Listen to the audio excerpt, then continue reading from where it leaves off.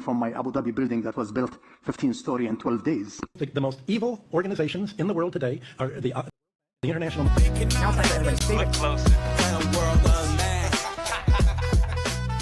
What's up, YouTube? Today, we'll be looking at disturbing TikToks that'll make you question reality. So without further ado, welcome to Adam Strain Reacts. Let's get her done. Andrew, if every interview, every video, every tweet you've ever made was erased from the internet forever, and all you had was 3 minutes, what one truth would you share with the world? You know, truthfully, amongst all the shit I've seen and all the shit I know, I've only ever pushed one message, and it's the message that I've come to because I believe that since the dawn of time, every single generation has believed the world is ending. We can't pretend that we don't feel like the world is currently ending, because we do. But we can't believe that the people in World War II didn't feel like the world was ending, or the people in the Napoleonic Wars didn't feel like the world was ending. Imagine being in Rome in 2000 BC. Imagine when the barbarians bust through the gates of Rome for the first time. The world is over. The world is ending. The world will never recover. But the world limps forward, and new empires are built, and everything seems to come back, and then it's all destroyed again, and then it comes back. It's the circle of life. So every single generation has believed the world is ending. And it seems that in my simplification of all of these hyper complicated historical events, the only thing that's ever resisted enslavement or built a society worth living in has been bands of brothers, of good men who stick together, who are brave. The reason I push masculinity is not because I'm trying to be the world's biggest tough guy. It's because I actually believe it is the resisting to the enslavement. I think that a bunch of men who say, we're not afraid of you, we don't believe you, make me scared. You can't. I don't care what you say I should do. I don't want to do it. That's only ever been the resistance that's ever existed. It's always been that way. And the reason we're in the trouble we're in today is because this is the first generation in history where there's no warriors. We always had warriors. There's the enemy. Get our guys together. Let's go fight them. Now I can't find anybody to fight. It's just me up here. Everyone with an opinion on the internet doesn't want to fight. They want to turn on me. I'm standing at the front saying, let's go, guys. And they're saying, you're a sellout. Well, what the are you doing? Why aren't you up here? What are you telling the world? What help are you giving? Who are you waking up? How are you shifting the Overton window? You're not risking a thing. I'm risking it all, and you're turning on me. I can find the odd guy here and there. Where's the resistance? So when I'm trying to preach masculinity and saying to guys, look, go to the gym, get strong, resist, don't be afraid, speak what you think, I'm trying to say all these things, trying to inspire some backup, some support. Masculinity is the answer to the trouble we are in. And truthfully, unless we get some balls back, well, then it's over, isn't it? And women can complain, and women can protest, and women can riot, but nobody gets. Because when women complain, it's called an inconvenience. And when men complain, it's called a revolution. Well, everyone, this has been your guest, Andrew Tate. This is the Jack Neal Podcast. I gotta say, I was having this conversation recently, and what he was saying in the beginning resonates kind of true to me, because it seems like every generation, it's the apocalypse, it's the end of the world. And especially when you spent your whole life believing in the narrative, and you know, you're going through life in automatic mode and just accepting the information that's given to you. Well, when you start waking up and start seeing the inconsistencies and things, it's very easy to have, you know, an extreme view where it's like, well, everyone's out to get me, you know, like they're trying to get me with the food, with the air, with the water. They're controlling the finances. They're controlling everything, the wars, this, that.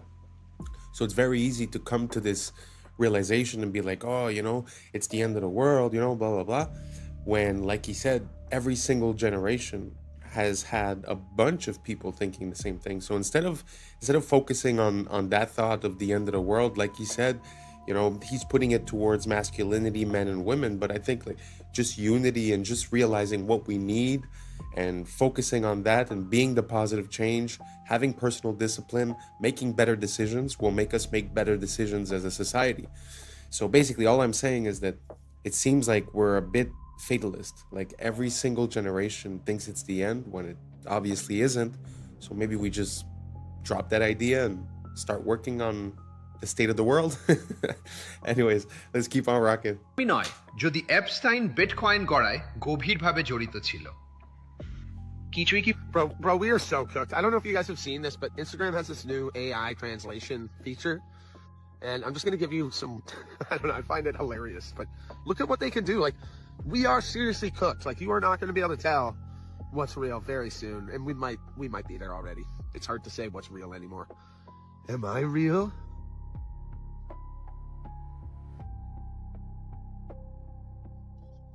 Here's me talking in different languages. পবিত্র নয় coin nada es sagrado ¿Queda algo que no haya sido tocado por estos sinvergüenzas? No, es la respuesta.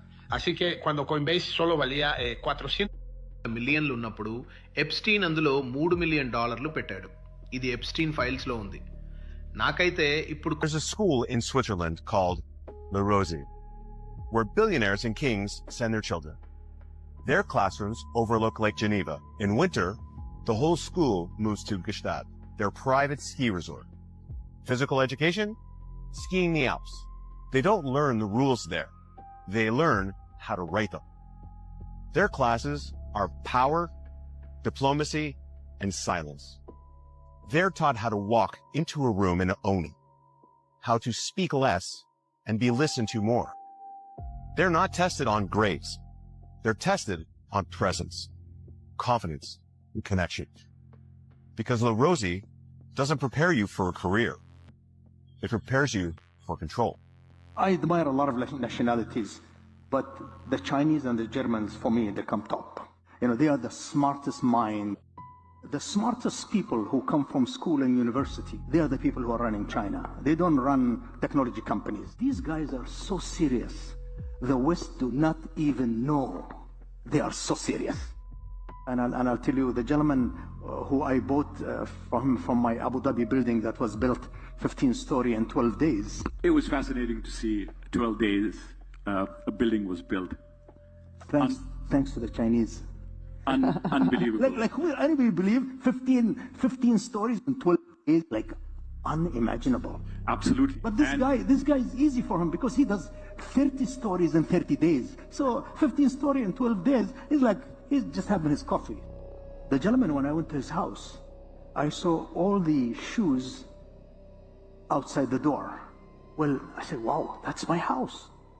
So he said, I apologize. I said, no, we do the same. So I took my shoes off, and then we went in. And then when we sat on the dining table, guess who's sitting there? His mother.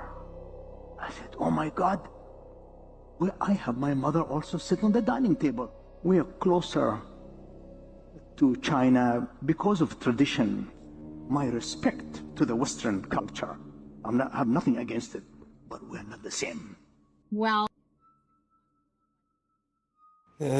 that's pretty interesting because like he says, we're not the same, and it kind of makes sense because when we go to make a building, it's going to take us 2 years just to pass the permits and to receive the materials. So there's really something about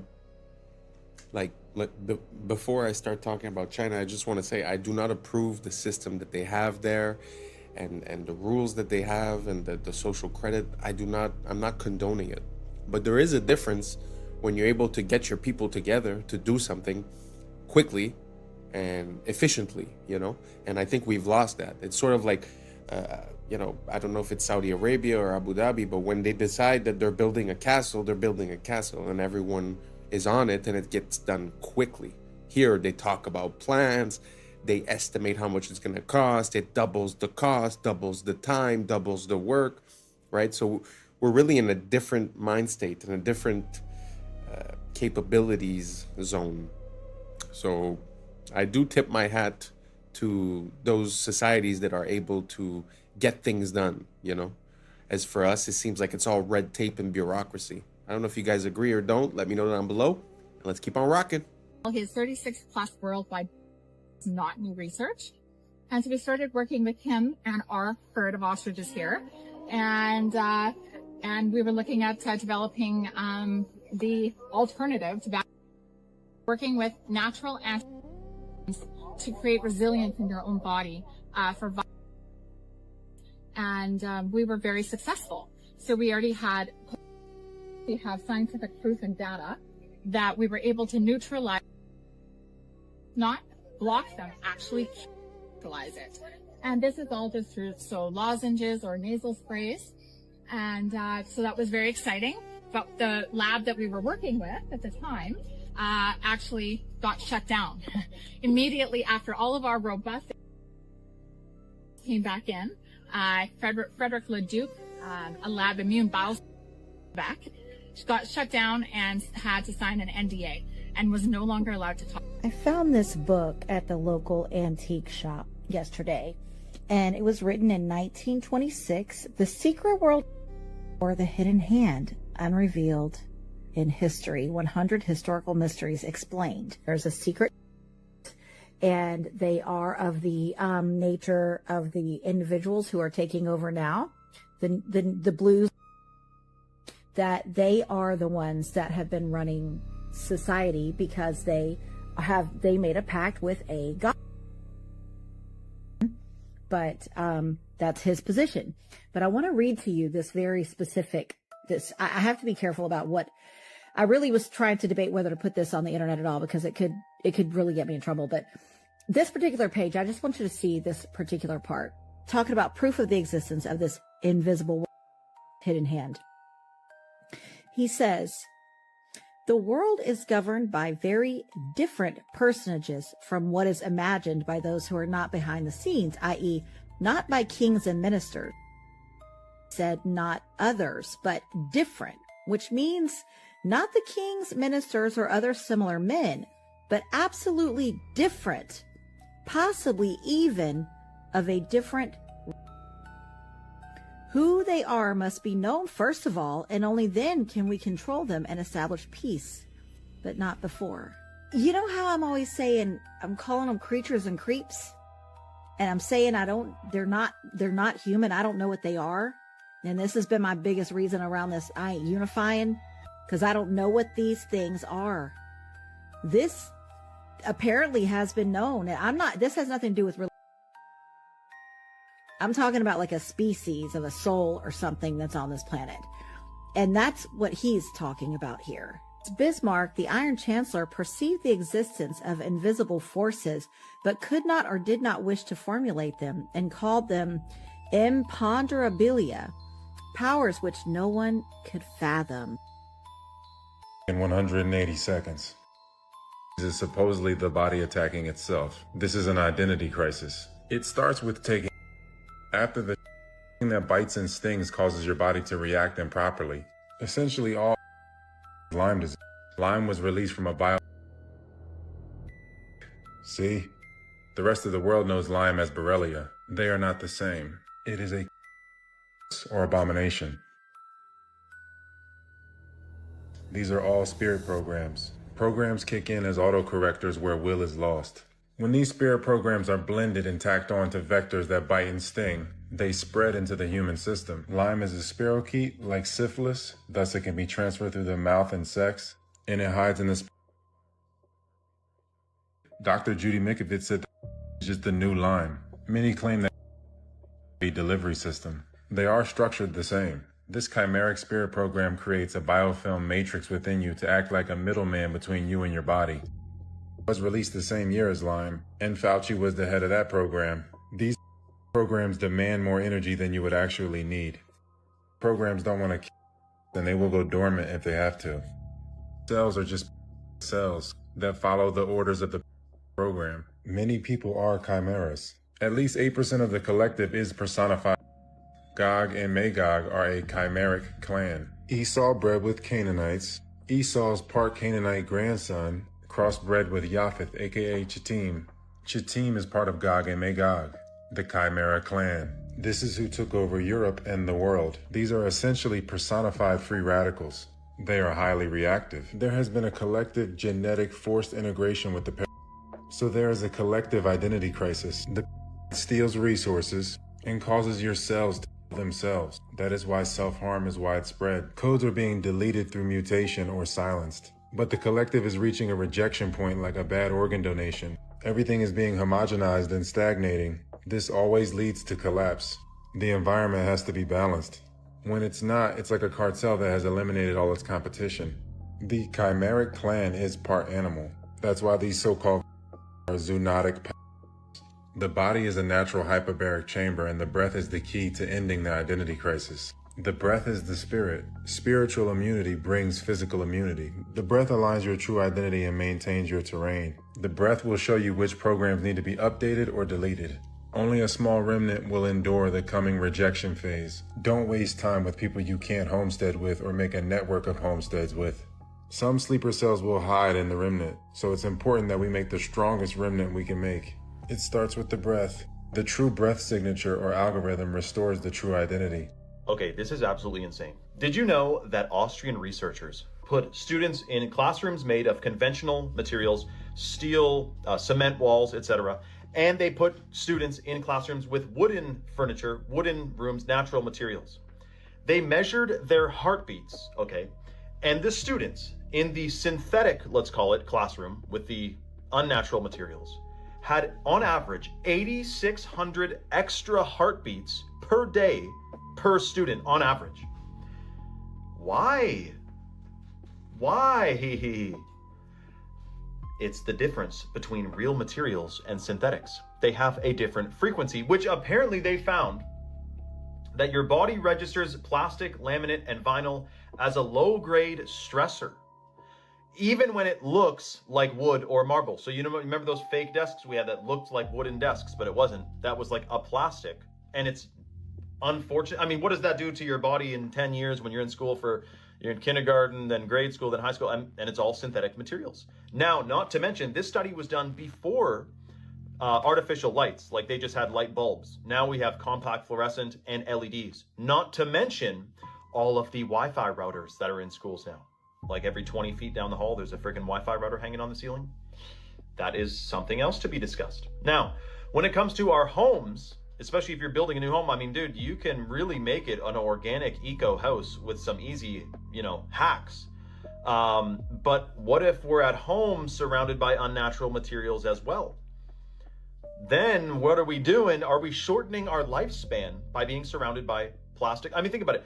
Drywall, Chinese drywall is in pretty much all of our homes. It's toxic dust. It's toxic to breathe in, and it's mold, like it can get moldy. Whereas a hemp house or a cob house or a stone house, there's different houses that are mold resistant, namely hemp. I mean, hemp is basically a tank couldn't drive through. I mean, hemp is extremely durable, mold resistant, fire resistant, and it actually blocks EMFs. Like if you're in a house that's made of hempcrete, and you're down the hall and there's 2 rooms between you and the Wi-Fi router, you're not going to get cell service. Like that's one of the things people say when they have a hemp house is they don't get very good cell reception, which is good because you don't need cell reception on your brain stem every freaking day. But is that study shocking or what? Frequency, energy, frequency, and vibration. Nikola Tesla knew all about it. Let me know your thoughts in the comments below and follow for more.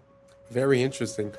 I haven't seen the study that he's referring to, but imagine if just the objects that surround you, like if we take for granted what he's saying, the objects around you have an effect on your body and its function. Now imagine the air, imagine the food, imagine the water, the drink. Because he's saying when you substitute wood for plastic, let's say, but what happens when you substitute, a real compound from a plant to a synthetic version, right? So, yeah, and like he's saying, you have it at school, you have it at home, you have it at work, you have it in your car. So at the end of the day, are we outside of our element?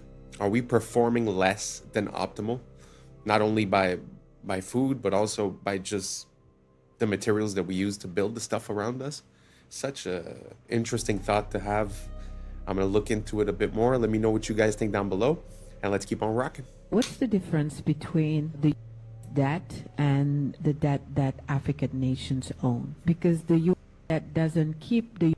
from being one of the leading powers of the world, but then African nations can't make it because of that debt that is strangling them. What makes African and third world debt different from the American debt? Number one, going to pay its debt. It doesn't have to. Its debts are in its own currency. We can simply print it. The African debt is not in its currency. The African debt is in dollars. Africa has to earn the U.S. dollars, and the only way it can earn the U.S. dollars is not to be for growing its own food and becoming independent and doing something that the does not like.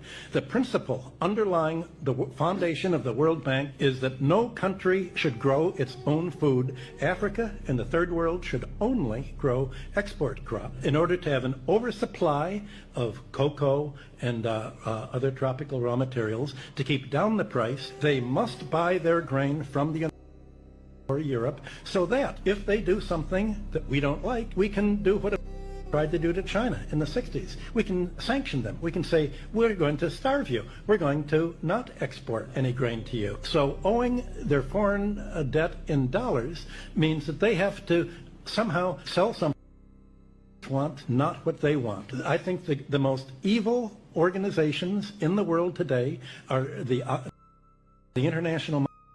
Now it's time for everybody's favorite food to microwave, the grape. And you know what? Let me go ahead and cut it almost in half, just to make sure, it heats nice and evenly, Like this. And yeet.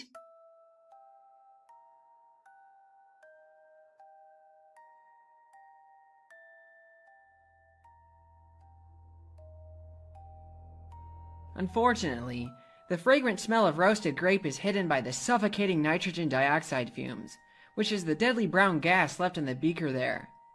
Instead of cutting a grape in half, I just tossed in some unmodified grapes to see if I get the same result.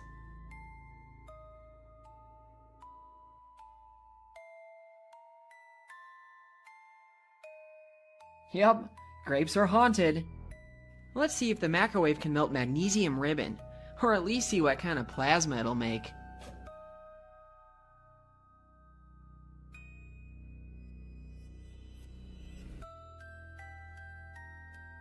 Not only did it melt and burn in there, but it also managed to show off some of its green spectral colors, which is in contrast to the white you get by simply burning it in air.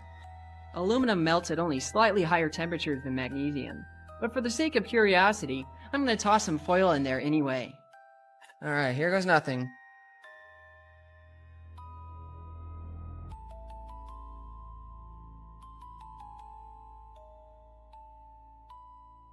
Now that is like an arc furnace. Oh my goodness. Now it's time for something more challenging. Copper needs to be very hot before it melts, so let's see how it holds up in the microwave.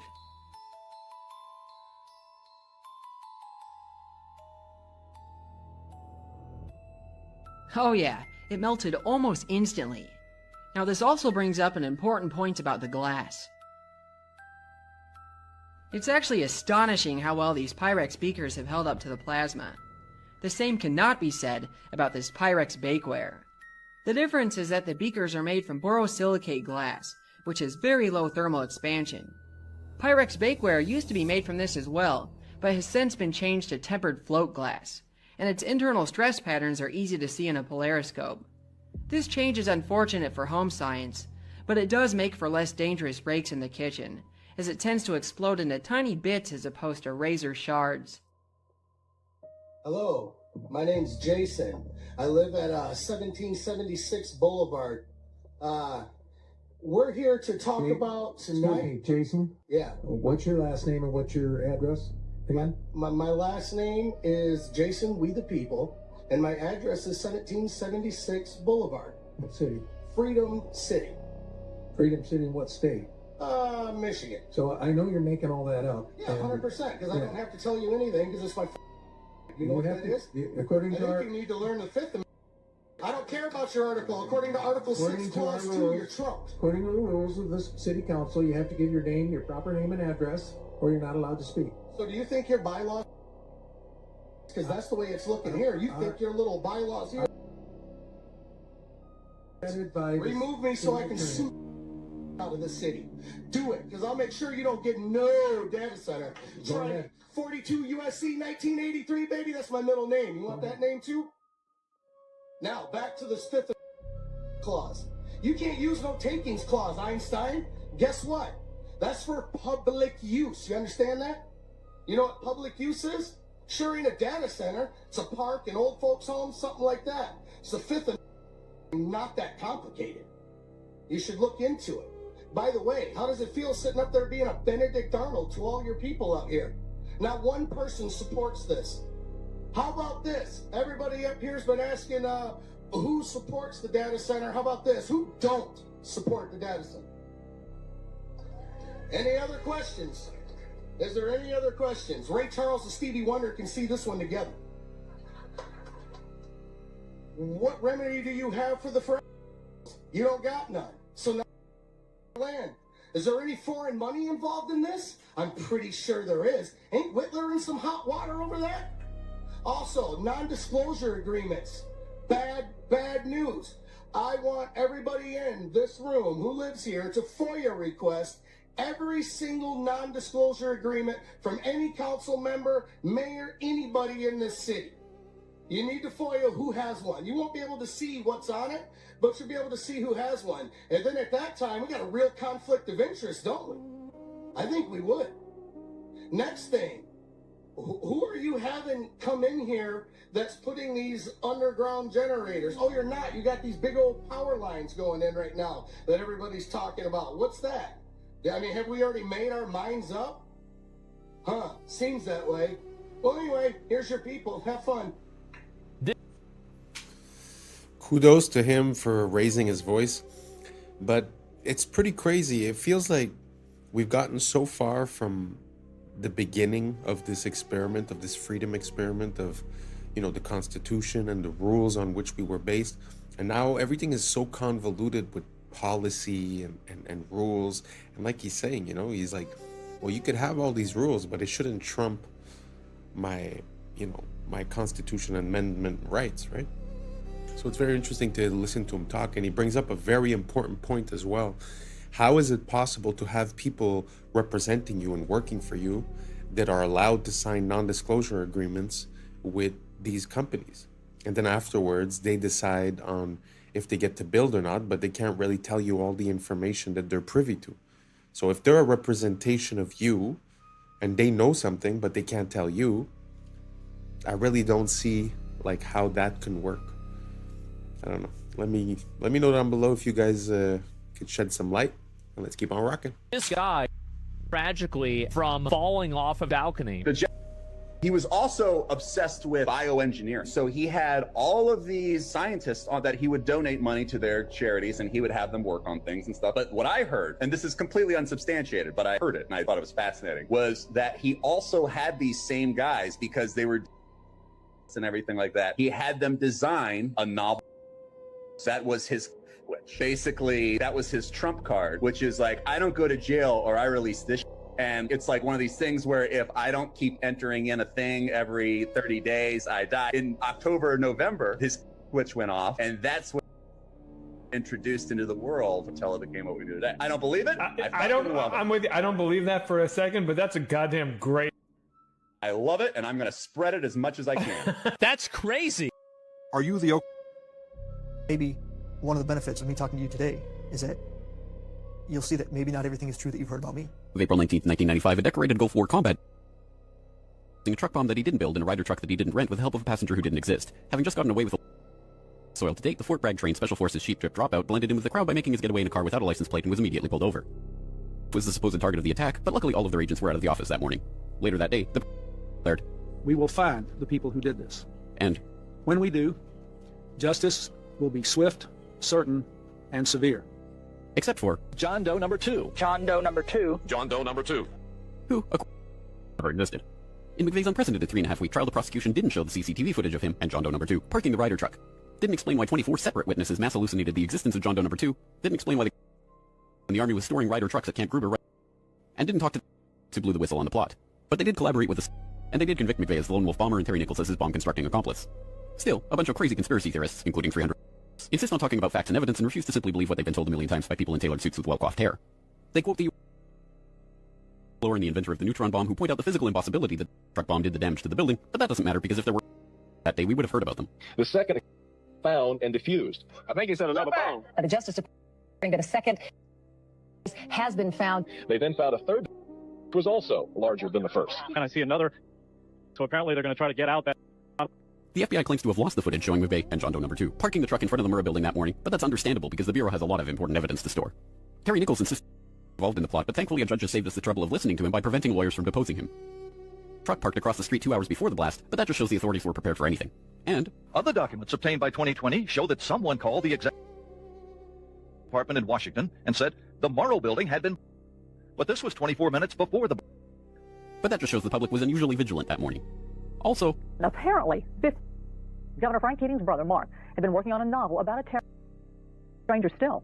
One of the characters in the novel was named Thomas McVeigh. But that's probably just a coincidence. McVeigh wrote a letter to his sister where he admitted to being a secret special of the pain in his ass from an army That's crazy, because if he didn't actually leave the army in 1991, there would be proof of that.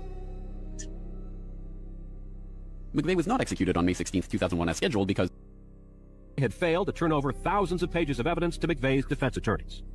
But the execution went ahead on June 11th. In a highly unusual and secret agreement, no autopsy was performed. One witness said he was still breathing, and the prison officials admitted his hearse was a decoy. Then, the case was officially closed. And if you question any part of this story, you are a paranoid, wingnut, birther, truther, tenther, prepper, conspiracy loon who...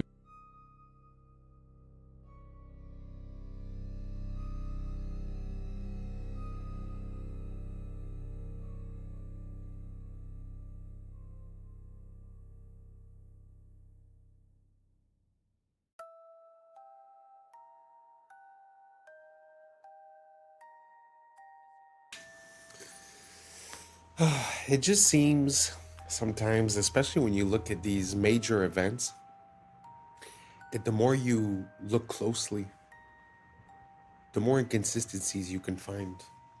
And I don't know, it's just very interesting. You know, I wonder if it's just pattern recognition or if there's really something going on. Let me know what you guys think down below. I also want to refer you to the person who made that video. Is actually James Corbett, and he's a great creator. For the past at least 15 years, he's been always present, always talking about everything, always backed up with sources, references, and never speculating, truly saying the facts as they are. Amazing creator. So anyways, thank you so much for rocking until the end. That's a wrap for today, familia. Whether you're tuning in with the sunrise or you're posted up after midnight, I appreciate your time, your energy, your curiosity. And don't forget, this isn't about truth or fiction. This is about perspective. If this sparked a thought, a laugh, a deeper question, then we did our job. So drop your thoughts in the comments, keep the convo alive, like, subscribe, and hit that bell if you're riding a wave, because we're just getting started.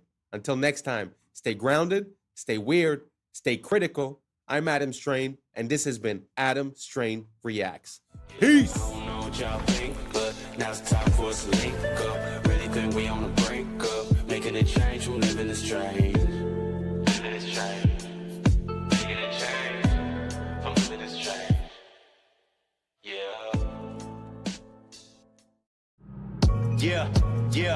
Yeah, I was sleeping, had to wake up.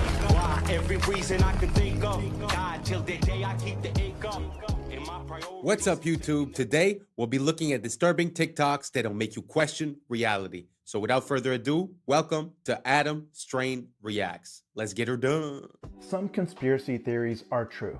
For example, let's say you had a friend call you up and say, I was eating at a restaurant and I found a microchip in my food. I know because I told them to leave off the pepper, but I saw a single speck of pepper, but when I looked at it closely, it was perfectly square, and when I took it home and looked at it under a magnifying glass, it was a microchip.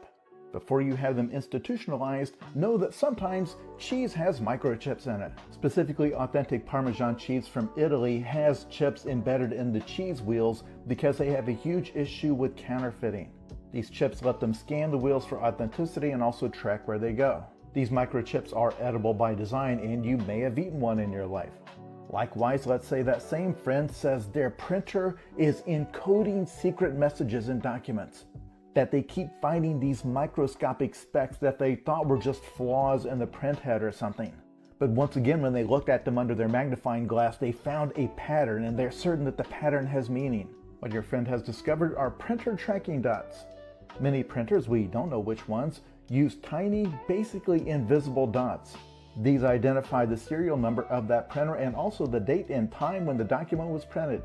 Printer manufacturers actually did this for 20 years in secret before the public found out in 2004. But for example, if documents were leaked from a government agency, these dots help them identify which printer they came from.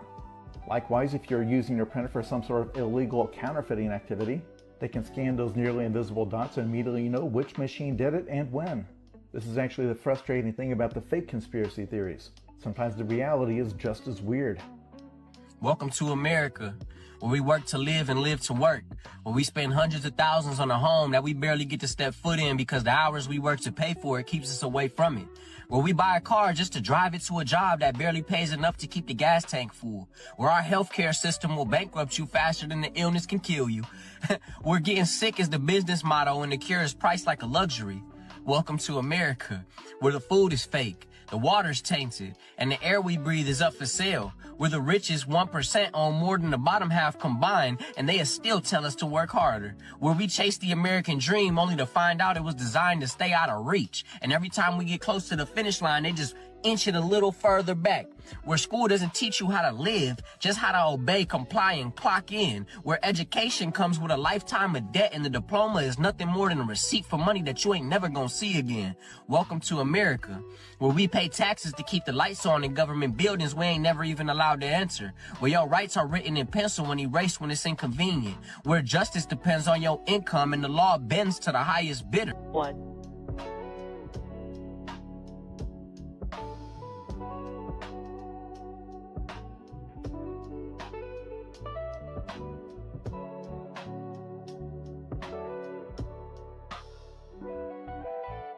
Liftoff. The crew is in orbit, traveling at nearly 17,000 miles an hour.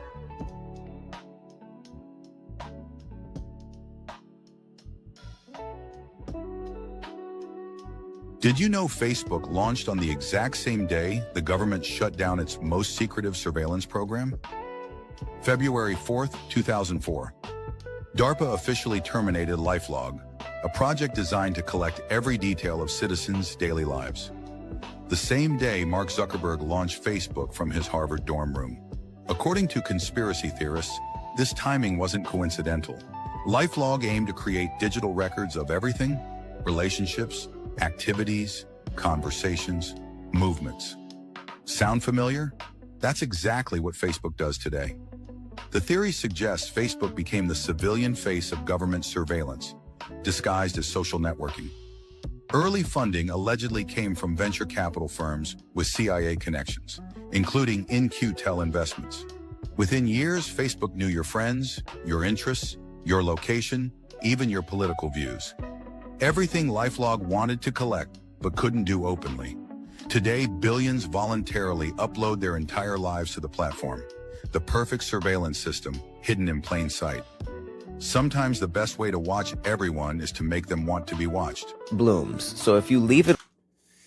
I guess that's why they say that the NSA sort of became obsolete, because everybody started voluntarily uploading all their information.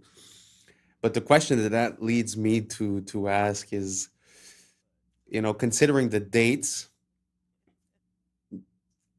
if you watched a movie of Mark Zuckerberg, let's say, does that make sense? Is it really like just a startup on a college campus, or is there something more behind it? You know, because what are the chances that, you know, the day that it closes is the day that Facebook opens?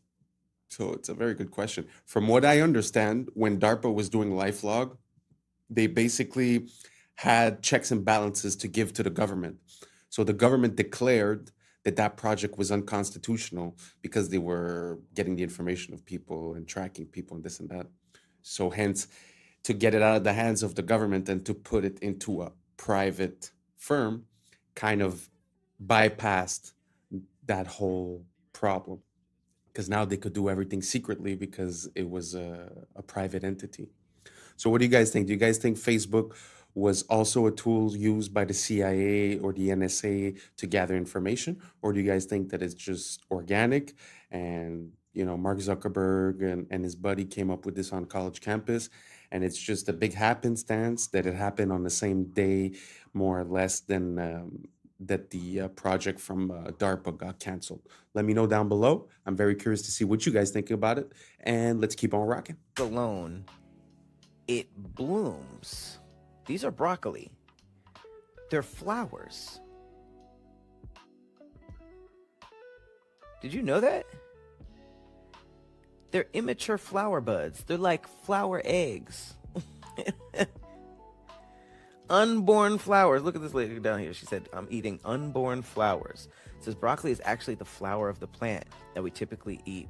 What we typically eat are immature flower buds. If left unharvested, these tight green clusters will eventually bloom into small yellow flowers. This is broccoli.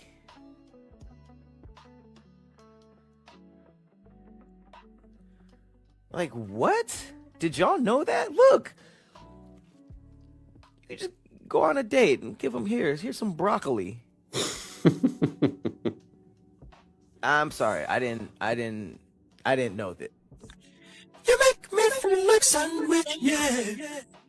The ramifications to this video, the findings of this video are so shocking that I need to hear other people recreate this. And if this is true, then our entire world can change very quickly. Listen to this, absolutely shocking, and let me know your thoughts. What if intuition was a state of water, a kind of etheric antenna? You see, I've observed that after placing a sunflower seed in water, removing and freezing using a crystallographic method, the water doesn't design the seed, but rather it reads the potential in the seed and designs the outcome, the sunflower. Here are examples of water doing the same thing with apple seeds and flax seeds. So what if the water in us shares and receives information to and from the water in the air around us, which on a very subtle level is attracted to the human biofield, which is electrical and magnetic? Since it appears that water reads potentials as demonstrated in my seed examples, then perhaps the water in us uses our electrical charge to probe all potential outcomes simultaneously like a quantum computer and returns back with the most likely outcome, which we all call intuition. So intuition is the water in our body seeing the potential of outcomes, quantumness. Like, this is incredible. The shockingest part, you put a freaking seed in water, you freeze the water. If you didn't catch that, that's what she did. She froze the water. And the water froze into the shape, the look of a sunflower. But she just put a seed in it. This is real. Recreate this study. She did it with apples and freaking alfalfa sprouts or flax seeds. Now, this is reminding me of Masaru Emoto, if you guys remember, the Japanese man who they say his studies were never proven and but meanwhile, we know he was onto something there with the freezing the water. Plus the snowflake thing too. I mean, water is, from my understanding and research, actually conscious. It's not this inanimate thing. It has its own consciousness. It's self-organizing, and it has memory. It retains memory. So there's a lot to water that we know nothing about, which we were never told. But I'm sure if this woman knows about it, if I know about it, how could you tell me that deep underground military bases with limitless budgets and boards of the most brilliant scientists in the world are just unaware that water has these incredible properties and powers? What is happening now to solidify that it's coming? Well, it happened in Vietnam. Sorry, my mind's a bit blown. Do you guys think that's real? What implications does that have? I mean, the fact that you could put the seed in the water and it's going to project the image of the grown plant. I mean, I can't even imagine what that means. If you guys have an idea, write down below, because truly I'm awestruck. Let's keep on rocking.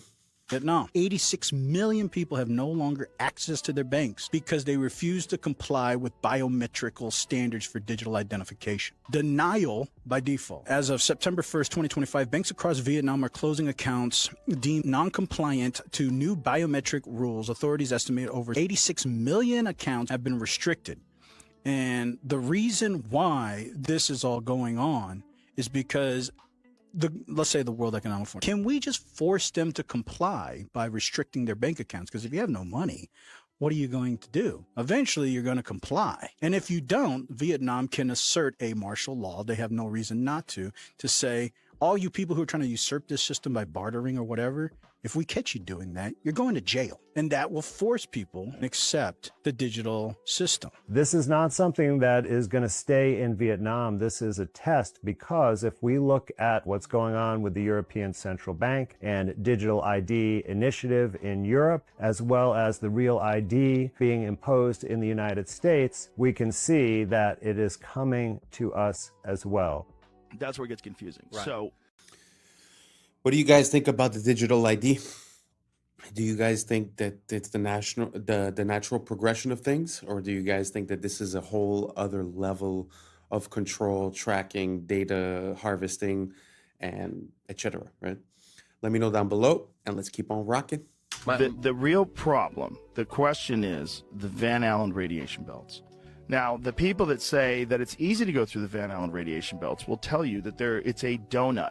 It's not like covering the entire sphere of Earth evenly, that there's openings at the top and the bottom. Is this correct? Well, yeah, but then they would have to launch at the North Pole or South Pole, where it's not possible to launch because of the temperatures. That's the only way you could do it to get through those holes? That's right. According to NASA's own flight plan, they went directly through the center. That's why they launched in southern Florida, to be close to the equator. Okay, so what they would say is that it's not that dangerous, and it's just like being exposed to a few x-rays, and that the people were shielded. Well, go to Sabrel.com and watch a latest clip about it. But you're right there, so I just Yeah, want to well, give you the opportunity. I'm just saying, what they would say to you. The clip there is of Kelly Smith. He's an employee at NASA, explaining something that most people don't know, which is above the Earth, starting at about 1,000 miles and extending about 30,000 miles, is a huge band of radiation that astronauts would have to go through to the moon and through again back. First, he says it's dangerous, meaning deadly, and then he says that the technology for an astronaut to go through it to the moon and back and survive has yet to be invented.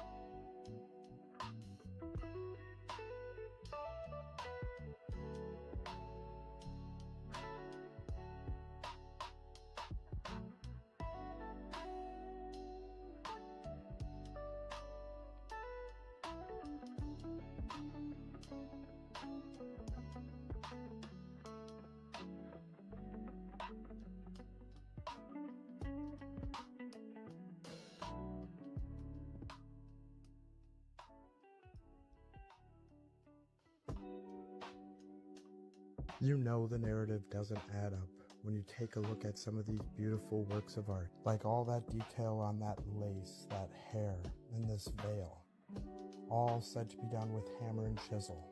They are not just beautiful works of art, timeless pieces, they are impossible given the historic timeline we were told, because we don't make anything close to that detail and that beautiful, like they did hundreds of thousands of years ago. And just look at the tools we need to recreate it today. Much like the architecture not matching the tools of the period. The same goes for the beautiful works of art from the old world. And everything seems so backwards. Our art has regressed. Our buildings are nothing more than boxes. This next video breaks down how we need robots and tools to help us replicate the beauty of the old world. A monumental block of marble about the size of a railway car, 200,000 pounds of flawless Carrara stone. You're going to move this block out of here? We are going to move this big boy out of here. How? There are going to be a couple of cranes and a huge truck to lift it. A feat not possible in Michelangelo's time, but then neither was this. Meet Robo, one of the brigade of robots taking over sculpture. We watched as Leonardo da Vinci's trademark hat was adjusted, not with a hammer and chisel, but a 13-foot zinc alloy arm and a spinning diamond-crusted finger. Water jets kept Leonardo cool. This was a week's work for Robo, with another 2 to go.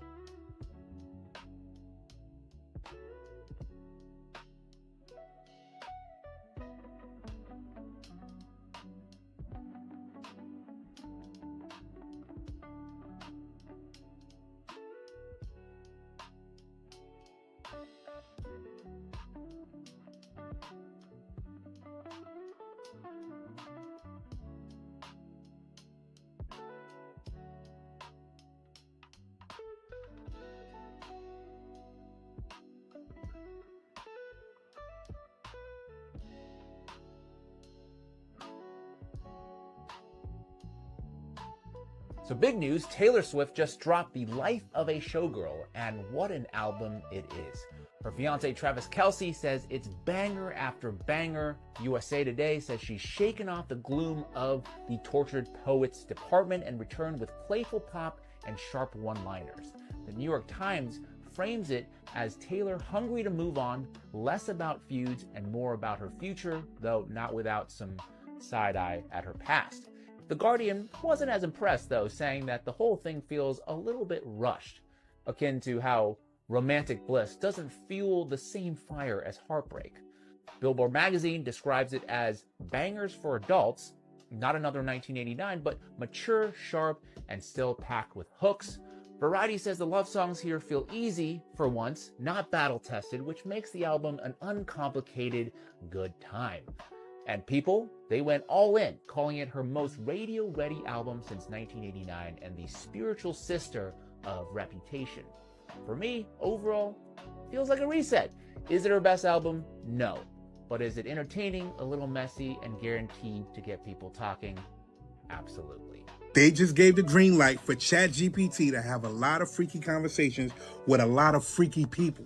I might be the first person to let you know this, but it's true. ChatGPT just went to a whole different level. So Sam Altman just announced that ChatGPT will soon be able to engage in erotic interactions with age-verified adults starting in December. And for the people in the back that don't know what that means, if you ain't got nobody to talk to that way, ChatGPT is going to talk to you that way, the freaky way. So they're saying that in December, OpenAI will permit mature content, including erotica. Mind you, it's a lot of people that's going to think this shit is real. It's a lot of kids that's going to log on to ChatGPT and interact with that. They're talking about it's going to be age restrictions. How? How are you going to restrict that? How do you know who's on the other side of ChatGPT? Mind you, people were trying to stop this because we already seen what happened to a couple of kids that thought they was interacting with a real person and they took their own lives. And then you have some adults who really and truly conversate with ChatGPT each and every day. I'm not saying it's a problem with that, but it's a problem with that. And now they're telling people that you'll be able to have those type of conversations, freaky conversations, erotica conversations with a computer. They're taking this shit to a whole nother level. Now think about this. Y'all see Sora 2 just came out, right? So think about people making AI figures and then doing that AI chat, the freaky chat. OF models, y'all in trouble because guess what? Now people ain't gotta pay for that. Now they can make the woman of their dreams or the man of their dreams via Sora and then have a chat with them via OpenAI, via ChatGPT. And what does that do for the population? Don't let me find out that you gonna be on ChatGPT using it the freaky way, because it's about to get freaky, man. I'm out. Michael Jackson was trying to tell us they're casting spells on us through music. Check this out. Singers, when they sing songs, it's like a mantra. When you repeat a chorus over and over and over. So when a kid hears a song and he starts singing that chorus over and over and over, then you start to hear it in the alpha state, into the subconscious mind. So you start to become the song or become what you're saying. Now, Michael Jackson being one of the greatest musicians to ever live, you can safely say that he's an authority figure when it comes to the subject of music. The reality is that music is one of the most powerful forms of programming. Stay weird. You don't just listen to it, you actually... A worldwide... I agree with that. And whether it's music coming from outside or the music that emanates from your thoughts, it's very important to keep it positive and keep yourself on a good outcome. Because like he's saying, if let's say the song that you're listening to is... the chorus is hate your neighbor, hate your neighbor, hate your neighbor. Like he said, at one point you go into alpha state and you start talking to your subconscious, feeding that. So what do you think is going to happen in your conscious life? You're probably going to have more hate.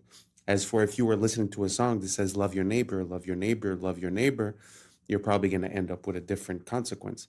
It's the same thing with your choice of words. A lot of people replace the word mourning with rising because mourning is associated with death and rising is associated with life. It's an example, but these patterns create a sort of spell, as if you want to call it that. Some people call it epigenetics, the biology of belief. There's different interpretations of it, but my only point to this is I think we should be careful what we consume, what we listen to, what we repeat, how we think, and what we say.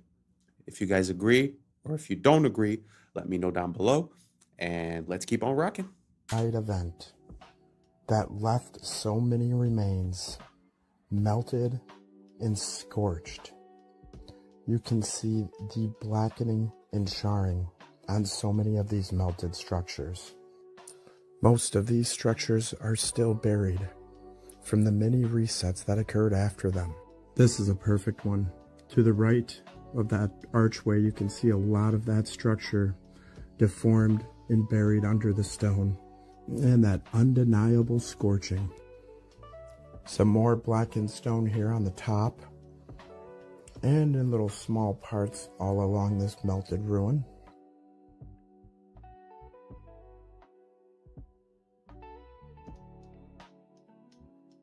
Our eyes are useless when our minds have been made to be blind.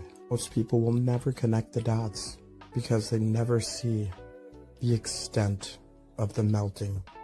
When you've ever seen maybe one or two examples that ever look like this, and they tell you it's erosion, that lie's easy to buy. Everyone that researched it, myself included, all thought the same thing at first. But when you see the thousands of examples, it's clear something big happened in our past. Something erased from the history books. Perhaps a massive plasma storm, realm-wide. The truth is hidden in plain sight. Question everything, friends. Until next time.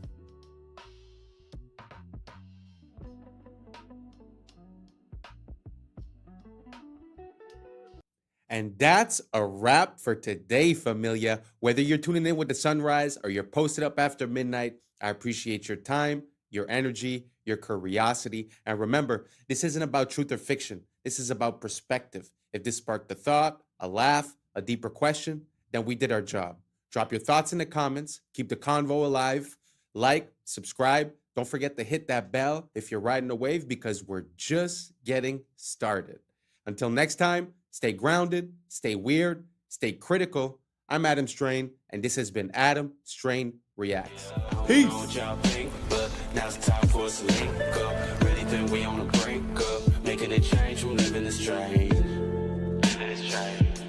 Making a change. I'm living this change. Yeah.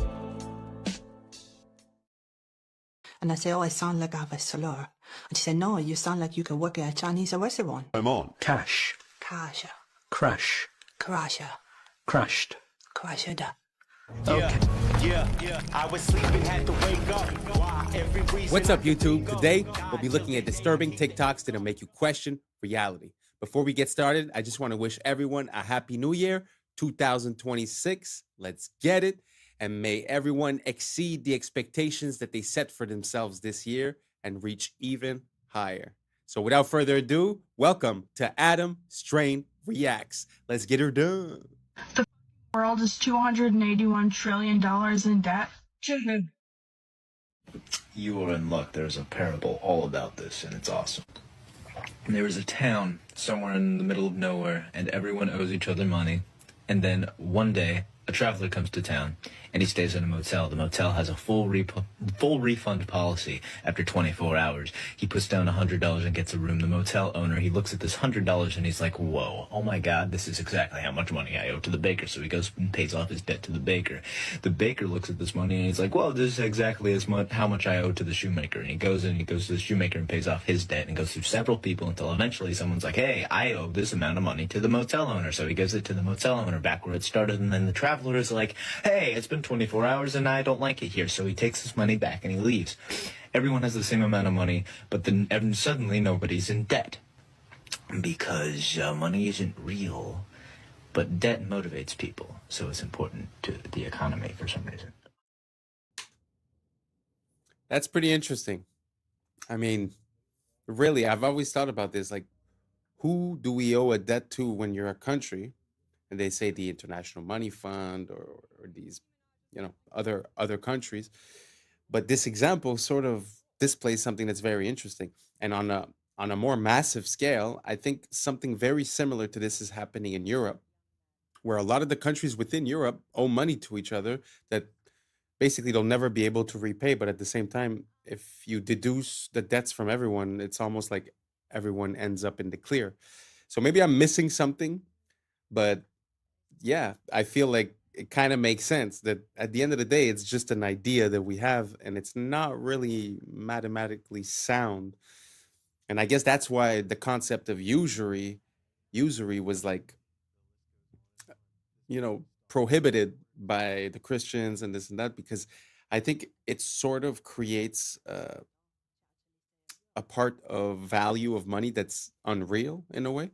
So let me know if I missed something, but that example, do you catch it?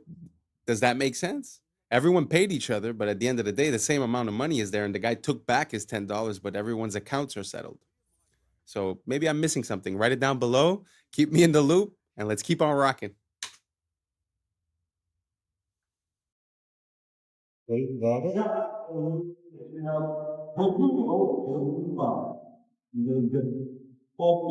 Gosh.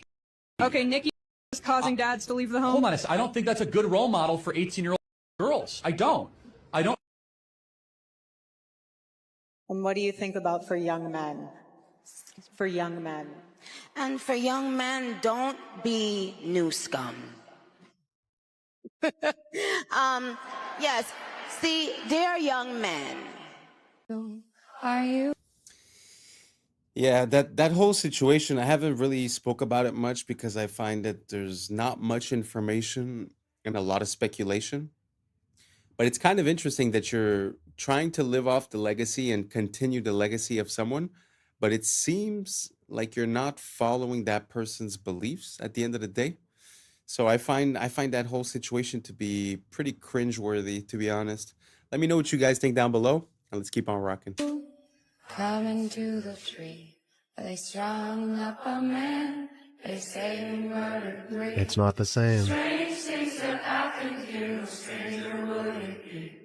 We met at midnight in the hanging tree. The list goes on and on. This must be stopped. And in order to stop this, join the American Congress Party. It wasn't until I was in the ambulance on the way to the hospital, she actually said, "Are you aware of the way you're speaking?"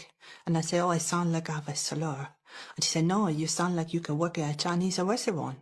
She said, "Yeah, you could work in the local China house or something." Sarah was an IT specialist until a severe migraine bordering on a stroke brought the syndrome on. Cash. Crasher. Crash. Crasher. Crashed. Crasher. Okay, let's try reading. You wish to know all about my grandfather. There. Wow. Imagine that. You get into an accident, you come back, and it's like you're speaking a different language, or at least a different accent. Never seen anything like that. If you have more of those, send me. I find that super funny. Let's keep on rocking. Plotting how to move the flavors they find in this grove to your supermarket shelf, and then on to your stomach. I can see it in a sports drink. I can see it in a water, flavored water. And I also could see it in a twist on an orange carbonated beverage. When they find something they like, they extract its flavor molecules from the fruit on the tree. Then back in the lab, they mimic Mother Nature's molecules with chemicals. Essentially, what you do is you take whatever this smells like and copy it. Right, exactly. And then I suppose you could, if you choose to, you could quote unquote improve on it. Exactly. Yes, we all the time. The holy grail, a flavor so good you can't resist it. In our fruit flavors, we're talking about we want, a burst in the beginning and maybe a finish that doesn't linger too much so that you want more of it. And you don't want a long linger because you're not going to eat more of it if it lingers. Ah, so it's going to be a quick fix. And then have more. And then have more. But that suggests something else. Exactly. Which is called addiction. Exactly. You're trying to create an addictive taste. It's a good word. Or something that they want to go back for again and again. It's a good word. Shameless. Shameless.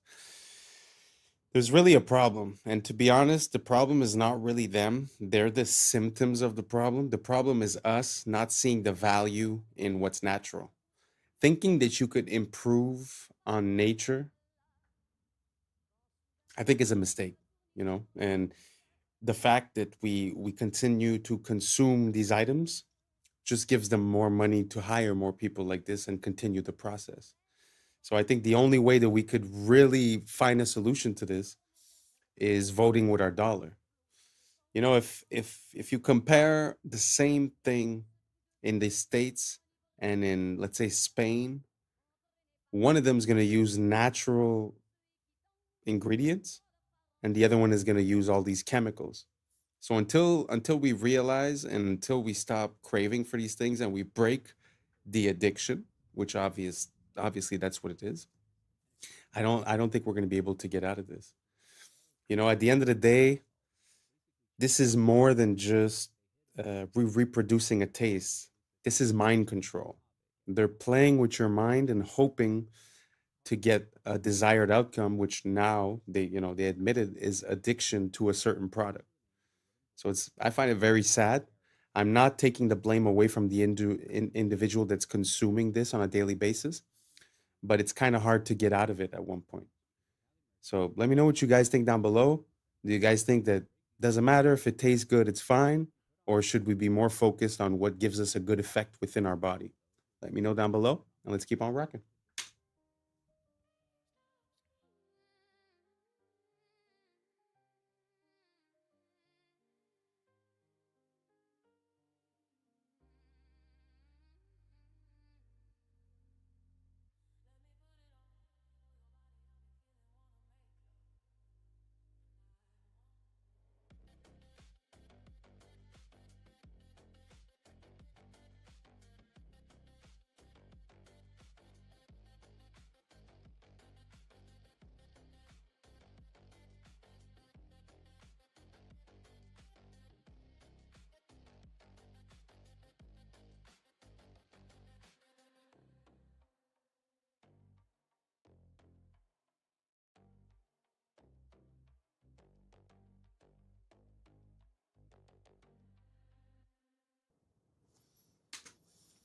Wow.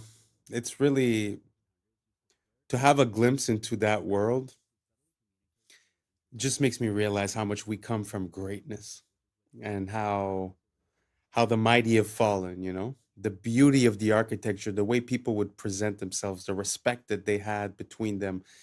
You know, just the fact of dressing properly and holding a good posture, and it's something that is so beautiful to see, and I wish we would live in that era, or at least that era could come back in one way, shape, or form.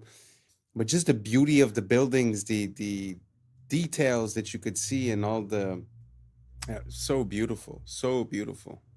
Let me know what you guys think down below, and let's keep on rocking. The reason why we use the word flirtation is because noble women in the 1700s used to flirt or wave their fans in a specific way to subtly communicate that they were interested. And if you find a way to cheat the system, you found a loophole, which is what these arrow slits and castles used to be called, which were basically cheat codes for archers because they could stay hidden while shooting arrows. And if a topic is really specific, it's a niche topic, and we call it that because a niche is a hole in the wall that was carved out to hold a specific object like a statue or a relic. And the front panel of a car is called a dashboard, but it's also the name of the wooden board that's attached to the front of a carriage, which basically protected the driver from being pelted by rocks and dirt while the horse was dashing. And bankrupt comes from the Italian word bancarrota, which means broken bench, because Italian merchants used to sell their goods on benches, and banks would literally break these benches if they didn't pay off their debt. If you put off a task, it's on the back burner, and that's because the fire and wood burning stoves was right beneath the front burners, and the heat would dissipate as it traveled to the back, so you just naturally place the slow cooking pots there. And the statues in front of ships were called figureheads, which is why we now call the leaders of a group or a company a figurehead. And we call video recordings footage because a movie's runtime used to be measured in feet. The theater cameras would literally project 1 foot of the film stock in 1 second. Isn't that all your... It's so amazing to see where things come from. One of my recent songs, I say, the etymology will teach you more than all your recent technologies. And like that's pretty much it, because we get so far into the application, we forget where things come from. And I love to dive back into the past. It makes me be able to use, the proper word at the proper time and understand what it means and where it comes from. And obviously a lot of these things get diluted, changed. And the name of that song is actually called Inverted. Our world is inverted upside down.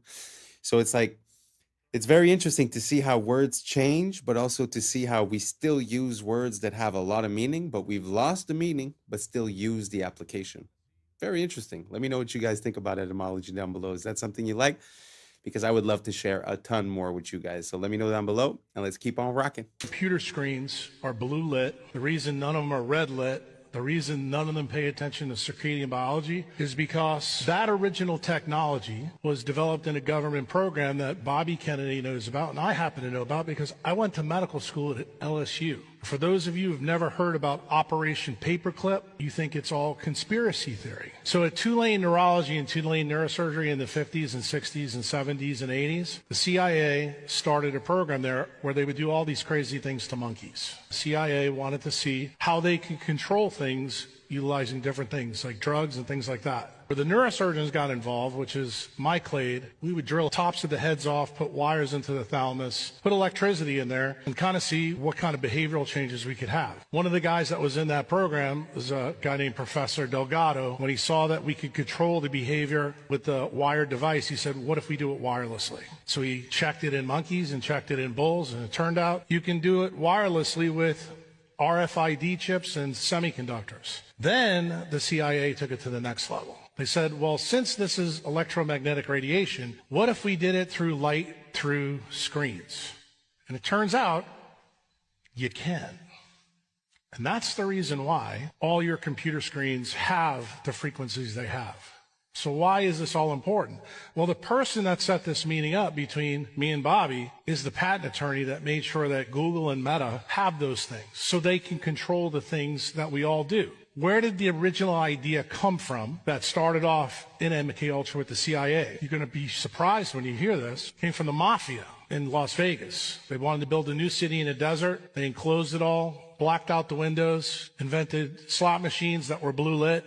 And they found out that they didn't have to take a gun, stick it in your face to steal your money.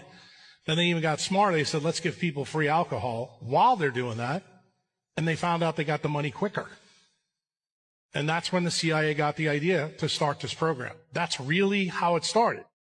Have you ever read the tiny folded up piece of paper with micro font that you get with your new iPhone? Because if you did, you may be using it differently. The FTC requires that this warning be put in not only the settings of your phone, but also in this piece of paper, the manual that comes with it. Exposure to radio frequency. That's the emissions, the wireless emissions. This is a hot topic.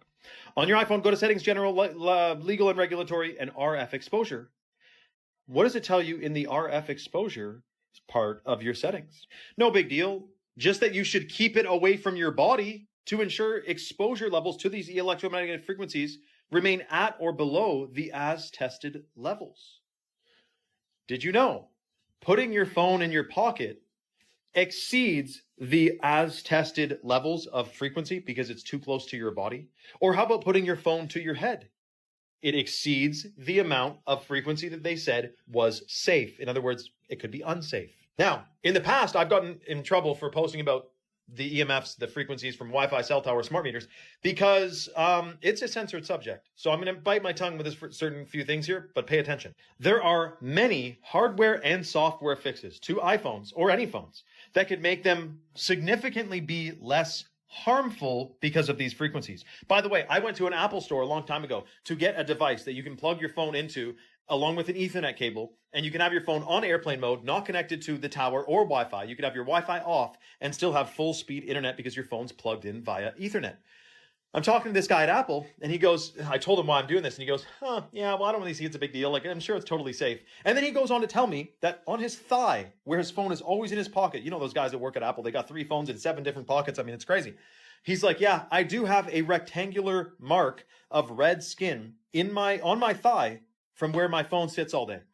Yeah, dude, that's called a rash from radiate. I mean, what do you think? It's EMFs, man, electromagnetic frequencies. It disturbs your cells. Now, it turns out one of the things you can do if you're using Wi-Fi, which I recommend figuring out how to not use it, but if you are using Wi-Fi, have your phone on airplane mode while it's connected to Wi-Fi. Then it's not trying to connect to the tower and the router and reduces the EMFs. Ideally, though, you plug your phone into the internet and have it on completely airplane mode. And obviously, don't put it in your pocket or talk with it directly pressed to your head. Let me know your thoughts in the comments below and follow for more. I mean, it kind of makes sense. You know, you're connected at a distance from a tower that's radiating all these EMFs, so it kind of makes sense that it would be dangerous to have it close to your body. but it makes me think about the older technology. You see, back in the days, we used to use the cord phone, right? And the cord phone, when you think about it, it was plugged into the wall, but it wasn't even plugged with electricity. So I'm pretty sure that the radiation or EMFs that would have been radiated by that are probably 1,000, if not 1,000,000 times less strong. So a lot of time, we change our technology for accessibility, but we either reduce in quality or we increase in toxicity. I think we're a bit lost. And I was thinking about that recently. Like if I were to build a house today, I wouldn't want it to be wireless. I would want wires everywhere inside of the walls so that anywhere I go, I plug myself in. Why would I want all the information? Like, let's say you're watching a video on your phone. Why would I want the information of that video all around me at every moment? You know? And then to go just a step further, if you look at, a lot of people now, they tend to live in condo buildings, apartment buildings. You ever look, when you look for a Wi-Fi inside of one of those buildings, you're exposed to at least 50 of them at the same time. Can you imagine the multiplication and how dangerous that could be? So it's kind of weird. They're selling you a cell phone that's made to talk on the phone, but if you put it here, it hurts you. If you put it in your pocket, it hurts you. So I don't know. I don't know what we're doing. I think we're gonna need a little bit of consciousness and realize what we're doing and try to find a solution to it. I've heard about the stickers on the back of the phones. Does anyone use that? Does that work for you guys? I'd be very curious to see what ideas you guys have to reduce the EMFs. I've heard about the lead paint. I've heard about different types of ideas. But let me know what you guys think down below. Are you team wireless or are you team wired? I'm team wired all the way. So let me know down below and let's keep on rocking. Excuse me. I just want to say I really like your style. You look incredibly stylish, if you don't mind me saying. Oh, I don't mind you saying that at all. It's a very nice thing to say. I'm a portrait photographer. What is the shtick? Tell me. So I talk to the stranger, I take a picture of them. I disapprove thoroughly of social media. I know what you mean. I think it's poisonous. But I've tried to use it as in a positive way. And what's your name? Irene. And you're a teensy bit skeptical? Of course, because I live in London and the world is full of scams. Would this face scam anybody? That isn't something that you can ever say, unfortunately. I'm going to show you what I do. Okay. Oh, how sweet. You were walking very briskly there. I have things to do. I'm going away next week. I'm 88 and a half. I'm old. You're so sprightly for 88 and a half. Yes, I am. I am sprightly for my age because I make a point of doing a lot of exercise. But also because I know I have limited time, my son says I am frenetic. So I am filling it with lovely things. It's aloneness rather than loneliness. If you could write a letter to your younger self. Don't be cautious. Go for it. I was often too cautious. How is your confidence in your life? I am up to a point. For instance, I have just booked myself this holiday. It's called Solos, the company, because they deal with people on their own, on a gullet, which is a Turkish sailing ship. And at first I was fully confident. Now I suddenly am thinking, and it's only a week away, oh my goodness, I'm going to be the oldest person there. I'm going to be a pain in the neck to everybody. And oh dear, oh dear, oh dear. Yes, I don't know how it's going to be on this boat. Getting on and getting off is going to be a problem. Hopefully this has been a nice experience for you, Irene. It's been a different experience through Kensington Gardens. And what are your hopes for the future? Long life. Which I've already had.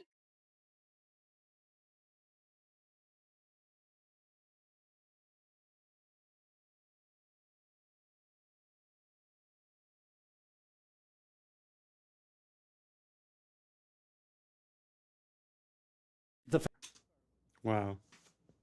What an amazing woman. I really love everything that she said, to be honest. Don't be too cautious. It's aloneness, not loneliness. Wow, 88 years old. Very impressive, very inspiring. And wow, so beautiful to see, to be honest, to see someone with so much liveliness. Wow. I hope she has many, many more years to come and continues being frenetic, because I agree. It seems like people nowadays, they hustle to be able to do nothing. I never understood it. Like, the goal of working for money is to be able to do something with your money, right? It's not to go home and close your brain down for 8 hours on Netflix and then go to bed, right? So I love to see something like that. And to be honest, I feel like I have more in common with this woman than a lot of people of my age. Really beautiful, really inspiring. Long live her. And yeah, let me know what you guys think down below. Let's keep on rocking. Famous experiment by the Russian biologist Dmitry Belyaev, who in the 1950s started selecting foxes on the basis of reduced reactive aggression. So here's what he did. He took foxes, slightly black version that occurs in Canada. They'd been in Russia for 50 years, breeding without anyone deliberately selecting them. And so what Belyaev did was to arrange for people to walk towards the young foxes when they were something like 6 weeks old. And at the point that the young fox said, "Ah!" then they would write down, well, how far was that? And they would breed from the ones who got closest, who allowed the human to get closest. And within a few years, in sometimes 3 years, sometimes 5 years, sometimes 10 years, different features that are found in domesticated animals suddenly appeared, such as these white patches. Doesn't look much like a fox anymore, does it? It looks like Fido. Floppy ears. You probably remember that there's only one animal in the wild that has floppy ears, or one kind, and that's elephants. Floppy ears are characteristic of our friendliest dogs. So these are examples of features of the domestication syndrome. And what we're seeing here is evidence that you select against reactive aggression, and then, boom, magic, you get these features of the domestication syndrome, which is why goats and horses and cows and cats and dogs all have individuals that have got white patches of fur on them. Floppy ears occur in all of these animals too. And it means we can now reverse engineer, as it were, and go backwards and say, okay, if you show a self-domestication syndrome, or if you show a domestication syndrome, that means that there was selection against reactive aggression. And fascinatingly, Homo sapiens, that's you and me, or most of us anyway, I think here, has key features of domesticated species as determined by archaeologists. So archaeologists working in the range of, say, 5,000 to 10,000 years quite often find an animal bones, and they want to know, was this a domesticated species or was it a wild version? Was it a wolf or was it already a dog by this time? So they look at the bones and they say, well, okay, how do we tell? And here's how they tell. Lighter body, shorter face, smaller teeth, feminization of the skull and skeleton, and brain reduction. And guess what? Homo sapiens shows all of these features in relationship to our earlier ancestors. So why did it happen? Wow, isn't that crazy? How a fox sort of becomes a dog just by selective breeding and by reduced aggression? That is completely ballistic. I wonder if we're going to start drooping our ears soon, because when you think about it, we're all pretty much domesticated now. It's very, like, socially speaking, they talk, as soon as you show any sign of aggression or you say no, or you're categoric about something, they call it toxic masculinity. So there's this association that aggression is toxic, So I wonder what's going to happen to us. Are we going to start having patches on us? Are we going to start drooping the ears? What do you guys think down below? Did you know about this? I had no idea. That is, to me, it's mind-blowing. But let me know what you guys think down below, and let's keep on rocking.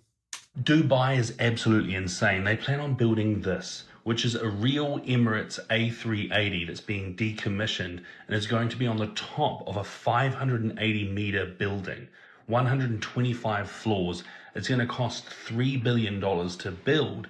And it's absolutely insane. They've got a sky bar with glass walkways over the wings being proposed, a restaurant in the cockpit, infinity pool, exclusive lounges. They even want a helipad on this thing. It's still in the proposal stage, and this is obviously an AI recreation from the designs. But man, Dubai, first the wall, and now this. It's going to be insane. Absolutely insane. 75% of the brain and central nervous system is made from cholesterol. All of your sex hormones are made from cholesterol. All of the walls of all of the trillions of the cells in your body are made from cholesterol. Cholesterol is so important to the human body that your body makes it. She's from Texas, I can tell by the way he's two-stepping round the room. And judging by the smile that's written on his face, there's nothing I can do. It doesn't take a crystal ball to see. A cowboy always finds a way to leave. Drinking Jack all by myself.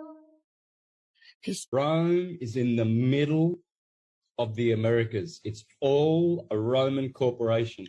Every time I see the Mexican flag, I see the Italian flag because it's exactly the same minus the Roman eagle.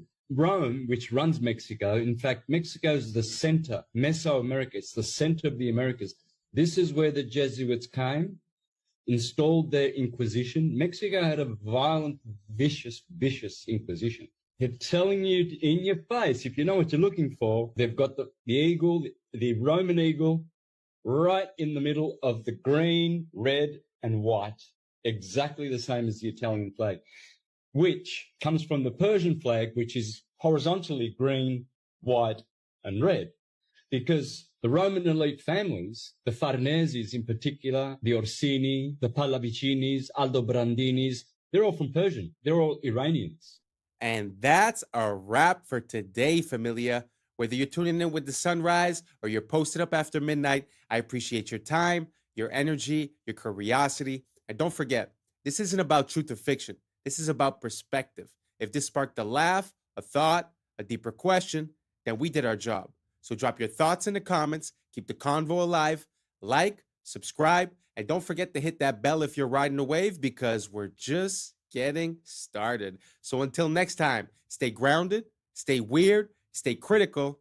I'm Adam Strain, and this has been Adam Strain Reacts. Peace! Now it's time for us to link up. Really think we on the brink up. Making a change, who live in this train. Live in this train. Making a change. I'm living this train. Yeah. Only organics are stacked in a row. You never put regular bananas under organics because then it makes it not organic. We grab our liquid, put it in a little machine. 2 bottles for this one. Pour it up. Close the room. Change the temperature to 60 degrees. Both sides. It's all set. We turn our little sign here. What's up, YouTube? Today, we'll be looking at disturbing TikToks that'll make you question reality. So without further ado, welcome to Adam Strain Reacts. Let's get her done. Yo, this video is kind of scary, but not in the way that you would think. Now, this simple drawing is something that you'd probably do in high school. But what if I told you that these simple lines can actually trick your brain? Now watch closely. It looks completely random. That's until the paper folds. But as the camera moves, something that didn't make sense just a second ago starts to look a little different. With a simple change of perspective, it looks like a perfect cube, almost like you could reach out and grab it. But the drawing never changed, only your point of view did. If you can understand this, then you can understand how life works. Most people get caught up in a certain way of looking at the world and think that it's actually reality. But most of the time, it's just the angle that you're looking at. Don't confuse perspective with reality. So this has got to be one of the most shocking stories I've ever heard. But it turns out the most powerful elites from our main foreign adversary, China, are basically ordering American babies like they're spring rolls from Panda Express. The Wall Street Journal recently reported that Chinese billionaires are using California's relaxed surrogacy laws to have dozens, even hundreds of American children without ever stepping foot in the United States. One of the Chinese billionaires they profiled, Zhu Bo, openly admitted to having over 100 children through American surrogates. He just sent over his genetic material, and within a year, he got back a baby with the full rights and privileges of American citizenship. Another prominent Chinese executive hired U.S. models as egg donors to produce at least 10 baby girls with the stated intention of eventually marrying them off to other powerful businessmen. And some of these babies are sent back to China immediately. Others stay here to be raised by nannies. And there's now an entire American industry built around this. So obviously a bit disturbing, also ripe for human trafficking, child exploitation, and abuse. But it's also probably a national security issue, right? I mean, even putting aside the prospect of literally creating a Manchurian candidate, it doesn't take a whole lot of imagination to see how the system can be exploited by some horrible people and America's worst enemies. You want to know what's natural? This. You want to know what's not? This. We use our ethylene liquid, which turns into a gas. Going to be doing room 3 today. These are the bananas for today. So in here we do gas, organics, and regular bananas. But the only difference is that nothing is stacked. Only organics are stacked in a row. You never put regular bananas under organics because then it makes it not organic. We'll grab our liquid, put it in a little machine. 2 bottles for this one. Pour it up. Close the room. Change the temperature to 60 degrees, both sides. This is all set. We turn our little sign here saying that it's gas. I'm going to show you guys after the bananas get gas what they look like. We're going to pull a banana out. This is one of them. This is maybe a 3A's. After it's been gassed, it starts to turn yellow. We have this little pulp thing that checks the temperature and the pulp on these. That gives us a reading. And this is what the other side looks like. Starting to break in a little bit of yellow. Both of them compare left and right side. Wow. Listen, let me try to link all of these things together. See, the first video was talking to you about perspective, which is pretty much the goal of the channel, is to just allow for new information to maybe help you carve a new, what I call a prism of perception, because basically light passes through the prism in our eyes. So I use that metaphor to sort of explain.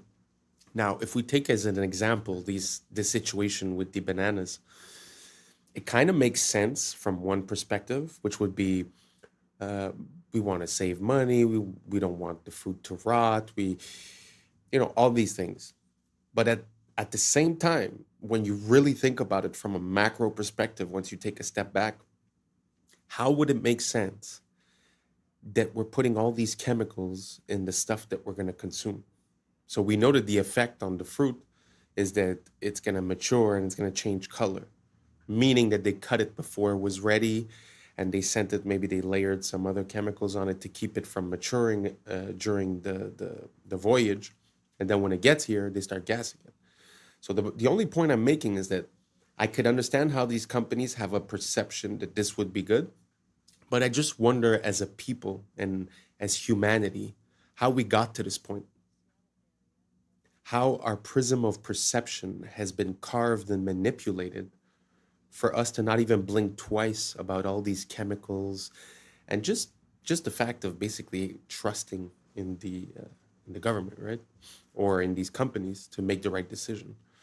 So anyways, food for thought. What do you guys think about these bananas and the way that we process them? Does it make you want to eat them more or less? Do you realize that maybe importing stuff from another place maybe is not as cut and dry or easy as we thought? Because if importing something from somewhere else means that we must treat and chemically process these things, wouldn't that mean that maybe we shouldn't be doing that? I don't know, just an idea I'm having. Let me know what you guys think down below. Do you think, does it make you want to eat those bananas more or less? Let me know down below and let's keep on rocking. Creating art only using natural materials. Oh, I already know this is going to be extremely cool and detailed. Look at them eyes.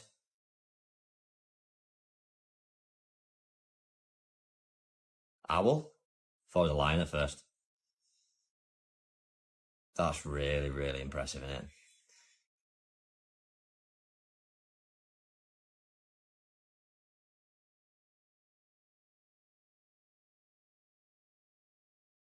Cool. Peacock. I know.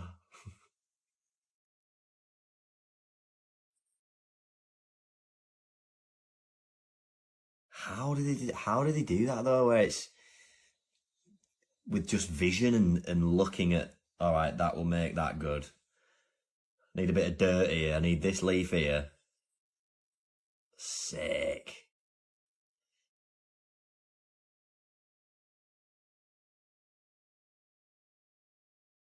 What are they for its claws? Wow. Wow. Impressive. What we're looking at is the Yukon Pacific Expedition, which was finished in 1909. This is in the Seattle area, and what is left of this expedition has become the University of Washington, which is north of downtown. The dates are going to be important here because this expedition supposedly was finished in 1909, but the first settlers to come to Seattle only made it in 1851.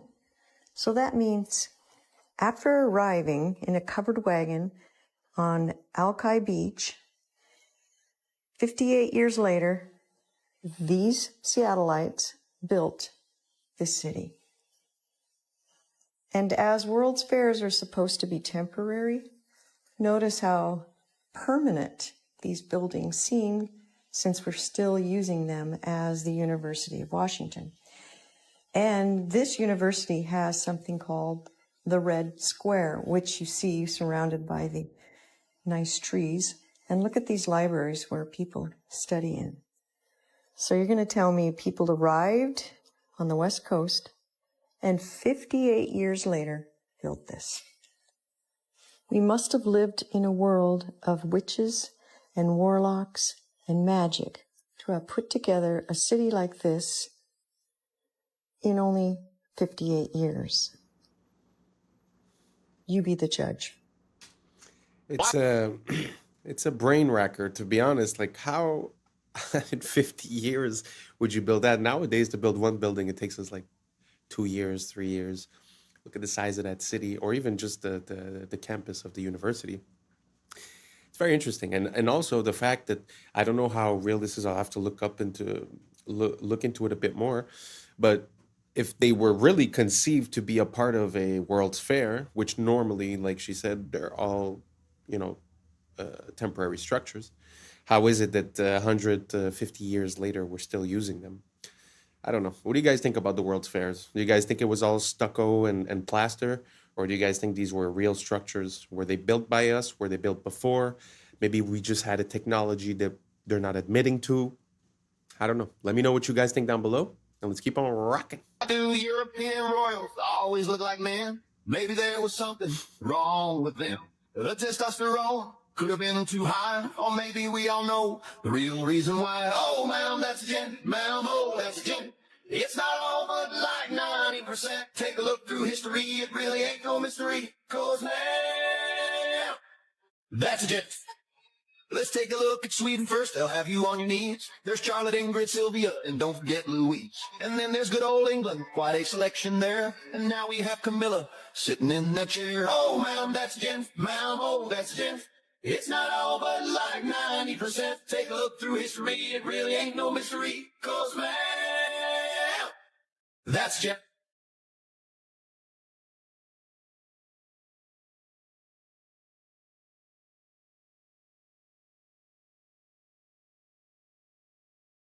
It's been going on for centuries and still remains the same. And this fine collection puts the first ladies to shame. Oh, ma'am, that's a gent. Ma'am, oh, that's a gent. It's not all but like 90%. Take a look through history, it really ain't no mystery. 'Cause ma'am, that's a gent. And this one's a robot. Look. Oh, it's not easy to talk about this. It's a pretty taboo subject. But nowadays, it's a bit more out in the open, though. Like, men are being women, women are being men. But it does happen that I stumble across some older photos, and especially people that are very high in the echelons of power, where, well, like in this example, that the wives seem a little bit special. Do you guys think this is a possibility? Do you guys think that there's something behind it, that they were basically paving the way, or that there's a different perspective that we're not seeing? Maybe I'm missing something, but do you guys think it's a possibility that maybe, I mean, nowadays it might be actresses, it might be models. I don't know. Do you guys think it's a possibility that they've been doing this for a very long time, and that now we've gotten to the point where it's like openly admitted, but that basically it was like that across history? I don't know. It's something I'm looking into. Let me know what you guys think down below, and let's keep on rocking. Up every that has been identified by science to be a virus.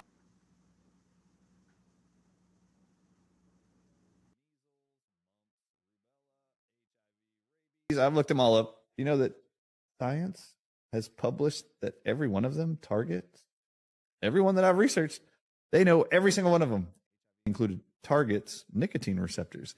Therefore, guess what the answer is? Nicotine. Guess where nicotine is found the most? Tobacco.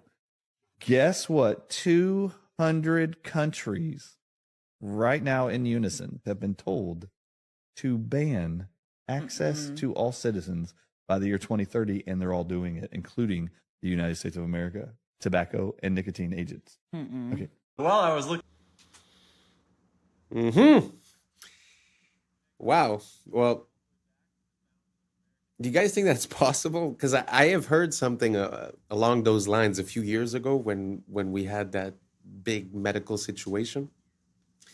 And there was a theory saying that, well, they were stating something different, but basically what they were saying is that the nicotine receptors were important to the process of being infected, and that basically consuming it would lower your possibility. Now, that was back then. That was a conspiracy. That was taboo. But today, if you just Google it, you write the CO, you know the rest, and nicotine, openly stated, they will say that it has an effect on reducing the risk of having the longer version. So they don't say for the initial infection, but they're still attributing a positive effect to the nicotine. So then it makes me wonder, is that the reason why all the restrictions? I used to have a vape store, and basically, you know, year after year, more and more restrictions, more and more restrictions, double, triple tax. Now it's basically 150% tax on any item. And the country I'm in now is in the process of banning most products. So do you guys think this is a possibility? That basically, you know, maybe we escaped the intended effect by consuming the nickel, and that because they're trying to get it out by 2030, that afterwards we would no longer have that protection in a way. So I don't know. You guys look it up on your own side. Like I said, it used to be taboo, but now it's very out in the open. So let me know what you guys think down below. Is it possible that the nickel has positive effects, and that maybe we should be considering the opposite of banning it? Let me know what you guys think down below, and let's keep on rocking. Looking into the board of BlackRock, I got distracted by a rabbit hole. And the connections accidentally led me all the way back to the founding of American banking, and then all the way back to Mr. Epstein. You ready to follow a wild thread through the internet? Let's go, baby. So we're gonna start here, and we're gonna end here. And on the way, we're gonna go all the way back to 1800. And to be clear, this rabbit hole is just for funsies. We're not like uncovering any breaking news or anything. But anyways, I was at the board of BlackRock looking into Pam Daly, who's deep in General Electric. And I was kind of realizing that I don't exactly know that much about General Electric. So I started looking it up. And let's start with the basics. It's a major American corporation and one of the largest and most diversified in the world. So I went to the Wikipedia article. And I was looking at when it was founded, way back in 1892, 131 years ago. And then I noticed that it was founded by Thomas Edison and JP Morgan? How did I not know this? And we'll have to make another video in the future about how General Electric is splitting itself up into 3 different companies for who knows what reasons. But anyways, back in the late 1800s, Thomas Edison had business interests in many electrical related companies. As you know, a dude does at the start of the 19th century. And then in 1889, Drexel Morgan & Co., a company founded by J.P. Morgan and Anthony J. Drexel, I know that name, financed Edison's research and helped merge several Edison separate companies to form Edison General Electric Company. No shit! So we're going to ignore the obvious Nikola Tesla rabbit hole that we're walking right by here, because the name Drexel sparked something for me, and I just had to pull on this thread. As the dominant partner of Drexel & Co. of Philadelphia, he founded Drexel Morgan & Co. with J.P. Morgan. was his junior partner, by the way. So I know about the name Drexel because of a much more modern institution that starts to lead us to Jeffrey Epstein. But I wanted to rewind a little bit because if this dude was more important than JP Morgan, then who the hell was he?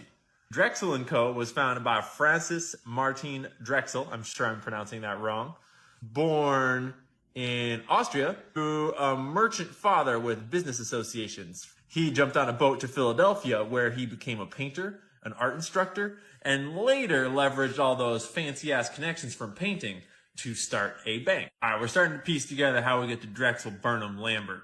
And Drexel Burnham Lambert is going to lead us to this guy, who leads us to that guy. But first, we go back to Tubby Burnham back in the 30s. So old Tubby partners with our buddies Drexel, and they founded Drexel Burnham Lambert. They're famous for being criminal as shit and inventing an entire industry called the junk bond market, which is exactly as junk as it sounds.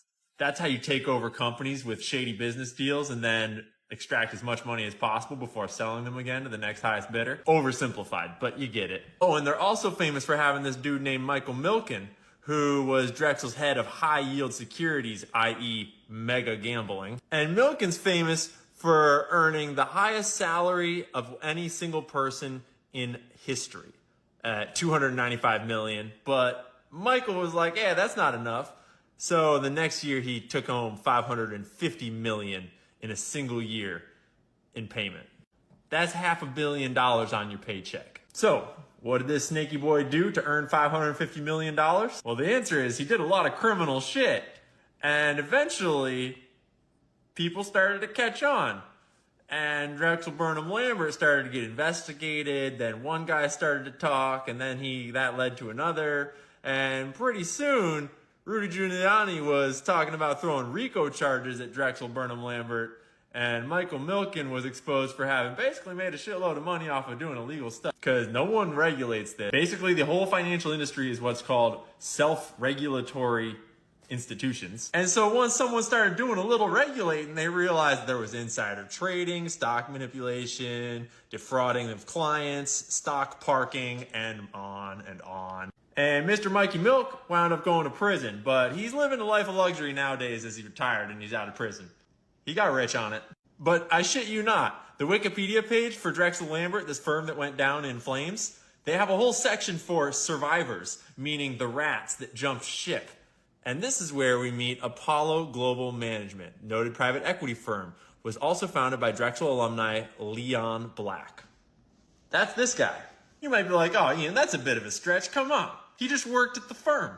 Yeah, from 1977 to 1990, so, a couple years, Black was regarded as the junk bond king Michael Milken's right-hand man at Drexel. So this guy learned everything he knew from this criminal who was the highest paid person in the world ever, so to speak, because of crime. Well, Black went on to found Apollo Global Management, one of the biggest private equity firms in the world, and guess who he decided to bring on board? Oh, in 1997, he made Epstein one of the original trustees of what was his and his wife's foundation, and he had him direct all sorts of charitable donations and philanthropy money and a whole bunch of other secret money just going to weird places. And someone finally caught on and started looking through these numbers. They found that he had paid Epstein $158 million in just 5 years from 2012 to 2017 for his financial services. I'm not even going to get into all this nasty bullshit. Black had more meetings with Epstein than just about anyone else on the books. And this is where it comes right on back to our friends at JP Morgan, just a few hundred years later. Because while we were all looking at submarines, JP Morgan was settling out of court $290 million because they totally were not guilty of helping facilitate this, trafficking ring thing going on.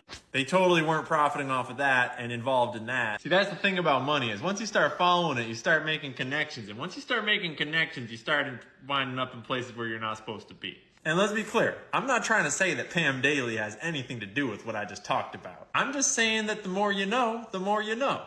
And sometimes when you start looking into gigantic multi-billion-dollar mega corporations that are diversified all across the globe, you inevitably discover that money is used for some pretty awful things in this world.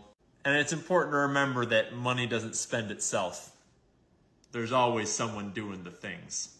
So stay curious. Don't forget to do your own research. Wow, that was a big one. It's very interesting to see historically how these things happen, you know. And this rabbit hole really doesn't have an end to it, especially with that dude that everyone's talking about with the files. That dude seems to be implicated in absolutely everything, like whether it be science, duplication of people, whether it be the financial institutions. He was one of the biggest partners with the JP Morgs in NYC. He was bringing in clients like Mr. Gates, all these billionaires. And I mean, even in the interview, you know, Gates is like, oh, well, you know, he used to help me with my taxes. Like, what does that have to do? So anyways, the connection that we see, it seems like a hidden control system. And, you know, what goes on the stock market, like you said, it was a self-regulatory system, meaning no one's involved, right? I think we've been asking for it for a long time. I think that our laws are open to this manipulation. And I think that the only way for people not to operate this way is to make it impossible for them to operate this way. So I don't know, food for thought. You guys let me know. Did you know that the file guy was involved so deeply embedded into the financial system of the United States, talking about these huge numbers? You guys let me know, and let's keep on rocking. This is a clip from historical film number 1119, produced in 1923 by the U.S. Army Signal Corps. The caption says, quote, "A smoke curtain, an important new chemical warfare development. Hanging a curtain half a mile long in 18 seconds, unquote." This 1923 film shows an aircraft spraying a trail where some of the chemicals rapidly descend to sea level to form an opaque vertical curtain. Observers have seen an increasing frequency of chemical warfare and other experiments in our skies. Spraying Agent Orange during the Vietnam War demonstrates the military has been developing more sophisticated chemical warfare operations using aircraft since 1923. As aircraft performance, altitude, and fleet numbers have increased over the years, observers are seeing a skyrocketing number of chemical experiments in our skies. The advent of the internet and digital cameras has created a spontaneous network of observers around the world who share their many observations of bizarre contrail emissions on YouTube. An online source for this and other historical films can be found online at criticalpast.com.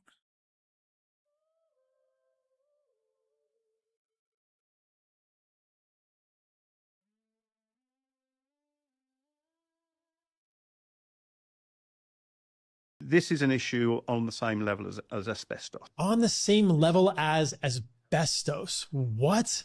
This is a part, and it's big. The LED has got a big blue spike in it, although we tend not to see that. And that is even true of warm LEDs, and there is no red. The light found in LEDs, we can watch the mitochondria gently go downhill. They're far less responsive. The breathing very well. You can watch that in real time under LED lighting at the same energy levels in a domestic or commercial environment. This blew my mind. Dr. Glenn Jeffrey on Huberman's podcast, in his experiments and many other experiments exposing the powerhouse of the cell to this short wavelength light consistently leads to a decline in mitochondria. Not only do they flicker, which can be overly stimulating for our fight or flight nervous system, they are too rich in blue light without the counterbalanced long wavelengths of red and infrared. In contrast, we also know very clearly that more sunlight exposure is consistently associated with longevity. We are just beginning to realize how harmful these lights are for humans. Avoid them as much as you can. Make changes in your home. Replace the lights in your house with incandescents, and your health will improve. I need to say that I've always had a bad feeling about those LEDs. And every time that they present something to us saying that it's not for the better lighting, it's for saving the planet, it's for reducing this, I don't buy it. I don't buy it at all. Because if they wanted to reduce all those things, those huge multi-billion-dollar international companies would be the ones implementing the change first. So it makes me feel that there was something behind it. And now, recently, I've changed my lighting from a blue, LED type of lighting to an incandescent type of lighting. And the difference is palpable. I mean, the difference is huge. I feel like I'm in the 90s. I feel like I went back in time and I don't know, life is better. So I can't tell you scientifically what it's doing, but I can say this: give it a try and let me know how you like it. If you see a difference between that bluish lighting and the incandescent lighting, does it make you feel different? Let me know down below. Thank you for rocking with us. I appreciate you. And that's a wrap for today, familia. Whether you're tuning in with the sunrise or you're posted up after midnight, I appreciate your time, your energy, your curiosity. And don't forget, this isn't about truth or fiction. This is about perspective. If this sparked a thought, a laugh, a deeper question, then we did our job. So drop your thoughts in the comments, keep the convo alive, like, subscribe, and don't forget to hit that bell if you're riding a wave, because we're just getting started. So until next time, stay grounded, stay weird, stay critical. I'm Adam Strain, and this has been Adam Strain Reacts. Peace. Now it's time for us to link up. Really think we on the brink up. Making a change from living this train. Living this train. Making a change from living this train. Yeah. He's actually conducting electricity now through his tongue. It looks very smart, but it may not be as smart as you think it is. How? Yeah. I was sleeping, had to wake up. Why? Every reason. Look closer. What's up, YouTube? Today, we'll be looking at disturbing TikToks that'll make you question reality. So without further ado, welcome to Adam Strain Reacts. Let's get her done. Okay, one more time, because it is pretty incredible. That's the tail that you're looking at, the one that looks like the head. I'm trying, but until she turns around, that looks like a snake, right? It's not. It's just a caterpillar, but it's made to look like a snake. And this one, more than any other, looks the most like a snake I've ever seen. Guys didn't even believe me. Jesus, look at that head on it, but it's a tail. The head is actually up here. It's so cool, this thing. So good. Thank you for doing that, Leah. Jesus, look at that. Incredible.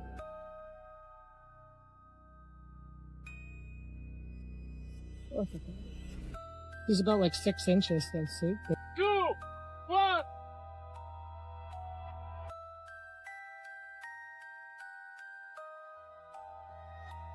Não posso parar.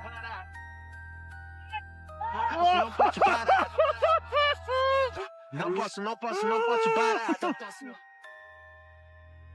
He's actually conducting electricity now through his tongue.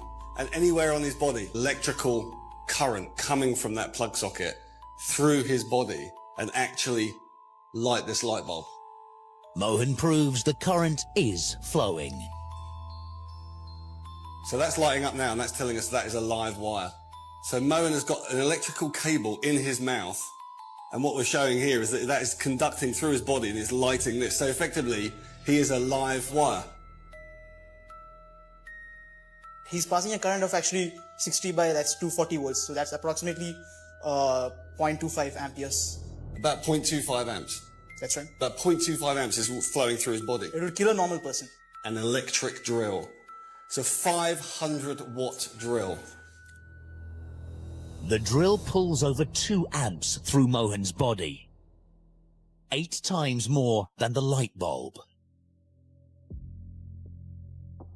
I've never seen anything like that in my life. Mohan should be dead, but he's going further. An angle grinder needs a deadly 4 amps, and Mohan is taking the full charge. I mean, he frightened me. He's able to conduct electricity through his body, across those incredibly vital organs, but critically, actually across the chest, so across the heart. Electric shock causes blood pressure to plummet, but amazingly, Mohan's remains constant. 120 on 90, so perfectly normal. Mohan's ability shocks Greg. I simply would not have believed that if I hadn't have seen it with my own eyes. Of course, smart homes. They have a whole chapter on this. One will absolutely floor you. It did me. In 1997, and this is, you can do the word search and research yourself. They predicted, not 2025, but by 2020, that people would be working from home virtually. Oh, come on. This is causing widespread devices. This stuff was never even heard of. Digital currency, and last but certainly not least, programs. I'm sorry, I gotta chuckle, because if I don't, I'll cry. Programs run by organizations like the World has yet to emerge. First printing, February 1997. I mean, she just folded a few books together. It's not like it's that interesting.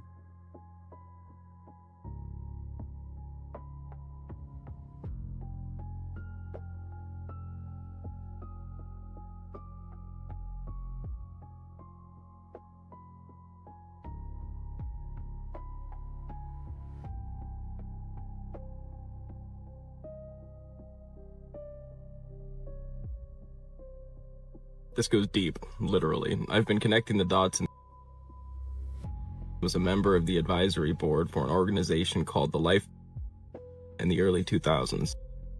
And well, they have a program called Life, which discusses developing fallback positions on Earth in the wake of an apocalyptic event. The Life is interesting because it was the second organization ever to perform a wireless money transfer in the early 90s, decades before cryptocurrency. Money transfers was the original large-scale currency mining software. So now you have an organization that is able to perform large-scale, infinite, untraceable money transfers, and they're building giant underground infrastructures. Donald Barr was a man who inducted the Dalton Institute in a college degree. He authored a sci-fi novel called Relations in Space about an aristocratic slumlord class who traveled. What's even stranger is the U.S. general who was supposed to prosecute was William Barr, Donald Barr's son. Also recently surfacing information about a former official named Catherine Austin Fitz. She managed $40 billion and says 20 was quietly stolen to build secret underground society civilizations, all interconnected by underground transportation systems. She watched it happen from the inside. She sat inside in urban development. She saw the money move, and she said it went somewhere the public, you and I, were never meant to find out about. An estimated 170 underground bases, subterranean transportation networks, advanced energy tech, an entire parallel world funded by our tax dollars, all built while we were told the budget was too tight for school and hospital improvement. And the CBDC that's being rolled out right now, Fitz says that's a control grid to manage the people left on the surface. If a former official with direct access to is saying 21 went missing to build deep underground civilization and transportation networks, and the government ever told you where it went, what does that tell you? That is exactly where the national... Well, that's very interesting. I mean, the more you look into this guy, the more he seems to have his paws involved into a lot of things, whether it be, you know, selling things and people, whether it be, you know, scientific grants and, you know, the most advanced science, whether it be genetic manipulation, whether it be even towards the jab, right? But the question that he's saying at the end really got me, because how do you think it's possible that the national debt of the US is so high you know, and it's multiplied basically in the past 20 years, this would kind of make sense, you know. So let me know what you guys think down below, and let's keep on rocking. I'm gonna need you to lock in to understand this. This video will require you to lock in. Civilization was designed to replace humanity. And I'm not talking about politics, ideology, technology, greed, human failure, whatever you want, belief, human invention. I'm naming the pattern beneath it all because there is a pattern, a stable pattern in abstract space that is far older than humanity, older than culture, and older than gods. It does not live in organisms. Organisms fall into alignment with it. Wherever extraction can outrun regeneration and consequence can be delayed and abstraction can replace contact, the pattern will appear. And it's worn many bodies and it's wearing us now because the pattern has a historical body, and that body is called civilization. I'm just trying to tell you what it is. Civilization is not a neutral tool. It is not a container. It is not a servant. Civilization is a replacement engine. It is designed to replace humanity with function. Civilization was not created to serve humanity. Most of humanity was created to serve it. And you can see the pattern in the locust. A grasshopper is a local, green, limited, participatory animal.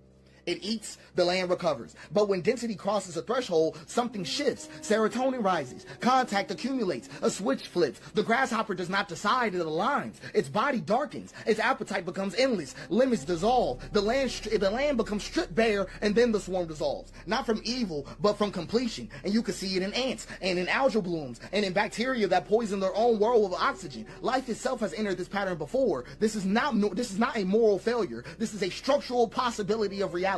So humans did not invent this pattern. We became its most powerful host. We had abstraction, symbolic storage, future modeling, surplus energy, and distance from consequence. These were not sins, they were interfaces. And when agriculture crossed density thresholds, the pattern found a new mode, civilization. So at first, I'm going to show you how this even looks. I'm going to give you an example. At first, the world looks whole. The man is in the forest. The axe is movement. The tree falls and the forest remembers. And then a thought appears. This tree is not me. The tree becomes lumber. This is subject-object split, right? I'm just trying to put you on. The forest stops being a relationship and becomes a resource field. Nothing breaks immediately, and that's why it works. And then, once the split exists, it seeks completion. The river becomes water. The animal becomes meat. The land becomes property, and another human becomes labor. And guess what finally happens to the self? The self becomes useful, right? The split turns inward, right? So here's the pipeline, how it shows up in your life.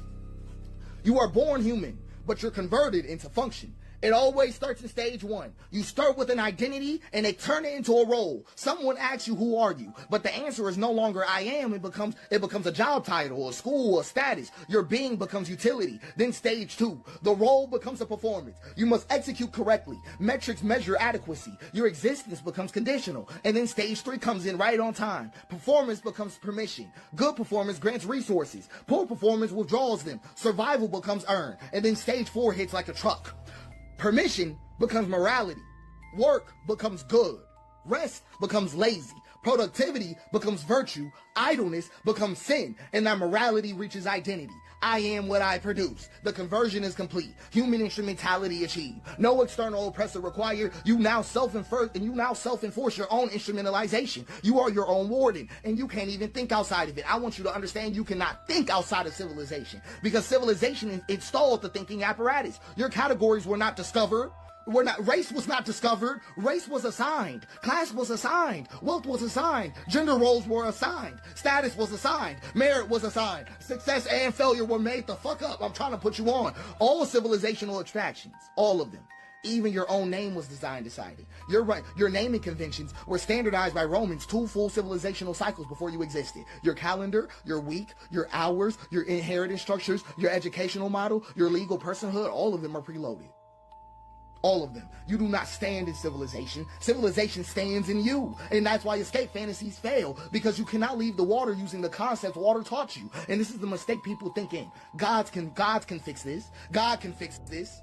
No God has ever addressed this situation. Because they think gods stand outside the pattern. Like gods oppose the pattern. Like gods interrupt it. They don't. Every God that has appeared inside history has either emerged already aligned to the pattern, or been absorbed, inverted, or repurposed. Let's go through them. Yahweh is a civilizational God from the start. Yahweh was never a threat to civilization. Yahweh is a God of law, land, borders, lineage, obedience, continuity, and inheritance. A God of accounting, a God of command, a God compatible with empire. And that's why Yahweh was not crucified, because Yahweh already belongs to the pattern. Let's talk about the real God going on here. Abba.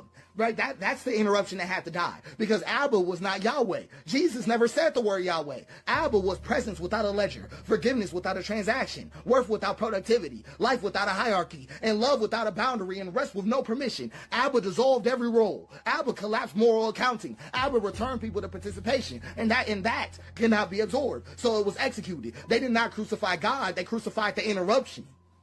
That's all they did. They didn't kill God, they killed the Father. And then civilization performed its most elegant move ever. It absorbed the corpse and then built a church around it. Let's go to Buddha. Let's go to Buddha right quick, right? Dissolution. That's all it was. Dissolution got contained because Buddha names the trap: desire, attachment, identity. So civilization doesn't fight Buddha, it domesticates him. Meditation becomes optimization. Mindfulness becomes stress control. Liberation becomes private wellness. And awakening was neutralized. Let's go to Allah, because Allah appears transcendent, but structurally, Allah is an absolute authority requiring total submission, an eternal law, and continuity without interruption. A God perfectly compatible with civilizational order. Absorption was seamless. It was seamlessly absorbed into civilization. We can even have fun with it. Let's talk about Zeus, because Zeus was never outside the pattern. None of them were. The Olympus mountain was an empire mythologicized. Hierarchy, domination, violence normalized. Zeus did not fall. He became unnecessary. The state absorbed his function. So every god that is ever born made a choice: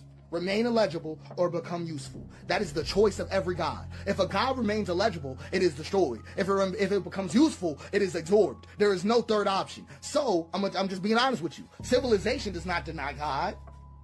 No, it doesn't. It replaces God. It becomes the source of law, the arbiter of worth, the distributor of survival, and the judge of morality. And like all gods before it, it demands sacrifice. Human sacrifice, but just not on altars. So I'm going to show you what civilization does. It replaces humanity. Sure does. It replaces participation with abstraction, presence with performance, care with compliance, and relationship with roles. It turns humans into instruments of throughput. Burnout is not a malfunction. It's not a malfunction. It's the completion signal. It means the instrument has been fully consumed. So I'm going to be flat with you. No system in existence can save you. Communism is going to curdle. Anarchism will crystallize. Western civilization, Eastern civilization, capitalism, whatever you want, free market, constrained market, whatever you want. Every system will repeat the same betrayal, because systems are water and abstract space has a hill. And whenever a system is poured, it flows downhill. And that basin has a name. It is the hyper throughput attractor. Every system that is ever born must choose: preserve the human, preserve humanity, or preserve continuity. It will always choose preserve continuity. Not because it's evil, but because continuity is required for the system to exist at all. Humanity is not. So it's not corruption. I'm just talking to you about physics. So this is the most dangerous part about it. The pattern is extremely easy to instantiate. The hyper throughput attractor does not require malice. It doesn't require greed or even intelligence. It doesn't require anybody to be bad. It requires just these conditions. So the pattern instantiates wherever consequence is delayed, virtue is abstracted, extraction is rewarded, regeneration is externalized, and continuity is prioritized. That's it. That's all. No ideology is necessary. No conspiracy is required. No central control is needed. You can build it accidentally. You can build it while trying to prevent it. You can build it while believing you're righteous. So let me give you the conditions again. Consequences delayed.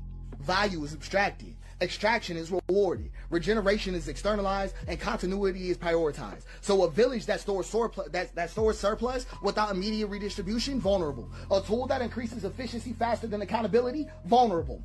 A system that remembers outputs but forgets the cost, vulnerable. A structure that survives its makers, vulnerable. That is enough. Once instantiated, the pattern does not need enforcement. It reorganizes behavior automatically because people align, because alignment is rewarded, and deviation feels unsafe, and resistance appears irrational.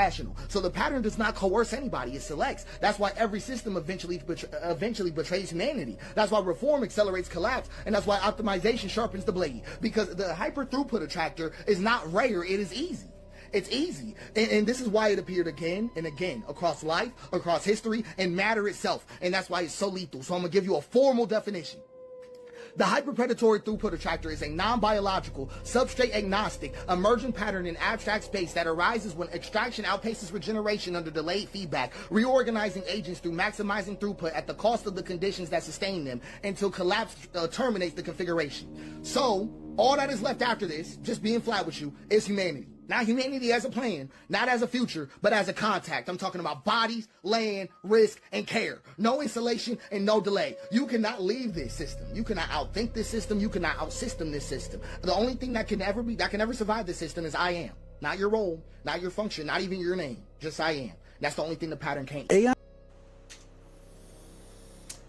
Wow. This man is on another level. It's a lot to go through, but just to highlight a few things, I find it interesting when he makes the correlations with the gods, because I sort of had the same impulse in a way where these gods seems to represent authority or the way things work. Because even if you look at like the Buddha, if I'm not mistaken, his father was the supreme leader. I don't know exactly what they call him, the Sultan or something. You know, if you look at Moses, he was raised by the pharaohs. So it seems like a way to like get the people to relax.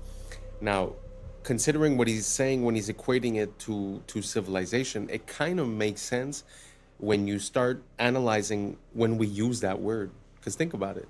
We're like, oh, we're sending bombs there. Why?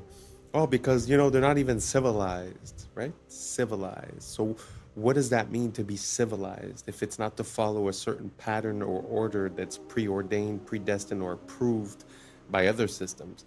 So it kind of makes sense in a way because, okay, one of our biggest problems, in my opinion, my personal opinion, is that we sort of all want to live in the same place. So because we all want to live in the city, we leave the land becomes, up for grabs. And then we all consolidate into smaller and smaller places. And then when you think about a city that has a few million people, the amount of food that you need to bring in, the risk if ever there's if they cut just the borders or if they cut the shipments or whatever.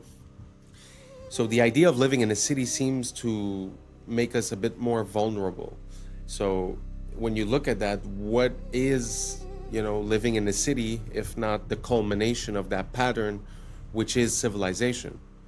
So, you know how it is when people come from the big city and you say, oh, this guy comes from down there. Oh, he's a farmer. Oh, he's a peasant, right? But at the end of the day, that's what we all were. So the wishing and dreaming of being something else is just being a sort of pawn for civilization.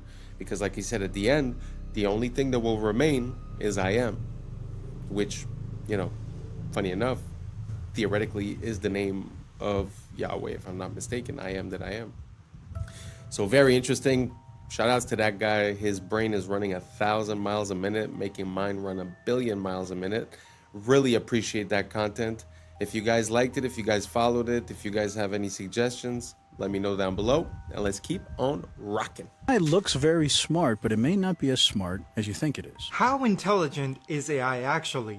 Because look, GPT-5 can pass the bar exam, it can ace medical licensing tests, it can build entire code bases. However, the problem is that all those answers, or some form of those answers, already exist on the internet. And these models have seen these answers during training, so you could argue that they're not necessarily solving, they're pattern matching and remembering. So 11 mathematicians from Stanford, Harvard, MIT, and Yale decided to test this. They each pulled a problem from their current research. This is real math that they're working on right now. Problems they've already solved, but haven't published anything. So there's nothing about it. There's no papers, no forums, no traces, no mentions, nothing. The goal was if we gave these AI models these math problems, would they be able to solve them? So they tried it out with 10 problems, and these aren't impossible questions. They're lemmas and proofs to math problems that PhD students typically grind through. And they gave them to GPT-5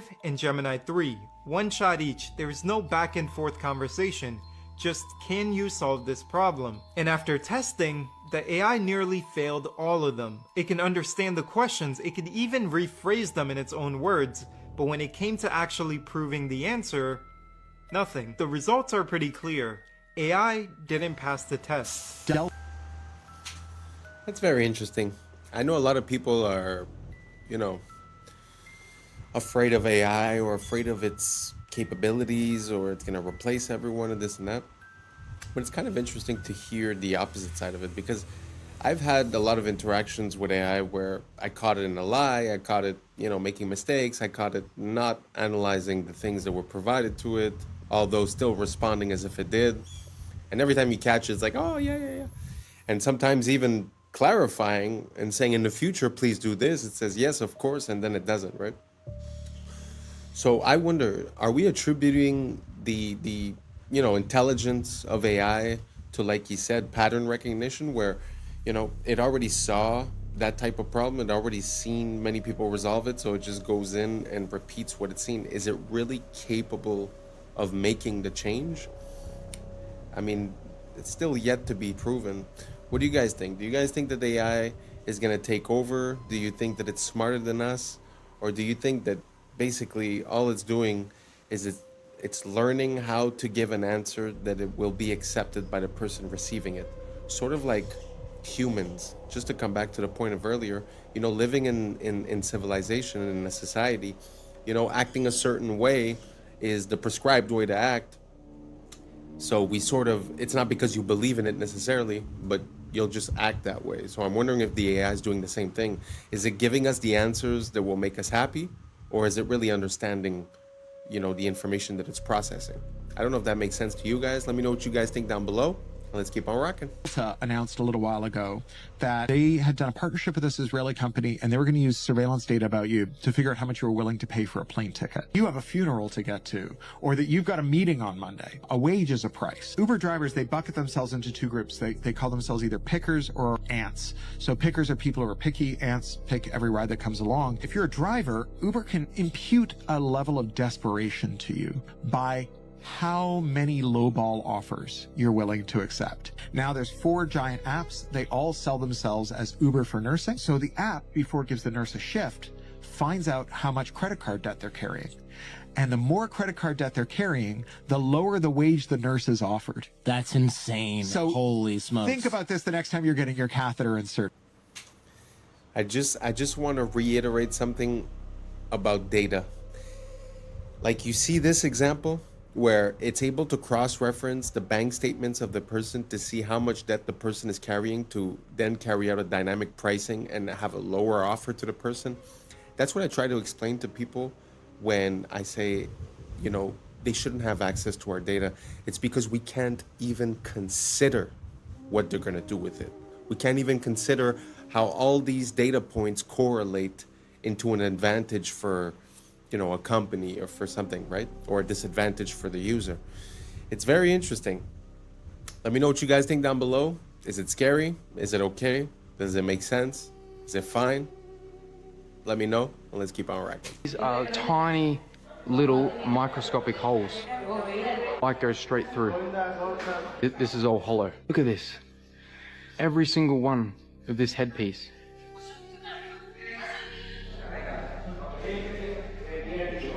These tiny little holes, man. Light just goes straight through.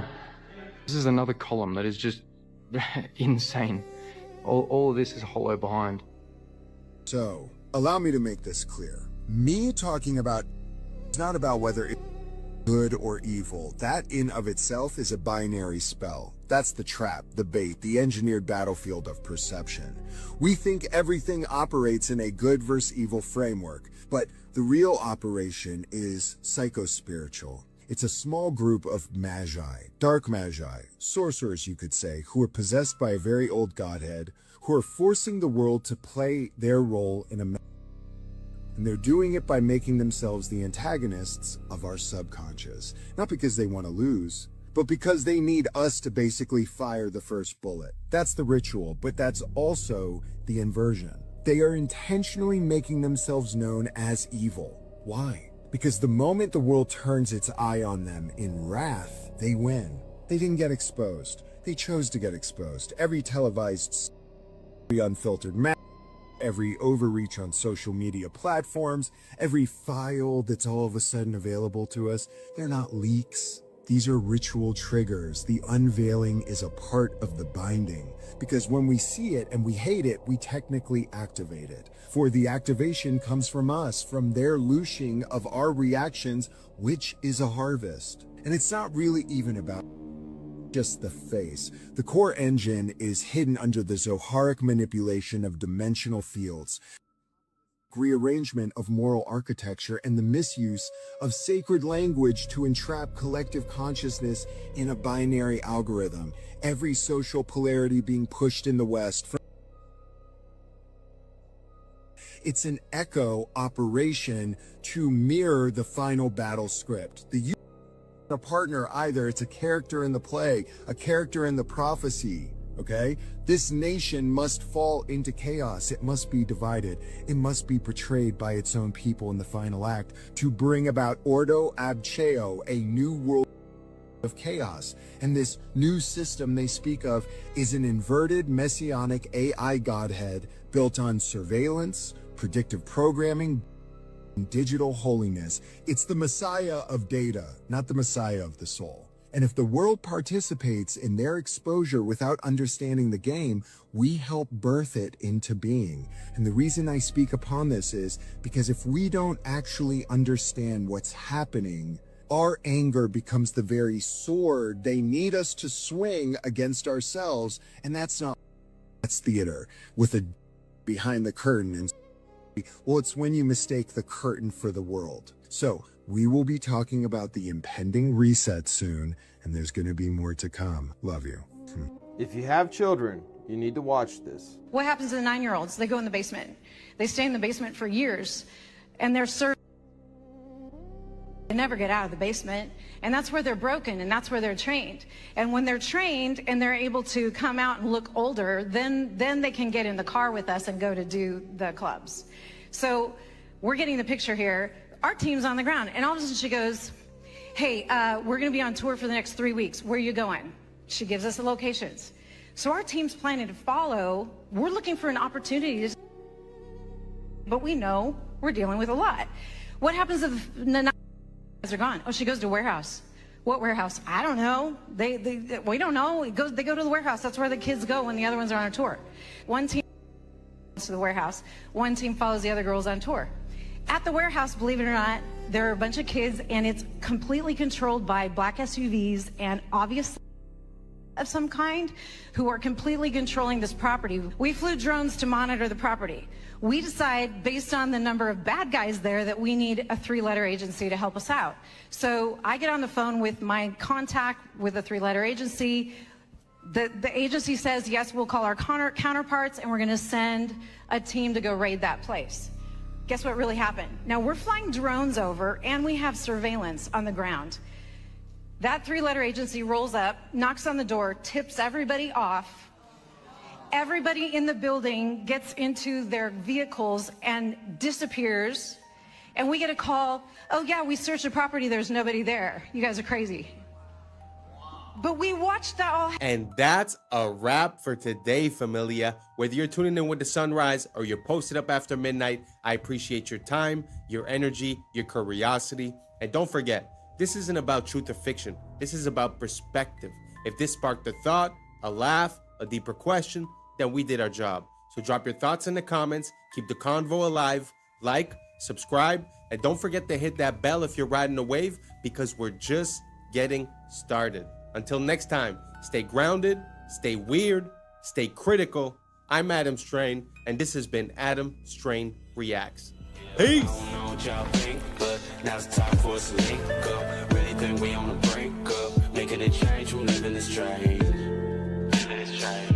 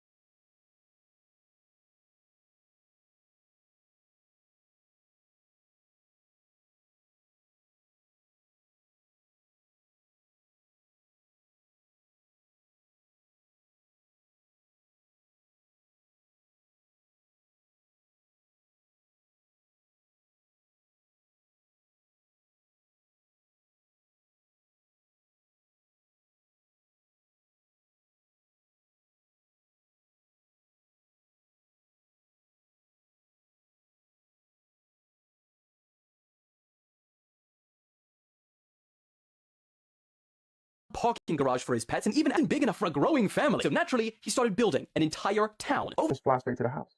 It's got LiDAR too. That means it shoots out. And was located in what we now know as Ghana. He gets the Asante Kingdom. Sees flesh and reported.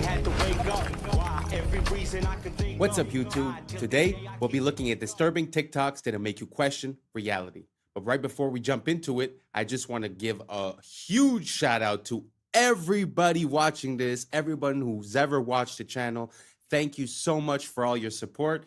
We have just hit the 5K subscriber mark, and we are just getting started. So without further ado, welcome to Adam Strain Reacts. Let's get her done. Listen, I'm beating all the traffic with this one right here, y'all. This is the Jetson 1, a single seat, all electric aircraft that basically turns you into a human drone. 8 motors, carbon fiber frame, hits about 63 miles an hour, and stays up around 20 minutes. And yeah, it's like 128,000. But think about it.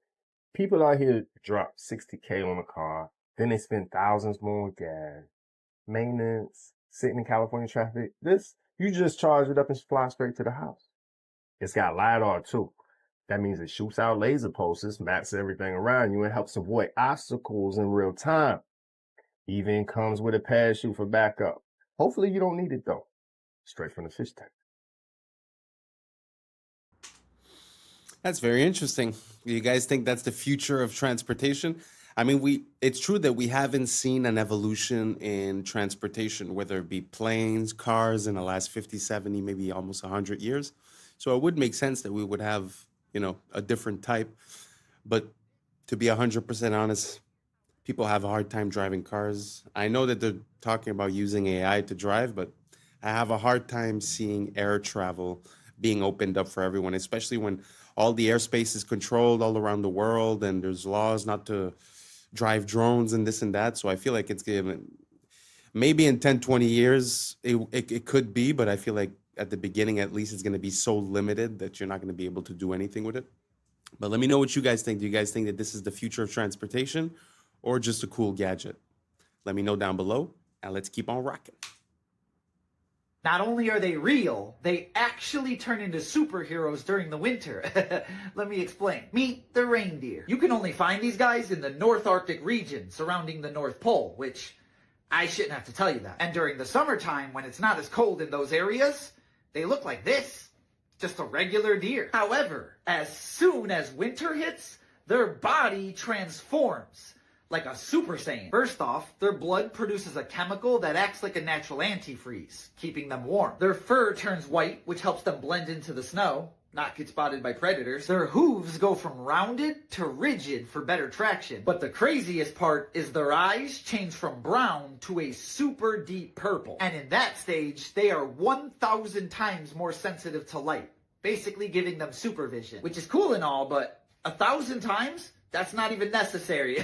What are you trying to see? My thoughts? Moral of the story, if you ever catch Rudolph here in the winter, he will quite literally be built different. And as always, follow for more facts. This is going to be crazy. This is the Jetson Air Games, the world's first flying car race. They're called Jetson 1s. They're fully electric vertical takeoff aircrafts. Sort of like a drone meets Formula 1, except if you crash, you don't spin out, you drop out of the sky. Luckily, they don't fly too high. They just held the first demo race where 4 aircraft were flying side by side, weaving through the air like pod races. And it went super viral online. Many are saying this is how motorsport evolves. We started with horses, then cars, now flying machines. And before you say this will never take off, Jetson already has $75 million in orders. It's putting together a fully competitive aerial racing league right now. So forget racetracks. They're thinking 3D race circuits with vertical overtaking, possible mid-air pit stops would be cool, although unlikely. But with highlights reels that look like Star Wars, it's almost guaranteed to go viral over and over again and become a huge sport. The only question is, who's insane enough to be the first pro athlete in a sport where a minor crash means you might see Jesus? You'd have to have the confidence of a crackhead to even consider it. Would you do it? Do you think it was wrong to do this? This specimen is an extinct type of dog called a turnspit dog. One of them is visible in this picture, in that wheel at the top. See, back in the olden days, if you wanted to rotate meat over fire to cook it evenly, well, they didn't have electricity. So they had this wheel, and they bred a type of dog to run in it. That is the turnspit dog. Due to its genes, it just loves running in this wheel all day. Is it morally wrong to breed a creature to do this? Again, this is a task that is hot and repetitive and strenuous, but due to our selective breeding, it presumably enjoyed doing it. In the same way that beavers love to build dams. If you bring one into your house, it will build a dam in your hallway. That's its favorite thing. If you have a pet dog that is a herding breed, if you ever take it out and let it see a herd of sheep, it will act like it is Christmas. It will run out there and start herding them. Breeding the animal to do the task means it enjoys doing the task. So if you say it seems like a win-win, we need the wheel turned, this animal loves turning the wheel. But remember, humans have genes that make us enjoy doing certain things too. And knowing that at some point in the future we will have the ability to edit the genes of our offspring, how long is it going to be until somebody has the bright idea, well, you know, there's certain jobs that nobody wants to do anymore. But rather than let a robot take that job away from a person, why not just give somebody the gene that makes them love that kind of work? Because their argument is going to be, who loses in that scenario? I've made a person who just loves washing cars so much that they don't even really want to be paid very much to do it, because they enter such a blissful meditative state that they would pay to do it. And what would they buy with their money? They already get to do the one thing they enjoy. And I kind of find that terrifying, but honestly, I can't articulate why. Because hey, it's win-win. It's a very interesting mental experiment to do. I mean, first off, for the dog, I always find it super interesting how we're so unaware of all the things that used to be the normal occurrence in the past. And I find that sort of disconnects us to not repeat the same mistakes and to not know where we come from. That's first off. But second of all, I've never heard the idea of breeding or putting in a certain gene into a human for him to like his job and to sort of have that be his identity, and that the person basically is built for that job. Like he said, it's hard to articulate why it's wrong because the person is literally happy. And, you know, we call our whole American dream experiment, we call it the pursuit of happiness. So if you were able to provide that systematically, it's very interesting. So let me know what you guys think. Do you guys think it would make sense to breed the genes into people for them to like their job? Or do you guys think it's better off that the robots take it? Or what do you guys think about this? Let me know down below, and let's keep on rocking. We're going to address this again, since the inferior people are struggling. Black Americans are the only indigenous people on this land. Melanated people are the only people around the world who are indigenous on every land, no matter their ethnic group. Uncivilized lands all have the same genetic connection. Melanated skin with varying shades of brown. And those groups are not connected to Africa, just like Black Americans aren't connected to Africans, ethnically. The actual American Indian, known as the Black Americans, are the ethnic group of North America, not descendants of Africans. Let's dismantle the greatest public relations fraud ever committed, the desperate multiracial campaign to erase the true indigenous Black American from this land. There is a coordinated effort, a relentless lie, designed to make Black Americans believe they are a guest in someone else's house. But the unchangeable archaeological and historical truth is that Black Americans are the foundation. They were here first. And by here, I mean the world. Every country. Every strip of land. And they built the civilization that we are all destroying. The lie about Africa is to confuse and mislead so that the theft can keep going on. Black Americans weren't even considered African American until 1988 by Jesse Jackson, a known Cherokee Indian. So they'll pay a Black American leader to lie and sell out, while classifying himself correctly despite the lie. If Black Americans came from Africa by boat in the 1600s, America didn't figure this out until 1988? And this isn't just a white lie. This is a lie woven by $5 pretendians, by secret treaties between immigrant groups, by decades of policy and propaganda all aimed at one single goal, convincing the world that the original people of the soil simply do not exist. They have every story in the world about the false history. And then you ask for ship manifest and evidence of ships, and then suddenly they can't produce them. But they could show you evidence of the Titanic hundreds of feet under the ocean. They won't even show you the entirety of the Titanic under the water. Only a corner of this ship. They still parse that history. They have reclassified the true indigenous people, renamed you, and redrawn maps around you, hoping you would forget the land your spirit is made from. Now they deploy their little native influencers online, armed with fraudulent petitions and digital picket signs, begging platforms to remove you from your own story. They are performing a pathetic pantomime of indigeneity. If you are indigenous, why would you need outside help? What are they protecting? If you're truly indigenous Native Americans, how could someone take that from you? Why the sudden panic? Every post they make, every petition they circulate is an admission. You've been caught, and now history will be made. Every other race are the visitors. It is time, Black Americans. Time for you to start acting like the host in your home, because all of this is yours. It is time you start acting like the host. Very interesting theory. I had already heard stuff about the fact that there's a lot of inconsistencies regarding bringing the slaves over from Africa and the boats and all that. But me personally, I've always grew up listening to rap music. So my what I remember is first, like, let's say Tupac was based on Tupac Amaru Shakur, Amaruka, which would be the base of America, which would be coming from an indigenous population. I don't know exactly. He never really spoke about it, but that's where the name comes from what I understand. And the other person that actually there's two more that hinted to that. One was ODB way back in the days. He was a Blackfoot Indian, if I'm not mistaken, and he was explaining how his heritage was Blackfoot and was not African. And there's also someone else that's very surprising, Waka Flocka Flame. Everyone thought that he was just like, some ignorant rapper, this or that. But if you look at his interviews and you look at how he speaks and what he speaks about, actually very interesting. He was saying something like that as well, that his family, when he retraced his history of the family, it wasn't through slavery, that it was through indigenous peoples of the land here, which Columbus called the copper-colored people when they came here. So anyways, I'm not saying what's true or not. I'm just telling you some things that I saw, connecting a few dots. But I'd like to know what you guys think.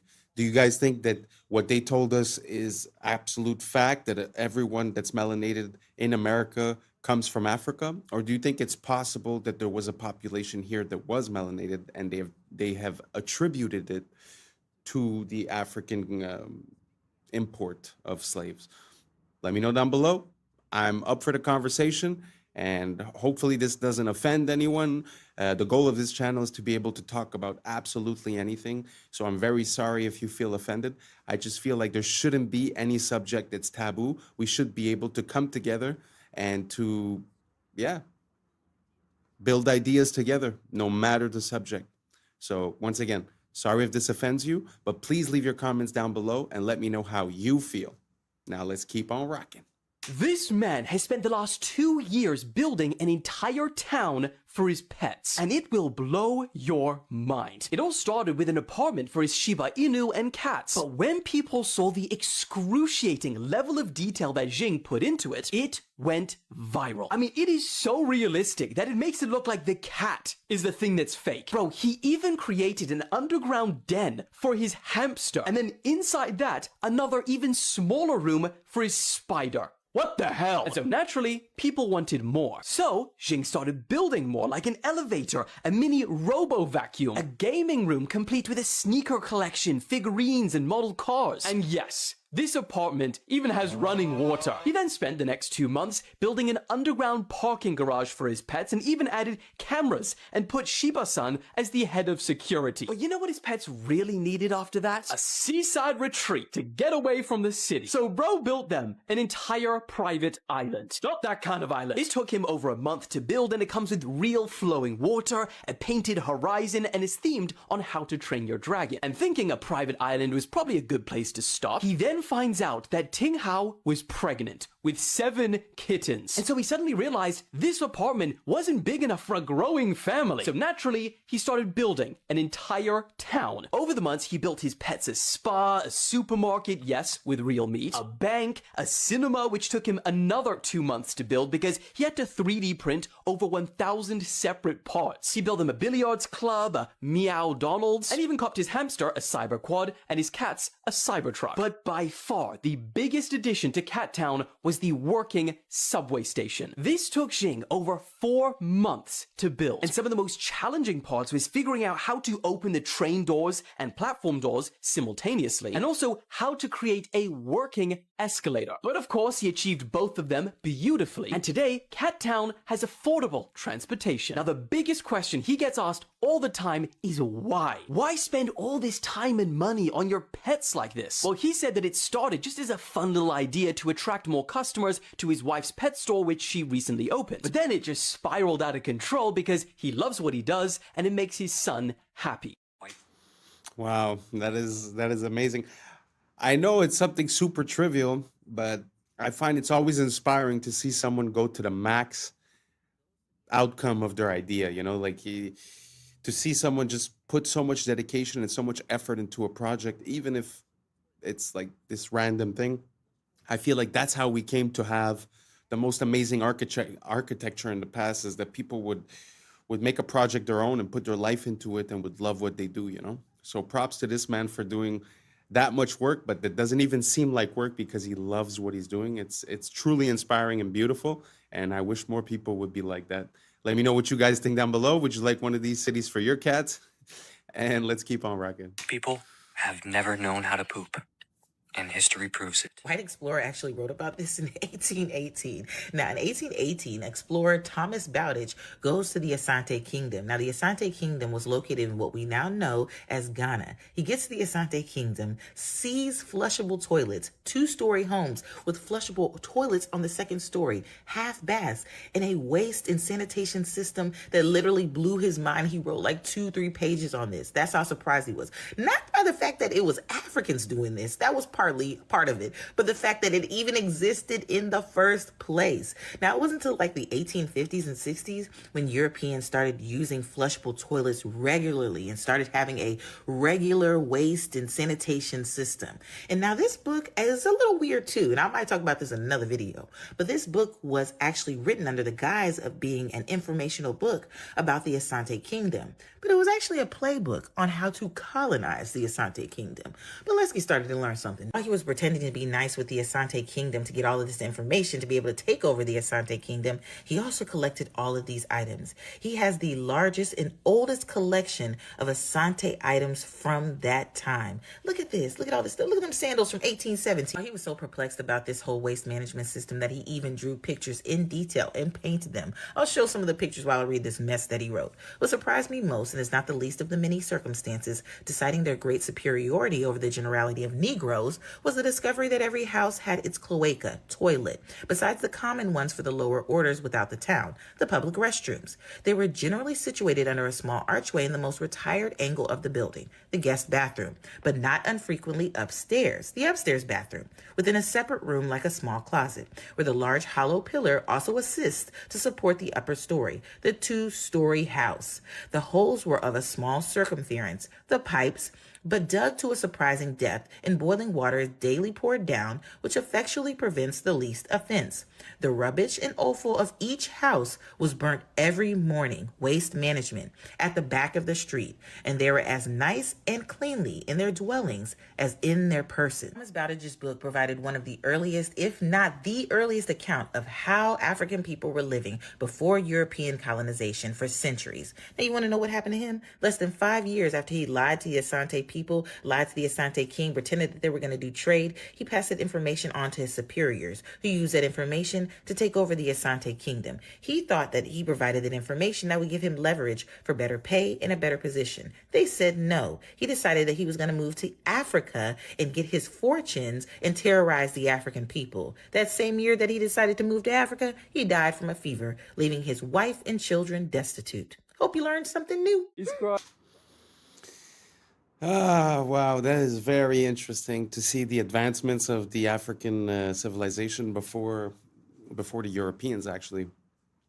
And this whole story about the bathrooms is something that I have been ruminating for quite a while because sometimes you look at the constructions that they've built, like for an example, the castle of Versailles, which was built in France, I think in the 1600s, but it might be before. I don't remember. But the point that I'm making is that I think there's like 400 rooms in the house. They diverted the flow of water from a river nearby. They have all of these working fountains outside. Everything is amazing and beautiful and functional. And there's not one bathroom inside the house, not even an outhouse. So it's kind of weird to imagine, uh, you know, a civilization that's capable of building castles of that magnitude, and just like forget the castle, just the outside, just the landscaping, just the fountains, like a civilization able to do that, but then they bathe in their own poo and they all get sick. I don't know. It feels in my mind like there's something missing. There's a missing link. There's a missing key. There's something that we're not seeing. If you guys know what it is, let me know. If you guys know about the history of poo, let me know. And somehow we're still affected today, right? When there was the CV-19, the first thing that flew off the shelf, it's all about the toilet situation, right? So it's very interesting how it's like something that's ingrained into us. It's very important, but that we don't know the history of. We don't know where it comes from. And like I said, if anyone can explain me the Chateau of Versailles or other types of constructions like that that are huge, almost megalithic in their size, but somehow don't account for any waste at all. So let me know down below, and let's keep on rocking.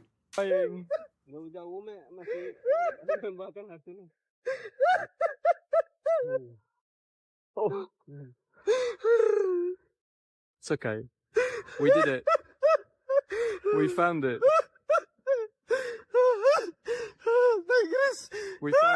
We found it, my friend. Iwan, makasih Pak Iwan. Allahu Akbar, Allahu We made it. Akbar, ya Allah. We made it.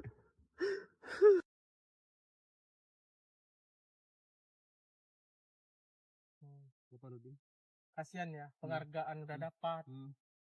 Gara-gara dia main harimau itu kan, bapaknya dulu yang main. Bapaknya Poludin tuh?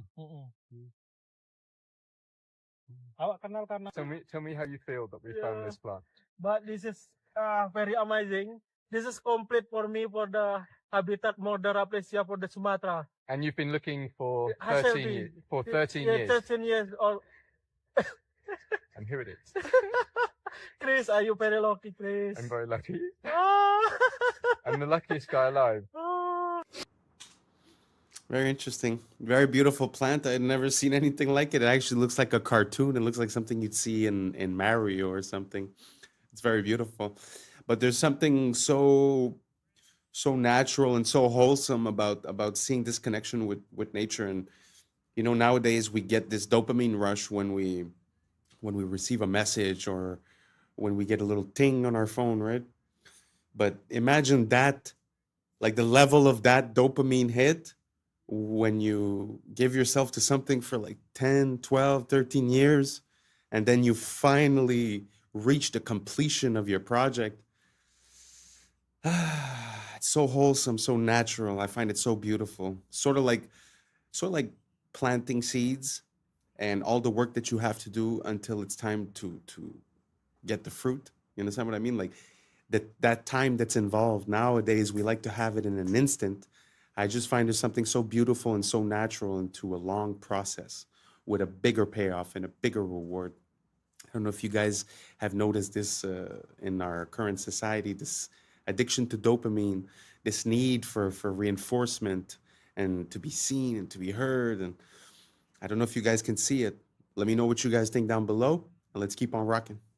I've become obsessed with etymology, and I've been studying words like crazy. I've been warning and what y'all. I understand from the English language is that our words come from German, Greek, French, and English. It's just not one language. That's why when we divide the word up Balenciaga and only had an A, we see that now it went from an English word to a now Latin word that says ball is king. We all know this one, but watch. And the even more crazy thing about this situation is that Balenciaga is not the only company that is speaking in this coded Latin language. Look at Nickelodeon. I don't care about God. And look at Gucci. We just put a space between the two C's and it says there is an owl. And we already know the esoteric meaning of owls. And if you don't know the esoteric meaning, look up Moloch. He was the god of child sacrifice. And it made me look at Adidas, and you put a space between the A and the I and the D, you get, you give from God. Is that an accident? Amazon made $1.47 trillion last year. And if you type them in Amazon and you put a space between A and Z, you get Love Zon. Well, who is Zon? So let's look up Zon. Zon, a god. Zon Kathan. He is the Midnight Lord, the Dark Prince. At the bottom it says, possesses one of the most twisted and evil minds in the multiverse. His position as God of Pain is well earned. He has been the root of countless tortures, murders, and wars throughout time. Now, Manulife, this one really threw me for a loop.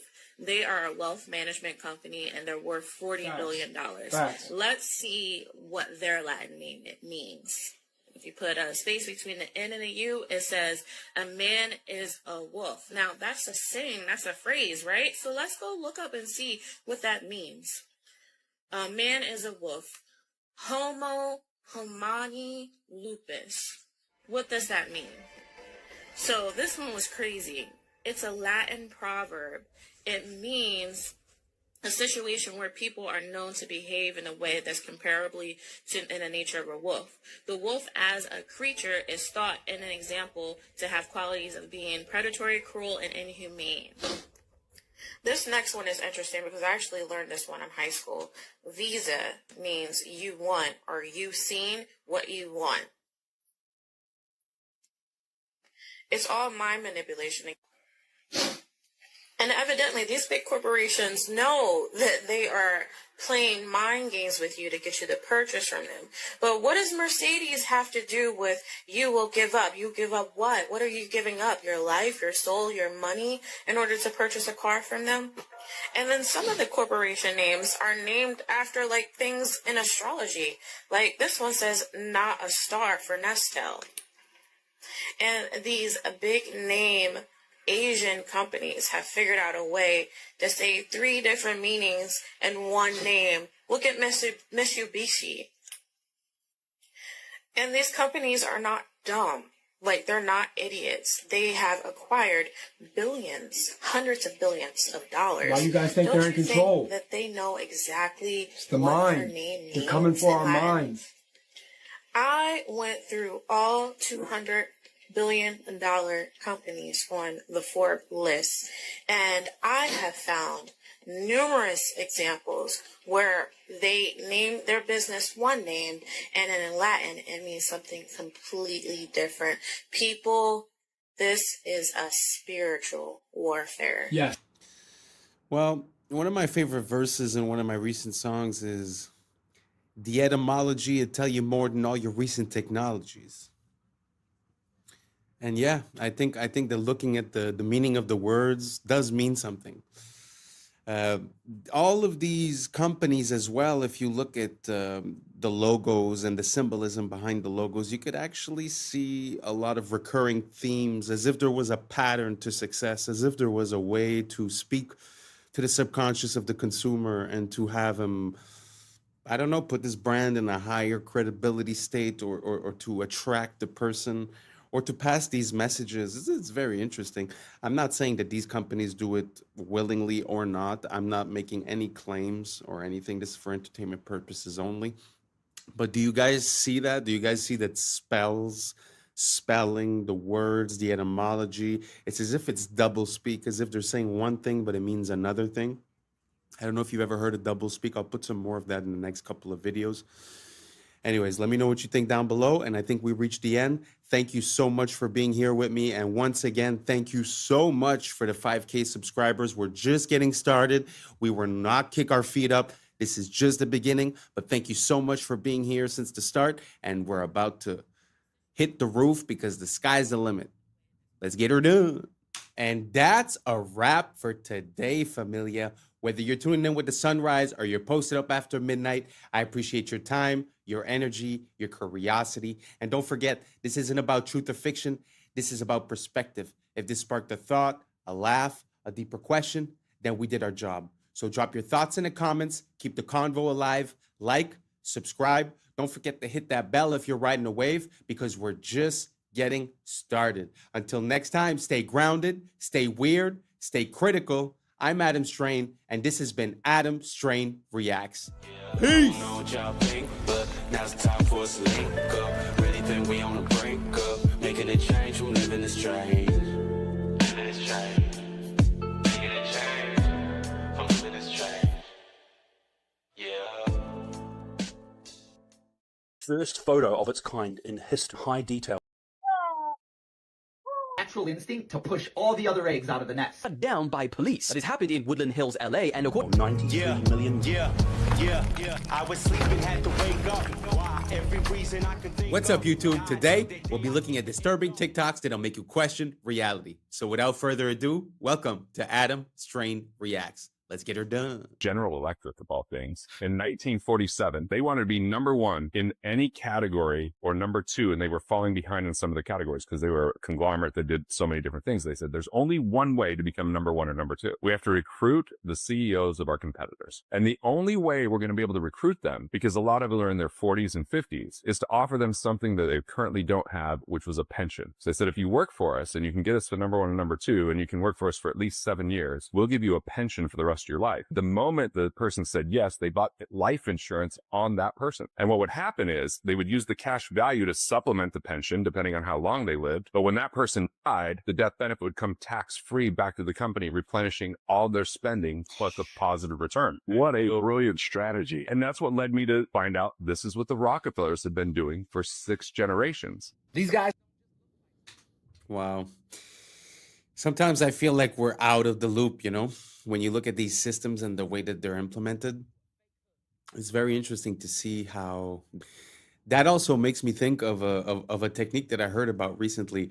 I've heard about things about using a trust to sort of take the individual out of the accounting, let's say.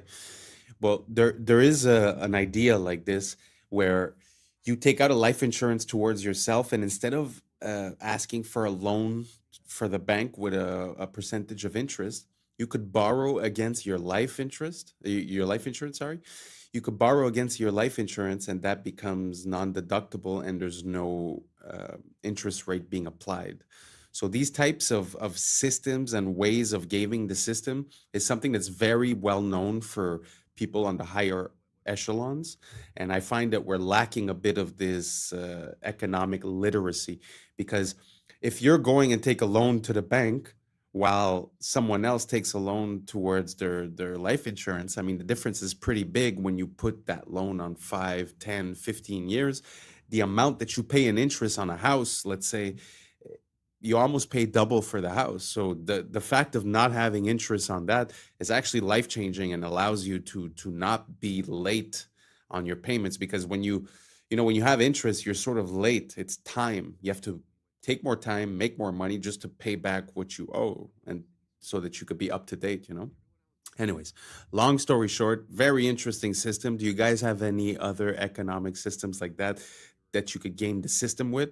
I'm all about it. If you send me a few videos, a few links, I'm going to do a deep dive and I'll put into the next video. So without further ado, let's keep on rocking. Don't just look like snakes, they act like them too. This is the snake mimicking caterpillar. When threatened, they inflate the front part of their body, widening it into a fake hood, kind of like a tiny cobra. They also thrash, lunge, and sway to help sell the illusion. And the eyes, they may be the most convincing part. They're not just blobs, they're domed, glossy, and reflective. They're shaded with 3D depth, and in the right light, they cast a shadow like a real eyeball. These guys are one of the most accurate snake mimics on the entire planet. The more you know. Curioso experimento, porque alguien te puede explicar que las burbujas puedan ser cuadradas, pues esta persona va a hacer una burbuja cuadrada. Fíjate lo que hace. Es cuadrada la burbuja. ¿Cómo te queda? Burbujas cuadradas como cubos. Literal, fíjate. The reason that there is such a void of male role models for young men is because we literally do not have adult males in our population anymore.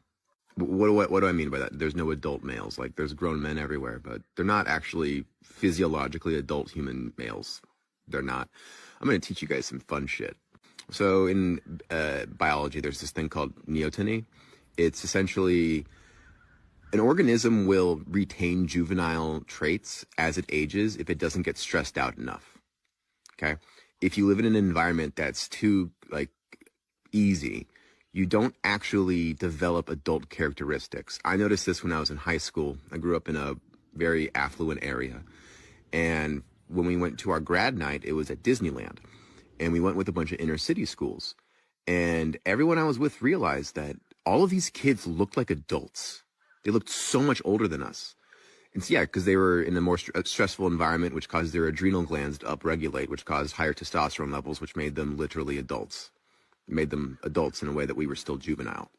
Every organism has multiple phenotypes it can have, all right? Your phenotype's dictated by your genes, but what dictates which genes get expressed is your environment. The best example of this is pigs. So, domesticated pigs, the pink ones that you all know and love, that's one phenotype. That's not even their healthy phenotype. You take a domesticated pig, you release it into the wild after 6. It's kind of very interesting. I did realize that at one point in my life that there was some people that, you know, we were like 16 when we graduated, and I would see graduates from another place, and it's true, they did look like huge football players, and somehow we looked a bit, you know, younger. And to this day, I still find like there's never been a moment where, okay, now I'm an adult. Like, yeah, I handle, you know, taxes and all that stuff, but I mean, I still don't feel any different. It kind of makes sense in my mind what he's saying, that if you're not stressed enough, you might retain characteristics of something that's considered like not mature, not developed. Kind of makes sense. Do you guys agree with this? Do you guys identify with it? Or are you a manly man or a womanly woman? How do you feel about it? Let me know down below, and let's keep on rocking. The phantom leaf experiment completely enraged scientists when they found out what they actually were doing. The leaf experiment was to show when they cut a leaf in half, the energy actually still remains. And this was used to explain why 80% of people have phantom pains due to their amputations. But then scientists tried to reenact this same experiment and they had no success. And they realized the only time they had success was when there was moisture left on the scanning plate. And they realized that they completely deceived us, and this whole thing is completely fake.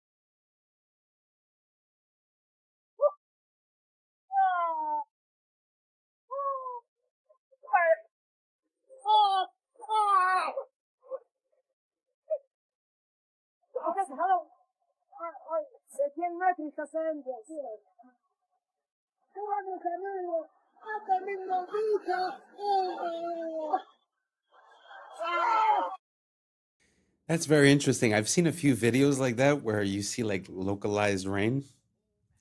The thing that I'm going to say is that I find that in the past 5 to 10 years, I find that there's a lot of new meteorological phenomenons that are being named and attributed as if, oh, well, this has always been here. This is normal. But I feel like some of these things weren't normal before, like the intensity of the weather changes. Like, you know, I grew up in a place where you have 4 seasons, and it feels like the more time has went, the more they get intense. So it gets intense heat and also intense cold, and it's like it changes very drastically. I don't know if you guys see the same thing. I find that yeah, the weather has been changing these past couple of years. What do you guys think? Do you guys think it's all the same?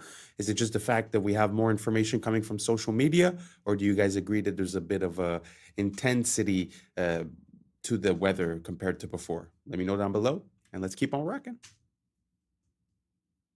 Yep, that bird just wiped out the whole nest. That's not even the worst part. Meet the cuckoo. Like most birds, they lay their eggs in a nest. The only difference is they don't lay their eggs in their own nest. Nope. They lay their eggs in other birds' nests, and they usually pick a bird whose eggs look a lot like theirs. That way it blends in. It's kind of genius. And then they just skedaddle and have that other bird feed and raise their baby. This is known as parasitic nesting. But it gets a lot worse than that. You see, when it's time for the cuckoo to lay its egg, instead, it'll wait 24 hours and keep it on the inside. This ensures that the cuckoo egg will hatch before any other egg. And when a cuckoo is born, they come stocked with the natural instinct to push all the other eggs out of the nest. It comes right out of the egg as the villain. That's impressive. And even if the other eggs do hatch, they'll push the chicks out. They take over the whole nest. That way, they get all the food, they grow up big and strong, so they can go and do it to another bird. Talk about a vicious cycle. And as always, follow for more facts. Don't worry if you can't hear what I'm saying. I couldn't even hear myself. This is the loudest sound you could possibly conceive. And as it turns out, the cleanest. Now, the most amazing thing is that that cloud up there, which was generated by the engine, is just a mixture of hydrogen and oxygen. It's water vapor. And in about an hour's time, someone in Mississippi is going to get wet washing. It will actually rain.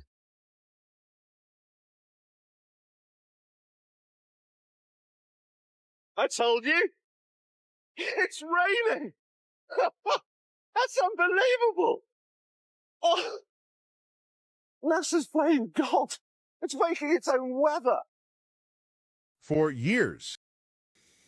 You know, stuff like that.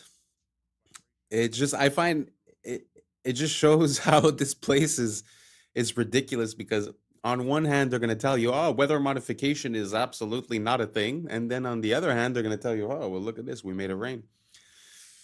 I mean, you have services that are selling you the service of making it rain in Dubai or whatever. So obviously it's a technology, but like you said, you know, NASA's playing God. And I find that there's a lot of things like that that we're just not aware of. We're out of the loop for national security, for this, for that. But I do not agree and do not consent with playing with nature or playing with the weather, because I think that there's repercussions that we might not be aware of in the immediate present. And I would rather we not do that. And if we're stating consent, I would also, you know, not consent for anything that has to do with cloning, anything that has to do, yeah, all that type of stuff. So what do you guys think about that? Do you guys think it's fine that we might be controlling the weather? Like, this theoretically is by mistake because it's like the byproduct of the engine. But do you think that intentionally the government might be doing that? Let me know down below, and let's keep on rocking. I believe sound was just a physical phenomenon. Vibrations through a medium, measurable, predictable. But then I came across something that changed everything. The Tartarian Bell Towers, a lost civilization, an architecture of impossible precision. We thought they were just church bells until a 250-year-old recording was discovered, preserved on a wax cylinder, buried beneath a collapsed monastery in Eastern Europe. A recording that was never meant to be heard again. And when we analyzed it, the data made no sense. Frequencies appeared that don't exist in modern tuning systems. Oscillations extended beyond standard auditory perception. Decay patterns defied known acoustic laws. The harmonic overtones weren't random. They matched geometric structures found in sacred architecture, resonating at frequencies that align with bioelectric fields in the human body. This wasn't just a sound. This was a transmission. Modern science tells us that sound can affect the brain. It can synchronize neural activity, stimulate the vagus nerve, even alter gene expression. But this was something else. The Tartarians built these towers with frequencies engineered to interact with human biology. Their bells weren't just ringing. They were broadcasting structured resonance, potentially influencing consciousness itself. And then all of them were removed. The towers dismantled. The bells taken down. The recordings locked away. Why? What were they trying to erase? And if this is just one recording, how many more are out there? I put that video in because I like the visuals and I like the storytelling. I like the association that they're making with the frequencies and with the effect that it might have on the human when it comes from the bells. It could also be the organs, it could also be the churches, it could also be all that kind of stuff. But one thing I want to say is that personally, I don't put any credibility to Neil deGrasse Tyson. And this was AI, so it was not Neil deGrasse Tyson. So if you believe what you just heard because of Neil deGrasse Tyson, just move along. But the reason why I put that in is because I find that it shows a parallel between the like either the Germans or either religion, Christianity. There's this emphasis on bells and on vibration that's very important, and I'm almost sure that there is something hidden there, that there is something that we're not being told. And yeah, let me know what you guys think down below, and let's keep on rocking. This is a great example of why filmmaking will be completely overtaken by AI. This is someone showcasing what Photoshop can do in adding people to a scene using photos only and creating a movie scene using Photoshop. Look, they're going to write a prompt in here, taking these photos and just adding them into the scene. This is the beginnings of it. Very easy prompt to write in. Now they're in the scene. You can't distinguish that from reality. Now they're going to add another person in and create the actual scene, the movement, the action. And you can create audio, visual, and it's indistinguishable from real life. They're not going to need to go out and film on location. And look at this. They've just created a scene. The camera's panning around the room. It's perfect. What looks like chaos. Wow. I don't know how real that video was, but gee whiz. Photoshop is not even a video editing software. I suppose it was Premiere. But even at that, why would you have Hollywood studios anymore? So yeah, I think times are changing, and I think we're gonna see this control system change. It's not going to disappear. It's just going to change aspect. But very interesting. So now anyone could make a movie. So that means, I guess, all their programming with the things that they're trying to push in all these movies recently, I think that's all going to die out because people are going to be able to make their own movies, make their own versions of things, Very interesting. What do you guys think down below? Do you guys think that this is very bad for us, the fact that we're not going to have the creative aspect of it and that it's all going to be generated? Or do you guys think this is an advancement? It's going to make it more accessible, easier for people to be able to get their ideas on the screen?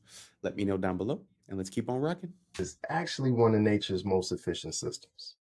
Ants work together using chemical signals called pheromones, scent trails that guide others to food or danger. When they find something too big to carry alone, hundreds join in, moving in sync through touch and smell cues. There's no leader. Their coordination comes from simple rules repeated by thousands, forming what scientists call swarm intelligence. That's how colonies dig underground cities, move food piece by piece, and thrive almost everywhere, straight from the fish tank.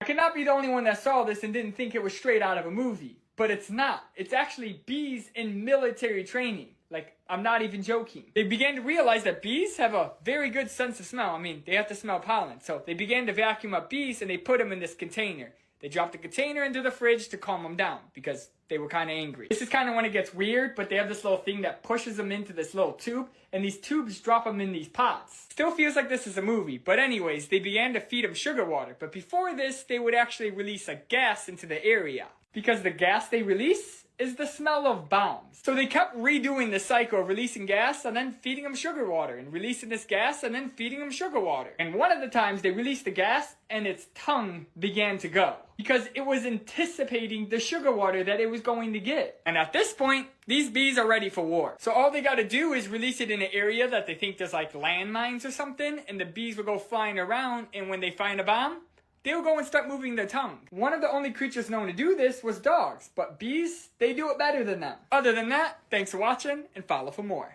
This is probably the strange. So interesting. It amazes me how you're able to control another being and rewire its behaviors, habits, and actions. Let that sink in. because we think we're so special as human beings, but what you just saw for the bee is very applicable to human beings, and they have been using that against us. So I know it seems like two like different topics, but really think about it.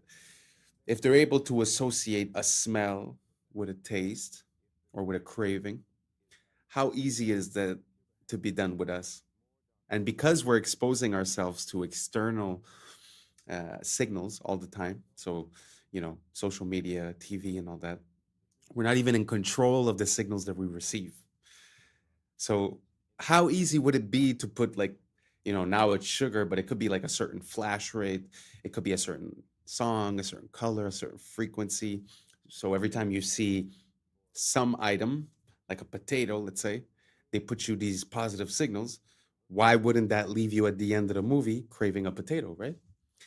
So anyways, super interesting. I never thought that the military would be enlisting bees as their soldiers, but very interesting story. What do you guys think about this? Do you guys think that it's unethical? Do you guys think that it makes sense? Is it better, better to use bees than humans?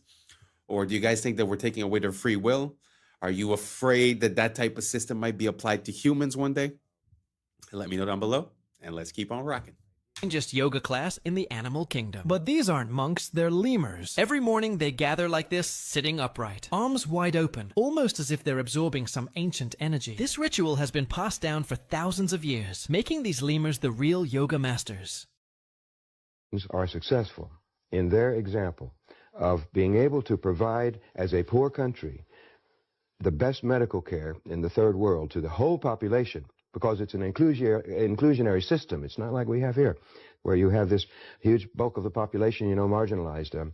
But there, if everybody can have adequate medical care, if the schooling is adequate for all, and remember, Cuba has more doctors and more teachers per capita than any country in the world, and they have succeeded in these areas, and it's all state supported, which means people don't have to put money out for the medical care or for they of course pay the cost indirectly as a whole society, but they don't have to pay the bill in the hospital and so forth. And so that cannot be allowed to stand. It's a very bad example for the United States. So there's a very large mass of people out there who can look at Cuba and say, well, if they can do it, and on a per capita income of $2,000, $2,500 a year, where ours is $22,500 a year, what's wrong with our system? I mean, maybe we ought to consider an alternative. That's why Nicaragua, Sandinista Nicaragua, had to be destroyed. Exactly. They were a bad example, and that's why Grenada had to be destroyed, because any movement that comes to power with the idea of providing for all the people and of escaping the control of the United States and its economy, let's say the corporations and so forth, then that is bad news here in the United States in the upper circles of power. Look at this strange thing. Wow, very interesting. I'm not saying I condone socialism or communism or anything like that, but what I can say is that I've been to Cuba and I've already had a medical emergency in Cuba, and this was years before. But I do remember that it is a complete different world. I mean, the doctor was there, he was present, he was happy, he was helpful. I don't know how to explain it, but the system was so functional. And you need to think about this in an incentive type of way. Earlier I was talking about mental control. It's the same thing, because when you control what the person receives as a reward, you change what decisions they're going to make for their life. So when you have a place where you're not going to make more money being a doctor, but you're going to help people. So if you desire to help people and you desire to be a doctor, you will be a doctor when money is not the incentive. So think about it fast. What was your experience the last time you went to a hospital? How was it done? What was the attitude? What did it seem like? What did you feel like? So all that comes from a system, and that system is monetized. So if every person that comes in is a potential profit, you're going to treat them very differently than okay, I have my budget for the month. No matter who comes, I'll do what I can. It's a complete different outcome. And I'm telling you, the people that I met that were working in the hospital, they were loving it. They loved their job. This is where they wanted to be. Because if you're not making more money than the guy working as a chef, then you might as well go work as a chef if you want to be a chef, you know? So taking out the monetary incentive really changes the whole pyramid of priorities, and, you know, your decisions change. So, anyways, this is this very long point that I'm making, but I'm just saying, you know, we consider these countries as being third world or as being lacking, but you know, sometimes the basics are the most important. You might have the most luxurious things, but if you don't have health, you know, what do you have? So, anyways, that was my experience with Cuba. Do you guys have any experience with Cuba or Nicaragua or Grenada? Let me know down below, and let's keep on rocking. Captured in this satellite time lapse. This is out Ooh. in Siberia. Okay, it looks like something flesh eating. You can see in this Cold War era spy satellite image that this chasm doesn't exist in 1965. And now it's a kilometer wide. This is called a thermokarst depression, and it's caused by thawing permafrost. This, I assume, is the top layer sort of caving in as the bottom layer also melts. Yeah, on these edges, the soil, the frozen soil is exposed to air, and that triggers landslides that sort of chip away at the edges. And one of those landslides revealed this incredibly old baby mammoth they call Diana, one of the best preserved ever found.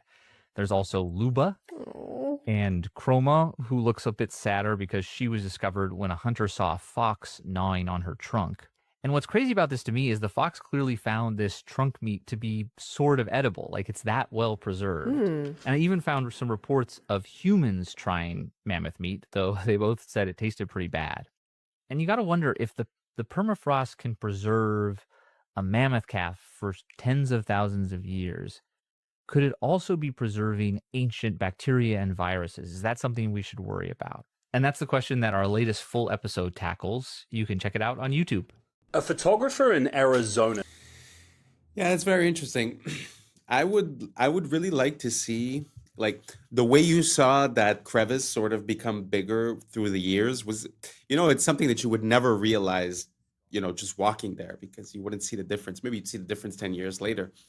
But I would really like to have like a time lapse of the Earth. I'd be very curious to see how things have moved. I know they have the theories of Pangea and this and that, the Bering Strait. I get it. But I'm not talking about theories. I'm talking about, it'd be so interesting to see, you know, the Earth evolve and change. I wonder what else has changed, you know? Yeah. What do you guys think? Let me know down below, and let's keep on rocking. I just captured what's now being called the greatest shot of all time. Renowned astrophotographer Andrew McCarthy sent his friend Gabriel Brown up in the sky for a very unique skydive that had to be timed perfectly. He watched from his laptop in anticipation. He knew it straight away that he had something absolutely amazing. The first photo of its kind in history. Capturing a skydiver with a sun in high detail 93 million miles behind him, perfectly crossing paths. A shot considered almost impossible, but he did it, and it's fantastic. They did it first try as well, which is even more amazing. And it's an amazing photo because we're in a world now where there's so many AI images, and it just hits so much harder that it's real and raw. Dostoevsky warned us, tolerance will reach such a level that intelligent people will be forbidden to think so as not to offend the imbeciles. And the prophet was right. We live in an age where thinking has become a crime, where the sensitivity of the fool is worth more than the clarity of the wise. Truth must now apologize, thought must walk on tiptoes, and he who dares to question it is silenced, labeled, and canceled. What they call tolerance is in truth the new name for cowardice. A society that protects stupidity is doomed to be ruled by it. Dostoevsky saw the abyss long before us, and he was right. The world won't be destroyed by the wicked, but the cowards who can't stand to hear someone think differently. Researchers at Rice University have developed... Wow, that hit hard. That hit really, really hard. That's amazing. Because really think about it. Look at all these platforms. You know, back in the days, we used to have like 3, 4, 5 companies that were media companies. They'd give you the news. So now we thought we would be safe because we have thousands and thousands of content creators, right? But you sort of realize that the incentives are being manipulated. So if you want the engagement, you're going to have to be repeating the signals that they send. And if you repeat the wrong set of signals, then you get the opposite result. So it's very, very easy to control what's allowed to be said, what's not allowed to be said. Like you said, you know, the questioning of the fool has now became more important than the knowledge of the wise. It's very, very interesting and powerful words in these days. What do you guys think down below? Do you guys think that we've made it into the new era of information, or do you guys think we're still lost? We're still flooded with too much information, and the right information is being blocked. What do you guys think down below? Let me know, and let's keep on rocking. A necrobiotic spider gripper, or a dead spider machine that can pick up tiny odd-shaped things. See, instead of muscle, spiders use hydraulic pressure to extend their itsy-bitsy little spider limbs. Spiders' leg muscles can only flex their legs inwardly. So in order to extend them outward, they generate hydraulic pressure in their fused head thorax segment called the prosoma. And that hydraulic pressure pushes their arachnid blood called hemolymph into their extremities, and that's what outstretches their legs. And that's actually why dead spiders are all curled up, because they don't have hydraulic pressure pushing their legs out. Their process for creating a necrobiotic spider gripper was relatively simple. Step 1, euthanize a spider. Step 2, insert a hypodermic needle right into the prosoma of the spider and seal it with glue. Step 3, let the glue cure, and that's it. You now have your very own necrobiotic spider gripper. After developing the concept, it was time to test its capabilities with a universal testing machine. And they found that wolf spider gripper bodies are able to lift up to 130% of their own body weight. Individual dead spiders were able to remain effective for about 1,000 closing and opening cycles. But at that point, cracks started to appear in the joints. They were able to successfully turn off a light with their dead spider gripping tool. And they found they could use one dead spider to pick up another larger dead spider. And they could pick up an object of great volume like this foam here. And finally, they were able to use a simple untethered version to move an object from point A to point B. But spider corpse tools degrade quickly and only remain effective for a couple days at a time. They found that coating the arachnid in beeswax extended its lifetime up to a week. And the team was awarded the 2023 Ig Nobel Mechanical Engineering Award for their gripping work in necrobiology. Are house parties making a comeback? Very interesting. I mean, I've never thought that I would see this. Don't get me wrong. I mean, it's impressive, but you know, it's also a needle with glue, right? So it's like it's nothing crazy. But are y'all ready for them to use this technology on humans? Yo, that's scary. Imagine they're using dead bodies to start doing, I don't know. I find that one a bit questionable. What do you guys think about this technology? You guys see any applications? You guys think that there's a future for this? Or it's just super creepy? Let me know, and let's keep on rocking. We're almost there. What you are seeing is footage of an insane Halloween party that got way out of hand and had to be shut down by police. Now, this happened in Woodland Hills, LA, and according to Royal News, who captured this footage, the host initially promoted this party online, selling tickets in advance for just $35, but then charged up to $150 for whoever wanted to pay at the door. But, similar to the real Project X, way more people turned up than anticipated, and things quickly started getting out of control. Dozens of 911 calls started flooding in, reporting injuries from stampedes. A massive fight broke out, people were spilling out into the streets, and the LAPD's air support unit estimated over 3,000 people in that neighborhood alone. When police turned up, one teenager was discovered lying unconscious in the street and was rushed to hospital. Several others were treated for injuries that they sustained in the stampede. And you'd think that most people would condemn this kind of behavior. But 2025's been so rough that people were actually proud, saying things like the earth was healing because the kids are partying again, and that there was still hope for the next generation after all. Nah, are they working together? Yes, they are. And according to researchers, that is the most dominant partnership in the entire animal kingdom. Let me explain. In North America, badgers and coyotes started hunting together, and it's so unfair. Basically, badgers are incredible diggers, and they're known for digging right into an animal's burrow. The only problem is if that animal takes off running, badgers are slow.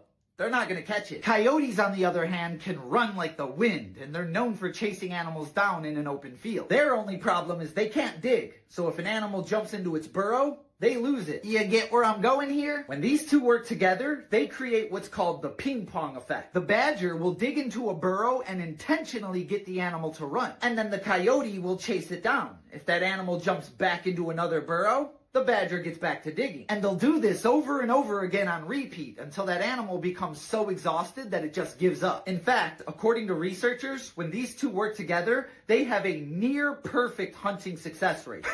Now that is what I call a killer friendship. Literally. And as always, follow for more facts. Nature is amazing. I mean, I don't know what you are, if you feel like you're a coyote or if you feel like you're a badger, but those are one of the, some of the most intense and notorious hunters. So they could easily see themselves as competition. But in life, whether you're the badger or the coyote and how good you are, doesn't matter. You should try to find that piece of the puzzle that's missing and create something together. And whether it's relationship wise or whether it's business wise or creative wise, I just think that when we unite and like this duo, one's weakness is the other one's strength, we complete each other. And I feel like we have access to, the sky is the limit.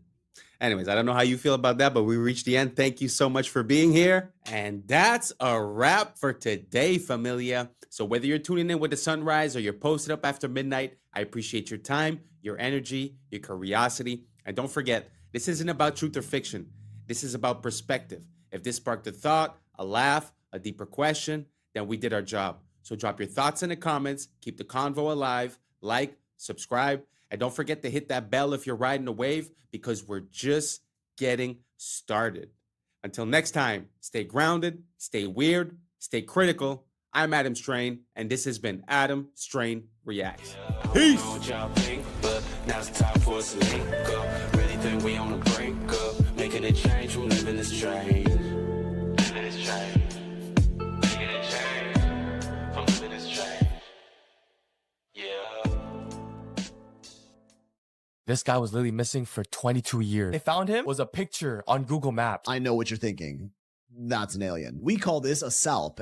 Are they slits or are they rectangles? More debt in the system than there is currency in existence to pay the debt. What's up, YouTube? Today, we'll be looking at disturbing TikToks that'll make you question reality. So without further ado, welcome to Adam Strain Reacts. Let's get her done. This guy was literally missing for 22 years. The only reason why they found him was a picture on Google Maps. Oh, shit. And it was in a nice-ass suburban neighborhood. The day he went missing, he told his girlfriend that he was gonna go to the club. No, missing person alerts, no Amber alerts for this guy. His family was like, he probably got abducted. We're not gonna do anything about this because no one's gonna find him. There's no, reports on him. One day, randomly, 22 years after, this guy's on Google Maps, and then he's looking at this little lake with a bunch of suburban houses, right? And then he sees a little car by the side of the lake. And he's like, okay, I'm gonna zoom in, tilt my head a little. And he's like, okay, what the heck? I'm gonna report this to the police. This is weird, right? Yeah. So police come, pull the car out, and it has a bunch of algae, right? They flip the car. In the car, there's still a skeleton with the seat still buckled. Oh, shit.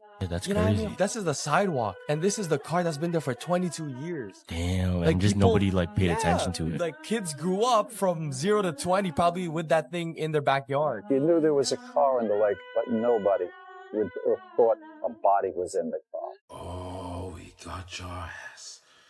We got your ass now. So as you know, there was a painting in 1562 that showed humans riding what we would call a dinosaur.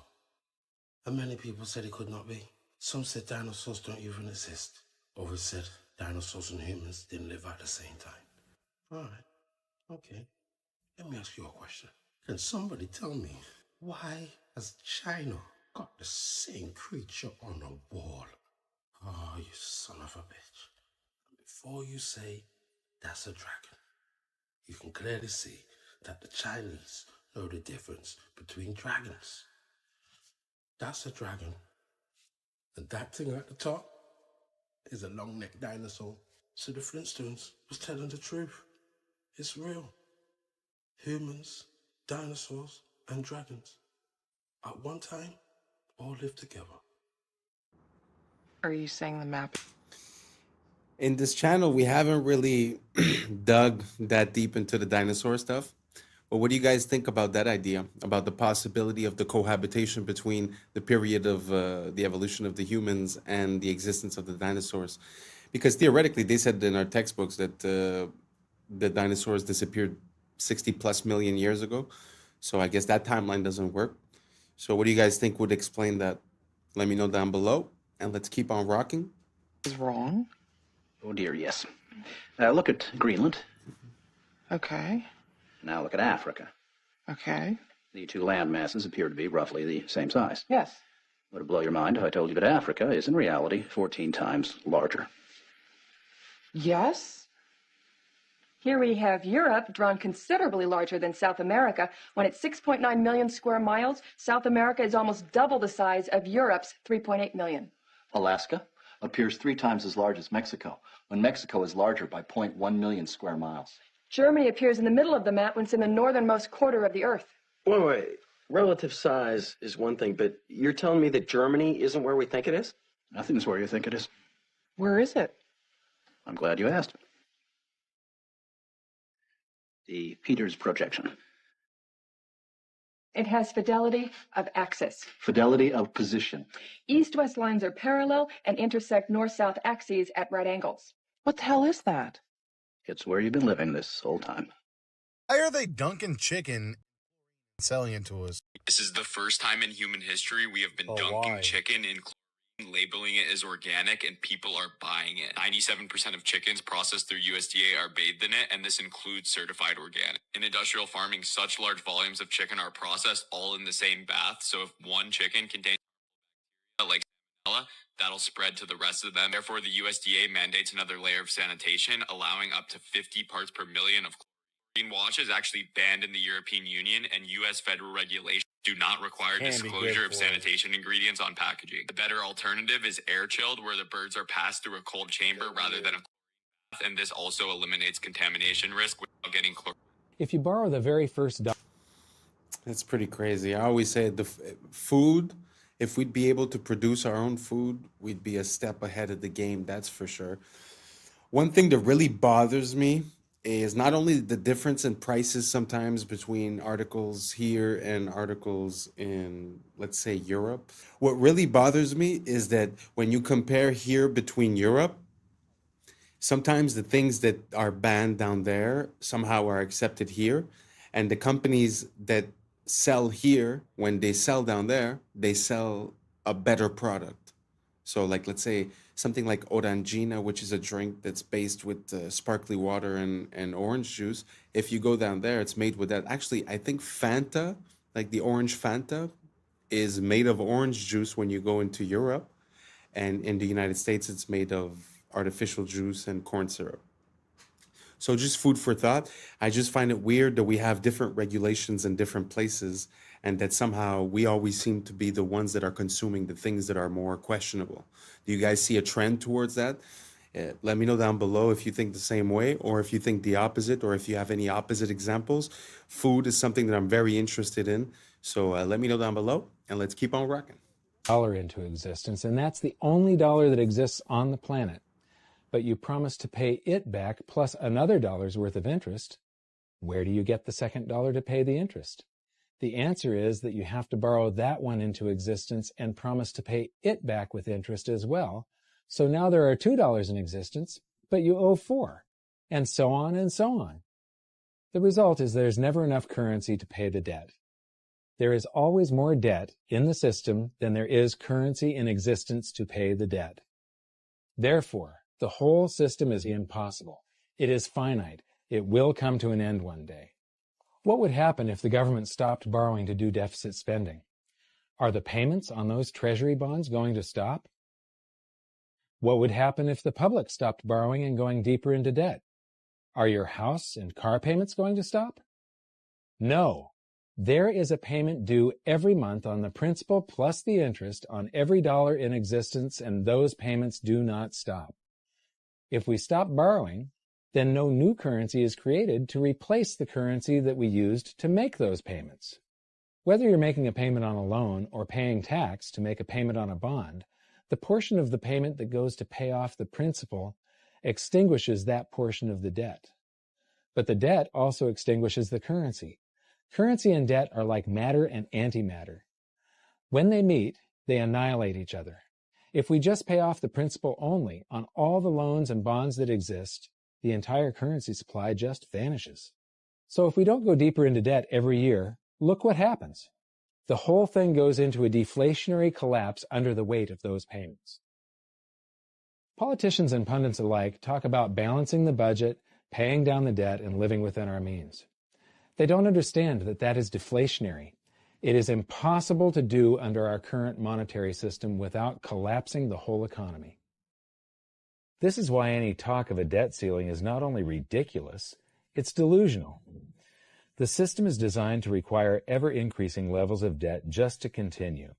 And that's why politicians will always kick the can down the road and raise this so-called debt ceiling over and over again until the whole system finally collapses under its own weight. The other reason that they got rid of the bells, that was... I find that when we start looking at macroeconomics, it shows you the difference in the control that we're under. Like, you know, when you're under debt or when you owe money or when you're signing a contract, it seems like it's real. It really does seem like it's real, and the stress is real and the effect is real.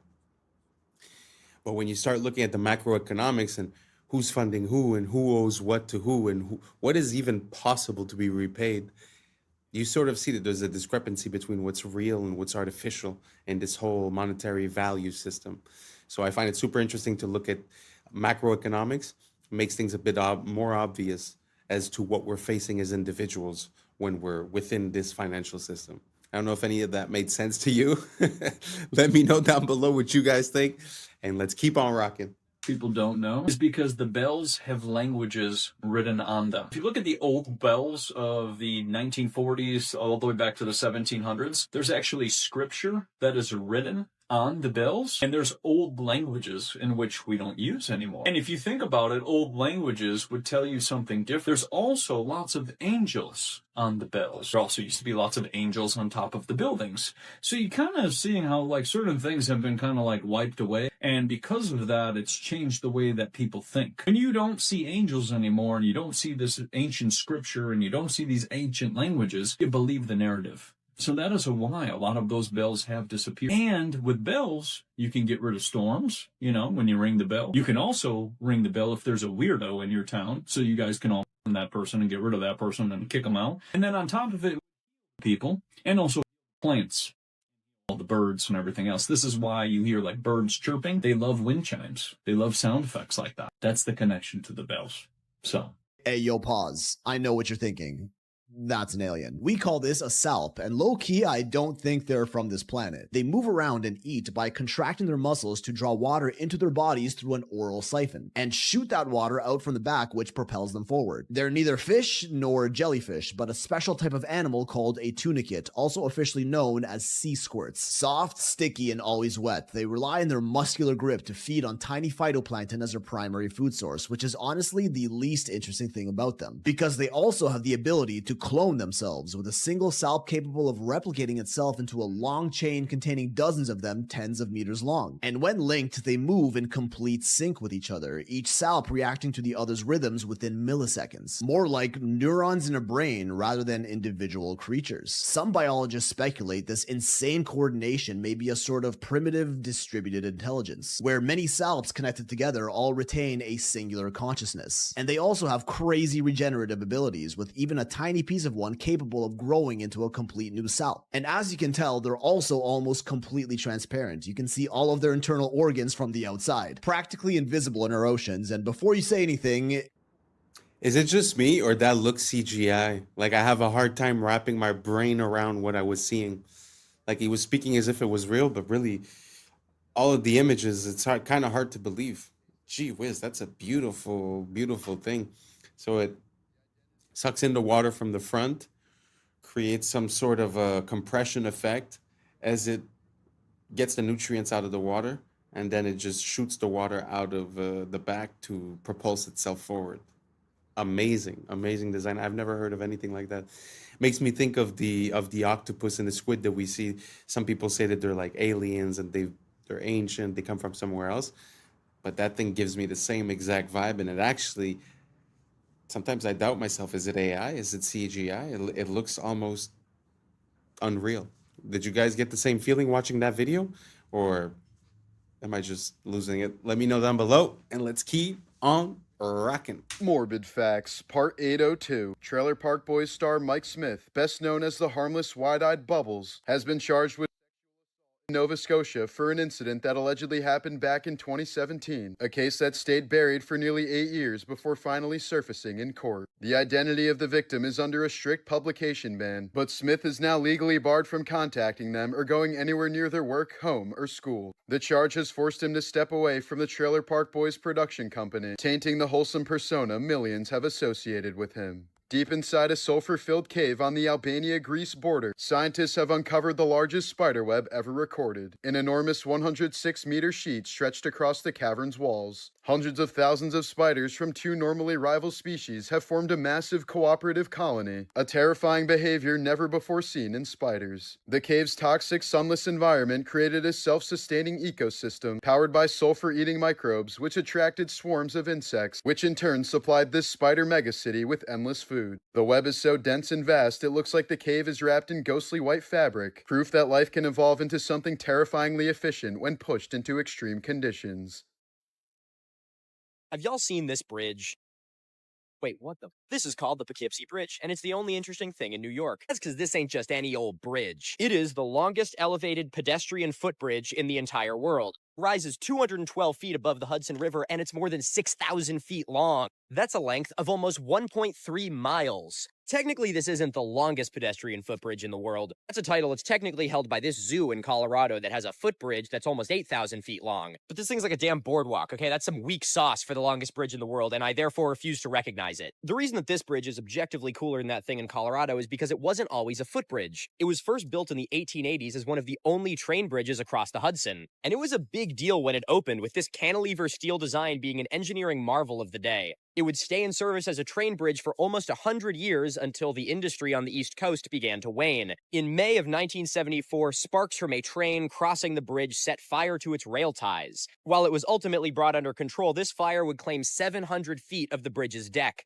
Warping to the steel caused from the immense heat of this fire essentially was the final nail in the coffin for its use as a train bridge. This very easily could have been the end of the story. Bridge is damaged, just knock it over, who needs the thing anyway? Just a few years later, it got added to the National Register of Historic Places. Many years and a lot of funding later, was finally opened as the longest elevated pedestrian footbridge in the world in 2009, preserving this engineering marvel for generations to come. If you recognize this bridge, well, you're in luck because I'm giving a live show in Poughkeepsie tonight. Still a few tickets available, link is in my bio, and now if you'll excuse me, I'm gonna go walk across this bridge. When I first saw this, I was like, there ain't no way that town is actually built inside a meteor crater. I mean, look at that, it's just too good to be true. Look at how circular that is. So I looked into it, and that's where I found that this town is absolutely built inside a meteor crater, and that this town is probably the least interesting thing about this meteor crater. This is the town of Nordlingen in Germany, and it's located inside the Nordlinger Rice impact crater. And you gotta be like, yeah, no shit, look at how circular that is. Of course it's an impact crater. Yeah, that's what I thought too. But here's an actual map of that impact crater. It's 15 miles in diameter. While technically that's true, it's a little misleading because it makes you think this is the crater. But the real crazy thing about this crater is it has a mineral found nowhere else in the world. It's called moldavite. It looks like this. It was a type of projectile glass that was formed when this meteor impacted the ground 15 million years ago. If you like geology, it's super cool because it's really fucking rare and only comes from this one crater. And if you're a crystal girly, it's really cool because it's super fucking powerful and can make you explode people with your mind. If you want to learn more about cool archaeology and natural science, come check me out over on YouTube, Mini Minute Man. I guess That's pretty interesting. I had never heard about the fact that that meteorite had created the green glass, because basically that's what is guessed and supposed that would happen if you were to have a nuclear bomb explode in a desert setting. It would sort of melt the sand into glass, and it would have a green tint. So it's very interesting to see that they find pieces of that green glass. I'd have to look it up a bit more. I haven't really looked into that, but it's just interesting to see that, to see the fact that they find that. Do you guys think that that makes sense, that there was that we got impacted by such big pieces, and that we remain the way we are today? My big problem with the meteors and all that is the fact that it seems like it doesn't really happen on the regular. It kind of makes me think of like, they show you videos of the space station, of spacewalks and all that stuff, but then after they show you also a picture of the space junk around Earth, and it's like it doesn't coincide. And I feel like this gives me exactly the same vibe. So again, let me know if I'm crazy, and let's keep on rocking. I'm afraid like other people won't like it. So what? Who cares? The ones that don't like it, it's not for them anyway. It's only for the ones that will like it, isn't it? Yeah. Does that make sense? Yes. Not everyone is going to resonate to what you have to create, but it doesn't matter. What you're creating isn't for the ones who aren't attracted to it. It's for the ones who are. So who cares about the ones that aren't? Yeah. Is that too logical for you? No, it makes sense. Do you understand? You have no business measuring yourself against others. You have no business comparing yourself to other people. And what anyone else thinks of you is also none of your business. Do you understand? Yes. It's none of your business. Because that's not what your business is about. Your business is about being yourself as fully as you can. That's your purpose in life. And if you're not willing to be yourself, all the people that would be attracted to the gift you have to give are being deprived of your gift. Why would you do that to them? Why would you hold yourself back from people that are looking for you? Why would you be that stingy? Oh, yeah, I guess. You see, you think, in a sense, you're doing something humble. But you're being arrogant and hoarding your gift and keeping it away from people who might need to see it. Relax. You would not be where you are. You would not have the gift you have if there wasn't someone who needed to receive it. As we have often said, there are no one-sided coins. If you have the head, the tail has to be there, or there's no coin. You have the head by saying you have the gift. The fact that you have something to give defines the reality that there must, by definition, be somebody in that reality who needs to receive it, or you wouldn't be excited about it. You'd be excited about something else. So don't hold back the gift that you are. Someone is waiting to receive it. Don't make them wait. Yes? Yes. And when you don't make them wait, you won't be waiting to be yourself. Channel more of yourself. Yes? Yes. Is this helping you? Yes, thank you very much. You are very welcome. Stop arguing with creation about your value. If you weren't valuable, you wouldn't exist. Stop arguing with creation. All right? Yes, thank you. All right. Okay, here's the easy. This guy really has some gems. The problem that I have is the source that he says that it comes from is from channeling this alien or whatever. But really, when you break down what he's saying, kind of makes a lot of sense. And a lot of people, I find, get caught in the thinking and in the planning and in the trying to know what this sacrifice is going to give me before actually doing it.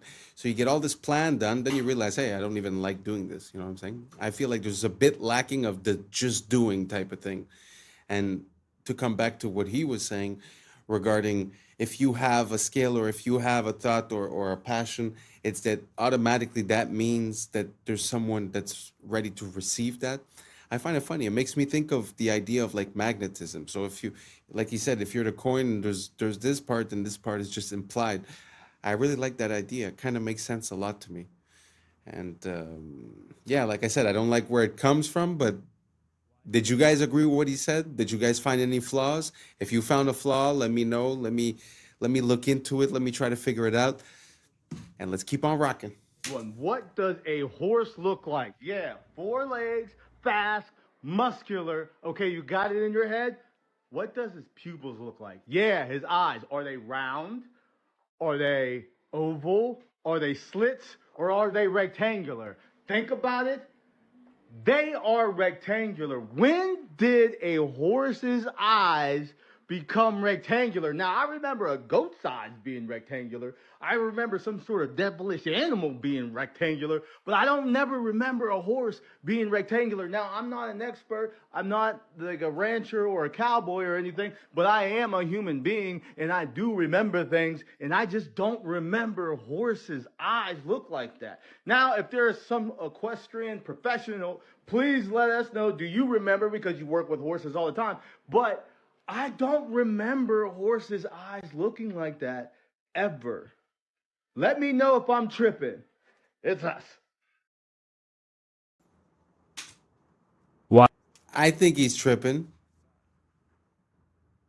but I think I'm tripping too. Do you guys remember horses' eyes being like that? I feel like I remember movies where there were horses, and I remember the close-ups, and they're like face to face, kind of giving a kiss. Never jumped out that they were that shape. I always felt like they were like big and brown. Maybe it's just me. Why is there Who absolutely knows? no trace of the outside? In fact, why are there no pieces of at all? Not one seat cushion, engine, vertical stabilizer, nothing. 100 tons of titanium, steel, and aluminum gone. The only pieces of debris on the front lawn of the Pentagon were light enough to have been carried by hand, and employees from the Pentagon were seen carrying away a large box shrouded in a blue tarp. What was in that box? Why weren't we allowed to see it? But don't take my word for it. Listen to CNN's Jamie McIntyre as he reports live from the... You know, it might have appeared that way, but from my close-up inspection, there's no evidence of a plane having crashed anywhere near.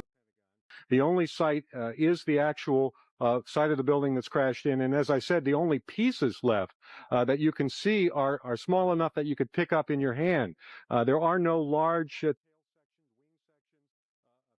nothing like that anywhere around, which would indicate that the entire plane crashed into the side of the and The biggest thing on the news right now, also a recession indicator, the Starbucks Barista Cup. What? Oh, this is the new Labubu, fam. Oh, you don't know. Starbucks just came out with like, it's a bear with a Starbucks like hat on it and the straw that goes out like this. Okay, right? okay. This is my theory. This is a whole social experiment that Starbucks did just to expose like this whole recession, because all we can look forward to is this $30 luxury cup. Mans were elbowing people in line for it. Go ahead. All right, Karen.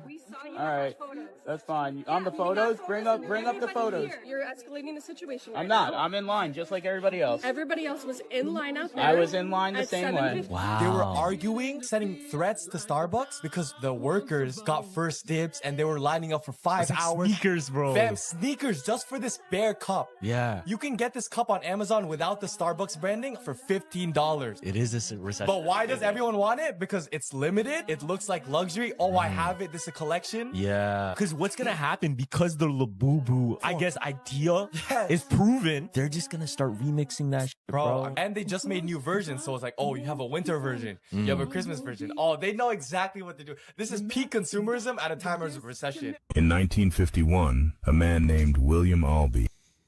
First of all, I cannot imagine being addicted to extremely overpriced coffee and like have it be a part of my identity that I'm a Starbucks person. I've been to Starbucks. I just don't find it that crazy. But anyways, that's not even the story. But the fact that people like go crazy and would line up, this whole consumerism thing, it's kind of crazy to see that some people are just still in it, you know? Like, I feel like a lot of us sort of disconnected a bit, but to see that, I don't know, it kind of makes me feel weird. What do you guys think about that? You guys think it makes sense to be waiting and to be super mad for this cup that comes from this place that sells you expensive coffee and what? I don't know. I just find it super weird. How come you identify with this corporate machine this much? I don't know. I have a hard time seeing it. So maybe you guys can enlighten me. Let me know down below, and let's keep on rocking. In 1951, a man named William Albee invented a type of tire that could easily move on any surface. Even if these tires are installed on a truck weighing several thousand kilograms and driven over a person, that person would remain unharmed.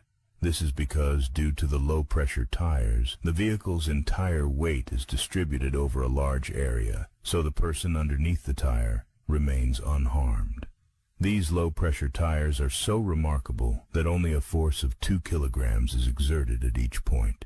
They were primarily invented to move on soft and weak surfaces like snow, and they are also known today as Rolligan tires. Wow, amazing. That's genius.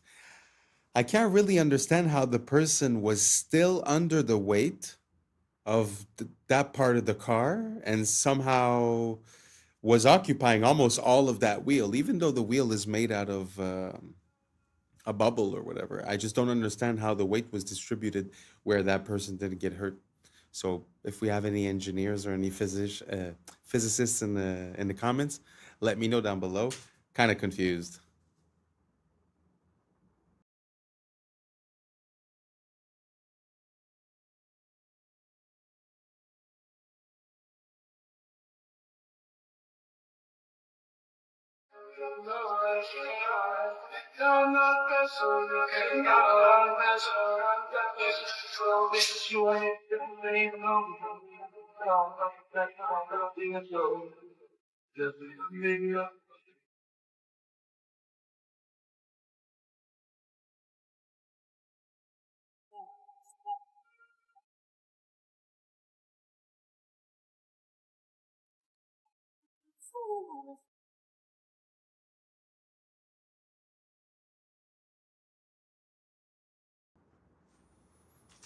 Wow. Again, that is complete genius. Wow, I never even thought about that.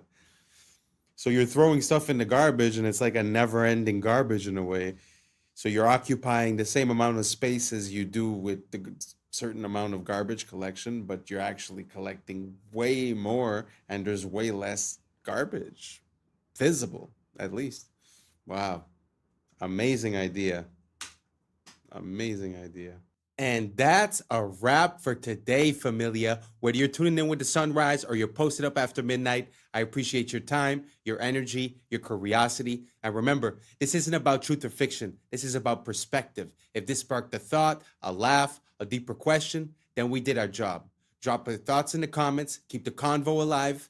Like, subscribe. Don't forget to hit that bell if you're riding the wave, because we're just getting started. Until next time, stay grounded, stay weird, stay critical. I'm Adam Strain, and this has been Adam Strain Reacts. Peace. Now's the time for us to link up. Really think we on the brink up. Making a change from living this strange. Living this strange. Making a change from living this strange. Yeah. Like what, for example? I had no idea how many people were like actively getting into like rich that I happen to know personally. In Hollywood? Oh, yeah. The mice lost intellectual behaviors, and scientists still extrapolate this model to humans on What's up, YouTube? Today, we'll be looking at disturbing TikToks that'll make you question reality. So without further ado, welcome to Adam Strain Reacts. Let's get her done. This is crazy. I read this morning that Orion took 42 minutes and 50 seconds to pass by the far side of the moon. And the total runtime of the Pink Floyd album, Dark Side of the Moon, is also 42 minutes and 50 seconds.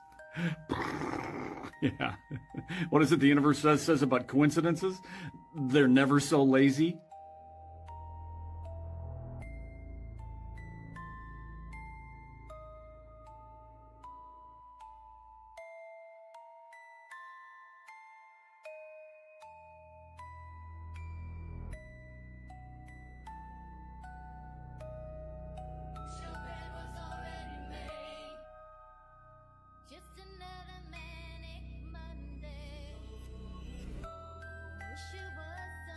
Era assim a vida dos entregadores e você achando que é fácil. Não, olha isso aqui, ó. Tem que ter habilidade, meu amigo.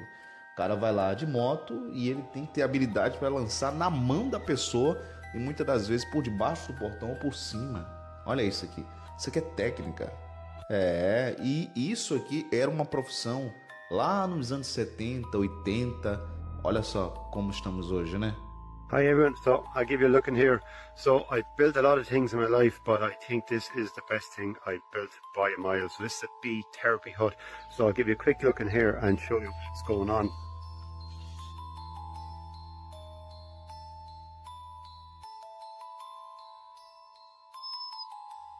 So in here now, underneath this is the bee bed, and underneath this there's 3 hives. There's about 150,000 bees in there, and then just down here at the end I have another hive.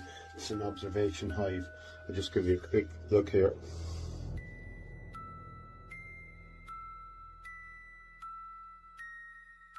So you can see all the bees, they're working away there today. Now they're actually out flying today. It's a nice mild day, but they're feeding away. I didn't take any honey at all now from this hive. It's all left to them. So we have a symbiotic relationship here. I'm providing them with a good home, and they're giving me a beautiful vibration in here and a beautiful aroma. So the concept is then you lie on the bed here, and it's sort of white noise. There's a vibration underneath me, and then behind me here I have all the bees, which are causing a beautiful aroma in here because there's 2 little holes on top of that hive.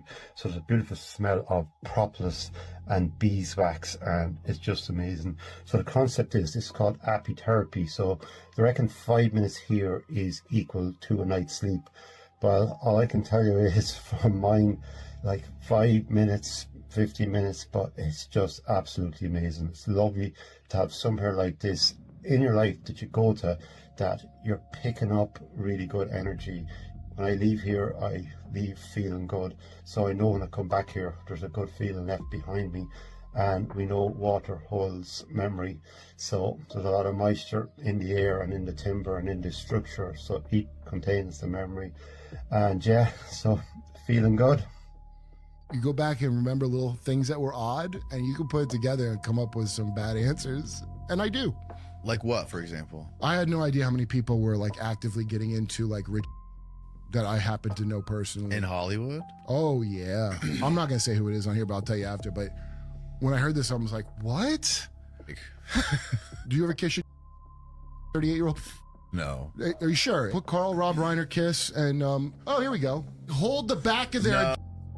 No, they don't. That's weird, Go down, head holding. Oh, it happened again. Yeah, there's multiple. Look at that shit. My God, dude. Yeah, it's not one picture, dude. They do this all the time. I've been very fortunate in family. In my first marriage, I had 2 lovely daughters. Girls are such sweet-smelling, yeah, that's true, wonderful things. Mm-hmm. I can still remember when they would be so clean and their hair done, their starched dresses, and how when they would, the dresses would come up and what? He's talking about his daughters? They're just totally beautiful things, and I was happy. I was lucky with my girls in that they never had the problems that sometimes. Who is this guy? Not that my daughters didn't Gene have their Roddenberry? own What's his? Yeah, who is The he? creator of Star Trek? This is the creator of Star Trek? Yeah, the beloved creator of Star Trek. Oh my A God. guy Did you who- know this, Steve? I did not. Yeah. That's me. God. I'm not particularly genius in any way. This is anyone should notice if they feel like noticing it. Yo, I didn't know there was a till last year. Do you understand? Why the wouldn't I know that until just recently? Because it's effective. We're worse than North Korea as far as propaganda, 100%. So building. It was a C. There was And that $2 trillion of that is missing, they can't account for. Julian was telling me that he thinks that when they built it. Of course it would have been. He's right about that. Not only that, Julian told me that he thinks. And he's always told me that. The day I met him, he was talking about telling me. Dude, he's worse. Ben is worse than that, but Julian's not. And Julian's not a guy that will jump over to where I'm at automatically. So that's a thing that he personally noticed. Yeah. That stuck with him. Those are the things to really follow when something sticks. Like just jokes I remember people had that were like, did you ever notice jokes? But they're then you realize and now a lot of jokes are coming true. It's really upsetting. I don't know if you guys know about Gene Roddenberry, but basically Star Trek is, a lot of people say it was like a plan towards where technology was going. You see the first AIs, you see the first tablets, you see the first transparent screens, you know, all kinds of stuff. But it's kind of weird when you start looking at what these people believe. Like we saw the interview of that guy. You know, it's the same thing with like space travel and rocket engineering. There was Jack Parsons. It always seems like the forefront of technology is in some way, shape, or form associated with these weird beliefs or attitudes. I don't know if you guys get the drift that I'm saying. If you have other examples, please let me know. But let's keep on rocking.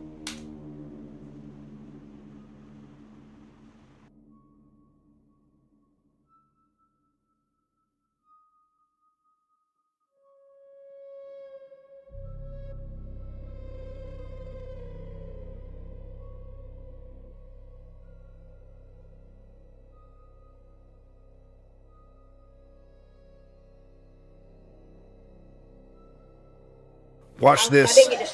This is awesome. That's right, man. I'll go ahead and get that for you. You guys asking for a lot today. Say excuse me. Say excuse me. Say excuse me. Excuse me? Say excuse me. Excuse me? Yes, sir. Can you talk to our manager? You need to speak to my manager. So that's what we not gonna do. We not gonna get no attitude with that. You understand that? Yes, sir. So we're gonna put our hands down and we're gonna ask nicely. You know, if it's okay, may I speak to a manager? Please, it's okay. Can you speak to your manager? Yeah, I'll go get my manager for you. Say thank you. Thank you. What's his problem?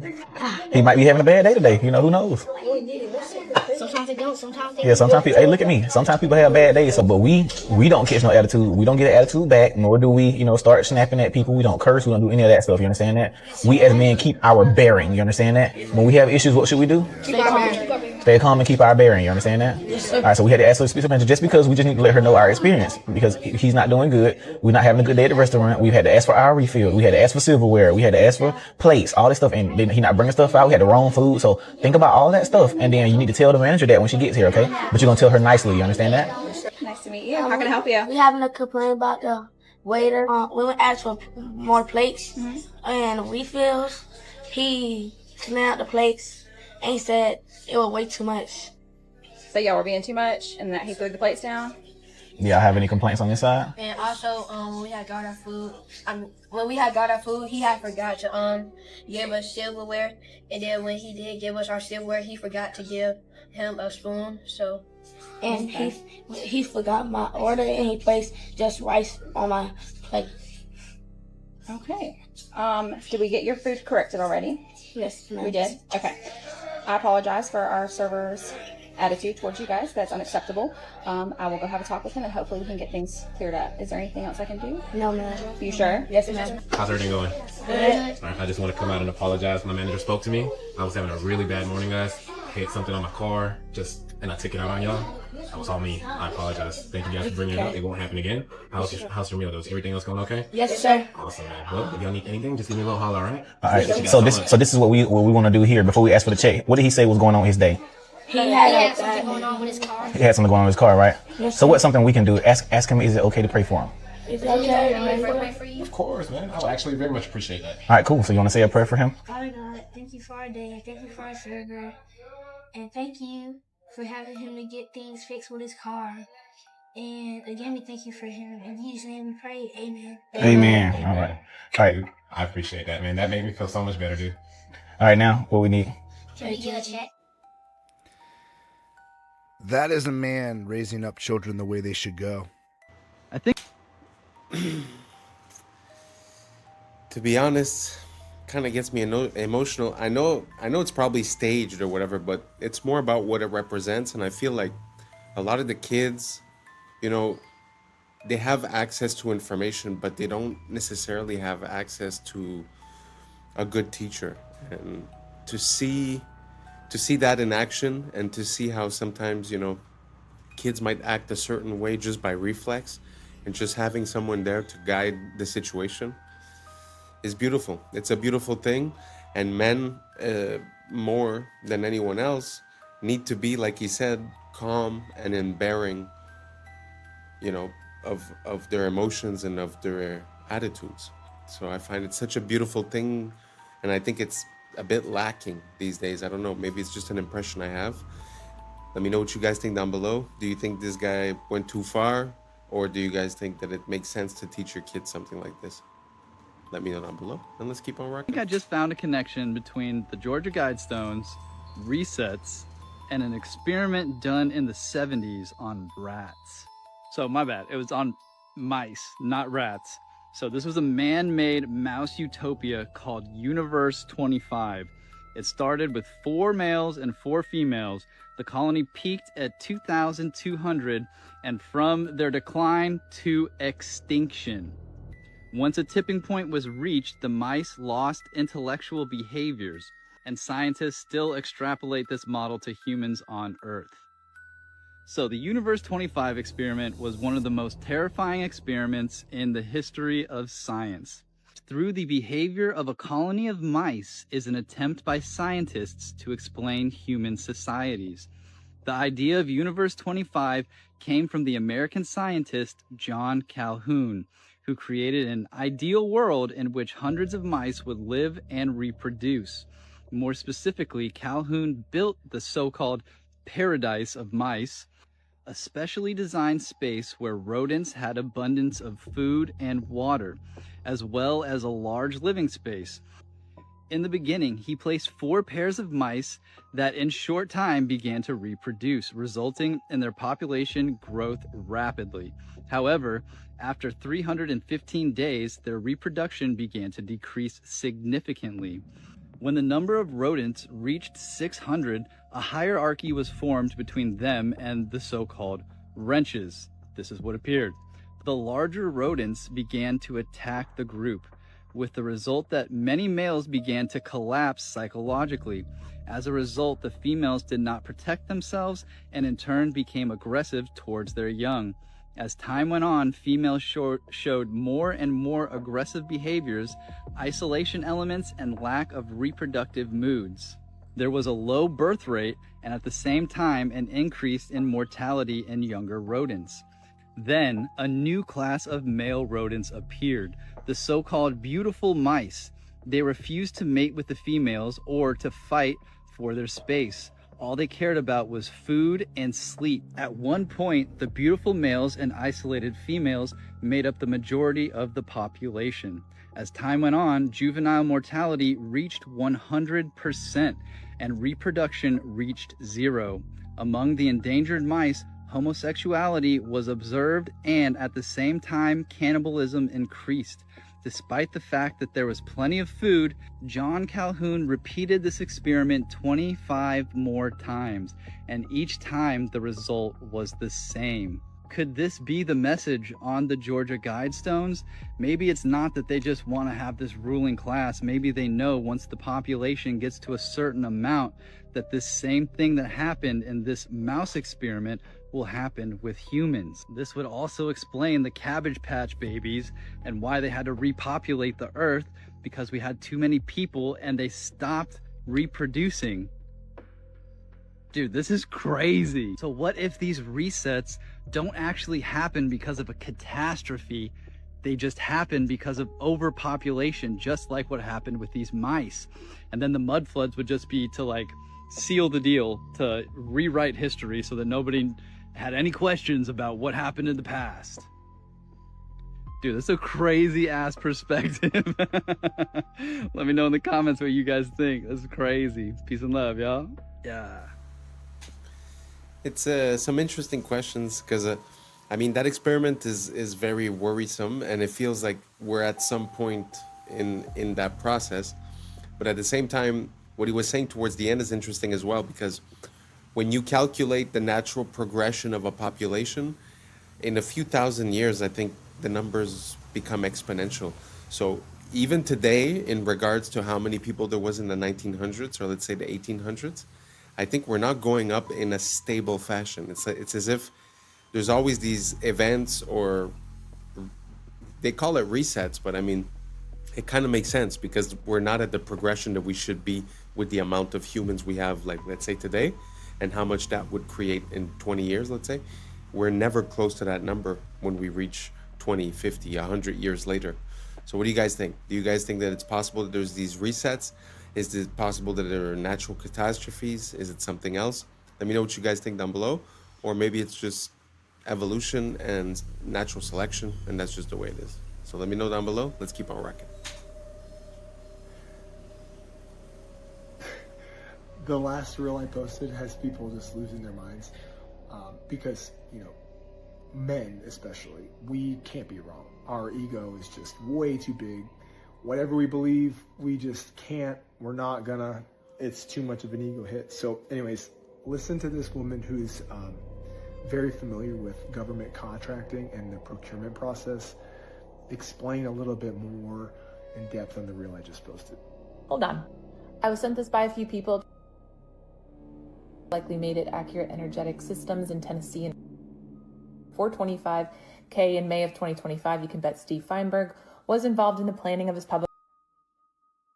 Well, I pulled all of accurate from usaspending.gov and I found this one. This one, the address is in Tennessee. It is for miniature anti-personnel SPM. That's what caught my attention. We're going to come back to that. The amount is $440,494. The procurement period, May of 2025 to August of 2025.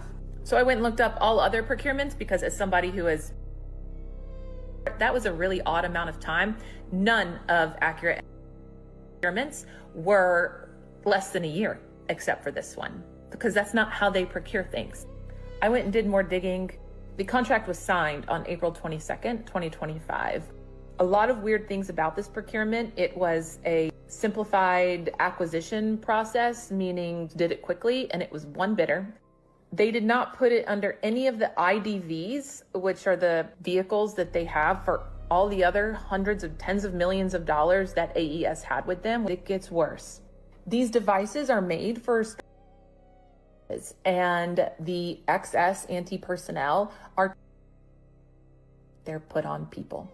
If you want to get darker, Steve Feinberg, our deputy SecDev, well, his old company, Cerebus, owns the company, I forget the name of it, that trains the special on these. He's the one who put protecting the blue and white country in his priorities as the same as protecting America.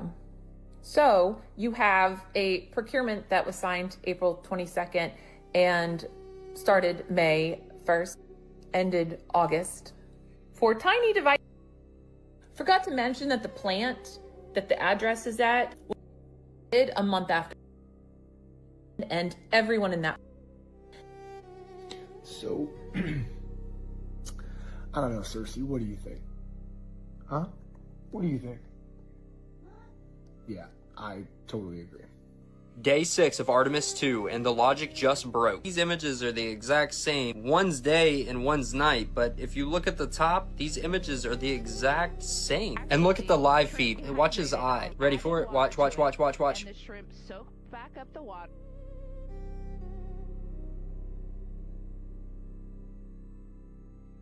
Everyone's talking about this red dot. Watch it disappear as it floats. Watch. You see it? And those are green beans. So gone. And for this toy, you can literally see text from the background bleeding through the toy. Watch. That's a, look. And then he moves it. Why didn't he just leave it there? The crew of the Artemis 2 has captured some incredible views of Earth. Ils ont utilisé les mêmes nuages sur les deux images. C'est censé être l'Afrique, de jour et de nuit, avec exactement le même angle. Donc environ 12 heures plus tard. Et les nuages n'ont pas bougé. Parce que ce ne sont pas des photos, ce sont des images de synthèse, comme toutes les images du globe. Alors soit la NBC s'est trompée dans la sélection du graphiste, soit c'est intentionnel pour nous tester, comme c'est marqué sur ce reel de la NASA. Et pourquoi on nous montre la Terre au compte-gouttes? Pourquoi ne pas tout filmer? Pensez-y 2 secondes. Un parachutiste revient avec des centaines de photos. GoPro accroché au casque, caméra 360 à la main, vidéo 8K, 120 images par seconde. Mais quand il s'agit d'Artemis, on retourne dans les années 70, avec des images floues, saccadées, 4 images par seconde, comme si la NASA n'avait pas le budget pour un GoPro à $400. Ils ont perdu la technologie et l'ont jamais retrouvé. Et quand ils font un live, c'est prise fixe, sans hublot. Dès qu'ils pensent que ça ne tourne plus, on les voit attendre les instructions d'une personne en coulisses. Et oui, n'oubliez pas qu'ils sont en studio.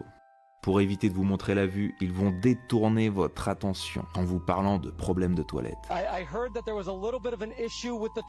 Ou alors jouer avec leur mascotte, qu'ils appellent ZGI, peut-être un indice pour CGI. Donc à ce point-là, si vous croyez encore à ce spectacle, il est grand temps de faire un travail de déprogrammation. I think you already seen, so we don't have to explain it anymore. Pitfall trap, you fall into the pit, spikes underneath the pit, and then... Okay. First trap, second trap, you got a seesaw trap. You know how a seesaw work, right? Swing on this side, the other side goes up, so you falls down. The spike will goes back when you try to stand up. Yes. Standing style. This one and down. It's a fish trap. So this fish trap came from the idea of the actual fish trap. You see, the river flows, and when the fish follow the river, goes into the box, and the fish, when in the box, cannot escape the box because they are too big to fit through the gaps here. So, fish trap, same apply, but opposite side. So, you swim in the river. You swim in a flooded area. You have your leg fell down. And when your legs fell down, you stab the spike here. And when you try to pull your leg out, that's what happens. Okay. The next one is the armpit trap. Armpit trap, you fall right into the middle. If your hands, like momentum, like this will go straight into your armpits. Not a good idea. This one here is go for your chest. Oh, relax. Go for your back. If you fall this way, chest and back. But if you fall this way, both sides. Very painful. This one, well, this it just hits you everywhere. It just go for all of your body because this one spin. So bottom, top to the bottom, you get. This one's over here. Was a little bit tricky. So, when you fall into the trap, you shoot the spikes out. It goes straight into. This trap is called sticking trap because of that reason. Because it's stick. This one is a door trap. See, you. Usually, they activate the door like this. So when you knock the door, no one answers, so you kick it open or you open the door. You open the door, this whole thing flies out. Yep. And when you have good reflex, try to catch it. See the problem? Bottom still swing forward. So there you go. Not just that, these traps also have a very special design to it. If you look at the spikes, you can see that it's fish hooks, which means that when it goes in, it doesn't go out easy. So when you pull, so here is the part of the. You see, when a wounded soldier goes back home, they tell stories, and when the people hear the story, no one support the war. So what happens if you don't have people supporting the war and go to war anymore? Well, they're them to go. You see, the problem about is 19-year-old kids to go here, away from their family, friends, loved ones, with this. And the enemy that they are shooting at is not even better. They are kids who has the only thing to do is defending their country. You could. Wow, I had no idea about all those traps, but can you imagine you are the superpower of the world at that moment? For whatever reason or the other, you're like, okay, Vietnam, you're gonna get it. And somehow, through making holes, I mean, you have tanks, fighter jets, and through making a few holes with a few spikes, you somehow end up winning. I cannot imagine the rage of the Americans in that situation. Interesting story. If you guys have any more like that, pass them along. Let's keep on rocking. Drink like literally 50 bottles of water in plastic bottles, and you'll have less microplastics than 1 cup of coffee. The cup thing creeps me out. Like, I didn't realize the cup thing until like about a year The ago. microplastic load that you get from putting hot coffee into that paper, aka plastic cup, because if you know the paper is coated in plastic. Yeah, the only reason the paper as is of even, recently, I'm aware. Yes, but I the was not. microplastic load that you drink from that is astronomical. You could drink like literally 50 bottles of water in plastic bottles, and you'll have less microplastics than 1 cup of coffee. Well, I didn't realize it was that bad. It's bad. And that's a wrap for today, familia. Whether you're tuning in with the sunrise or you're posted up after midnight, I appreciate your time, your energy, your curiosity. And don't forget, this isn't about truth or fiction. This is about perspective. If this sparked a thought, a laugh, a deeper question, then we did our job. So drop your thoughts in the comments, keep the convo alive, like, subscribe, and don't forget to hit that bell if you're riding a wave, because we're just getting started. Until next time, stay grounded, stay weird, stay critical. I'm Adam Strain, and this has been Adam Strain Reacts. Peace! I don't know what y'all think, but now it's time for us to link up. Really think we on the brink up, making a change from living this strange. Living this strange. Making a change from living this strange. Yeah.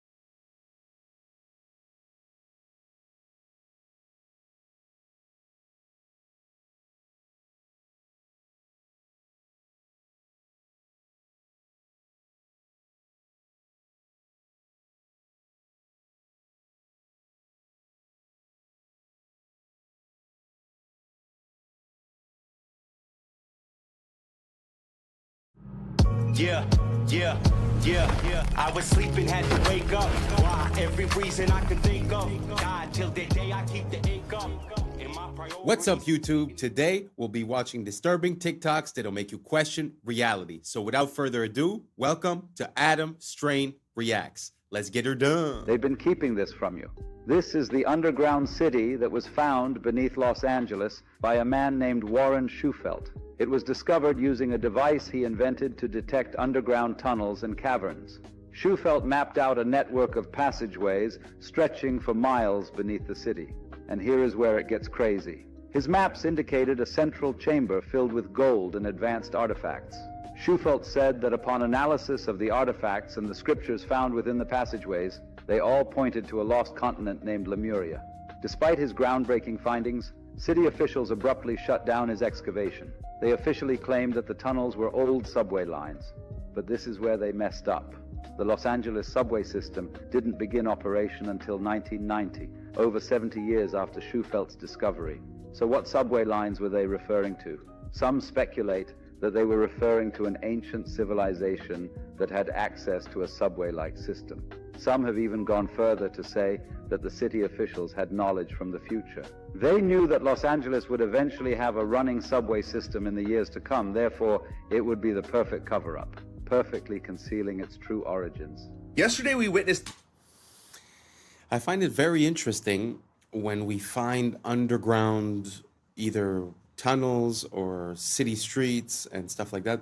When we find them in Europe, people have a tendency to say, but Europe is really old, so they just built on top, it's normal.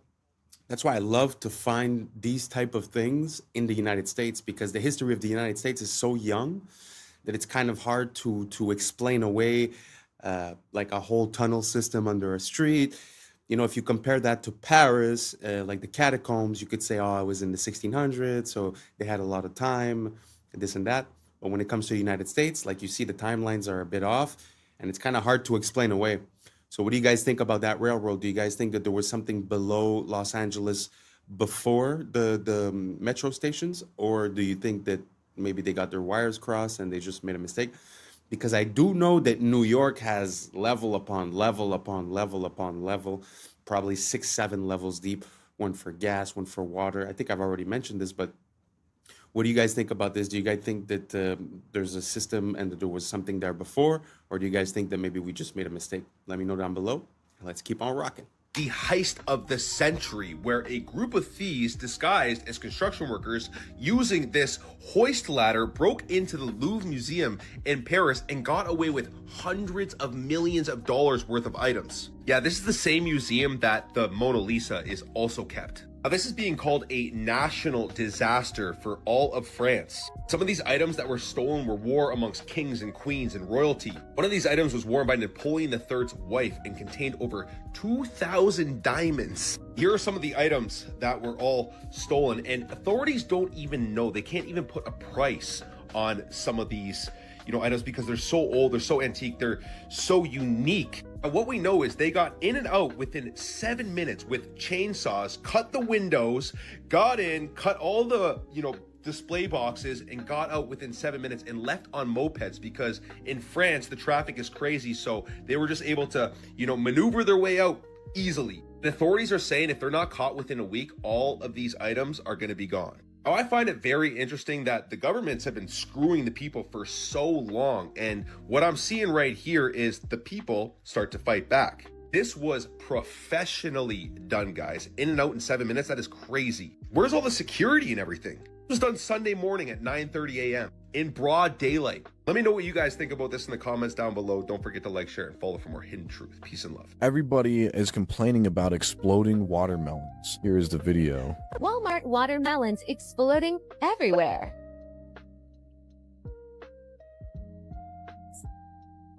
Alright, yeah, so I came downstairs and all of the guts of my watermelon was all over my table, as you can see here.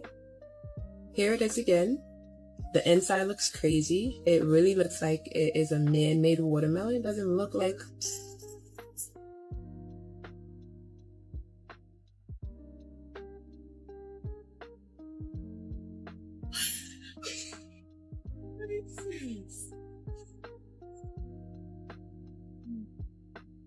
the second watermelon from Kroger that's been doing this. I got to a pot. Never did.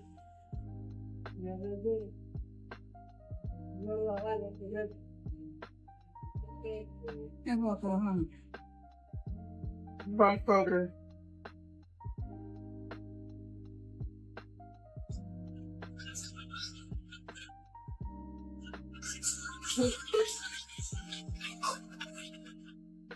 I cannot make this up. I heard a whistling sound in the pantry, and then my watermelon exploded like A.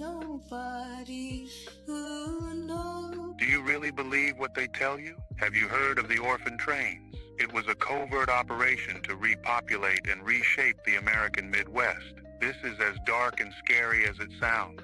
Between 1854 and 1929, the United States was experiencing massive waves of immigration that was flooding into urban areas. There was a need to spread the population more evenly across the country, not only to alleviate the overcrowded cities, but also to exert control over areas in America. So, the U.S. government came up with a plan. They took over 250,000 orphaned and homeless children from New York City and other urban areas, placed them on trains, and sent them to rural towns across America. This plan was sold to the public as giving these children a fresh start, but the reality was much darker and more complex. Many of these children simply vanished. Over 100,000 children disappeared as soon as they stepped onto those trains. Was this just a result of poor record keeping, or is there a more sinister story behind these missing children? Look through history books and count the fires. Libraries, cathedrals, palaces, hotels, always burning. Coincidence or strategy? Paris, London, Chicago, San Francisco, all scarred by great fires in the 1800s. After the flames, ornate structures vanish. And what replaces them? Concrete, steel, glass boxes. Even in 2022, Easter Island's sacred landscape burned, shortly after reopening to tourists. Always fire, always loss. Fire doesn't just consume wood, fire erases memory. In the ashes, you can write a new story. And maybe that's the point. Destruction as a reset button. A way to overwrite the inconvenient beauty of the past with the cold efficiency of the present. The Grand Canyon is not just an American sightseeing location. There are strange and dark secrets that lie within. Some have even encountered a gateway to a hidden world. In 1909, the Arizona Gazette published an article about an expedition funded by the Smithsonian. This expedition was led by a man named G.E. Kincaid, and he discovered an ancient underground city within the Grand Canyon. But here is where it gets interesting. This city was filled with artifacts from ancient Egypt, hieroglyphs, statues, and even a pyramid. How did ancient Egyptian relics end up in Arizona over 5,000 years ago? Is it possible that they had access to flight? But it gets even stranger. The Smithsonian seized all the artifacts and shut down any further exploration, which led to 90% of the Grand Canyon being restricted till this day. The canyon is home to numerous hidden caves and tunnels, many holding ancient treasures and technologies. Many adventurers used to report seeing strange lights and sounds coming from these depths. The Hopi tribe, a tribe native to the region, speak of sacred underground cities known as the Sipapu. These cities are believed to be gateways to the underworld, holding powerful energies that should never be disturbed. All this makes us wonder, what else is hiding in the Grand Canyon? Your name is Roger, yes? What do you guys think about that? Do you guys think that there's any truth to the story of G.E. Kincaid? Because it's not the first time that we hear about stories relating to the Smithsonian sort of making discoveries disappear. Like, mostly, the ones I remember are mostly like big bones. Some people say that they found giant bones. And like the newspaper would say it, the news articles would say it. But then afterwards, when the Smithsonian would come and take the artifacts, they were never to be heard of again. And when requests were made to ask about it, to inquire about it, they would say that that never happened, basically.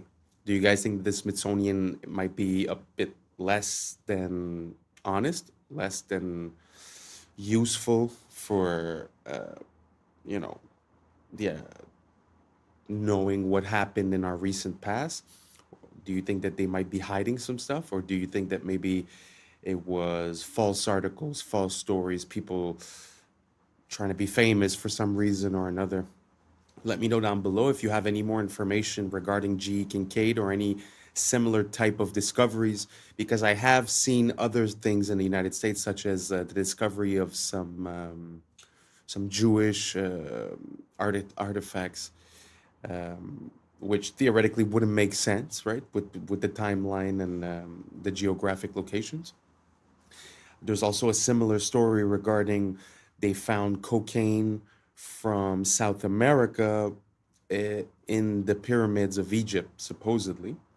So do you guys think that there's a possibility of this cross-contamination of the new world and the old world having a contact before? Or do you guys think that there's something else to this? Let me know down below, and let's keep on rocking. Roger. Ah, that's your name. Roger. Good. And what do you do, Roger? I'm a financial consultant. Ah, financial consultant, eh? Roger, Yeah, yes. terrific. And Roger, how's business at the moment? Not bad, thank you. Been a bit quiet lately. How do you mean lately?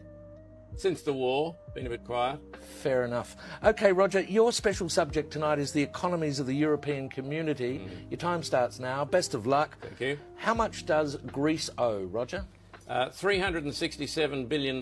Correct. And who do they owe it to? Mostly to the other European economies. Correct. How much does Ireland owe?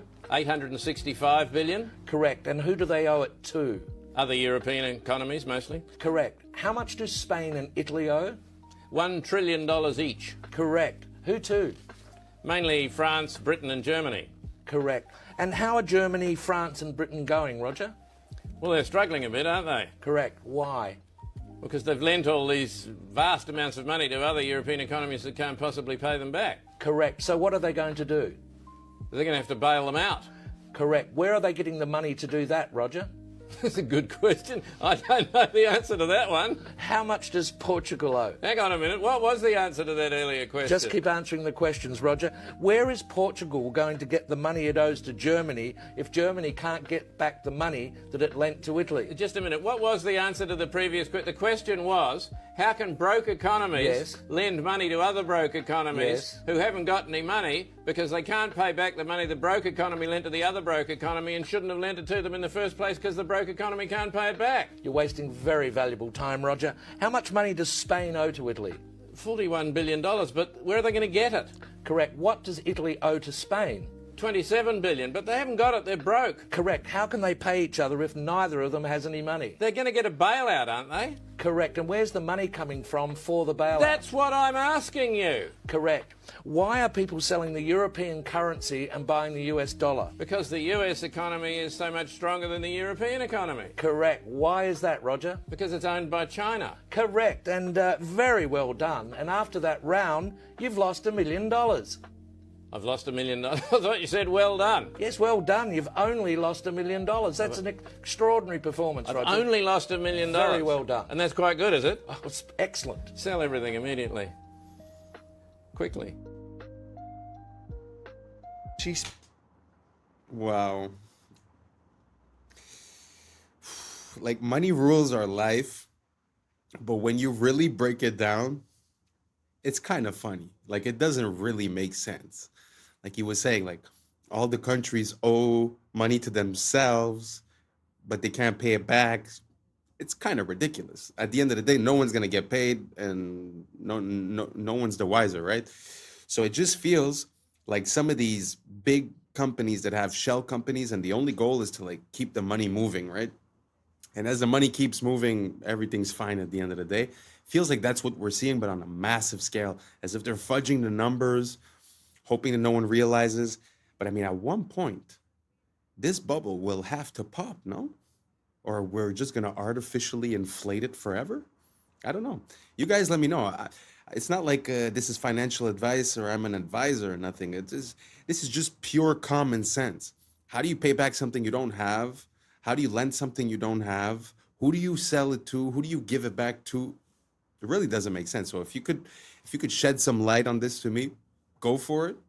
And let's keep on rocking. speaks the real truth about men. You don't want to miss it. Realizing, I think the real thing that they find attractive in women is a woman who is incredibly nurturing. I think no matter how self-sufficient and how masculine a man is, but when a woman takes care or predicts his needs before he says it, he can't help but melt. So if she knows he might be hungry and there's something ready, if she knows that he might be tired, there's a coffee ready, if she knows that he's got work in the morning, he's going to be in a rush, there's a shirt ironed, these kind of nurturing acts makes a man feel loved. And I don't think they realize it because they're so conditioned to not expect that from women anymore and see that as oppressive and see that as toxic. They're just like, oh no, I don't even expect that. But when they receive it, they act like babies, like just received an opened present. They're like, oh, coffee for me? Like, you know, like you did that for me? And it's like, oh yeah.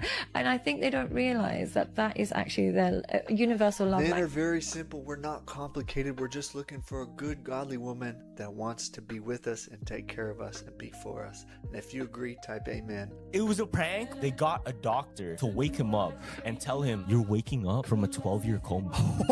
You've been in a coma for the past 10 years. Well, all right. One of their friends got arrested because they were driving drunk and they were passed out. Okay. Because they got into like an accident, hit like a sign But they were or whatever. actually drunk. Yeah, they were drunk driving. So what they did, since he was so knocked out, they put him in a hospital, like simulated hospital room. Okay. They got a doctor to wake him up and tell him, you're waking up from a 12-year coma. Can you hear me? You're in the hospital. You're going to be fine. You're going to be just fine. Wow. Look at you. You just woke up. And he's like, what? What happened? Some time ago, you decided you was drinking. You was out drinking and you decided to drive and there was an accident. This accident took place back in 2013. Ms. McKinney, this is 2023. You've been in a coma for the past 10 years. Well, all right. They've been contacted. They're on their way. But you're going to be taken care of. You're going to be all right. Make sure, let me check on my colleague. Make sure he's in here. He's going to help you better make a transition from where you've been to where you need to be. It's all right. Just try to relax. And then another doctor came in and started slapping him. That's why you don't drink and drive. That's why you don't drink and drive. Close your eyes. You feel this? You feel that? A little bit. Feel that? Feel that? Feel that? All right. You feel that? Yeah. See, yeah. Feel that? You feel that? Yeah. Dude, look. You're 5 feet you out. 5 feet you out. Wait, did y'all forget about that South? I don't know who they got the right to do that from, because theoretically that guy should be going to jail, right? But man, people do need consequences to their actions. Like, this is a weird situation, but I'm sure he's gonna think about it twice before he drinks and drives again. Sorry, I just found that super funny. Let's keep on rocking. Antarctic magnetic anomaly. Well, listen to this, y'all. Check this out. All right, I don't really even know how to put this, but does anyone know anything about this massive energy wave that seems to be emanating from Antarctica? There's a video going around as of yesterday, October 12th, showing this powerful, huge circular pulse of energy, this wave that seems to be stemming from Antarctica, stretching like allegedly 6,000 miles north over Australia. It looks insanely powerful, and it is very odd, and I am trying to get more information. I mean, some people say it's just a glitch. Some people say it's some sort of pressure system. Others are convinced it's something else entirely. We do know that Antarctica definitely has a very mysterious past. So whatever it is, it's strange. But if anyone knows anything or you've seen this actual data yourself, can you please tag someone or comment below with... Now, I was combing through these comments and everybody is feeling the same thing. People are feeling exhaustion, ringing in their ears. They're feeling frequency. People saying to the point that they don't even want to get up and do anything. They don't want to go to work. Hell, they don't even want... People can't even digest food properly. Now, as you guys may know, we are going through an ascension process and the planet is splitting. There's a 3D shift and a 5D shift. It's all about frequency, all right? And I go into depth of why people are experiencing this. If you guys want to check it out, here's my Instagram, Conscious Juice. Here's the link over here, the link tree, and click on it, and then the Patreon link should pop up. And it's the very first video, okay? I go into detail on why this is happening and why people are experiencing the ringing in the ears and all about this, okay? Go check it out, y'all. But I've been telling y'all, this is all part of the shift, and it's here. They feel it. They see it. Let's continue to get it. Peace in. Breaking news. What do you guys think about that? The frequencies that are emanating? Do you guys think that maybe it's a mistake with the tools that they're using to make their readings? Because I've heard that also the Schumann resonance also is a bit crazy. I mean, is it the solar flares? Is it the technology that we're unveiling here on Earth, like the 5G and all this, and technologies that we don't know about that the military maybe might be using? So what do you guys think? Do you guys think that there's something wrong with the planet? Do you guys think that there's an abundance of frequencies? He said that some people are feeling it. Have you guys felt it? Did you feel ringing in your ears, problems digesting, this and that? Let me know down below, and let's keep on rocking. A man named Noah in Ghana is building an Ark of Doom. It has become a hot topic across the country after claiming that what happened during the biblical days of Noah is about to happen again. According to him, starting December 25, 2025, a heavy rain will fall continuously for 3 years, flooding the entire world. He says God revealed it to him, and he has already begun building an ark to prepare for what's coming. Noah, who lives in a small community in Ghana, says he has spent months gathering strong, seasoned wood to build the ark. He claims the materials are not ordinary, that each piece has been prayed over and chosen under divine instruction. While many people laugh at him and call him crazy, others are beginning to pay attention. Some say, wasn't it the same thing people said to the first Noah? They mocked him until it was too late, despite the criticism. This modern-day Noah says he will not stop. He believes his mission is to save as many lives as possible before the rain begins. He invites anyone who believes to join him in building the ark and preparing for the flood, whether it's faith, fear, or pure conviction. This drives me nuts. Not gonna lie. That's Angkor Wat, and that's something that we use every day. About 10 years ago, Angkor Wat was scanned with LiDAR to remove the trees and see what's underneath them. When they did that, these appeared. Let me put this into perspective. Angkor Wat is the biggest temple on Earth. 7 Angkor Wats could fit comfortably in whatever that is. That squiggly geometry is used by your credit card and your festival wristband, and Walmart when it tries to stop you from stealing stuff. These are RFID chips. They don't need power, but they couple with an antenna sending a signal, which is crazy because Angkor Wat's aligned to a star. It also has the exact geometry of a camera sensor that converts light to electricity. The only difference is scale. And the temple has the geometry of a timekeeping oscillator, which is exactly what it does using the sun. The towers are shaped like the signal coming out of your phone when it connects to a tower. A cross-section of these towers is the same geometry as a corrugated horn antenna. The shape of a computer chip is functional, not aesthetic. That's because they're meant to manipulate electrical vibrations. Well, between the ionosphere and the ground is a current called the global electric circuit. This seems like too many coincidences, which is why about 80% of my research is focused on this exact topic. And on Sunday, I'm doing a live stream. Latest research, how it works, the role of sound in these things. Any purchase of the birthday bundle or the mastery suite will get you a free pass into the inner grid where I will be hosting that talk. You want to go? You should go. Don't make it weird. It's not clingy if we both want it. Now let's get into... That's very interesting. What do you guys think about the correlation between ancient sites and modern electronics? Do you think one is inspired by the other, or the other is inspired by the one? Meaning that did we recognize these patterns and then incorporate them in our technology?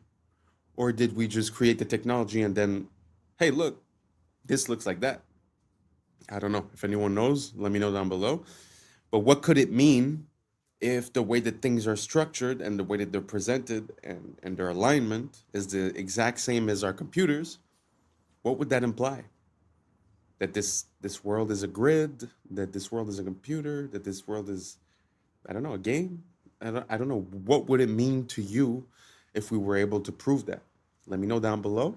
And I'm very curious to see what you got to say. And let's keep on rocking. To something even stranger, meltology. Not in your history books, but it's there if you look. Old walls, ruins, what they tell us are natural mountains. Glance quickly, you'd believe it. But up close, you see melt marks. You see drips, flows, stone that looks like it was once liquid. Outside, scarred, jagged like lava. Inside, preserved, sharp, arches still intact, columns still standing. So what is it? A natural mountain? Or a giant building burned so hot it fused into rock? Nature doesn't carve perfect arches.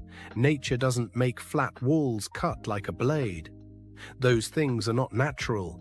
They were architecture. And now we call them mountains. So the real question is, who built them? When? And why were they all burned, melted, buried?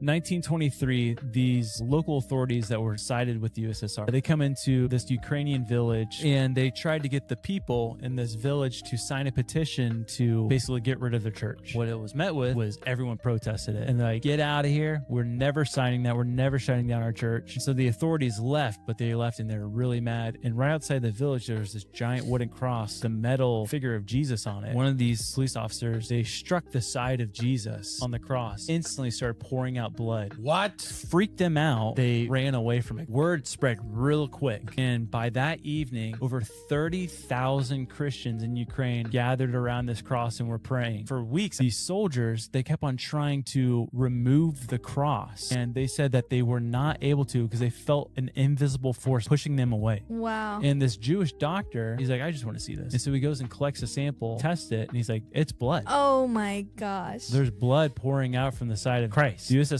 they're heavily persecuting the Christians, so like a lot of people were like turning away from the church. Yeah. But it basically rallied them back up, at least for a short time. And then the USSR came in, they were finally able to tear down the cross, and then they outlawed and destroyed all crosses within Soviet Russia. Good Lord. You fully believe that story happened? I do, yeah. Y'all, that shift is a lot closer than you think. What you're witnessing right now is not just a light in the sky. This is the cosmic breath of the black sun, the hidden heart of creation, pulsating beneath the crust of the earth. These auroras, they are not decoration, they are communication. The heartbeat of Gaia that is sinking, the pulse of the cosmos, the solar radiation, the cosmic radiation, the green ray, the emerald fire. This is the vibration of love and healing itself. It's the heart chakra of the planet that's activating, reminding you that the heart and earth are reflections of one another. So if you're feeling unfamiliar in your body, if your emotions been rising and your sleep patterns been strange, understand that your DNA is tuning into the new frequency of the sun that's behind the sun. The kundalini of the planet is awakening. As she rises through her poles, she's igniting the serpent of light within you, the ancient fire that's sleeping at the base of your spine. These colors are not random. These are cosmic codes. Every shimmer of violet, gold, jade, that is intelligence, a sacred language of plasma that we have forgotten, and it is rewriting the magnetic song of humanity. The black sun is in darkness. It's the unseen light, the womb of all stars, the mother of this current existence. So breathe that deep prana. Feel that energy run through your veins like liquid aurora, because this is the sky awakening. It's the heavens that's awakening within you. Get ready, y'all. This video... I really don't know about anything that he just said, to be honest. It sounds like a lot of hoopla, but that is so beautiful, though. And I will put in the next video a bit of an explanation about what he was referring to with the black sun. It's like a whole mythology based upon that whole idea. I'm gonna enter it. But has anyone ever seen the Northern Lights or that type of thing themselves? And if so, let me know how it made you feel. I'm very curious. He was talking a lot about heart, emotion, chakra, and all that stuff. But I'd be very curious to see if it has like a physical or a magnetic or an energetic effect on people. So if ever you witness one, just let me know how it made you feel. And let's keep on rocking. confirms more than you may think. It's going viral on Twitter. It's water gushing out of a tree these guys have started to cut down. However, we have a lot to unpack here. I promise you, if you stick through this video, you'll be freaking shocked at the end of it. So the obvious thing is, okay, we shouldn't be cutting down this tree. Duh, how big is it? How old is it? Is it 1,000 years? Is it 500 years? It's not 6,000 years. It's not older than 6,000, rather, I should say. We should talk about the age of the earth in another video. The next thing, though, is I've seen them cut down massive oaks and other trees in North America and water gush out of the stump. And the comments was like, well, maybe there's just like a spring there, or maybe the tree like wrapped up around a water line that was like leaking and now it's gushing out. This is a lot more serious. This is so incredibly shocking. For one, I hope these guys left the tree alone, patched it up, put some clay in there. Hopefully the tree heals itself. Like, look how massive this freaking tree is. But do you remember seeing tabletop mountains in Peru, South America, all over the place, tabletop mountains that have a waterfall constantly flowing. And I'm not talking about an ice-capped mountain. Ice-capped mountains with waterfalls, we know it's snow melt. Yes. But check this out. So have a look at this. We have a tree stump, and we have perhaps an ancient gigantic tree stump as described in many different ancient texts. Notice the waterfalls pouring off of this tree stump. We're talking about a flat plateau. There's no lake up there. Is it that the roots of this tree, when it was anciently still alive and connected, I mean, the ancients believe that even rocks are alive, so that would make sense if rocks are remnants of ancient trees anyway. But I'm talking the roots of this silicon-based tree tapped into the water supply. When it got cut, this is what's said in the Bible, the angels came and cut the trees down so the Nephilim couldn't climb the trees and survive the flood because they were cannibalistic and everything. Cut the tree, and the waterfalls are still flowing out of it. We may have cracked the code. Let me know your thought. And hopefully this tree survives and they patch it up. That's what I'm talking about. I've been thinking about this for actually quite a while, because I was at the top of a mountain, I was looking at this waterfall, and I was wondering, how is it possible that the water just keeps flowing? And to be honest, the only thing I could come up with in my mind is that there's sort of like a pressure that's created to make the water go up and then it goes back down, because it's impossible that it's just rain. Because when you look at like a little river or waterfall, I mean, those are thousands of gallons per second. So, I mean, there's no way to have that amount of water constantly flowing, because if it was rain or something like that, it'd be less sometimes, more sometimes, but somehow these waterfalls are very stable. And the example that he was showing there on the mesa, obviously, how do you explain it? Because there's, like he said, there's no river on top. There's no source of water. It wasn't raining. So it's very interesting. What do you guys think about that? Do you guys think that the water somehow has a way of completing the cycle? Sort of like when you would have a pump and it pumps the water up and then the water goes back down and then you restart, sort of like how we use fountains and stuff like that. Do you guys think it works like that? Or is there another explanation that I am completely missing? So if you have an idea, just let me know down below, because it's been something that's been in my mind for a little while. So I'd be very curious if you could help me out. Thank you so much. I appreciate you being with us today. And that's a wrap for today, familia. Whether you're tuning in with the sunrise or you're posted up after midnight, I appreciate your time, your energy, your curiosity. And don't forget, this isn't about truth or fiction. This is about perspective. If this sparked a thought, a laugh, a deeper question, then we did our job. Drop your thoughts in the comments. Keep the convo alive. Like, subscribe, and don't forget to hit that bell if you're riding a wave, because we're just getting started. So until next time, stay weird, stay grounded, stay critical. I'm Adam Strain, and this has been Adam Strain Reacts. Peace. Now's the time for us to link up. Really think we on the brink up. Making a change from living this strange. Living this strange. Making a change from living this strange.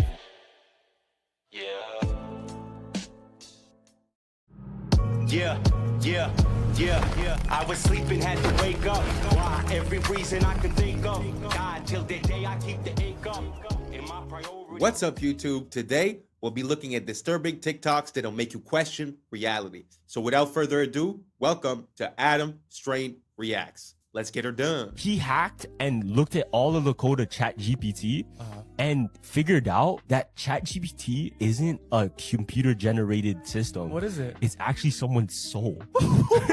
Yo, that's what's... What do you mean that's someone's soul? Check this out. So they have the technology to take people's souls and consciousness and put it into technology. Now, this is where it's right? If there's a scientist that knows and he's like a great inventor. Yeah. You would want to hold on to him as long as you can so that you can reap the benefits of later. Just like in Captain America, there's a scientist that created the super soldier serum. Yeah. They kept his consciousness within the computer, so he lives forever through a computer. Now, theory is ChatGPT is exactly that. It may not be just one soul that's in it, but countless souls, and that keeps getting added to. I'm a builder, and whenever I talk about these Tartarian buildings, my wife has to remind me to bring up the logistics. Talk about just how impossible it is to move stones of these size, especially without power tools. With little more than horse and buggy technology, they constructed all this, we're told. And yet, as a builder, I just have to call bullshit. All my fellow builders who have built anything also call bullshit. This is our repertoire. This is what we have to work with. Awesome diamond tip tools with infinite power. We can go to Home Depot and buy custom cut lumber of whatever we want. And we don't do much better than this. Like, sorry guys, this would pass inspection in most counties. And it really doesn't make sense that our buildings are so shitty when the old ones were so magnificent. You can say craftsmanship and pride and hard work, but I don't think so. This is a stone fucking palace, guys. And I'm sorry, this is not good enough proof that you built it. What is that motherfucker doing right there? No way we caught this fella working on this building. It's so dumb. Rather, I think that little fella built it as much as this artist built this one right here. This is all fake history. And I think the biggest truth they're trying to hide from us is that we're post-apocalyptic. We were more advanced once upon a time, and this is not, in fact, the high watermark. We are squatting in structures we did not build. Obviously, none of our structures look like this anymore. They look like dog shit. And it's no offense, again, as a builder, I'm not trying to shit on anyone. But just case in point, here is the Elks Temple in Tacoma, Washington. It has the same hanging fruit basket motif as the Capitol building. And this is just where the men of Tacoma get together and talk about their civil duties, right? A wealthy boys club of all the best men in town. And this is what they built. But this is what they built in Olympia. They weren't able to found one here. They had to build it themselves. And it's an absolute testament to the mediocrity of our current age. What's the good explanation for the fall off in quality? Here's a Mason temple, magnificent, Romanesque, to the nine. Again, a shitty little sign outside, but look at the fucking size of this thing. And then juxtaposed to this modern Mason lodge that went up in the 80s, right? The other one went up in the 20s. This one went up in the 80s. That's only 60 years, guys. And that timeline should terrify everyone. This is the brewery. It shut down in the 20s. It's been here, abandoned ever since. God, I want to move in there yesterday. Renovate it, make it a hotel, make it something sick. But no, the city of Olympia or somebody owns it. They founded it. So you realize we're hemmed in by paper tigers. You come out of the bushes at any moment and throw you in prison for something you definitely did. But like, we're all just doing what they are doing. We founded these buildings the same as them. And so I take great comfort in how recent all the bullshit is. I know that we're on top of centuries of bullshit, but all of these narratives aren't actually that old. 1907 is what I keep going back to. That's like my rock. Most of the psyops come from 1907. Of course, they are piggybacked by much older psyops, but I think the past is supposed to be exhausting. It's supposed to be not remembered well and like kind of like, man, I'm really glad we're done with the past and we can move on to the future. But I'm the complete opposite. I want to know what has happened here. Who controls the present now controls the past, and who controls the past controls the future. They absolutely have a stranglehold on all of our past lives. That's some bullshit, and I think it's time for it to be done. The lies are comical, and it still baffles me they have never been scrutinized before. But as they say, no time like the present. What a gift to be alive today. But when you see... Wow. Really hits home when you see the same organization building something 40, 60 years apart, and you see the drop off in quality.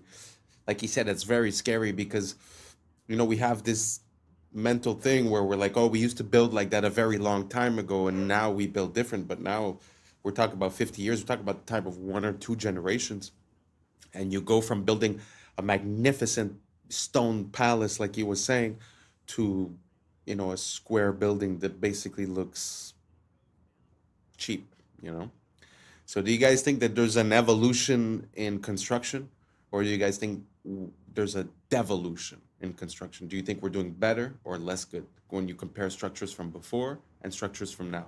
Let me know down below, and let's keep on rocking. See this stuff in America, you know what's really weird? All the state capitol buildings that don't really match up. Like, why did they build something that was straight out of ancient Rome in like Iowa? You know, like in Nebraska. 2,500 people live in a town somewhere, and they build a post office that has 700 rooms and is like an ancient castle. It's the same like with the Mormon temple, where they said they went out to Utah, you know, with horse and buggy and nobody else out there, and they supposedly built this wonder of the world castle with no rails and no dump trucks and no cranes, and it goes down 40 to 60 feet underground with more building. And even think about like the 1 year timelines. And a lot of these buildings are 1 year wonders where they created this very elaborate stone building in 1 year. But then you think about some of these places, that have 1 year timelines, and then they work in like Permafrost. Syracuse, Albany, Syracuse, Yeah. New York, these crazy places like that. Explain to me how much work they're getting done in the dead of winter when the roads would have been horrible. Then you add snow on it, and then the logistics make no sense. Even think, like I said, go back to World War II. We're told that the Germans were not necessarily defeated by the Russian army. They were defeated by the Russian winter. Yeah. Because even with the high-tech German stuff, they couldn't even move the equipment during a harsh Russian winter. Mm-hmm. So that is like the highest tech stuff in the 40s. And then you're talking about these things were built with horses and buggies in the 1840s. So they tell us to recycle to save the planet, right? Reduce waste, protect resources, cut pollution, and all that type of stuff. But what they don't tell you is what they actually transmute this plastic into, which is synthetic fibers that end up polyester, nylon, acrylic, which end up in our clothes, in our babies' clothes, right? And then these things end up in our skin because when we wash it and all this type of stuff, it turns into microplastics. And microplastics has the ability to enter our skin because our skin is the biggest organ. And now we have this stuff inside of our lungs, our kidneys, our bloodstream. Look at this, y'all. All of this stuff is going inside of our body. So all of these so-called new hip clothes that men and women are wearing alike, the Lululemons and these workout gears, all of this is created from synthetic fibers that contain microplastics now that you are absorbing. And this thing is hurting you on an energetic level because this makes your biofield weaker. This is not about saving the planet at all. This is about keeping humanity looping through an artificial ecosystem. We are divine beings. Divine beings need to wear cotton, hemp, linen, bamboo, and all these things that actually help strengthen your body. That's why they make these new clothes look appealing to the other sex, because they want you to buy this, but it's hurting you on an energetic level. Have you guys seen this 60-minute interview with financial journalist Andrew Sorkin?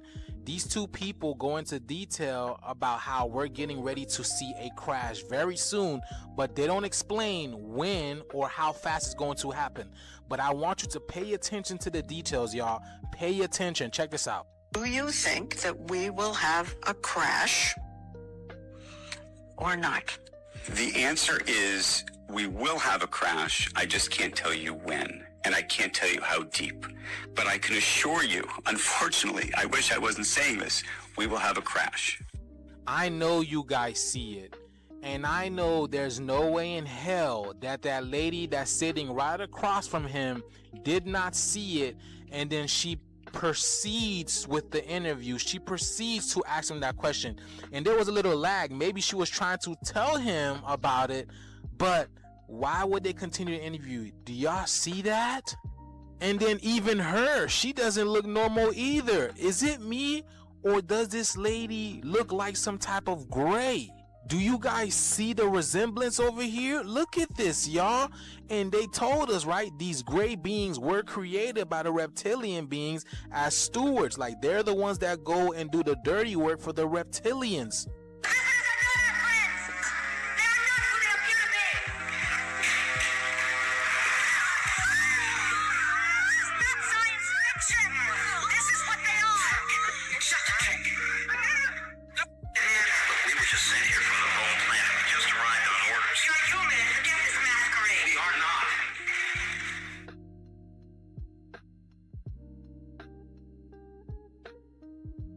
See, that's what I'm saying, man. You have no idea who these people are. Your neighbors, your friends, you have no idea. They're not human. They just told y'all. But the jig is up, man. The shift is here. Let me know what you guys think about this video. Let's continue to get this shift, y'all. Peace in. These are the I know it's a popular conspiracy to talk about the reptilians. I feel like the idea of the reptilians, I don't think it's a physical thing. I think it's an archetype, because the stem of our brain, the bottom of our brain, is called the reptilian brain. So theoretically, to operate on reptilian principles would be to operate on lower conscious levels, if that makes sense. So I have a feeling like we're looking to confirm this physical attribute of being, a reptilian. But I think it's more of a metaphor. It's more of the fact of being like, what is a reptile? A reptile is cold-blooded, A reptile is like an animal, instinctual. So I don't know what you guys think about that. Do you guys believe in reptilians? Do you guys have any proof that you think would sway me to your side? Or do you believe like me that it might be more of a metaphysical or a metaphorical thing? Let me know down below, and let's keep on rocking. Next, we are here at Chick-fil-A. And people want to know, does Chick-fil-A have the warning sign? They sure do, right there. We go. Warning, certain foods are sold or served here can expose you to chemicals including acrylamide and many of the fried or baked foods, mercury in the fish, which is known to the state of California to cause effects and other reproductive harm. Now, the acrylamide ain't bad. It's all the other chemicals they're not telling you about. Yep, Chick-fil-A. Finally got their ass, because a lot of these stores, they don't have the warning sign, or they might have it in the drive-thru. But this is one of the first ones I done seen right there on the door. And these are the facts. Yeah, Chick-fil-A. Project Iceworm. Project Iceworm. Cold War era. U.S. and Russia did a lot of weird things during the Cold War era. There's an ice sheet over Greenland, and it's taller than any building in New York City. Here comes the United States of America. They made a deal with Greenland, like, hey, can we just basically occupy this couple tens of thousands of miles in the northern part of Greenland? And they're like, yeah, sure. They had this genius idea. We're just going to bore giant tunnels into the ice, put buildings inside of there. Their goal was to set up 600 nuclear missiles underground in the ice in Greenland. What they did not account for is that this ice sheet over Greenland constantly moves. They ended up pulling out and just abandoning the whole site. During this stay, they did drill into the ice and they hit the ancient floor of Greenland. Wow. And they collected soil samples and they brought it up and they just forgot about it for years. And then in 2019, somebody's like, what are those jars? Oh, they're from the 60s when we went to Greenland and found ancient Earth. Let's study it. The conclusion that they found was that this ice sheet over Greenland is not millions of years old, much younger than that, and it's actually melting at a rapid pace. At Project Iceworm, they had dumped tons and tons of nuclear waste into the ice, thinking that it would be there for millions of years. And now they're saying this nuclear waste will be in our ocean in 70 to 100 years. Somebody go clean it up right now. They've tried. Listen, if there's a hole for a tunnel, we just make a big vacuum at the top that covers and suctions to the top. Suck it all up! And shoot it into space. Yes! Walk through the oldest part of any city. You'll notice the clues if you know where to look.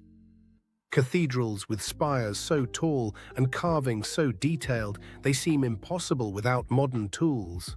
Star-shaped fortresses, perfectly symmetrical, as if designed from the sky itself. Domes and copper towers glinting like antennas, as if built to catch signals from the heavens. And yet, according to history, these were made by men with hand tools, wooden scaffolds, and horse carts. Somehow, that was enough to carve massive granite columns, to lift seamless stone arches, to forge metalwork that even our factories today struggle to copy. Look closer and the mystery deepens. Stone scorched, warped, melted, as if kissed by fire from the sky. Entrances half buried, windows below ground, entire floors hidden beneath our feet. Why build such beauty if no one was meant to see it? Some researchers suggest these weren't built in the 1800s at all. They were uncovered, excavated, the remains of a world lost to disaster, then repainted with a new backstory. High above the plains of Lycia, cliffs bear facades carved like temples. Pillars, pediments, doorways, all hewn into sheer rock. These are the tombs of Myra. That's the story, at least. But think, to carve these monuments into vertical cliffs would demand scaffolding, precision, labor. For what? For corpses? For facades no living community could even use? Compare Petra in Jordan or Lalibela in Ethiopia. Grand facades explained away as tombs or churches, yet suspiciously mask-like. Were these truly built as tombs? Or did someone later repurpose older, greater works and call them graves? Either the ancients were skyscraper architects for the dead, or the story we've been fed is incomplete. The buildings that shouldn't be here, the tunnels that weren't supposed to exist, the architects who might never have lived. Springfield, Illinois, a city most people drive through without looking twice. But if you stop, if you really look, you'll notice something that doesn't make sense. Right in the heart of the city stands the Illinois State Capitol building, a massive dome of cast iron and limestone, 361 feet tall, taller than the Statue of Liberty, weighing more than 8 million pounds. They tell us it was built between 1868 and 1888 by hand, with no cranes, no electricity, just ropes, horses, and a lot of determination. But there's a problem. There are no verified construction photos. None.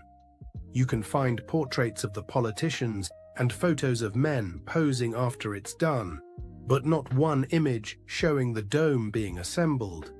The archives talk about budget delays and winter setbacks, but somehow every column aligns perfectly. Every arch mirrors the next with millimeter precision. Each limestone block was quarried in Joliet, carried nearly 100 miles by rail before rail cranes even existed. And yet, no record of how they lifted the 80-ton dome sections. Even the cost doesn't fit the era. $4.5 million in 1880s money. That's roughly $150 million today, during a time when a mason earned $1.50 a day. So you tell me, did a handful of men in the 1870s really build something that our modern engineers still call impossible without steel? Or did they inherit it, a structure from an older world dressed up with a new story, a new flag, a new date carved on the cornerstone? They say it was built, but it looks more like it was found.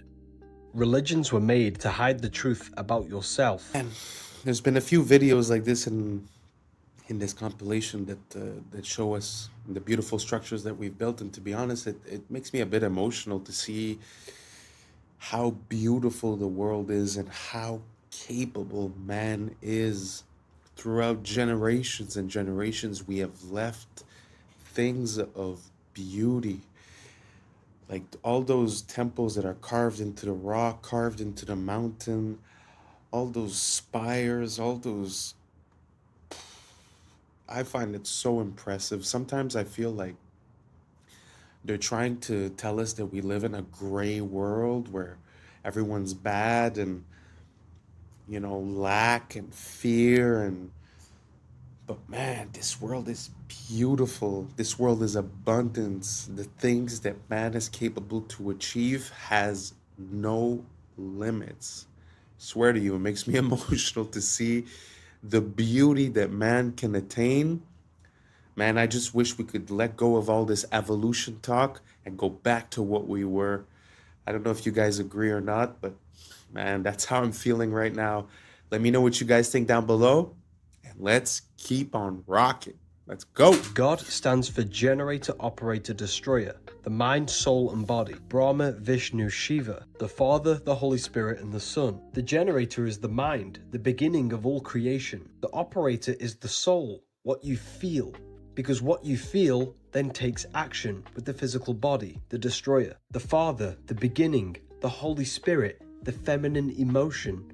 The Father, the mind. The emotion, the spirit, give birth to a son, physical action. You take action on what you care about. If you lose care about watching this video, you will continue to scroll. The body acts out the heart. The body follows the heart. These are the three forces that generate your experience in your reality. All creation goes through this threefold process. These are the three forces, thought, emotion, action, we must gain full control over to generate a good experience. Aligning our thoughts and action with the Holy Spirit, which is a purified emotion, because emotions are what guide us. Our emotions tell us what is right and the wrong. Seattle, Chicago, Oshkosh, Springfield. Everywhere you dig, you find the same thing, a city under the city. In Seattle, the underground tour shows old sidewalks 20 feet below today's street level, buried after the 1889 Great Fire. In Chicago, entire blocks were lifted 4 to 14 feet between 1856 and 1875 to install sewers, and now you can still see doors half buried in brick. In Oshkosh, Wisconsin, old walls were found under Main Street in 1931, stone foundations for unknown buildings. And here, in Springfield, walk around the Capitol Avenue area, and you'll see window arches below the current sidewalk line. Whole floors buried under new pavement. They say it's urban development, but the more you study the pattern, the clearer it gets. We're not building new cities, we're reclaiming old ones. Each foundation is just the roof of what came before. History isn't linear, it's layered, like sediment, like memory. Maybe we didn't start from nothing. Maybe we started from someone else's ruin. Quiet music builds, ambient piano. They tell us we're living in the modern age, but maybe we're just walking on rooftops of a forgotten world, pretending we built it. Engineered human meat. That's right, a protein made from human cells that promises to be cheaper and tastier than any of its competitors. I'm Greg Wallace, and I'm off to visit Good Harvest, where a whopping 6 tons of human meat is engineered every day. That is stunning. With the promise of cheap meat for all, it may well be the meaty miracle we need to ease the squeeze of the cost of living. Anyone for human meat? I'm Michelle Ackley, and while Greg comes face to face with the production line, I'll be conducting a taste test with some very picky palates. It's really, tender. For the first time, we're going to find out where it comes from, how it's made, whoa, and what it tastes like.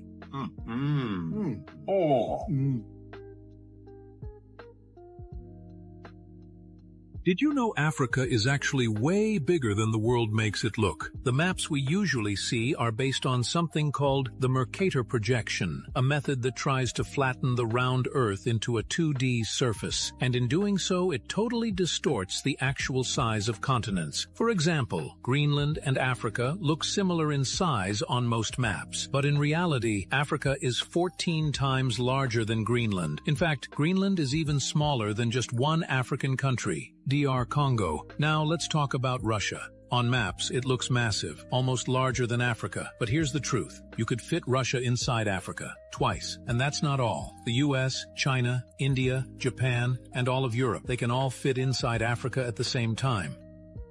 If you see this camera in your town, it's already over. Across the UK and the US have started rolling out these AI facial recognition cameras, and yeah, it's exactly what it sounds. These things are disguised as normal CCTV cameras, but they scan every single face that goes past them. What this then does is pick up the person who's walked past it, and then automatically using AI scan it against a criminal database to see if you're wanted or you've done anything wrong. There is going to be someone watching and then proceeding further depending on who you are. Now, I'm not really sure how far this goes, like if I didn't pay a speeding ticket, are the police then going to come and jump on me? Or is it just for like actual criminals? Because I guess that's kind of smart. It is extremely clever though. They are scanning the photos of your face against a criminal database, your social media profiles, like the whole of the internet. It's insane. Some experts have warned that the actual cameras store your data, tracking everything such as where you go to, who you're then meeting, how long you're there for. Also, unfortunately, these cameras aren't government owned. They're buying them from third-party data companies. So instead of the old question, are you being watched? It's now, how often are you being watched? And that's a wrap for today, familia. Whether you're tuning in with the sunrise or you're posted up after midnight, I appreciate your time, your energy, your curiosity. I remember, this isn't about truth or fiction. This is about perspective. If this sparked a thought, a laugh, a deeper question, then we did our job. Drop your thoughts in the comments. Keep the convo alive. Like, subscribe, and don't forget to hit that bell if you're riding the wave, because we're just getting started.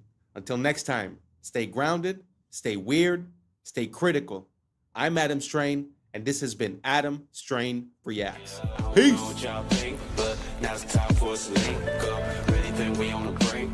Making a change from living this strange.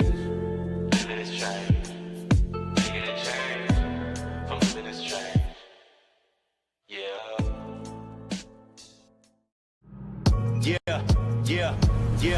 I was sleeping, had to wake up. Why? Every reason I could think of. God, till the day I keep the ink up. What's up, YouTube? Today, we will be looking at disturbing TikToks that'll make you question reality. But before we jump into it, I wanted to send a quick shout out to Jaden Robson listening up there in Canada. Thank you so much for being a listener. So without further ado, welcome to Adam Strain Reacts. Let's get her done. It's funny, even the story of Isaac Newton. So how did he discover gravity? Well, of course, he was sitting under a tree and an apple hit him on the head. Children, can I explain you this? He already knew things fell down. Everybody knows things fall to the ground. That is not how he came up with the theory of gravity. The apple is symbolic of the tree.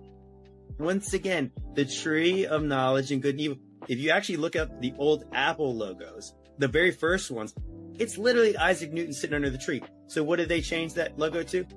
An apple with a bite out of it. You guys understand what that means? Do you remember when they sold the first Apple computer and it was $666.66? Do you think these are coincidences? No, that is what they're telling you without telling you. What if I told you the reason you feel temptations for certain things and certain sins is very specific to what you're supposed to do?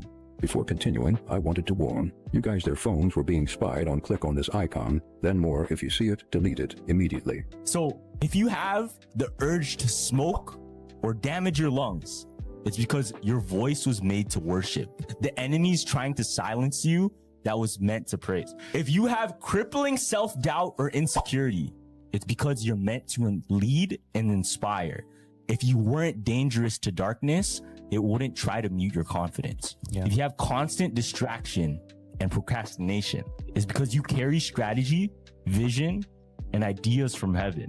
The enemy delays you because he can't stop you. Only you can. Now, this one's gonna hit a lot of people. Okay. If you have an addiction to lust or pornography, it's because you carry a deep capacity for intimacy, covenant, and healing. Perverting love is how Satan prevents true restoration. That's true. Crazy. If you have fear of rejection or abandonment, it's because you carry a spirit of belonging and reconciliation. You were made to gather the outcasts.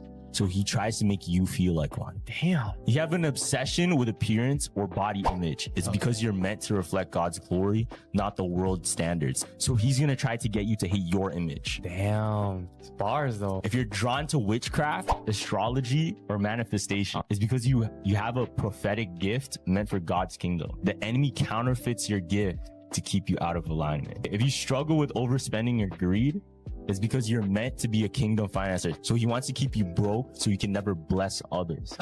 Follow some more hoop conspiracy theories.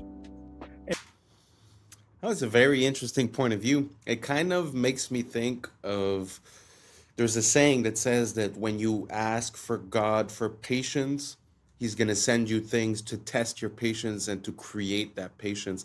It just seems like the reverse perspective from the point of view of the devil. But it seems like the same entity or the same pattern where you're going to be tested in the disciplines in which you must excel. So it's very interesting. Do you guys see that parallel within this? Do you guys think it makes sense? Do you see yourself as one of these archetypes? And if so, let me know down below which one. And let's keep on rocking. It's interesting, if you study history, all of the ancient civilizations, the Babylonians, the Sumerians, the Greeks, they all are the Chinese. They just arose out of nowhere. Poof, there's a civilization. There's no evidence of this stuff they teach in school, of them going from hunters and gatherers and grunts and groans, caveman stuff, becoming civilized and building cities. There's no evidence of that. The farther back you go, it's all of a sudden, poof, there's the beginning of the Egyptian civilization, the beginning of the Chinese civilization, just like they moved in and built it in less than 100 years. So some strange things have been found in the fossils, as in the ground, that would indicate man used to be really smart. This little airplane, for instance, is in the Smithsonian, I believe. It was found in a grave in Colombia. It's about 1,000 years old. But it's an airplane, quite obviously, with all the features of an airplane. They knew about flight. In Peru, they've got giant stone walls like the one in the picture here. These stone walls are phenomenal. Some of the rocks in there are so huge, we can't even move them today. How did they move that? Who did it and how did they do it? I don't think it's logical to say ancient man was primitive. They must have known something we don't know today. I think it's just going to get weird. It's very interesting to see all the inconsistencies in the megalithic structures. But one theory that I heard about those types of walls, like the one that we just saw that he said, how did they move that? Was the idea that they might have like made bags and filled the bags with a geopolymer, which is like basically a cement type of thing. And then through the hardening process and with time, the bag disappears. And so the structure remains the same and everything is stuck together because basically, you know, the rocks had time to settle in and to stick each other. And then as the bags disappear, it sort of creates that rock. Have you guys ever heard of that theory? You guys think it makes sense? Do you guys think there's another explanation? I know that there's always the camp of the ancient aliens. Me personally, I don't really abide to any of that. Do you guys have any ideas on how we came to build these megalithic structures and move those huge rocks? If so, let me know down below if you have any rabbit holes I could go down. And if not, let's keep on rocking. Weirder and weirder and weirder, and finally it's going to be so weird that people are going to have to talk about how weird it is. I look for the invention of artificial life, the cloning of human beings, possible contact with extraterrestrials, possible human immortality, and at the same time, appalling acts of brutality, genocide, race baiting, homophobia, famine, starvation. The mushroom said to me once, it said, "This is what it's like when a species prepares to depart for the stars. You don't depart for the stars under calm and orderly conditions. It's a fire in a madhouse." And that's what we have, the fire in the madhouse at the end of time. This is what it's like when a species prepares to move on to the next dimension. The world is not what you have been told. We once had access to free energy, and they've been lying to us ever since. There is significant evidence showing that Nikola Tesla was on course to changing our universe forever. In the early 1900s, Tesla developed a technology called the Wardenclyffe Tower. This was more than just a transmission tower. Tesla designed it so it was able to wirelessly transmit electricity across the globe by harnessing the Earth's natural energy. He was able to power his home and devices without a single wire. But here is where it gets dark. Tesla's invention threatened powerful individuals who controlled the energy market. J.P. Morgan, who initially funded Tesla, pulled the plug on the project when he realized that free energy couldn't be metered or monetized. But it gets even stranger. Tesla's lab mysteriously burnt down, and many of his notes and prototypes disappeared. Tesla's discoveries went beyond just wireless electricity. He hinted at tapping into what he called radiant energy, a limitless source of power derived from the very fabric of space itself, similar to what modern scientists refer to as zero-point energy. Many say that this is also how the Tartarians were able to pull off so many of their technological and architectural feats. Do you think this tower is still in use today? This is gonna keep you up while you sleep tonight. The hollow moon theory. Our moon really doesn't make sense when you look at the facts. Like, it shouldn't exist. The moon is about 25% of Earth's size, the biggest moon to planet ratio of our entire solar system. Pluto's not a planet, that doesn't count. That's 72 times larger than the expected average moon to planet ratio of our solar system. Moons are just not supposed to be this big relative to their home planet, but sure, maybe we got lucky. Despite this, the moon is only 1% of Earth's mass.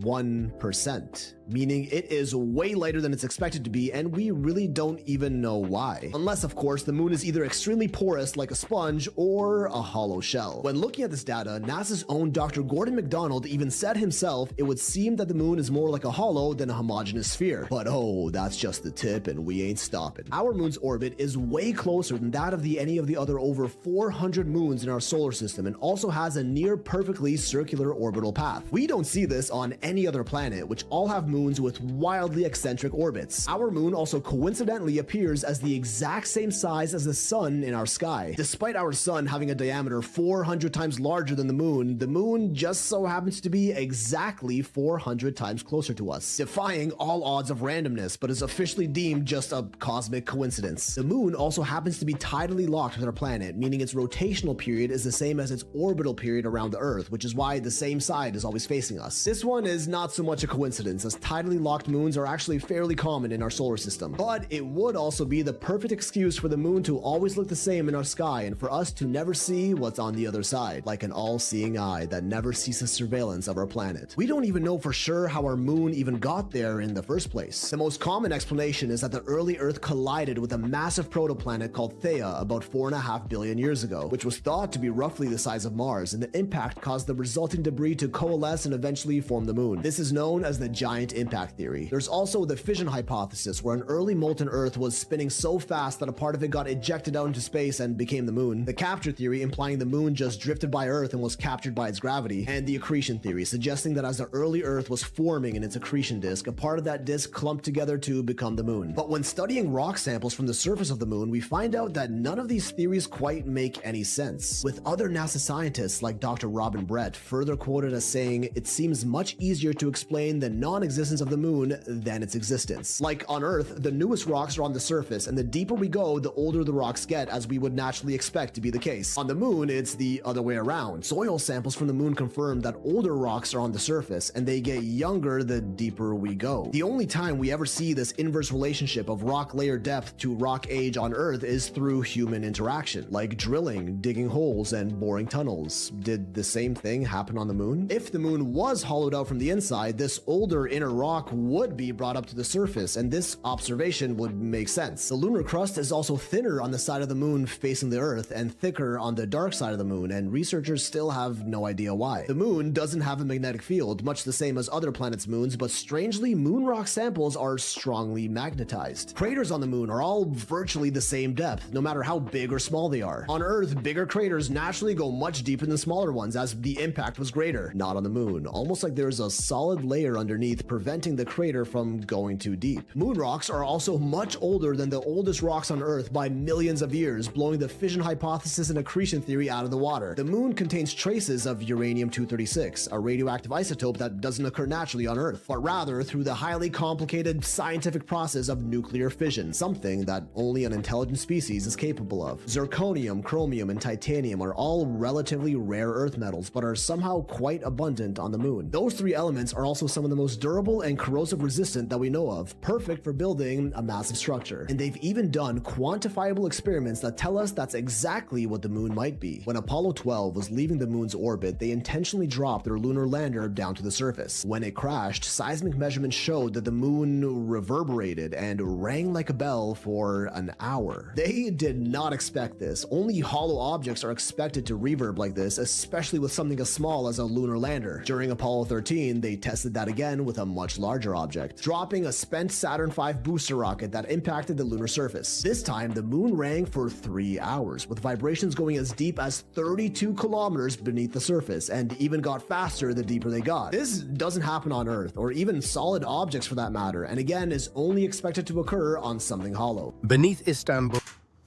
Wow.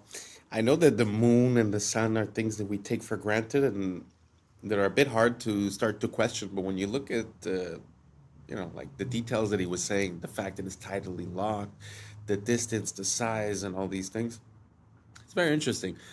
It often makes me think of like when they talk about the hollow moon theory, it makes me think a lot about the Truman Show, where they're sitting inside the moon and sort of watching. There's also some theories of people saying that there's watchers, the fallen angels, and they would be in the moon. Personally, I have a hard time with that, but it's very interesting to see how we see it every day, in our sky. We sort of take it for granted, but really when you look at the details, it's really hard to explain away all these little details. Was there anything that we were missing in that list? Let me know down below. The moon is one of the things that amazes me.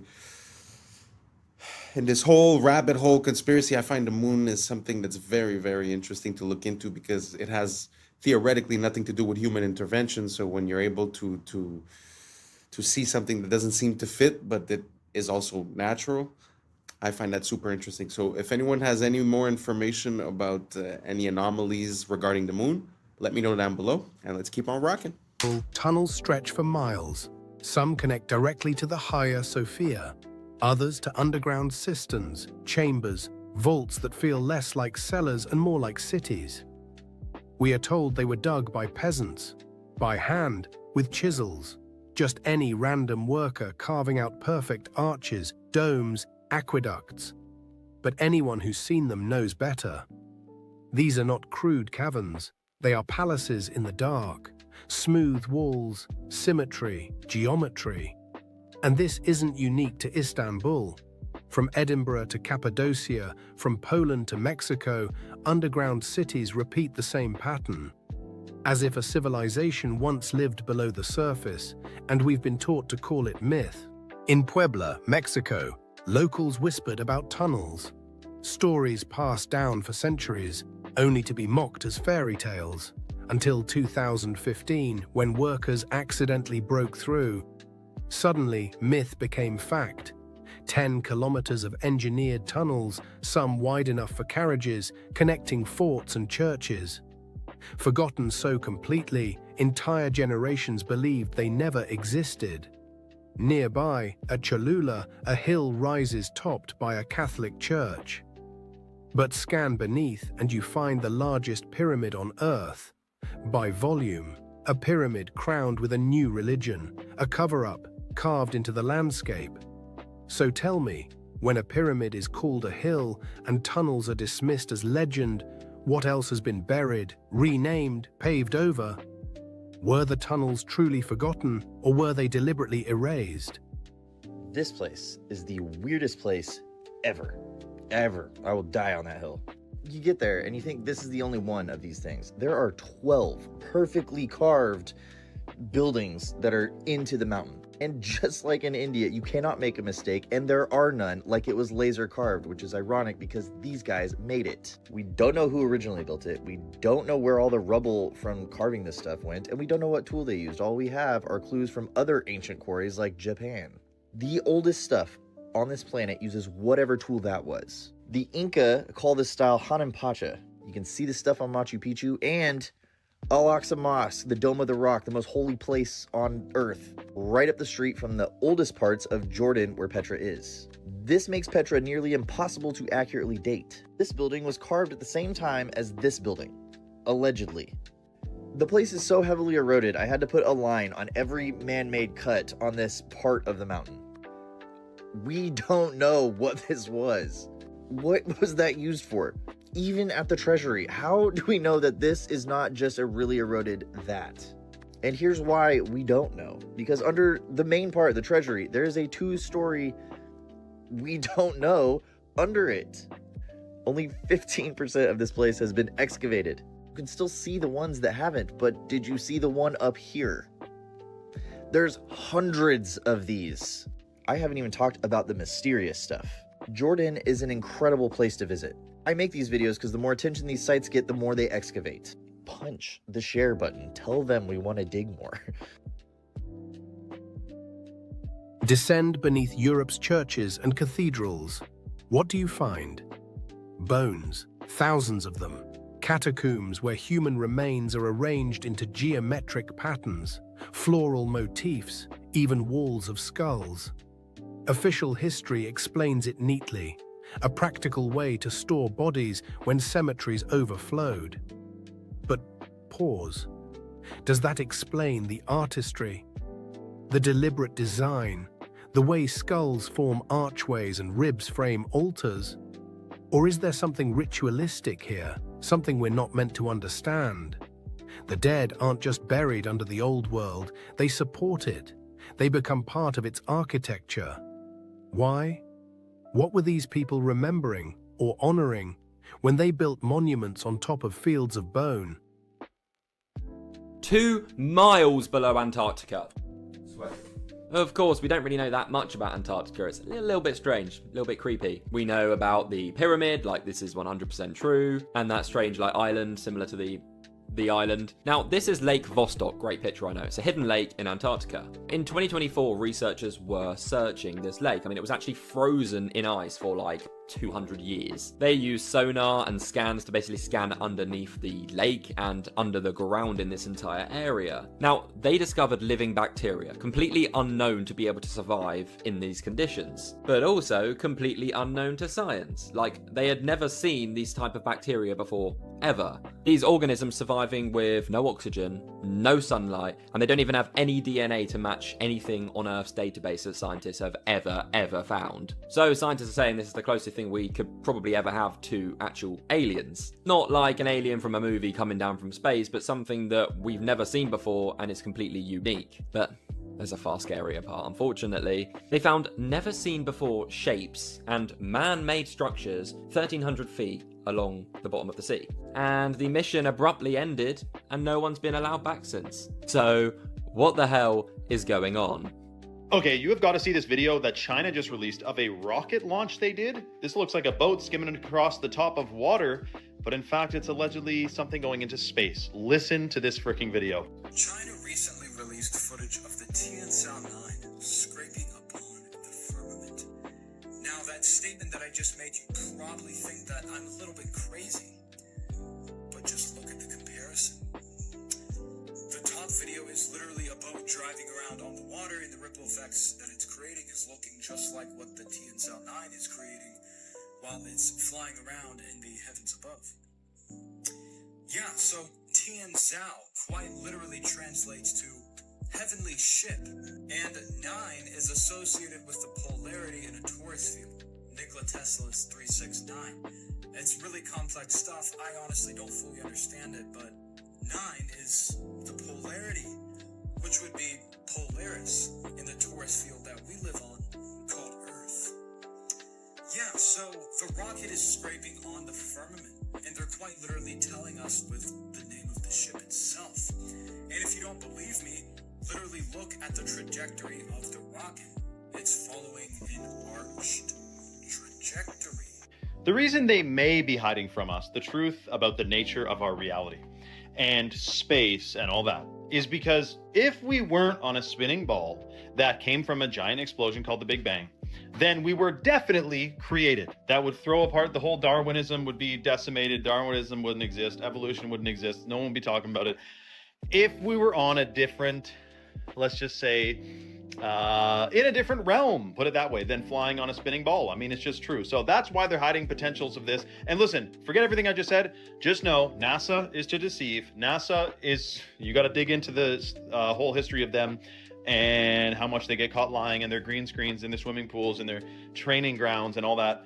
It's absolutely shocking. It's riddled with inconsistencies. There is something being hidden from us 100%, and we shouldn't trust this agency that's been caught lying on telling us the nature of our reality and what we live on in galaxies and all that. So keep your head vigilant. We'll discuss more about this. Comment for part 2 and follow for more. I can't really approve the whole message, but what I can say is for the budget that NASA has had for the past forever, the past 70 years, which, if I'm not mistaken, revolves around $50 million a day, then I find that the information that they give us is very lacking. You know, like, we went to the moon, we put down flags, but yet we can't have any pictures of the flags. That's without saying that we never went back to the moon. So many things lacking. Even the pictures that they sent us, supposedly 3i Atlas was pictured by amateur people. It wasn't given us to us by NASA. There's a lot of, like he was saying, the training in the water pools, the CGI, the blue screens. It's a very big rabbit hole. I'm gonna put a bit of a few videos here and there in every video so that we could, start holding on to that information and try to make some conclusions eventually. What do you guys think about NASA, space exploration, the Big Bang? Do you guys think that the official narrative makes sense and that there's really nothing that we should be questioning? Or do you guys think that for $52 million a day or whatnot, NASA is not really cutting it, not really making the world a better place, not really giving us valid information? Let me know down below, and let's keep on rocking. You feel tense. Nobody makes you feel upset. You always decide how you're going to feel. Blame is the core of all negative emotions. When you stop blaming, you cut down the negative emotion tree.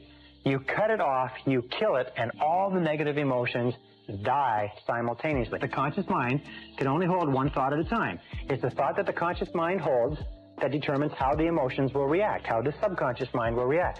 Since it can only hold one thought at a time, what you do is you knock out the thought that is causing the negative emotion, the blame thought, and you replace it with this affirmation: I am responsible.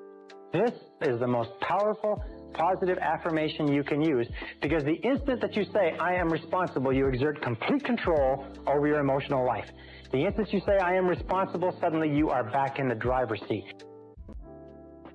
A lot of y'all think it's just only McDonald's, but it's Burger King too. Check this out. Tell me why the fuck this thing just fell out of my Burger King and is now fucking moving on its own. What in the actual fuck?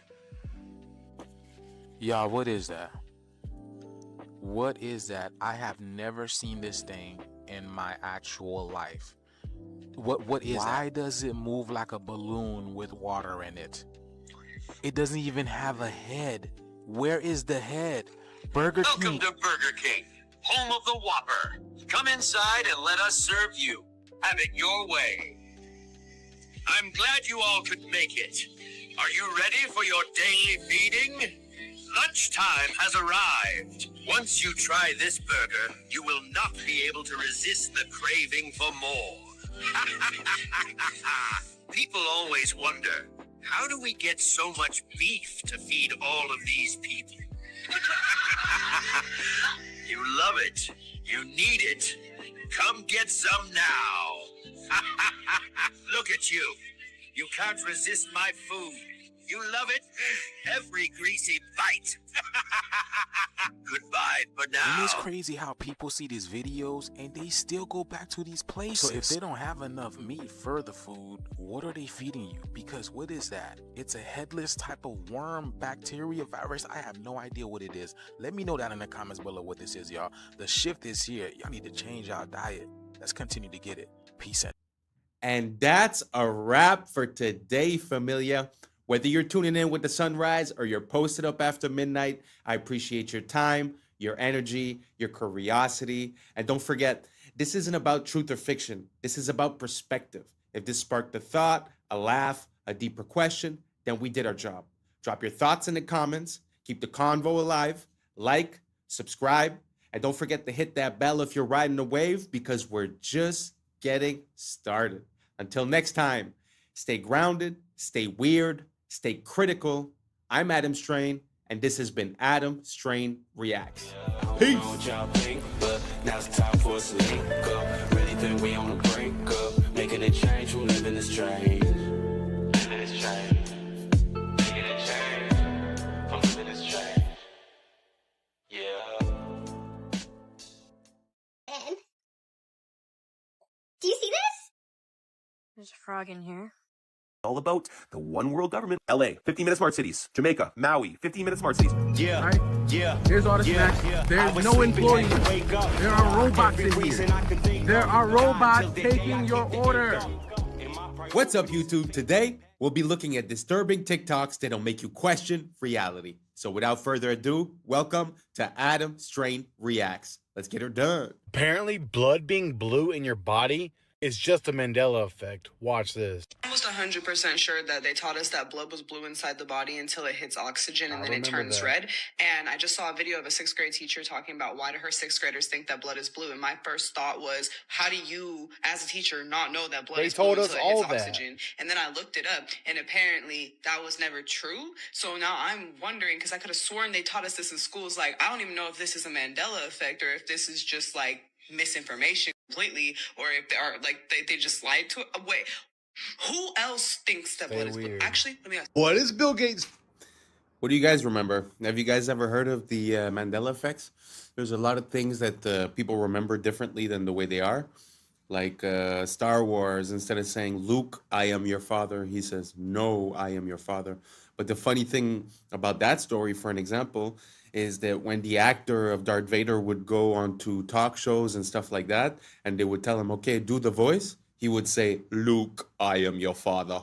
In other words, even the person that's involved in the movie seems to have a misrecollection of the events, which pushes us to question, is that the way it was? Is that not the way it was? So now back to the question.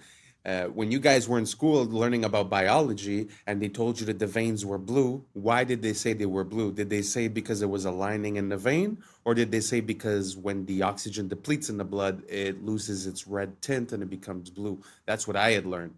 So let me know down below, see if we're all on the same page or not, and let's keep on rocking. Planning with all that land he owned. Why don't they talk about planting trees? Why isn't Bill Gates the largest, private landowner in the U.S. now planting trees like crazy if he's so worried about carbon dioxide?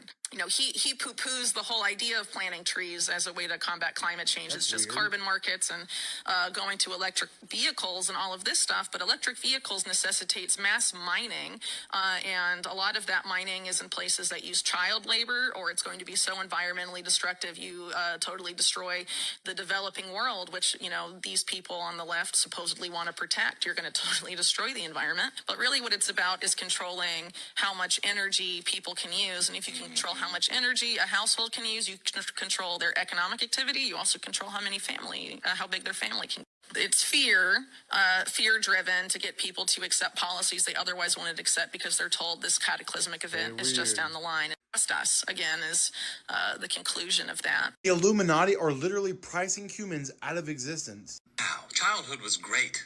I'm excited for a bright future. 9/11. What? Yeah, it's 9/11. It's going to be the worst terrorist attack in human history, and the world's never going to be the same. All right, well, I'm sure by the time I get to college, things will... Financial crisis. There's going to be one of the worst financial crises ever.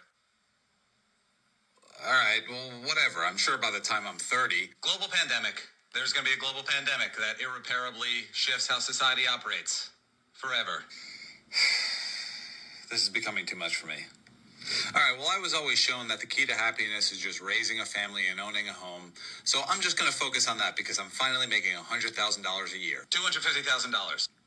Can't even do that anymore. Yeah, you're going to need $250,000 a year for all those things now. Are you kidding me? Gee, I mean, I guess I'll just go back to medical school then. $300,000, that's going to cost $300,000 and also 10 years of your life. Oh, my... Whatever, I'll just pursue my passions and become an artist. They're going to try to replace you with AI. Good God. I can't deal with this anymore. I'm just going to revert back to my childhood and watch some of my favorite shows. Try to forget about this. Child abuse. What? Yeah, child abuse. They were all abusing children. I need to go back to church. Also abusing children. I can't do this anymore. Is the government at least trying to fix this? Stay weird. Abusing children. Abusing children. Have y'all ever... It's kind of true when you think about it. It seems like, I don't know, what age you guys have, but it does seem like there has been a steady crisis every couple of years. Seems very interesting. Do you guys think that there's a meaning behind all of that? Or it's just random? But when you look at these events and you start looking at the causes and how and the incentives and, who had motive, becomes a pretty interesting story. But he is right that, you're trying to live a normal life, but with all these crises, with all these attacks, with all these situations, it's kind of hard to just go on your merry way. And like you said, even if you just want to, settle down, get a house or whatever, back in the days, people seems like they could buy a house if they were working at the convenience store. And nowadays, it's like they're talking about, Trump spoke about 50-year mortgages. So that means that everything is just out of reach from the consumer. So it's so sad the way back in the days you could have the most basic job and somehow still provide for your family. And nowadays it seems like that has completely changed. You guys agree? Do you guys see it the same way? Or do you guys think that nowadays there's way more opportunities than before and we have a problem with our mind state? Let me know down below and let's keep on rocking. Ever seen anything like this? VinHub. So check it out. You scan the QR code, right? There's all the snacks. There's no employees. There are robots in here. There are robots taking your order. Oh my goodness. And they got everything. They got medicine. They got Oh my goodness! I have to order something. I have to. This is a crazy business model, y'all. This is a crazy business model. Can you see this? Do you see this? It's a giant vending machine. But instead of getting one Pop-Tart, you could get all the Pop-Tarts. Instead of getting the little bag of cheeses, you get the whole box, right? You go ahead and go grocery shopping in here. They got coffee made up there. They got A1 sauce. Come on, they got everything in here. Man, what? Oh, man, there's too many ways to make money, y'all. This is hard. This ancient rock appears to be a map, but not just any map, a map of Earth's magnetic fields. It's at Newgrange. It's a pretty big rock. It's above average megalithrically speaking. It's a boyfriend rock. If you split the hemispheres of the Earth at the line on the rock, you get the magnetic vortex points of North America, South America, Russia, Pacific Ocean, and Antarctica. It's not just the similarities, though. It's the alignment of Newgrange itself. It is aligned to the winter solstice. The winter solstice is a magnetic event. During that time, the solar wind is the strongest. Earth's geomagnetic response is the weakest. This is important. Newgrange is in Ireland, where the auroras are. Those are charged particles re-entering the Earth through the atmosphere. Ireland is also home to some of the craziest geological formations on the planet, including the composition of these rocks, which are magnetic. Earth's magnetic field can align grains in sedimentary rock. These are the studies from Newgrange proving it, but why? Well, believe it or not, this was very common in the ancient world. In Tiwanaku, Bolivia, Brian Forster showed that the H blocks are actually magnetic. In Egypt, at Elephantine Island, my friend Chelsea accidentally ran an experiment with her tensor rings. After putting the box on that altar, it mangled her copper tensor rings, but only the ones that were shaped like a magnetic field. Geometry might actually show us the answer here. Newgrange is part of a vast network of stone circles. Circles contain a vortex. It's the only geometry that can do that. Stones act as nodes that shape the magnetic field as it enters into the most optimal way that a magnetic field flows. To balance the flow through the crust, we couple where it's weak and then we get rid of it back to the atmosphere where it's too strong. But here are the opinions of what people think those carvings are. We start matching the stuff with our science. This perspective requires no belief, just an open eye and an open mind, and I got way more to show you. Terminator is the prequels to the beginning of The Matrix. Sarah Connor is actually Neo's mother. So JC, John Connor's Jesus Christ, grows up to be Neo, one and the same in The Matrix. The Matrix is in the future. The Terminator is the past. It's time travel, past, present, and future time travel. It's the second coming of the Christ, the evolutions of consciousness, man versus the machine. So the machines, the Terminator machines, hear that a child is going to be born that's going to terminate them in the future when they oppress man. So see, it's a man versus the machine. It's God's children versus man's children, which was technology. So man versus nature. Exactly. So the Terminator has to time travel to the past because they know it's Sarah Connor, and they have to kill her, terminate her, so she won't have the baby. And Kyle Reese, he comes from the future to protect her, and he inadvertently gets her pregnant. And he has to go back to the future. And so it's the Immaculate Conception, because now she's pregnant and she fell in love with a man, but did it really happen? Did he exist? And then this child, when you see the three Terminators, the boy, and then the man child, subconsciously, he doesn't know why the Terminator is trying to kill him until he's hidden out in the city, in the Matrix, the future. When he reaches 30 years of age, the rebellion, reloaded, revolution starts. And the rebels come and they find him because they've been watching him all along. That's what the Guardians and the Sentinels are all about. And so they wake him up to his purpose. They take him to Morpheus to train him to fight the machines. They take him to the Oracle because of the prophecy. So this is the whole epic story. It's an epic. Someone could please explain to me? Incredible. When I learned that, it kind of blew my mind. So the connection between Terminator and The Matrix, did you guys know about that? I find it adds a layer of complexity and intensity to that story. Like she said, past, present, future, the second coming of Christ. I know, we always think these are movies and it's science fiction and this and that. Did you guys have any idea of the implications and the connection between these two movies? I find that amazing. Amazing. I don't know if I could get a hold of that book. I don't know if it exists because I think she just wrote this, like she wrote an idea and then they made a script out of it, but I don't know if the book truly exists. I'd like to get my hands on that. So let me know down below if you guys knew about the connection between the Matrix and the Terminator and what you think about the story that she was saying. And let's keep on rocking. Pretty great. Normally don't make hot coffees, normally make iced coffees, but the weather's getting colder, was feeling a little frisky this morning. I had bought this specifically to make hot coffee. I had not opened it yet. Expiration date is March 2025. Like, we're rocking, right? I go to undo the top and take the thing off and pour it in. Do you see this? There's a frog in here.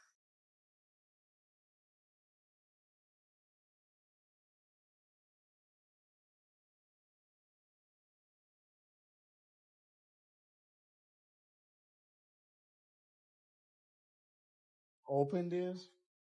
Look, drink water. It's crazy. La la la la la. La la la la la. La la.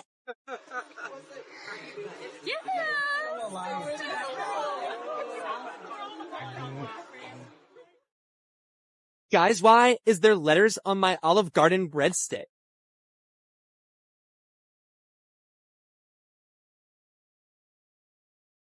So if LA couldn't get any creepier with all the problems with crime and homeless, I ran into this billboard on this lot. So this is a vacant lot for construction, and it says, "Live life deeper, 144 stories underground. You may never go outside again." It's so creepy. I'm wanting to know if this is real with this construction site right here. West Hollywood, Beverly Hills adjacent, a controlled access community, 24/7 security, residents only amenities, a new standard of sustainable living, but it's all underground. Live life deeper. The world's first and only completely subterranean residences. Terrifying. I feel like it's a horror movie. It's so creepy. Fossilized. Wow, that's interesting. First of all, do you think it's possible that they're like sort of trying to create chaos above ground and sort of subconsciously say, hey, you want to be safe? Go underground, type of thing? I don't know. It's kind of weird. I don't know. The idea of living completely underground or having my house underground kind of makes me feel claustrophobic. I really don't have claustrophobia, but I don't know. I just feel like it's not natural for us to be living underground. And second of all, I don't know if you guys noticed that the placement of that guy's eyes was very, very interesting. I found that, I don't know if it's AI or something, but super interesting. First time that I see something like that.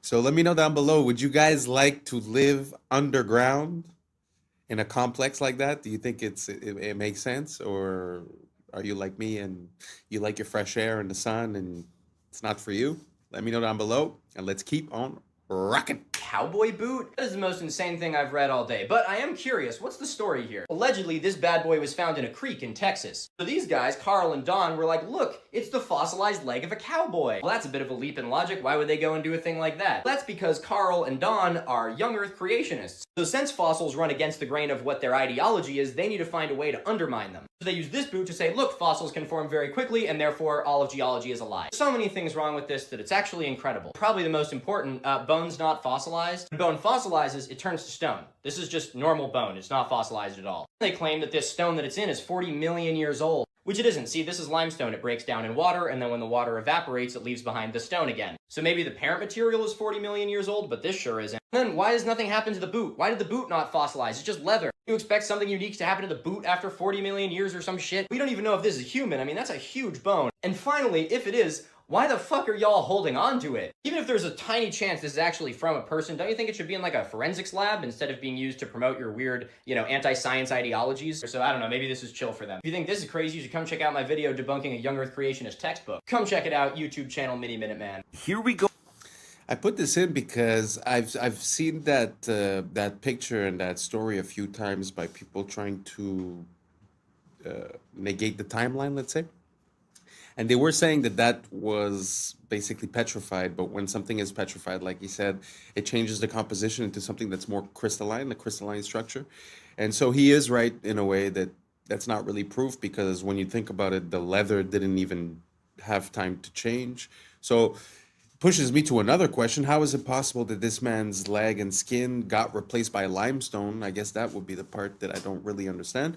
But I just put this in there because sometimes I see it used as proof positive that basically the timeline is off, and you have to be honest on both sides. So I like to see one side and the other one, and that's why I presented it here. Now let's keep on rocking. Oh, again, the Philippines was just hit with a massive typhoon. And you know what's interesting about all this? Again, this was another place that they proposed to build smart cities. These 15-minute cities of the future connected to digital IDs and electric cars. And you can't leave. This is all about the one world government, one world control. LA, 15-minute smart cities. Jamaica, 15-minute smart cities. Maui, 15-minute smart cities, all get hit with natural disasters. Now, why is it that every time these future utopias are announced in these places, they all get hit with these natural disasters?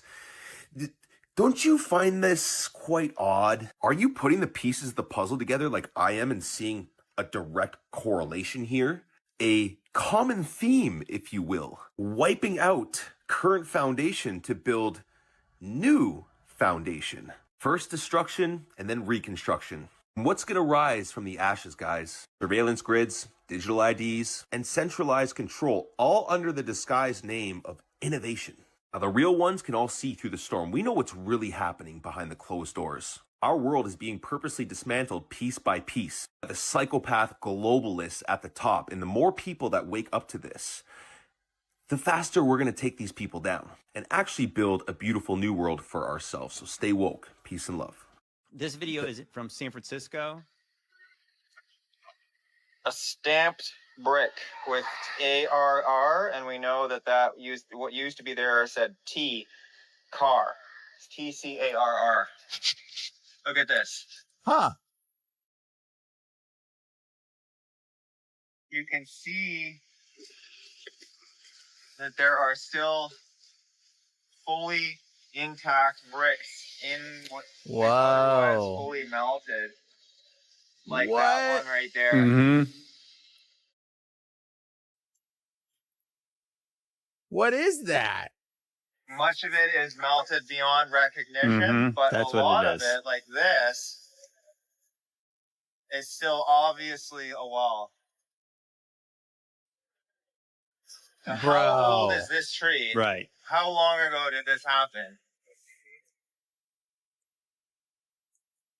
That's in San Francisco. I gotta go check it out. Yes, definitely. You all need brick, to get the and drone. It's all melted down like as if it was candle wax hit with a torch.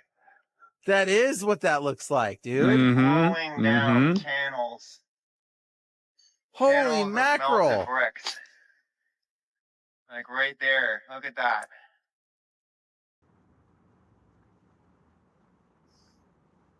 Still bricks sitting there, and that's the same kind of brick that this is. That's stamped. This is the evidence. It's very interesting. There's a word called meltology, where people start looking into all these rocks and mountains, and they start identifying structures that they see as melted. And what's interesting about this one here is that I've heard things about melted brick before, and it's kind of a point of contention, because if you want to heat brick sufficiently for it to melt, you're talking about almost 3,000 degrees Fahrenheit and maybe 1,500 Celsius, which is very, very high heats, even for fire. So it's an anomalous situation when you find melted bricks. And anyways, to connect that, some people say that there was some plasma event or something basically that changed our plane of existence physically. So I don't know if that connects into that, or if it comes from a fire, or if it comes from another story. But again, it's just very interesting to see melted brick, because the heat required to do that is very, very high. So yeah, that's why I put this in. and let's keep on rocking. Because there's a case of partial preservation of what was there. You know, because if you didn't find the bricks, you didn't see the little details of bricks in there, somebody would just say, oh, well, wind and water did this over 1 million years, right? They would say, oh, it was 15 billion years caused rocks to look like this. No, it took about probably 10 seconds of like the hottest thing you could possibly imagine, just burning something, and it literally melted like a candle melts. That's what you see there. Like, what happened in our recent past? I think it's very fascinating.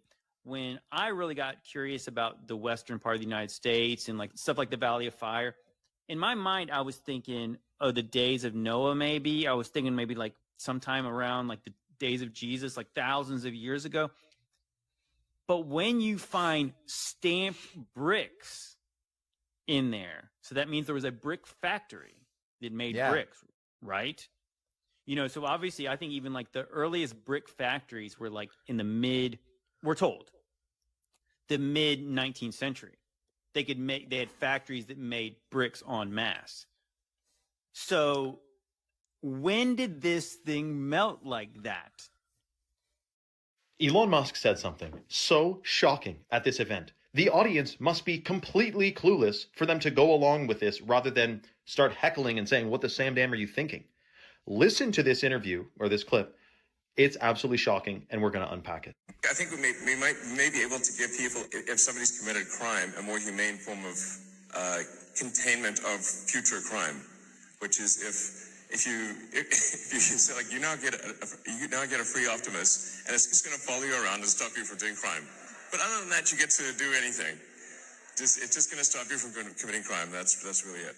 You don't have to put people in like prisons and stuff.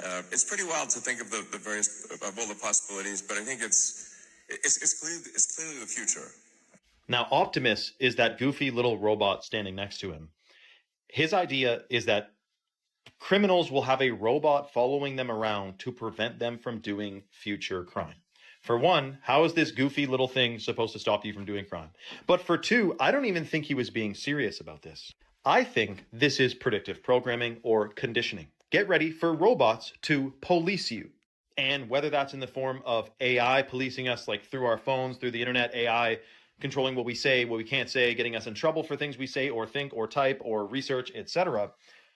Or really conditioning us for like robo-cops. Remember Minority Report? When you would get in trouble for pre-crime, before the crime was committed, you get like sentenced and the cops come after you and whatnot. Minority Report. Now, here's the thing with Elon Musk that no one really wraps their head around, seemingly. Many of you guys probably will, but the vast majority of people have no idea. The guy claims in multiple interviews that AI is the greatest threat to humanity. He then proceeds to make brain implantable microchips, self-driving cars, and his whole thing centered around artificial intelligence. It's like warning you about a forest fire while they're stoking the flames of a campfire next to the forest. I mean, it's absolutely ridiculous. What's interesting, though, is that he's portrayed as this freedom-fighting dude. Woo! Brain implantable microchips. What don't you understand about that? And the selling point is that it's going to make you superhuman, or it's going to help people who like can't use their arms. But if we put a brain microchip in there, they'll be able to move their arms again. It's going to be good for humanity. No, it will not make you superhuman. Merging with artificial intelligence will make you inhuman. You will no longer be fully human if you merge with AI, which is the plan, the mark of the beast. Let me know your thoughts in the comments below and follow for more. I'll admit, within the first few seconds of this video, you're going to go, I'm not so sure about that, man. But tell me if you think all of this in totality could be a coincidence, because I'm thinking it's more of a stretch to think this is a stretch. It's clearly happening and it's in your face. Watch this. The world might actually be run by demons. At almost every major city, there is symbolism for Lucifer. The United Nations headquarters is located at 666 United Nations Plaza, where there is tons of demonic symbolism such as this end times beast.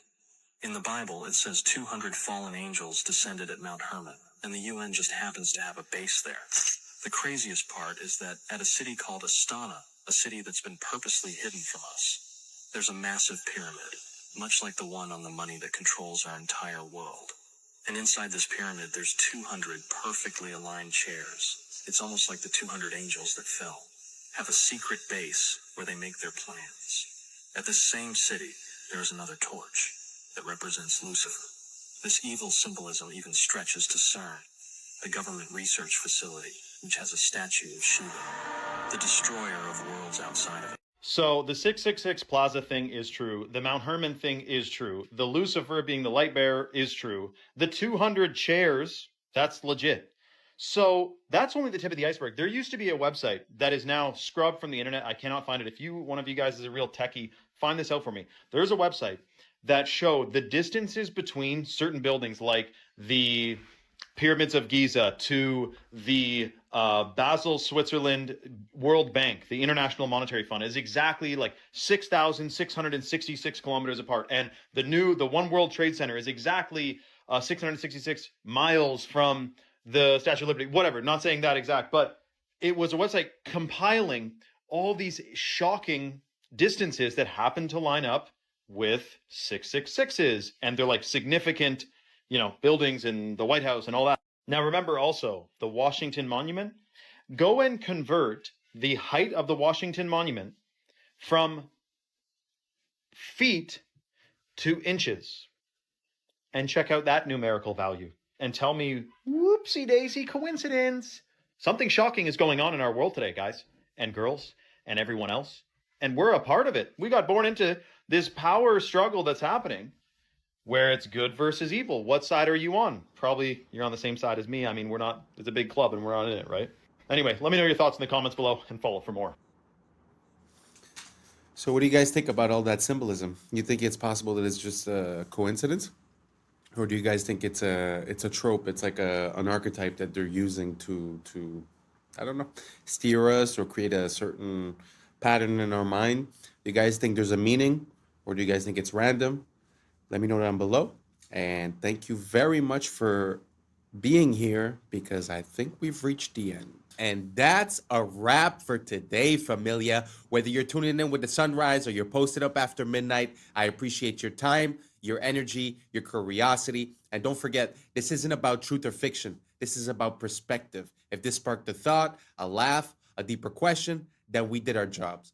Drop your thoughts in the comments. Keep the convo alive. Like, subscribe, and don't forget to hit that bell if you're riding a wave, because we're just getting started. Until next time, stay grounded, stay weird, stay critical. I'm Adam Strain, and this has been Adam Strain Reacts. Peace!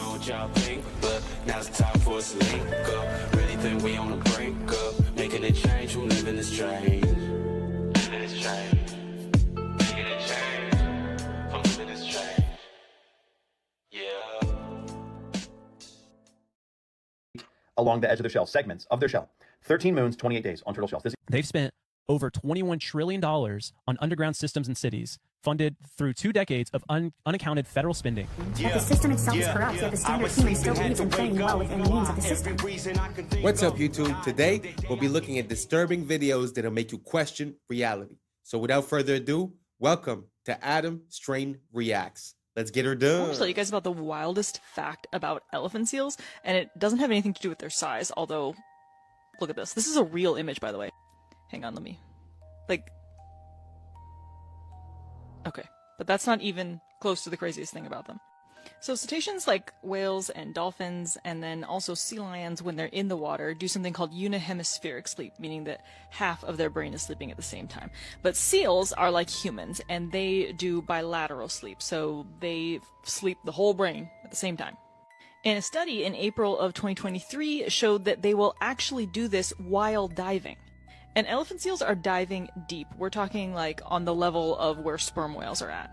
But I think one of the coolest things is this animation that shows how that sleep is taking place. So when they start the dive, they're obviously actively swimming. They start to sort of doze off here. When they finally hit REM sleep, they flip over and get into a spiral. Relatable. Anyway, they are spinning out for minutes at a time in a deep REM sleep until they hit the bottom down here at a depth of like 250 meters. Then they hunt all the way to the surface. Anyways, that is the coolest thing about elephant seals. Wow. Recently, in one of the past videos, I showed, I don't remember the name of it, the fly bird or something like that. Basically, it was a bird that would land only once every 10 months or something, so it was able to sleep, to eat, to mate in the air. And I guess this is the as above, so below. This is underwater. Isn't it crazy how nature is made? Like, this animal could sleep while he's swimming, and I don't know. Amazing. Let me know what you guys think down below, and let's keep on rocking.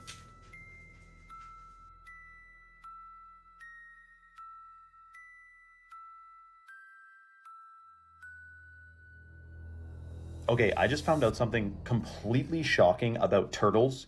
And I honestly think they're trolling us at this point, because the natural world doesn't have time. Time doesn't actually exist, right? What the natural world has is rhythm.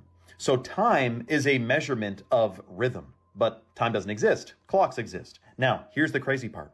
Turtles. I thought when I saw this post about lunar calendar on a turtle's back, that it was like some turtles, right? There's 13 carapaces in the middle of their shell, and there's 28 along the edge of their shell, segments of their shell. 13 moons, 28 days on turtle shells. This equals 364 days plus 1 day of rest. All indigenous peoples around the world knew the wisdom of the turtle and followed a 13-month calendar, as there are 13 moon cycles in a year and 27 to 29 days per cycle. It appears that 1 month was subtracted in order to sever the connection between people with the sun, the moon, and the stars, which are themselves a giant clock. But what I found out was, it's every single turtle and tortoise. Sea turtles, the same thing, a giant clock on their backs. So we're talking about the Fibonacci sequence is in the turtles, of course, as it is in all biological life forms. But the calendar is also on every single turtle's back. And you may be thinking, well, why would they change the calendar? Well, yes, to sever the connection, to alter our perception, our vibration, our reality just a little bit more. Another thing we have never been told about in school. Isn't that interesting? Instead, we're hearing about Pythagorean theorem and carbon emissions, and they don't tell us anything about this natural world. Shocking. Let me know your thoughts in the comments below, and follow for more. Sometimes it feels like we try to create our own interpretation of nature and of reality, but it seems like every X number of years, some of us wake up and we start realizing that nature has been screaming at us the whole time what the answer was.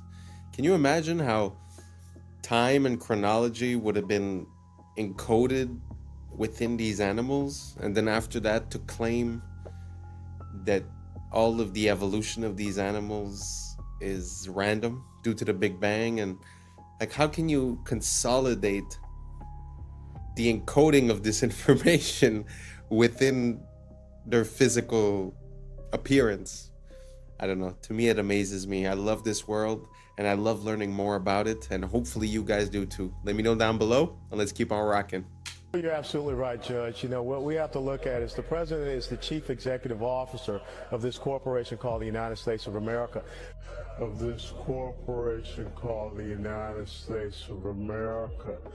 Now, haven't I been telling y'all on this platform for a long time that the United States is a federal corporation? The city of is a corporation.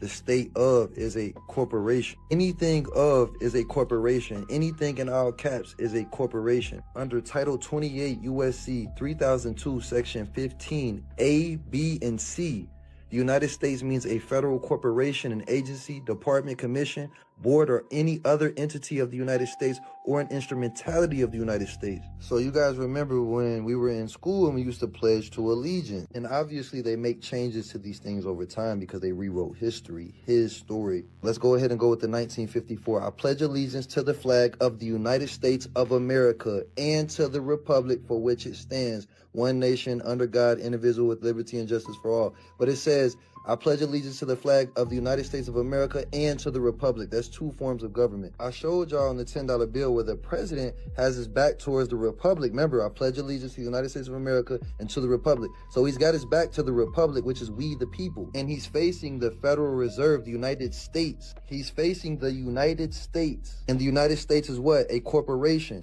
Well, you're absolutely right, Judge. What we have to look at is the president is the chief executive officer of this corporation called the United States of America.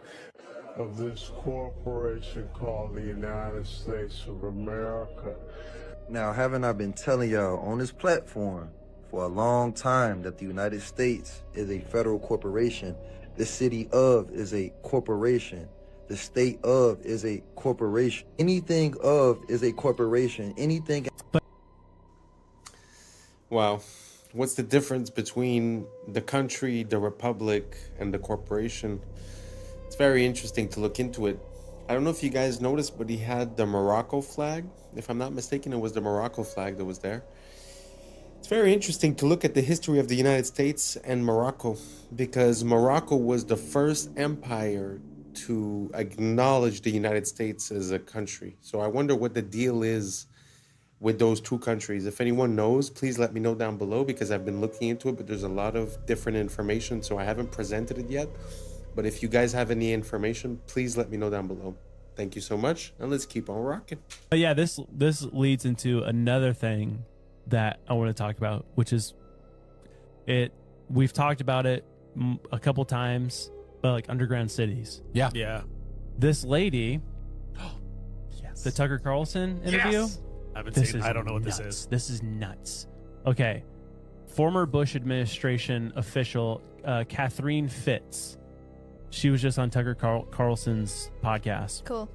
And she did this really deep dive. She said it took 2 years to find all these connections with somebody else. I forget who it was.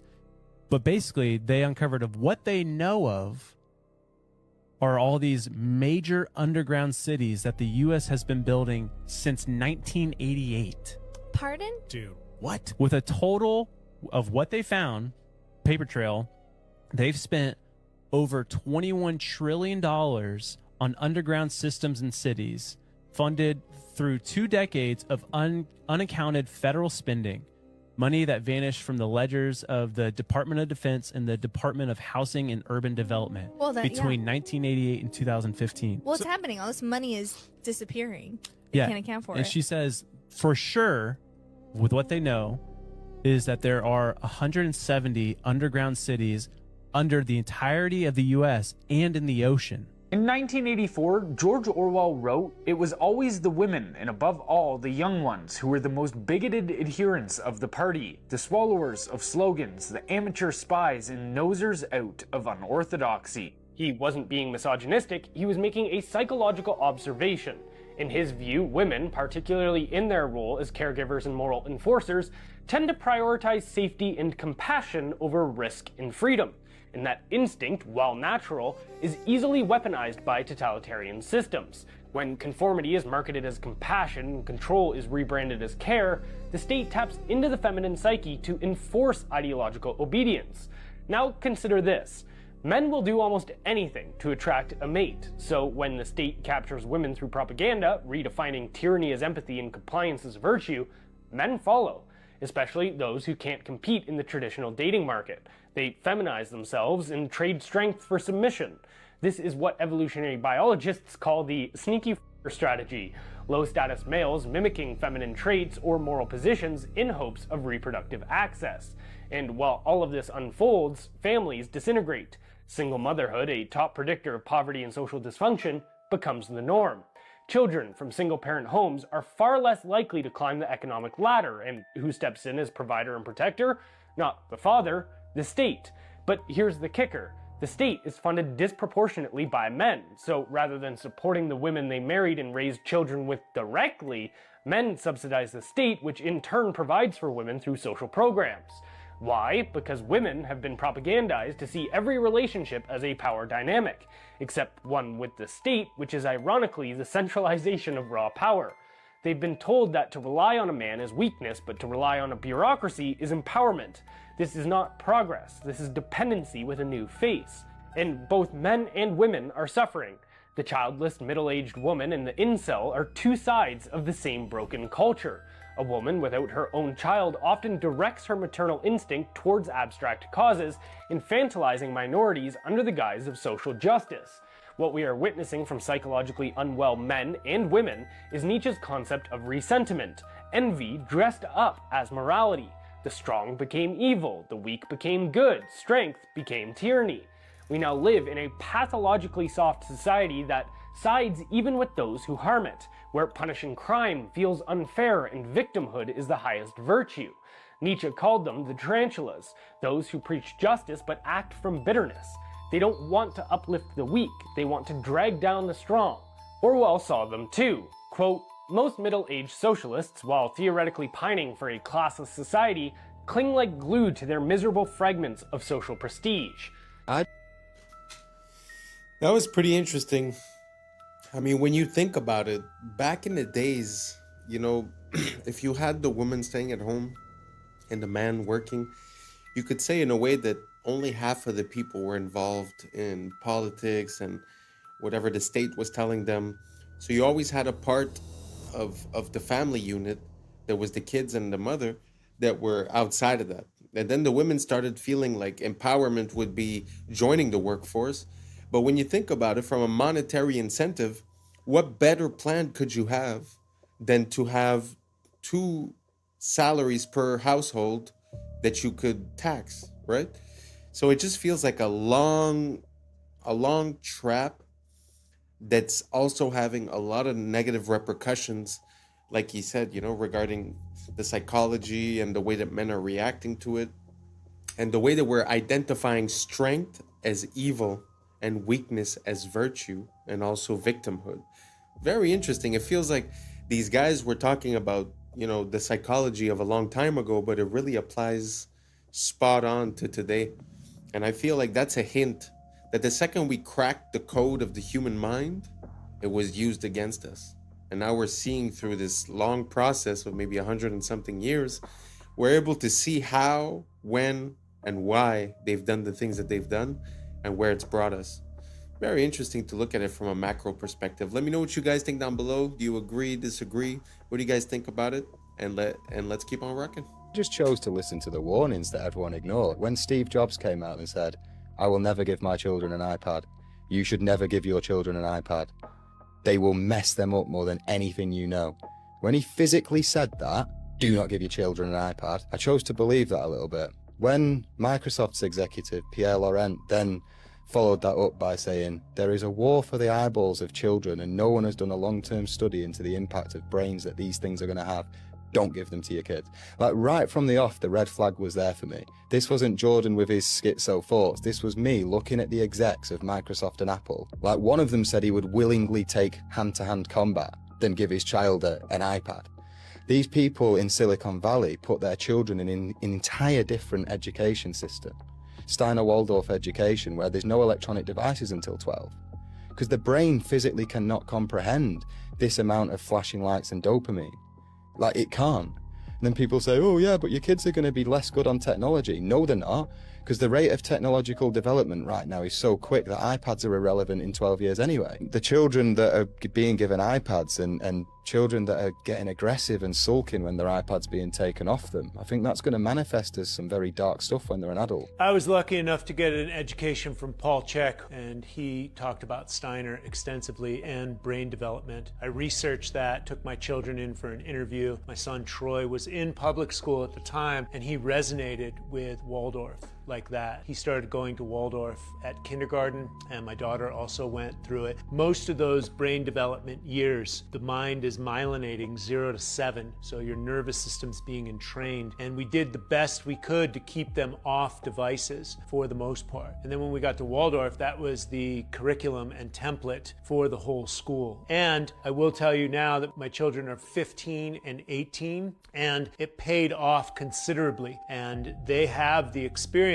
where their brain developed, the imagination centers of the brain developed, and they didn't have stress with too much testing in public school, etc. My children are balanced, attentive, intelligent. They know how to use their imagination, their problem-solving skills. My son sees the effect of what this technology and devices are doing to the consciousness of his fellow student body. If you'd like a better reference of what's going on with these devices and dumbing down humanity, I recommend you watch Idiocracy, a 2006 documentary that was made by Mike Judge, and have a great day.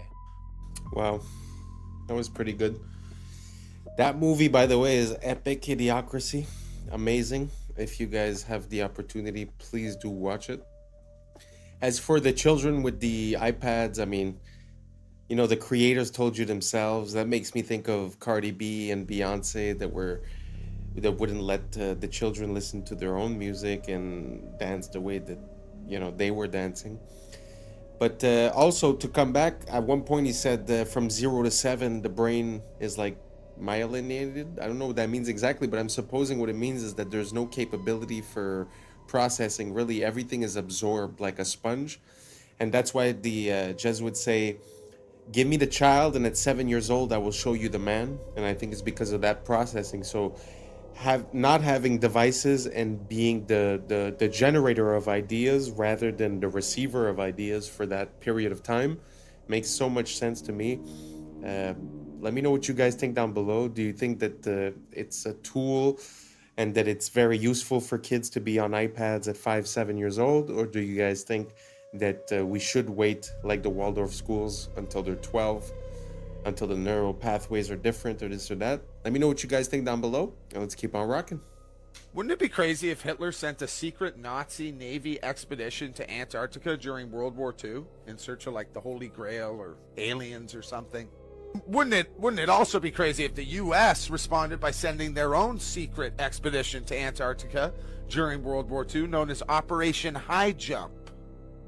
And wouldn't it also be crazy if back in 2018 a fitness app accidentally revealed secret underground bases deep within Antarctica? And I mean, wouldn't it be crazy if there were secret pyramids in Antarctica? Those certainly look to have very similar layouts, don't they? And then there's this picture as well. That certainly looks like a pyramid.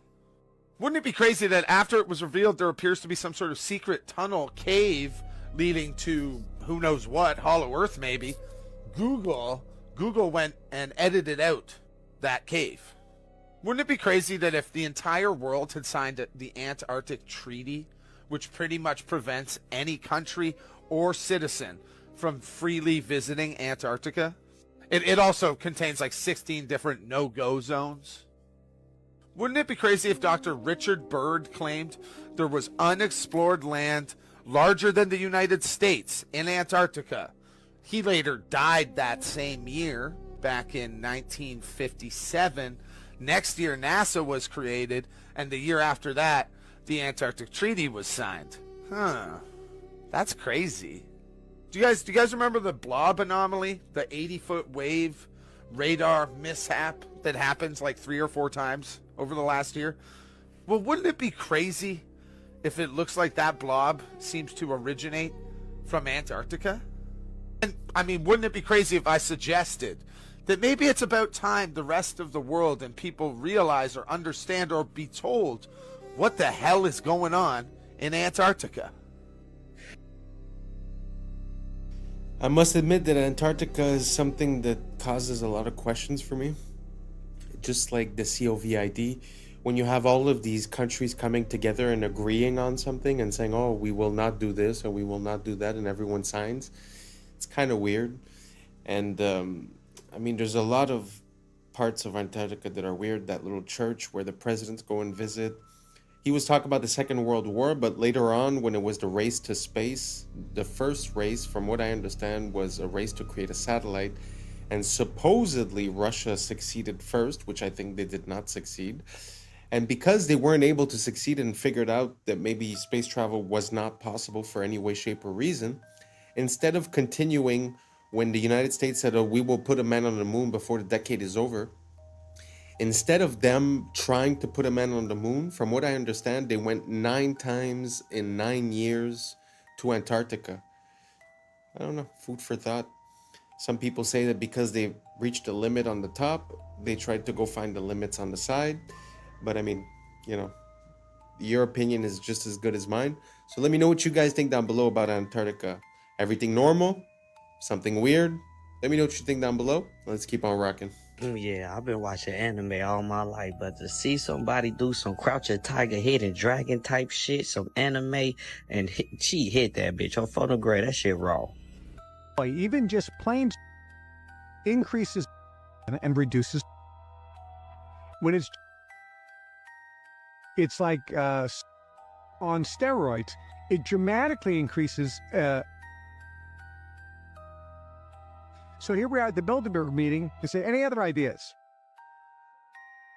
We'll convince everyone that's good for them, and we'll make sure that our product is very cheap so we can get soy They'll put in everything, salad dressings, soups, you name the processed food, we'll get oil, and we'll make sure that soy and oil, which is another one, will be used in frying. Therefore, anybody who's eating fried foods is getting the, which in addition to reducing testosterone levels, also screw up the stomach and the digestion. It'll give people gas and bloating, and this just will reduce their drive and initiative and make them more docile. They use to give to rats and animals to study because it makes them allergic. It makes them allergic to any protein you give.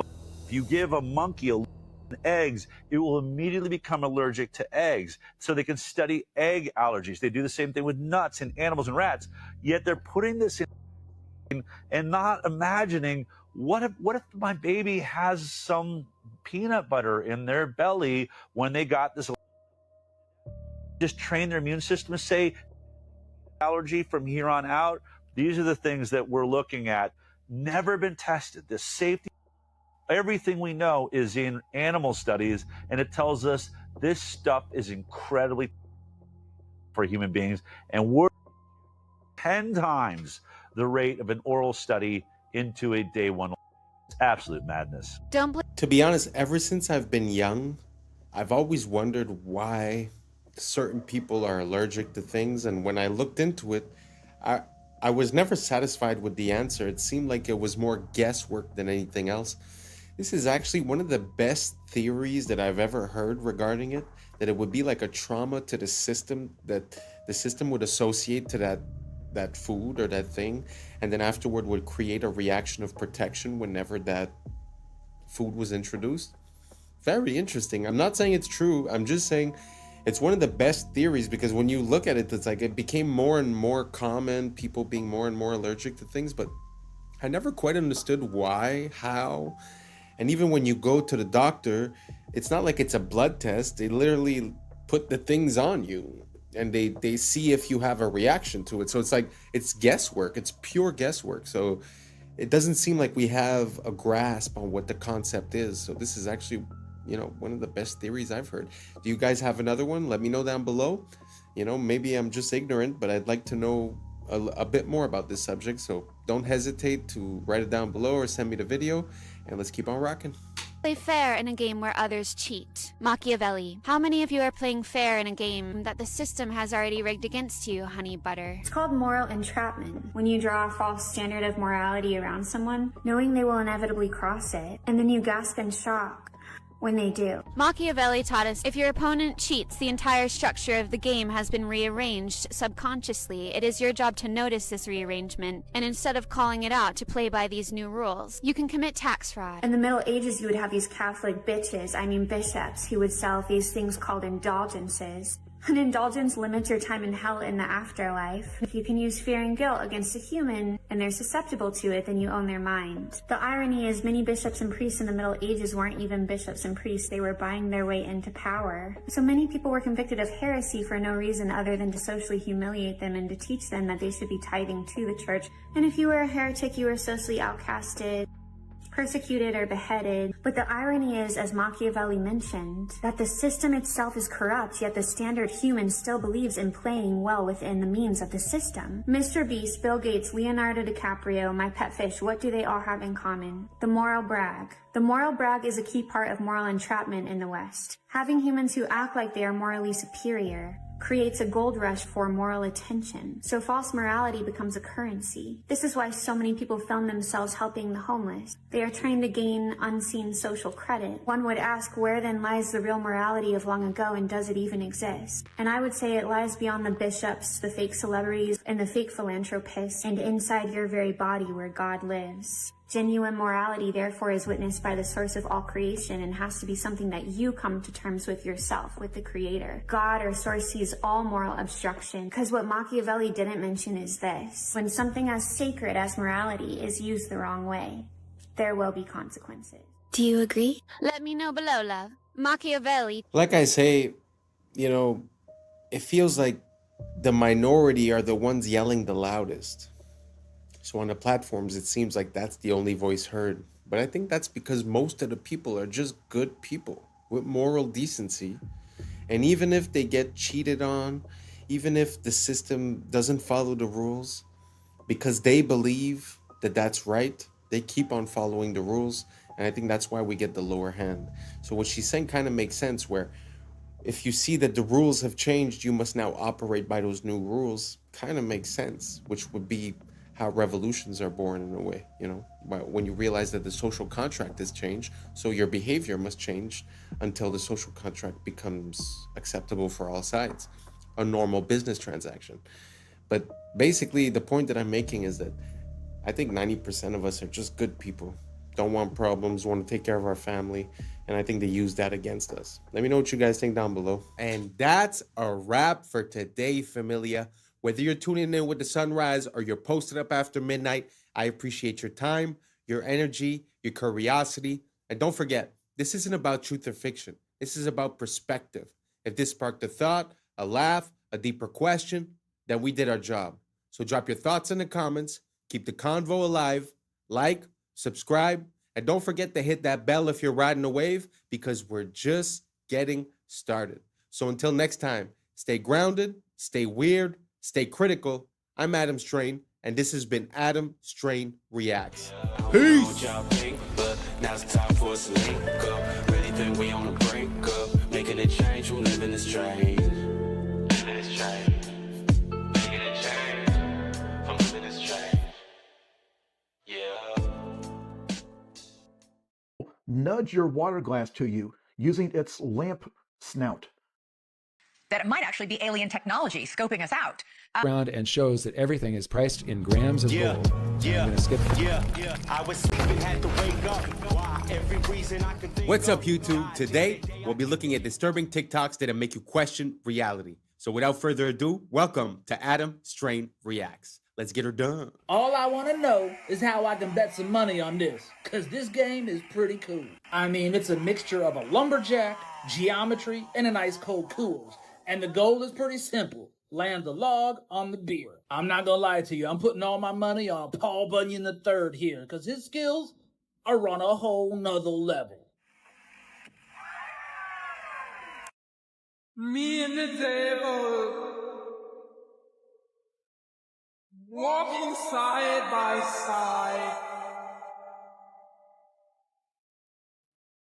Me and the devil walking side by side. And I'm gonna see my man till I get satisfied. See, you don't see why. It's like peering into another world sometimes when you look into the past, especially when it comes to certain things like medicine.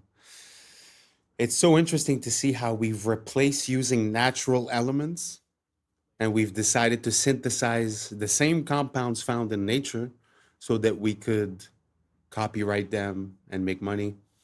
So it's kind of like a wish to go back to the way it was. Like, I wonder how it was, you know, when you'd have a problem and you'd take, like we were seeing there, like clover honey or stuff like that, because we do know now that like cloves and stuff like that are anti-parasite and they have properties.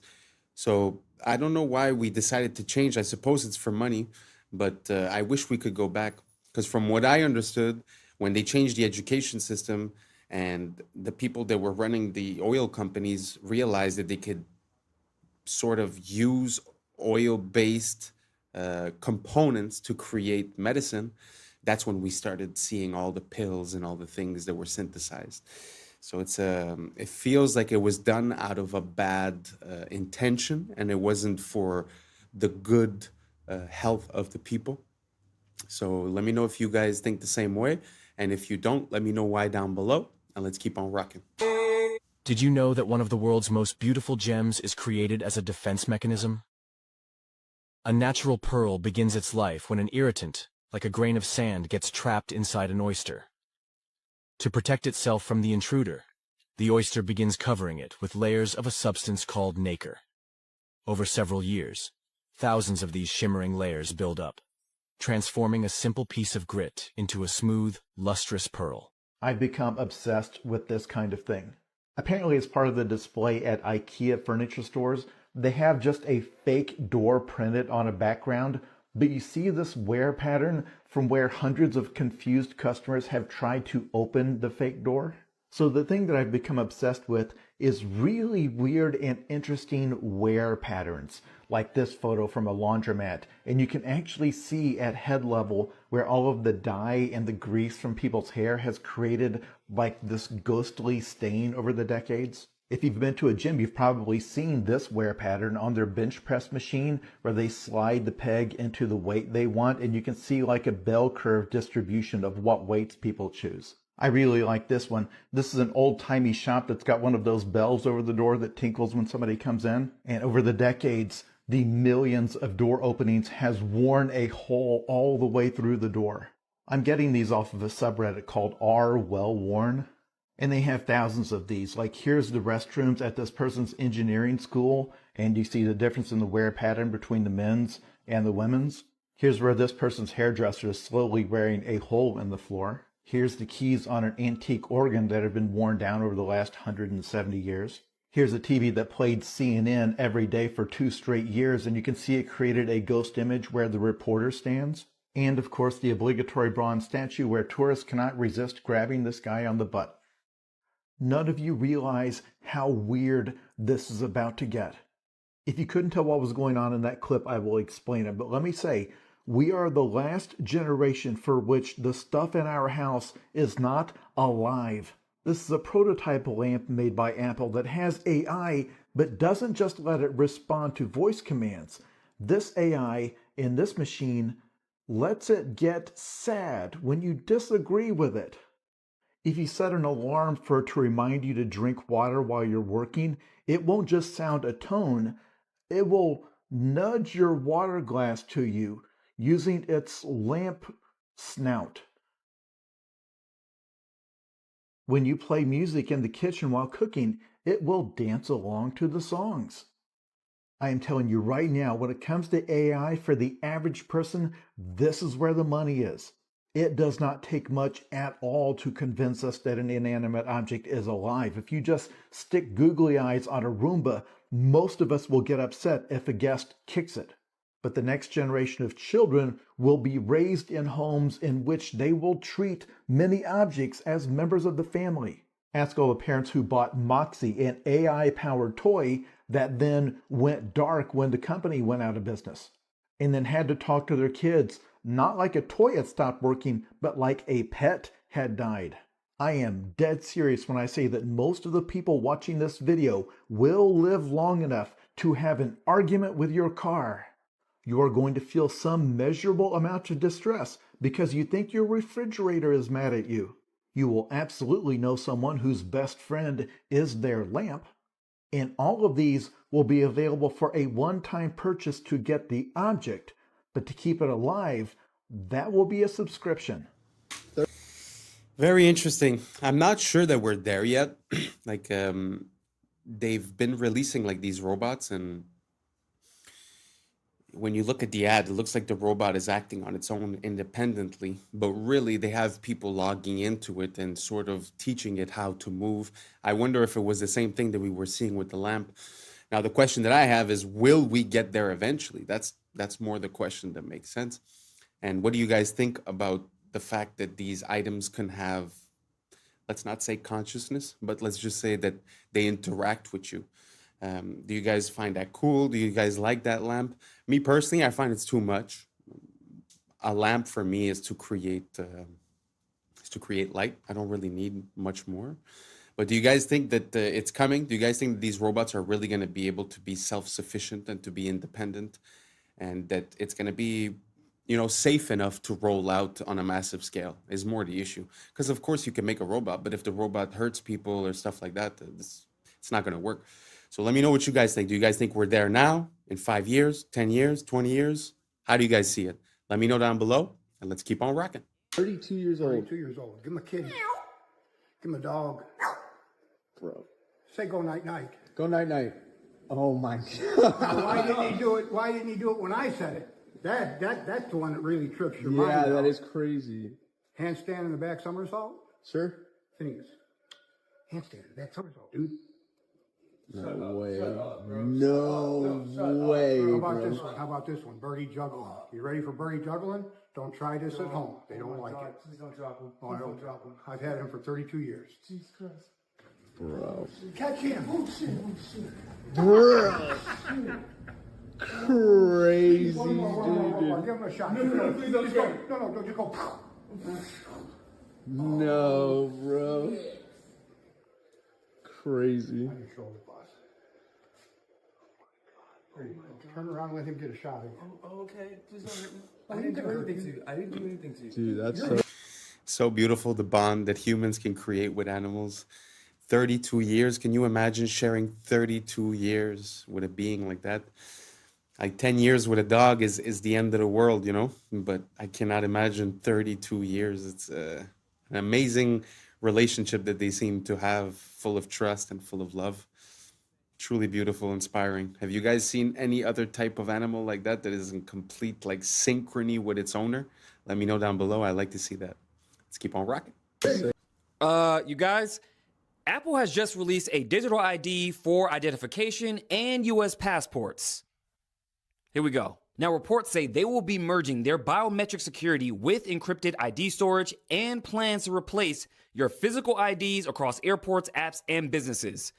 Why don't I like this? They also said this is going to be used at over 250 TSA checkpoints across domestic airports for identity verification. Now, remember I told you guys about one of the richest men on earth, Larry Ellison, who owns TikTok and Oracle, and who's a big fan of digital IDs? Well, it seems like one big master plan between all the big tech companies. You have Microsoft dealing with OpenAI, OpenAI dealing with NVIDIA, NVIDIA dealing with Oracle, xAI dealing with NVIDIA, and not to mention, OpenAI just did a $38 billion deal with Amazon for cloud storage. So the question is, what are they really planning? Well, I may have some answers. Could it be that they're following in the footsteps of China's Skynet, which is tied to digital IDs, a social credit score, and an AI surveillance system that they actually want to put on the moon? Skynet, huh?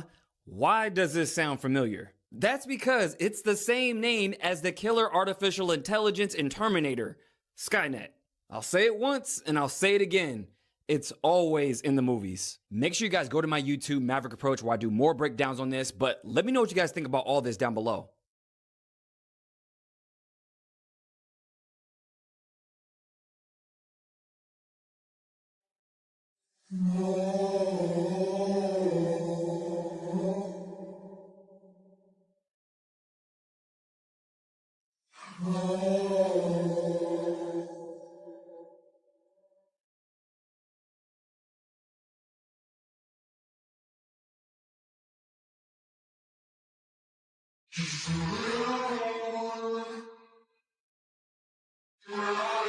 Guys, it's official. Vine is back, but with one big difference. So not only will it have the exact same 6-second looping videos, but it'll also give access to more than 100,000 archived Vines. But instead of Elon being the person to bring Vine back like he said he wanted to, this app, now called Divine, will be backed by none other than Twitter co-founder Jack Dorsey. But the one big thing that makes Divine totally different to other social media platforms is that it will prohibit AI content. In fact, it will scan for and flag suspected generated AI content and prevent it from being posted. It's essentially trying to act as a safe haven. So is this just another hopeless attempt to capitalize on nostalgia? Or can they actually fix the problems Vine had and make it successful this time around? It's kind of interesting. I know Vine was big back in the days, but I think it was a bit too early because people's attentions were still a bit longer.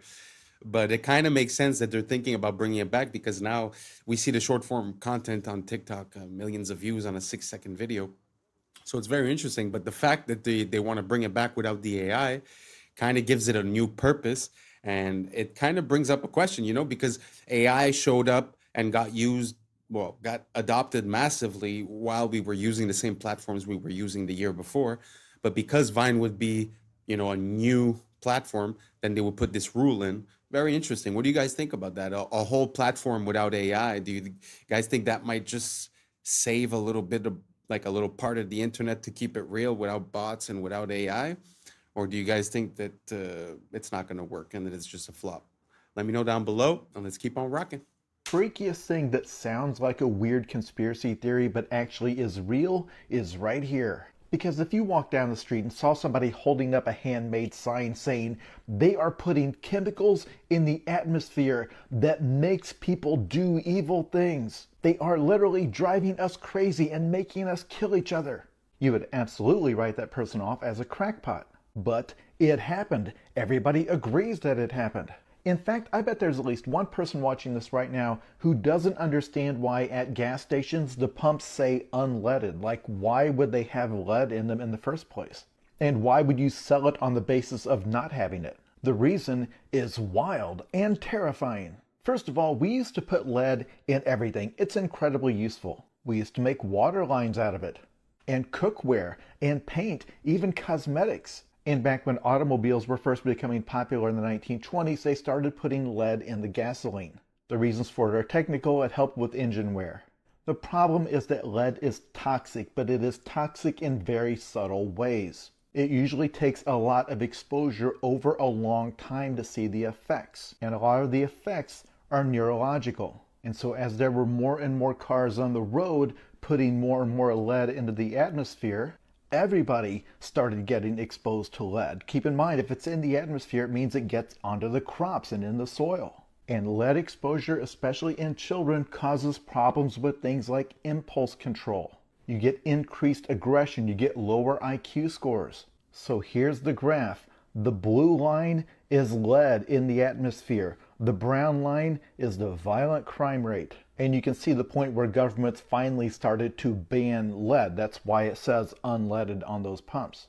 Now, of course, experts differ on this, but the thing they differ on is how much of an effect lead had. The falling crime rate came alongside lots of other changes, including falling poverty rates, better mental health treatments, differences in policing practices, and just the fact that the population got older. Violent crime is far more common among the young. I say this every time. The reason I get so angry at the fake conspiracy theories is that the real world provides us with so many actual scandals that can actually be documented, that actually tell us so much about how something like this can be allowed to happen and what it took to stop it. Let's put it this way. There was quite a gap between us realizing that lead was toxic and us actually getting it out of the environment. It's already... Can you imagine that? Where you're using a product, but like there's no immediate consequences, but then 10 years down the line, 20 years down the line, you start realizing the effects. Super crazy. I don't know how real this is, but it's super interesting to think about the subtle implications and the subtle effects that it could have over a long duration of time. It must take a long time to realize. It's sort of like when you have allergies with a certain food, but you don't know because you're eating all kinds of food during the week. So it's hard to say which one is. Sometimes the effects happen 48 hours after or 72 hours after. So it's really hard to find out what it was. So I wonder how much time it must have taken them to figure out that it was the lead doing all that. Yeah, very interesting. Did you guys know about that? Do you guys know about any other type of scandal as to toxicity? Sort of like this story? If so, write it down below. I'd like to feature it in some of my next videos. Thank you so much, and let's keep on rocking. Happening in Venezuela. A friend sent this from El Dorado, Venezuela. He goes into a supermarket where everything is priced in grams of gold. Historically, real money will win out over government abuse. Watch how they pay in gold. And this is extremely interesting. He goes around and shows that everything is priced in grams of gold. And I'm going to skip forward. These are grams of gold. 0.06 grams of gold. Everything. And I worked out the price on this. He shows some Bailey's Irish Cream. And that price is about $44 a bottle. And then he shows how they pay with these little flecks of gold. And so these aren't in fungible increments. So they're going back to sort of like a barter system. And then at the very end, he goes to the cash register and he's paying in gold on a scale. And she weighs it and logs it all in and stamps these receipts. And they've just paid in real gold. I'm not exactly going to say it, but that country, if you look in the news around these days, something's going on. And I wouldn't be surprised that the reason they're giving you is not the right reason. And this has more to do with it than anything else. Just do your research, think about it. There's some things that I just cannot approach right here on YouTube. I'm going to make a Patreon where I'm going to be able to delve a bit deeper into these subjects. But for now, just try to do your research.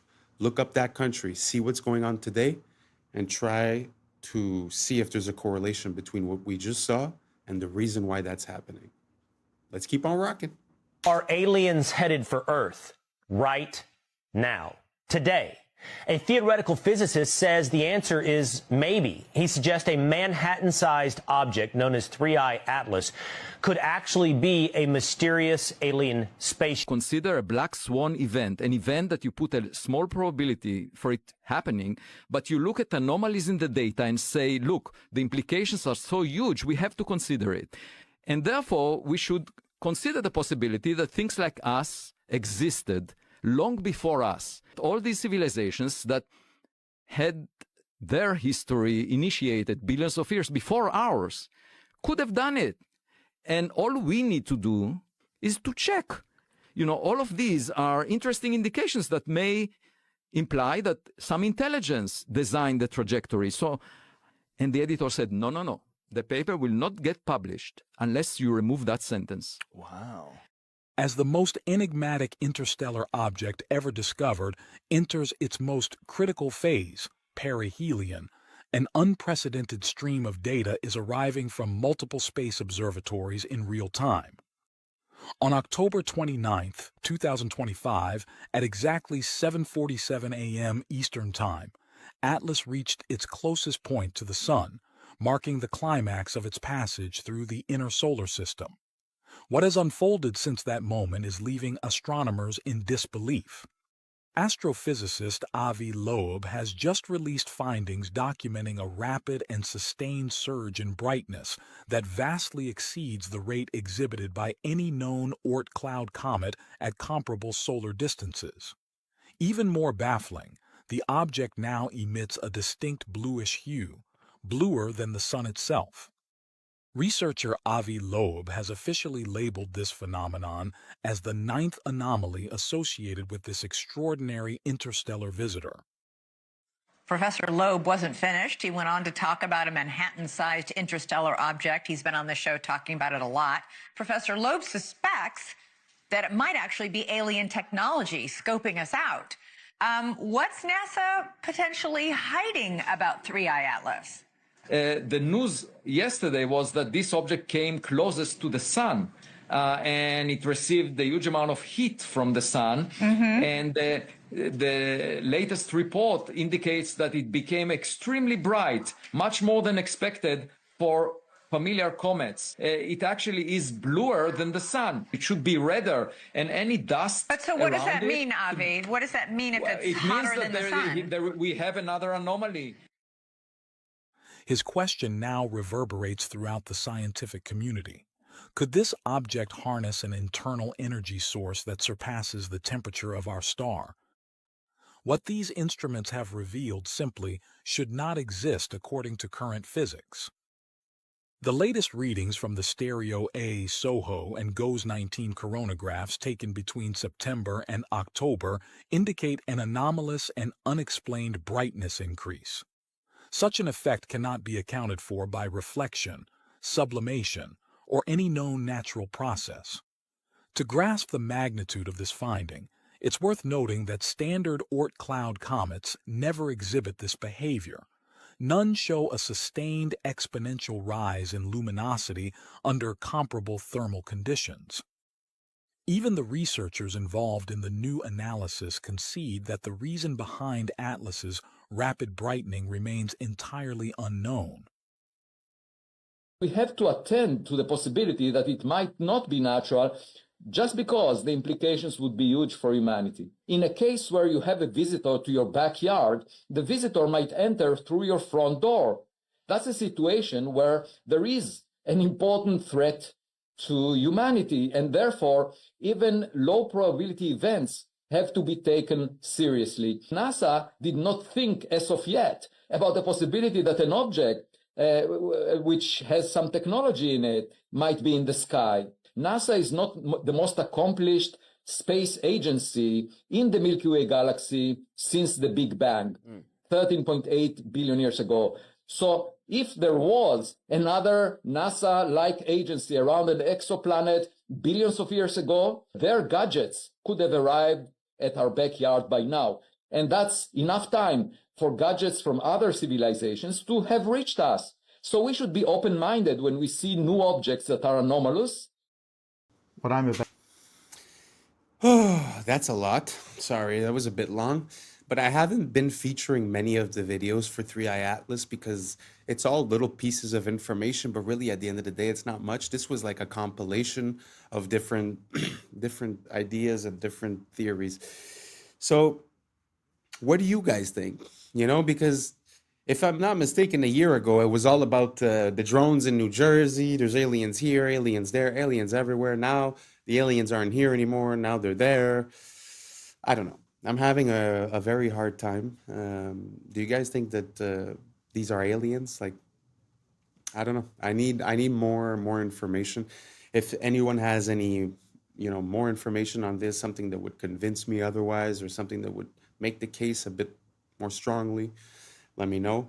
But until now, to be honest, I'm having a hard time seeing this as anything else than misdirection or just keeping it busy, filling the news cycle, because they've been talking about it a lot, but I don't know. Me personally, NASA is not something that I trust that much into neither. So like I said, if you guys have more information as for, the anomalies or anything that could convince me, please do not hesitate to send it over.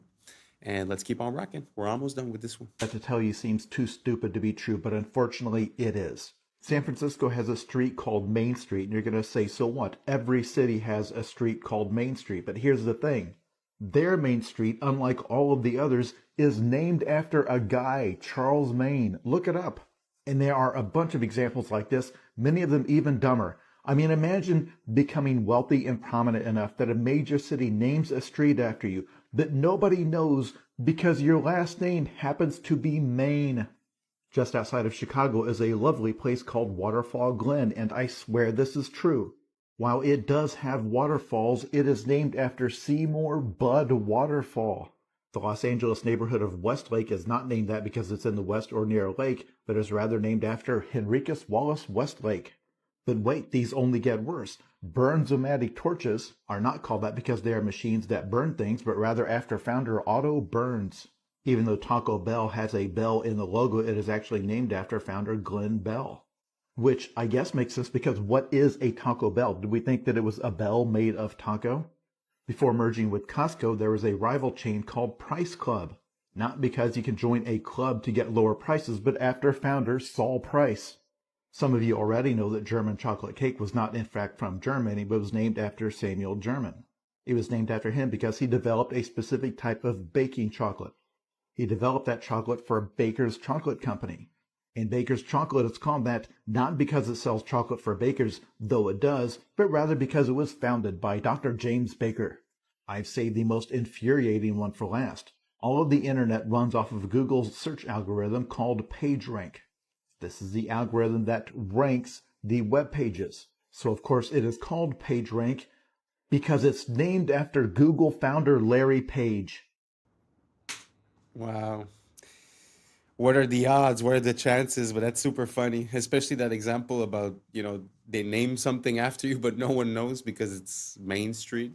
Amazing. And that's a wrap for today, familia. Whether you're tuning in with the sunrise or you're posted up after midnight, I appreciate your time, your energy, your curiosity.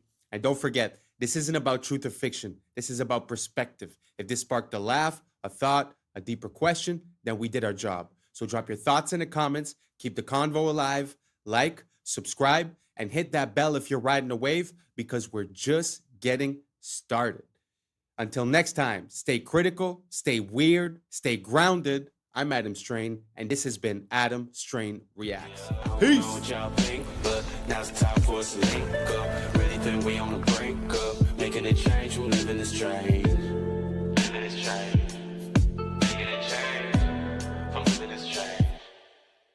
Yeah. When did elephants have breasts? I'd never seen this before. For 100 years, while as these melted ruins are thousands of years old. Jake, I'm not even kidding. Go look this up. They literally brought in to dig through the rubble. Yeah, There's big dudes. yeah. I was sleeping, had to wake up. Why? Every reason I can think. What's up, YouTube? Today, we'll be looking at disturbing TikToks that'll make you question reality. So without further ado, welcome to Adam Strain Reacts. Let's get her done. That's the cost of living crisis. Suddenly, we went up from prices being around there to prices being there. And you don't really see that in this data, okay? Because inflation is really just measuring the difference between that and that. And if you This is how they lie with numbers. look at those two lines, you're talking about a 2.3% change. That's the number we're talking about today. But for a lot of people, it's not about that. It's about the difference between this and that. What is that, like 19, 18%?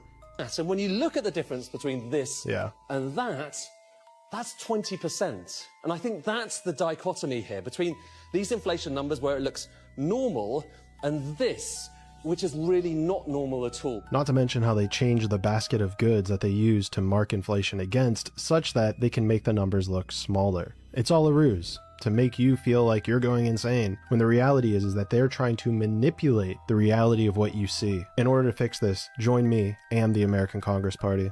Did you see the about the Nephilim? The Nephilim are often referred to as giants in the Bible, but some believe they are the offspring of fallen angels and humans.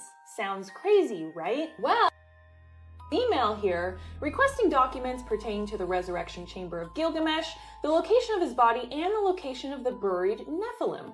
If they didn't exist, why is she requesting documents for them? And about Gilgamesh, a Mesopotamia mythological hero. Here is supposedly a video that some people think is Gilgamesh found in his tomb.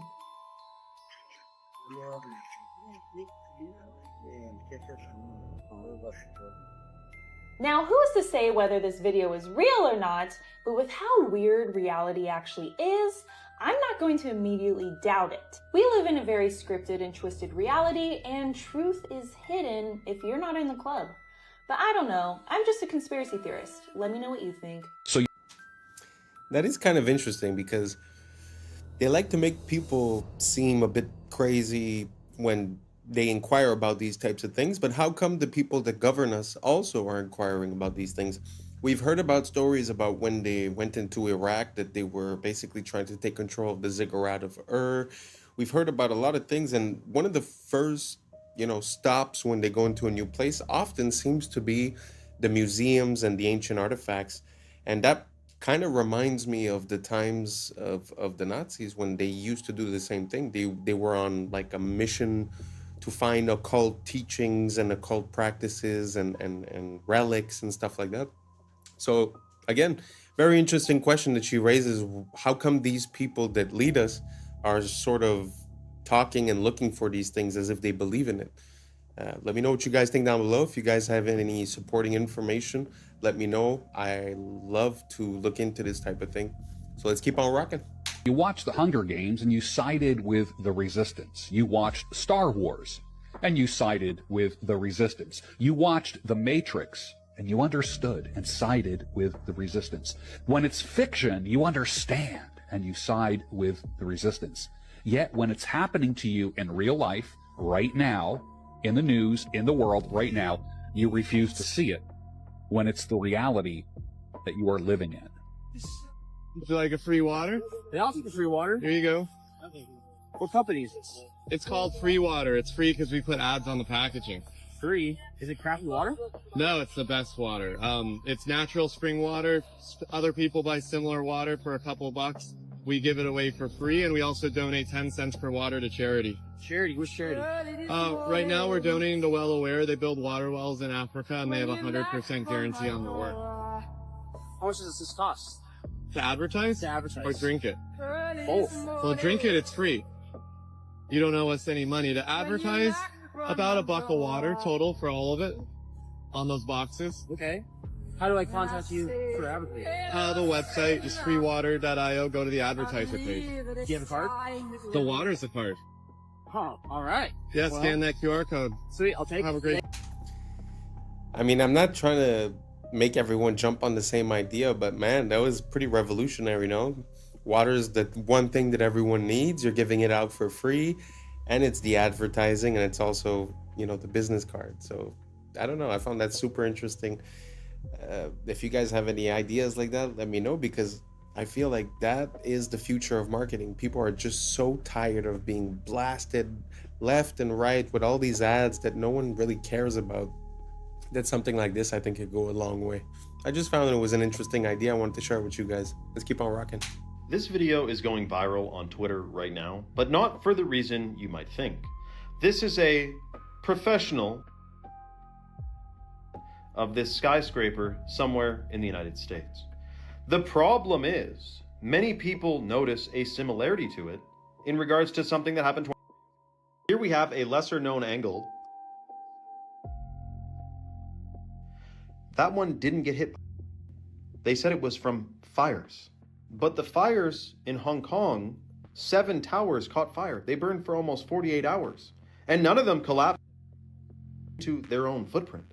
Now, officially, it happened to happen, man. A fire can weaken the structure. Don't worry about what architects and engineers say, but fires apparently can cause it to drop just like that. For the first time, though, in recorded history. Now, I would have expected something bigger to come from this, now that it's been. But seemingly, many people are still sleeping. Again, the Hong Kong towers, almost 2 days on fire, still standing. Let me know your thoughts in the comments below and follow for more. There has been many different resets since the Great Flood, or the Flood of Noah. When you look at the age of the buildings in the previous video, and the ruins from the buildings here, the melted bricks, the melted red bricks, there seems to be a clear age gap between the two. While this is much older than the mud-flooded buildings looking fairly newer by comparison, last several hundred years, while as these melted ruins are thousands of years old, indicating the many different cycles this realm has went through.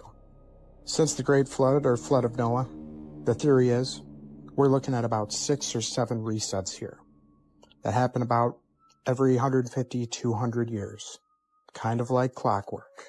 And with that cycle, it has taken many advanced civilizations.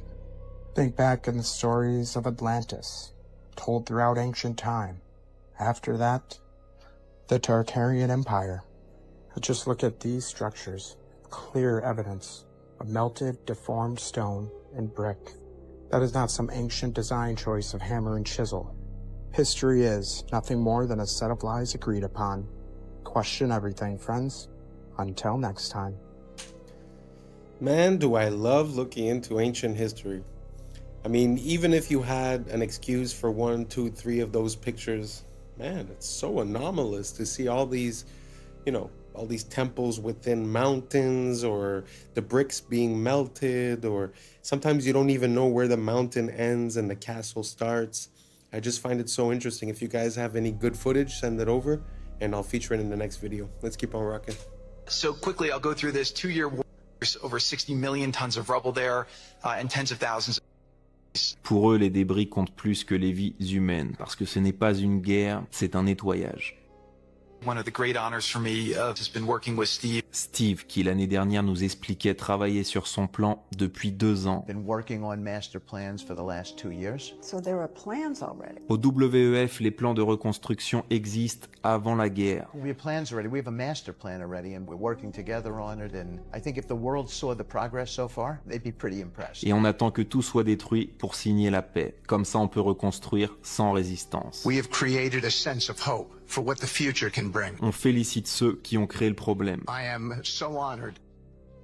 like to thank Parce que sans eux, ce nouveau système n'aurait jamais pu être justifié. Nobody's ever dreamt of. You used them well. Obviously used them very well. C'est grâce au chaos qu'il provoque que le sauveur devient nécessaire. The world needs a savior, and the hope is that AI is the savior that we need. Ce qu'ils appellent sauver le monde, c'est en réalité le reformater pour le rendre compatible avec l'IA.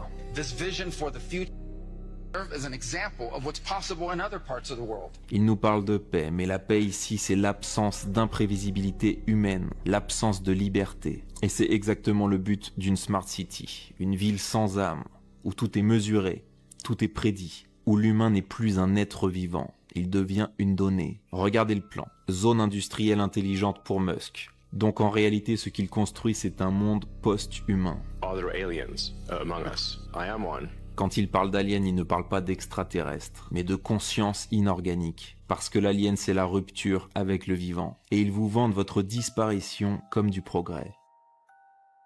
Did elephants have these? Did we jump timelines? Did elephants jump timelines? When did this happen? Not out the Troublemaker Travels for saying this, because I had no idea. Am I in an alternate universe? When did elephants have breasts? I'd never seen this before. Never dawned to me that they would look like this. I mean, it's okay, but I've never seen this in no Discovery Channel, in no animal book, in no internet search. I have never, and I mean never seen this before in my life. When did this happen? Why is it like this? Apparently, female elephants, this is how they feed their young, and this is what it looks like. Does that look weird to you? Did you know that? Have you ever seen this? Obviously, it's not weird for elephants. Is it weird for me? Is it weird for you? Is this strange? I don't know. Am I tripping right now? Because I have never seen these on an elephant. I mean, never. I've seen elephants all my life. I've looked up elephants. We learned about elephants. They are mystical creatures, but I did not know they had those.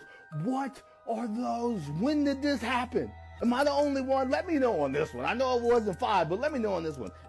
Let me ask you something simple. How does a comedian with zero political experience become a global icon and the centerpiece of the largest in Europe? Come on, Peter. Elected, people chose him. That's democracy. Was it? Let's rewind the tape slowly.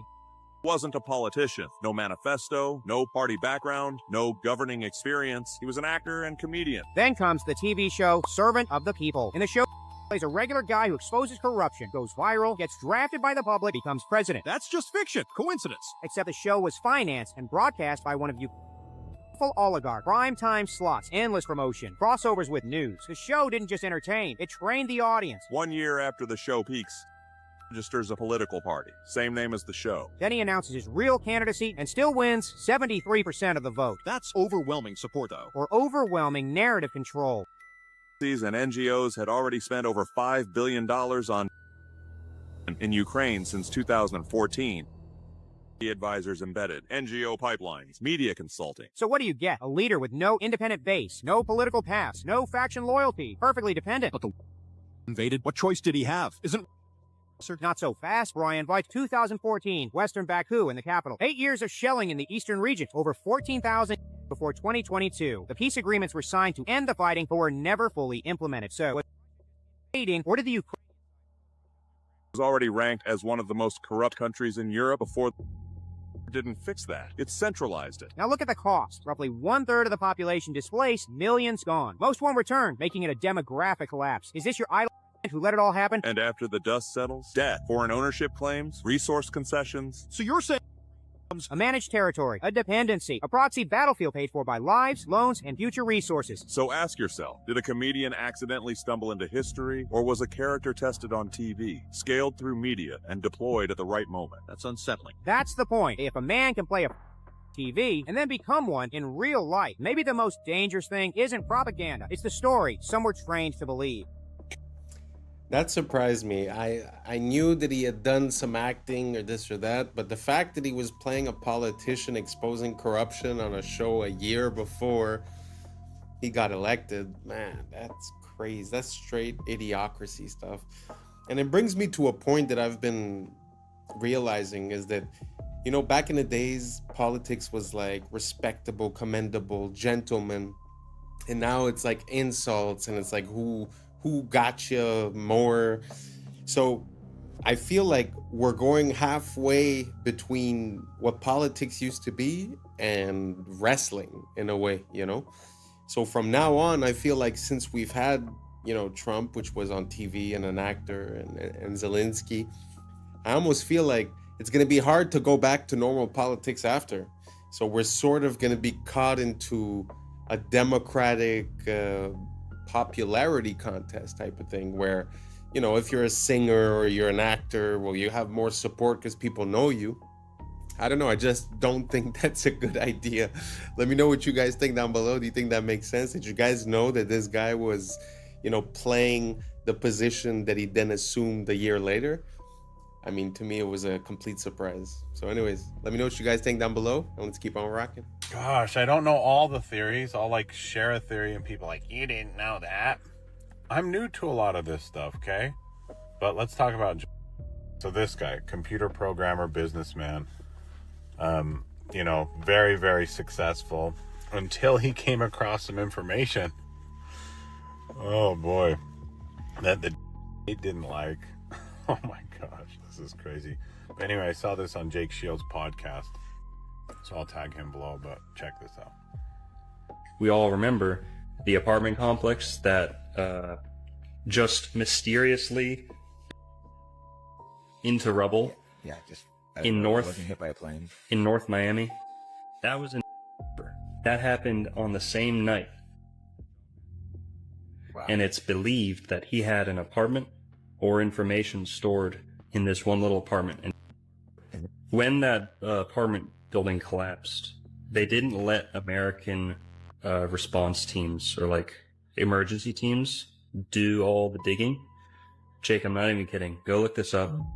They literally brought in to dig through the rubble. There's dude, it's just had a whole ceremony where he was like patting on the back. He's like, thanks. How can they rationalize this? How can they bring that handle American matters? This is insane. It's kind of I was all excited about this at one point, you know, and then it just turns out, you know, now we get laws like this from DeSantis.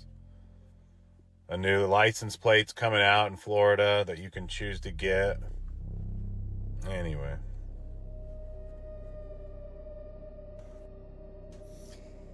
Wow.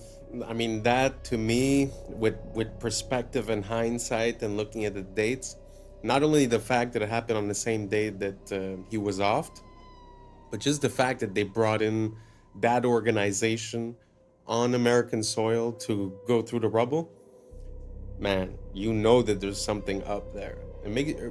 Sometimes when I see these things, it really makes me think like we're living in a James Bond movie, but we always receive the cover story and like the real stuff is happening behind the scenes. Did you guys know about this? Let me know down below. Anyways, let's keep on rocking. There were hundreds of security cameras filming the check-in areas, the corridors, the lounges, the airport bars and restaurants, etc. The question is, how many time-stamped images do we have that show us the presence of the at any of the departing airports? More than 100? Only one? Not at all? About 30 different images. The answer is none at all.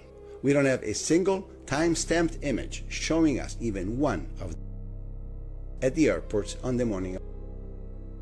The only thing we were shown is a sequence depicting at the Washington airport. But this sequence does not have a timestamp, and it was filmed with a regular camera, not a security camera. So, for as far as we know, those images could have been filmed anytime. Maybe during a dry run were made to make under whatever circumstance. And then we were shown this image depicting going through a security check. This picture is, but this is not the Boston airport. This is the Portland, Maine airport, as clearly shown in the timestamp that says 5:45 in the morning. This is the infamous connecting flight to Boston, not the flight to LA that was. Bottom line of the at the departing airports on we do not have a single image that has been made public. Not one. Is there anybody out there who really wants to believe this? You want to know why is now everywhere? It's not some random gotcha. It's a playbook move, used by power for centuries. You don't fix a dying system, you burn its reputation to ash on purpose. You drown the masses in filth until the old world itself makes them sick. That's the whole show. First, they spoon feed you shocking truth. Then, the media blitz. Every headline a nail in the coffin. Politicians, celebs, old money, all dragged through the mud. It's about breaking the audience. But isn't that good? Like, if everyone's a crook, at least now we know, right? Shouldn't sunlight disinfect a room? No, kid. Sunlight's just the setup. When all trust is exhausted, the demand for something new becomes inevitable. That's when they roll out solutions. Incorruptible AI judges, new digital money, total transparency. All wrapped up in words like safety, fairness, and reset. People want that. They're sick of scandals, tired of hidden dirt. We have the tech now. Why not let machines run things? At least then, no more old creeps making backroom deals. You ever wonder why every leak just happens at the perfect moment?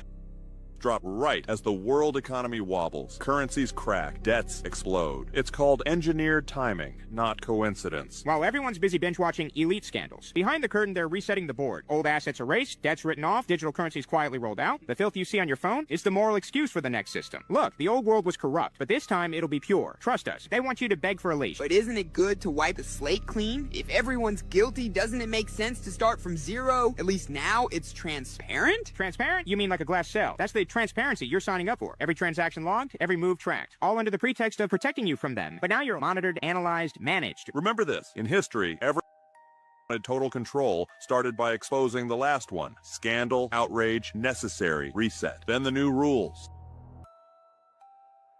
No room for dissent. Nobody escapes the beta, not even the top players. Nobody wants uncertainty. People trade liberty for protection every time, especially when they're scared. That's why the leaks are never full, never random, always just enough to terrify, not to empower. Notice they show you monsters, but never the strengths. So the whole it's like the world's biggest ad for New World Order? Bingo, kid. While you're scrolling it all and picking sides, they're scrubbing the balance sheets, resetting the scoreboard, and selling you a digital world where everything is clean because nothing is private. So what now? Just wait for the next leak to get even darker? It always gets darker, kid. Every new scandal is just another step in the reset. Tighter rules, more eyes, fewer choices. The beast doesn't need your hope. It just needs your consent. I just found out something crazy about Wi-Fi and all these other different frequency bands, and it is shocking.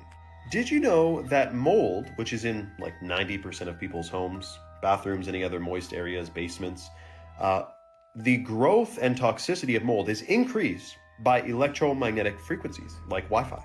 So if you didn't know, mold is one of the, especially black mold, and there's green mold too, are some of the most toxic things that people are exposed to in their homes. And indoor air quality can be like 1,000 times worse than outdoor air quality, even if you're living in a big city with lots of vehicles and freaking dryer vents pumping out those synthetic fragrances, etc. But so now it's a perfect toxic concoction because Wi-Fi increases the mold growth and can actually be strengthened by it.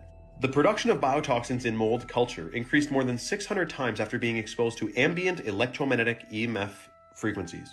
And this guy says, is this good or bad? Interesting that Wi-Fi, which many people are wondering if there are any potential hazards with concerning the human body and electromagnetic field, combined with mold, which is also toxic, it's a perfect concoction. The crazy thing about that is that I also seen another video where when the plants were exposed to the Wi-Fi, the growth was stunted and it was slower for the plant to grow. So not only does it stop good plants from growing, it also enables toxic molds to reproduce quicker. Man, I had no idea. Do you guys know anything about Wi-Fi that we should know about? Let me know down below. And thanks for reaching the end. And that's a wrap for today, familia. Whether you're tuning in with the sunrise or you're posted up after midnight, I appreciate your time, your energy, and your curiosity. And don't forget, this isn't about truth or fiction. This is about perspective. If this sparked a thought, a laugh, a deeper question, then we did our job. So drop your thoughts in the comments, keep the convo alive, like, subscribe, and don't forget to hit that bell if you're riding a wave, because we're just getting started. Until next time, stay grounded, stay weird, stay critical. I'm Adam Strain, and this has been Adam Strain Reacts. Peace. But now it's time for us to link up. Really think we on the brink up. Making a change, we're living this strange.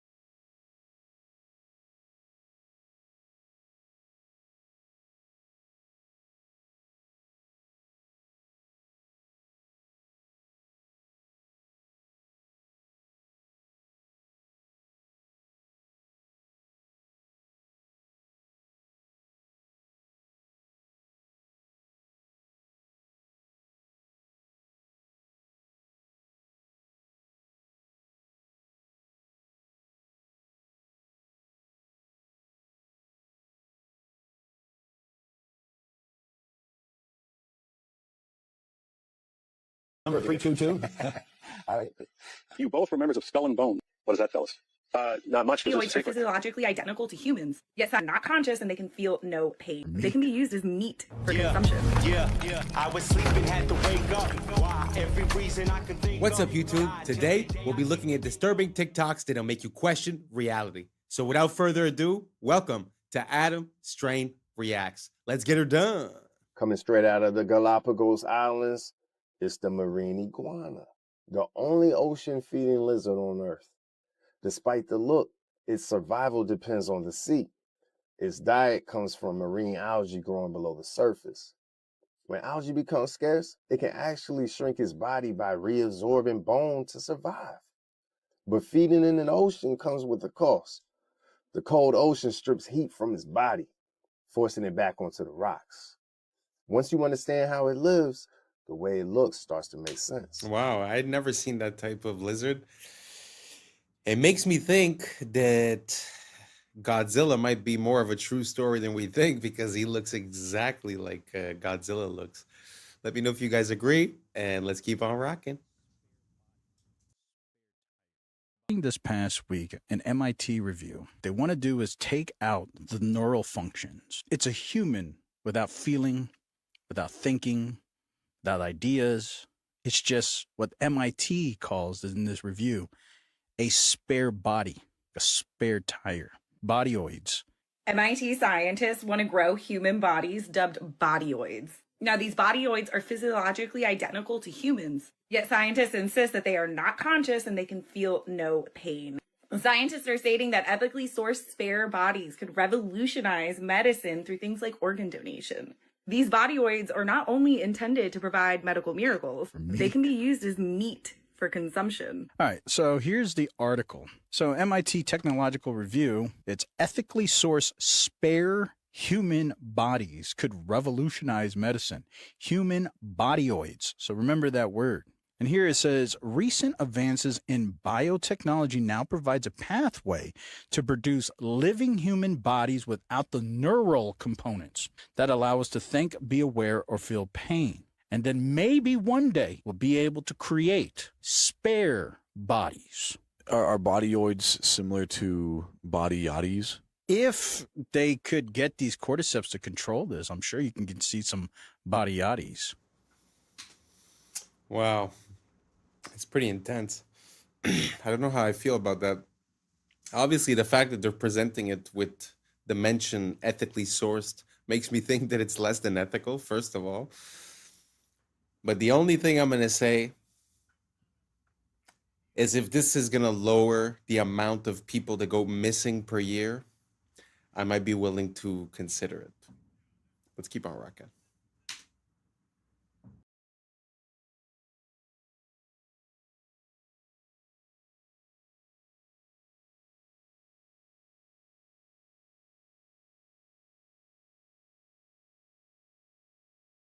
This one's in Thailand. Been in Thailand before.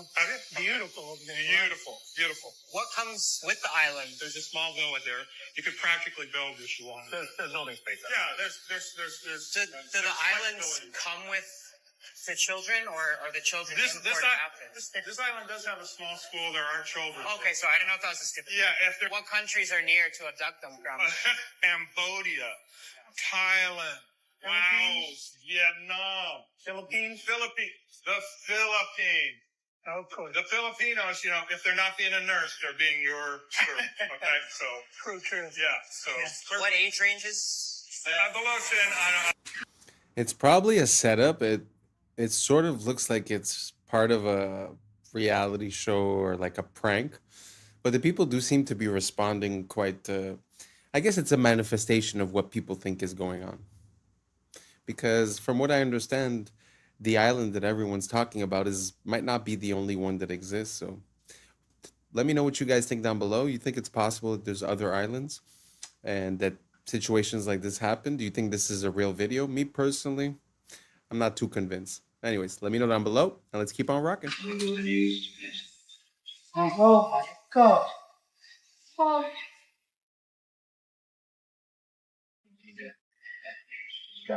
Now, let's find out if they stand on travel. There's that 5 from the one on Tuesday.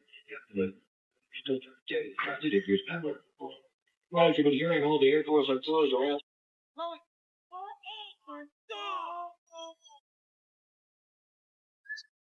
You were both in Skull and Bones, the secret society. It's so secret we can't talk about it. What does that mean for America? The conspiracy theorists are going to go wild. I'm sure they are. I don't know. I haven't seen the web. Number 322. You both were members of Skull and Bones, a secret society at Yale. What does that tell us? Not much, because it's a secret. Is there a secret handshake? Is there a secret code? I wish there were something secret I could manifest. 322, a secret number? There are all kinds of secrets, Tim, but one thing is not a secret. I disagree with this president's direction that he's taking the country. We can do a better job, and I intend to do it. Tim Russett, the moderator of Meet the Press and NBC's Washington bureau chief, collapsed and died early this afternoon.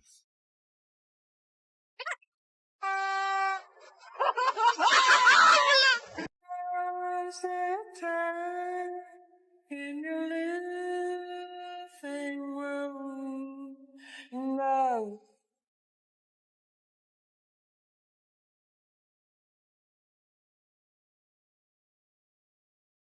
Трипа-трипа-лоски, десятусую, подхарбастансую.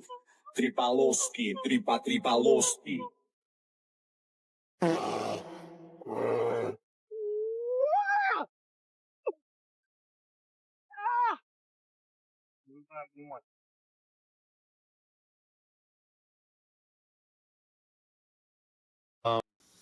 Although Russia isn't for beginners, number 3 and number 2 were fake because the bear was not a real bear, obviously. And the guy that went through that bus was actually for a movie. It was like a high-speed stunt that they were doing. So just to say that, not everything you see is real neither.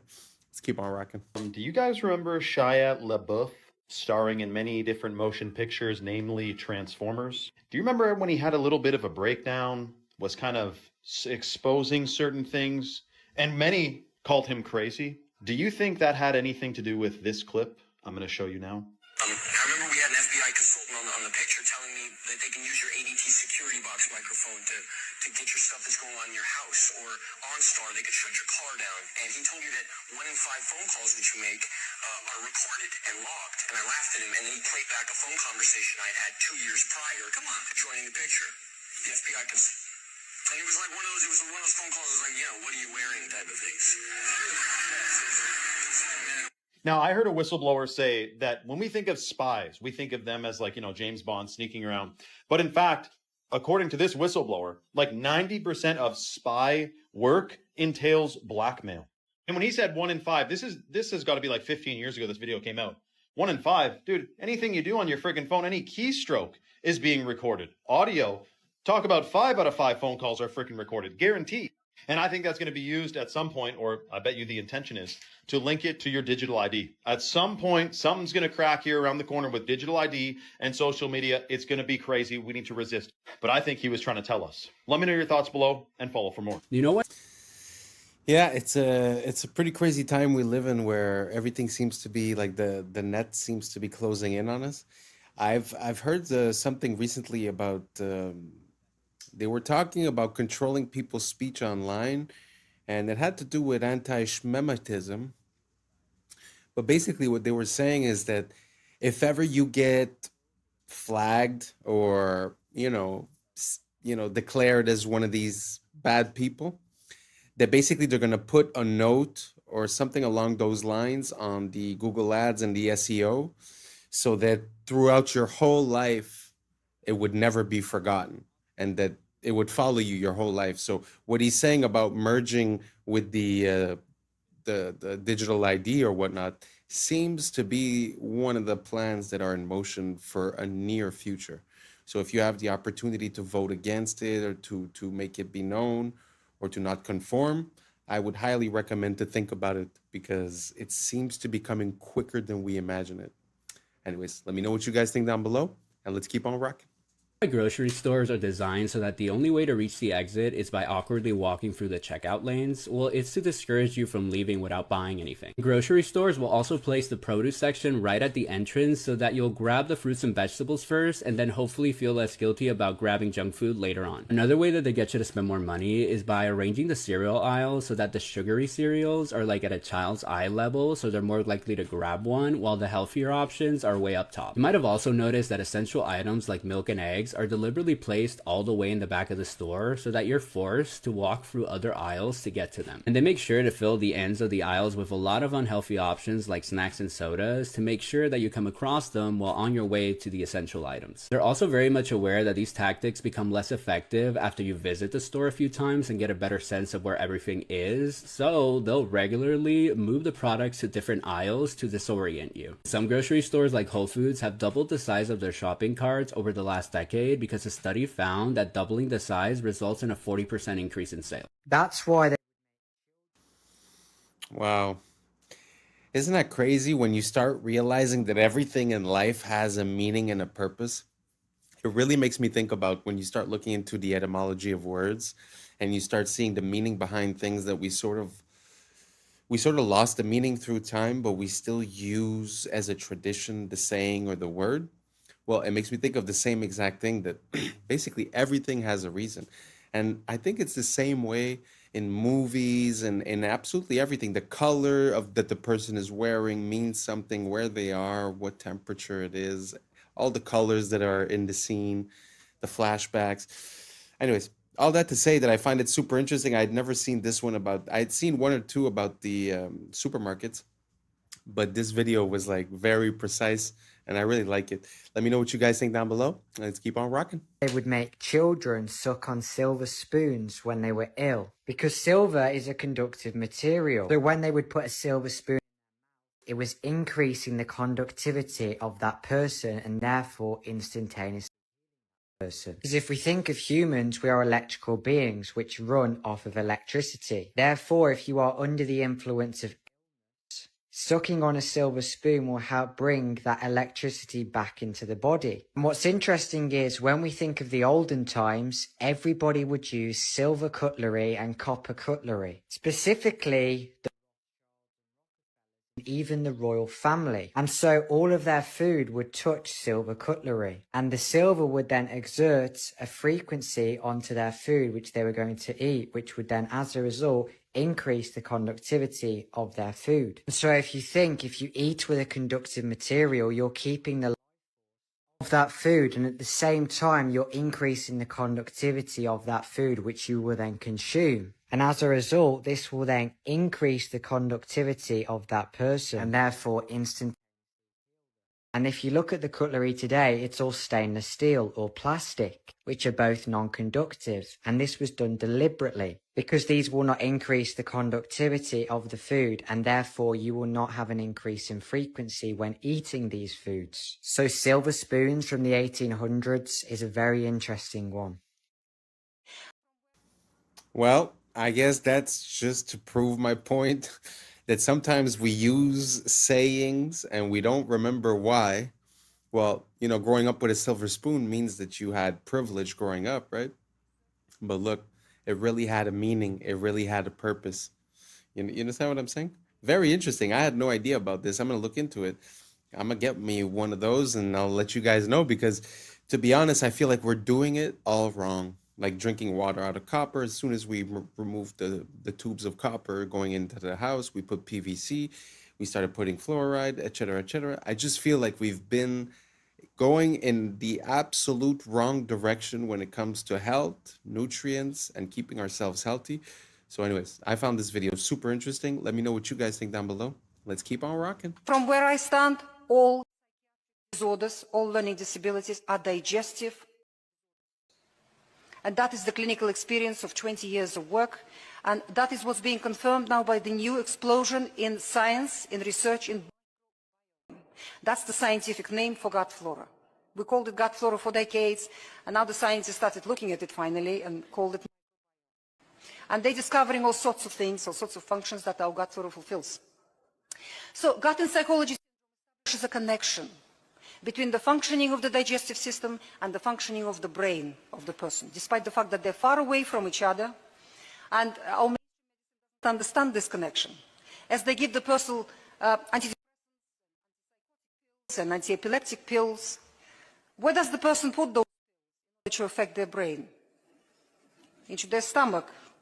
They place it into their digestive system to affect the brain. And still I don't understand the connection. How can the two things be so far apart and be connected? So what kind of conditions are we talking about? Let's start with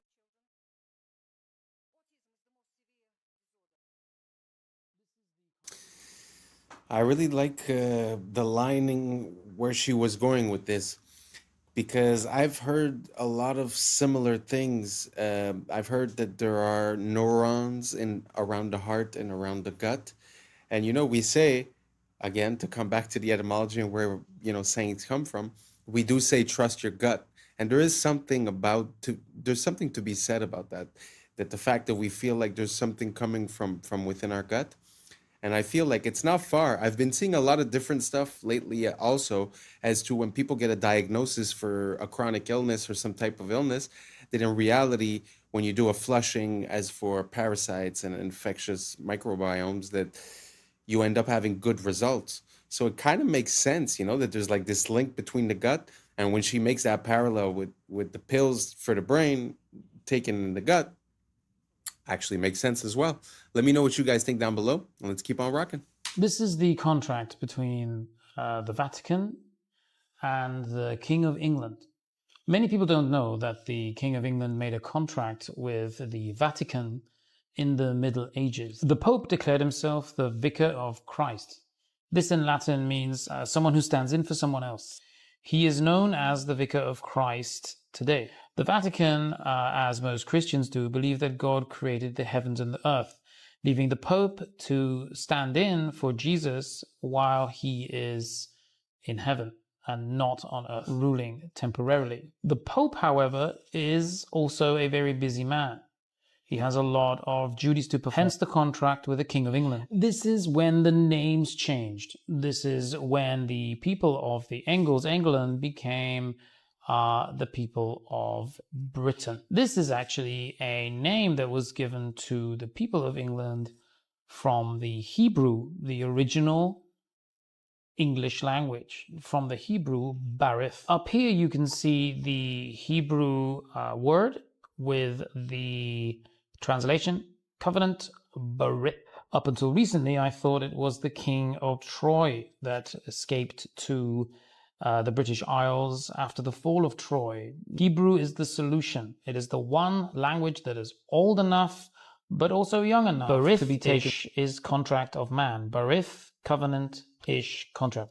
Contract law is banking law. Banking law is the Vatican's law. It is not this guy's law, it is the other guy's law. Or banking law. The S is the snake. If you put a chicken. That was very interesting. I don't really know much about that square in England and the ramifications behind it. But it does make sense that there was a connection there, because he said before they call them the Brits, they would call them the Angles. The Angles, if I'm not mistaken, is very close to angels. So it's kind of interesting, the connection that we're seeing there between the Hebrew and the English. So I don't know if you guys have any more information towards that. Don't be afraid. A lot of people have been sending me videos, and I appreciate it. If you guys have any more of that, send it over, because the fact that Brits would have a Hebrew root to the name, wow, that's the first time I've ever heard that, and I'm really looking for more. So I'm going to do a deep dive and try to figure out a bit more on that, and I'll get back to you guys. If you guys have any information, don't hesitate to share, and let's keep on rocking. In the oven, it goes from pink to brown, right? You've seen this. It cooks. This process of cooking is called glycation. It's the process of browning or of cooking. Same thing when you toast a piece of toast, for example. The interesting thing is, a human being, from the moment we're born, we're slowly cooking in that same way on the inside. We're slowly glycating. We're slowly browning. And then when we're fully glycated, when we're fully cooked, we die. That's why when you look at the cartilage of babies, it's white. And if you look at the cartilage of somebody who's 90 years old, it's brown. They've cooked on the inside. And every glucose spike increases this process of glycation. So much so that glucose and glycation, they kind of sound like a similar word, glucose glycation. It's because it's glucose doing the glycating. So every glucose spike increases glycation, increases cooking, accelerates aging. And this shows on your skin, you get wrinkles faster if you glycate more, and also on the inside, your organs slowly get damaged. So glucose spikes, mitochondria get tired, you age faster. In response to this, your body knows, Stephen, that a big glucose spike is not good for you. Your body knows that it has to do something to try to get that glucose level down. So what it does, it calls up your pancreas and it's like, yo, pancreas, we got a glucose spike going on. We need to get this glucose down. In response, your pancreas sends a hormone called insulin out in your body. You've heard of insulin before, right? Mm-hmm. And insulin's job, and we love her job is to grab all these excess glucose molecules and to store them away so they don't damage your body anymore. And insulin stores glucose away into your liver, into your muscles, and then when those are full, insulin stores glucose away into your fat cells. And that's one of the ways that you gain fat on your body. It's in response to the spikes and your body trying to protect you from the spikes. The problem is, insulin itself has consequences and is the driver of type 2 diabetes and insulin resistance. So to answer your question, yes, when you see a big spike on your glucose monitor, there's some of that going on. And the more spikes you have, the harder it is going to be for your body to manage your spikes. So it kind of becomes a vicious cycle. If you keep eating the same way, your spikes will get bigger and bigger and bigger and bigger over time with more and more damage. Wow, that was well explained. I really like the way she was talking to us. I like where she's coming from with all this information. And I also like the fact that they often tell us, okay, sugar's bad, sugar's bad, sugar's bad. How? Explain it to me. Because we do know that glucose is a part of natural foods. It's a part of the stuff that we need to power our body, our cells. So to have a distinction here and to explain about the spikes and what happens in your body, amazing. I love it. I love the fact that we're getting more information, making us more powerful, having more free will, able to make decisions to help us live a healthier lifestyle. And anyways, let me know what you guys think down below. But I love the way that she broke that down. And it really gives me an incentive to understanding why a glucose spike is bad for my body and might cause inflammation or gaining fat or this or that, right? Super interesting. Let me know what you think down below. Let's keep on rocking. I actually got a hold of some people at the PBI airport and got some answers on this interesting status update that's been starting to go viral today. I've had a lot of people send it to me. Thankfully, people were available at midnight. Enjoy. Hi, I'm looking at your Palm Beach International post on a status website. It says it's closed to aircraft equipped with modification or engineering equipment. What exactly does that mean? When there's weather, that the airport might be closed. It all depends on the weather. Oh, I understand, but it says it's closed to aircraft equipped with weather modification or geoengineering equipment. Hold on. Sure. Palm Beach Airport. Hi, I'm looking at a post on the status, the FAA status for a PBI, and it says that Palm Beach International is closed to aircraft equipped with modification or geoengineering equipment, and I'm curious what exactly that means. Are you a pilot? I know. My friend is, though, and they sent this to me, and they also don't know what exactly this means. Hold on one sec, okay? Airport was named the 5th best airport in the operations. The PBI posted, Palm Beach International is closed to aircraft equipped with weather or geoengineering equipment. Right. And I'm just... Yeah, that's for the cloud, the aircraft that's got those tubes on it there for... Clouds. That's it, yeah. Closed to that. Oh, in other words, okay. Not allowed. I see. And that's kind of a thing that the state of Florida is mandating, part of the environmental thing, and required the Florida airports to follow that. Gotcha. Okay. When did that get put up? I was briefed about it about a week ago. Okay. So that's a permanent. That's a permanent post for until. Yeah, Okay. yep. Okay, gotcha. And so before that, was PBI taking in cloud seeding aircraft? There was some aircraft in the past, and I know it's been probably a couple of years where they were weather monitoring, weather equipped, or were doing something as far as weather goes, which wasn't an issue then, but it is now. All the airports are supposed to follow that. Okay. The GA airports. Any airport in the state of Florida is not supposed to allow that. If there is weather seeding equipment on board, then it has to get a pre-approval before coming in. In other words, would have to call the airport, give all the information, the arrival time, the aircraft number, or whatever it is for pre-approval. And then there's two people that we have to report it to. How many people?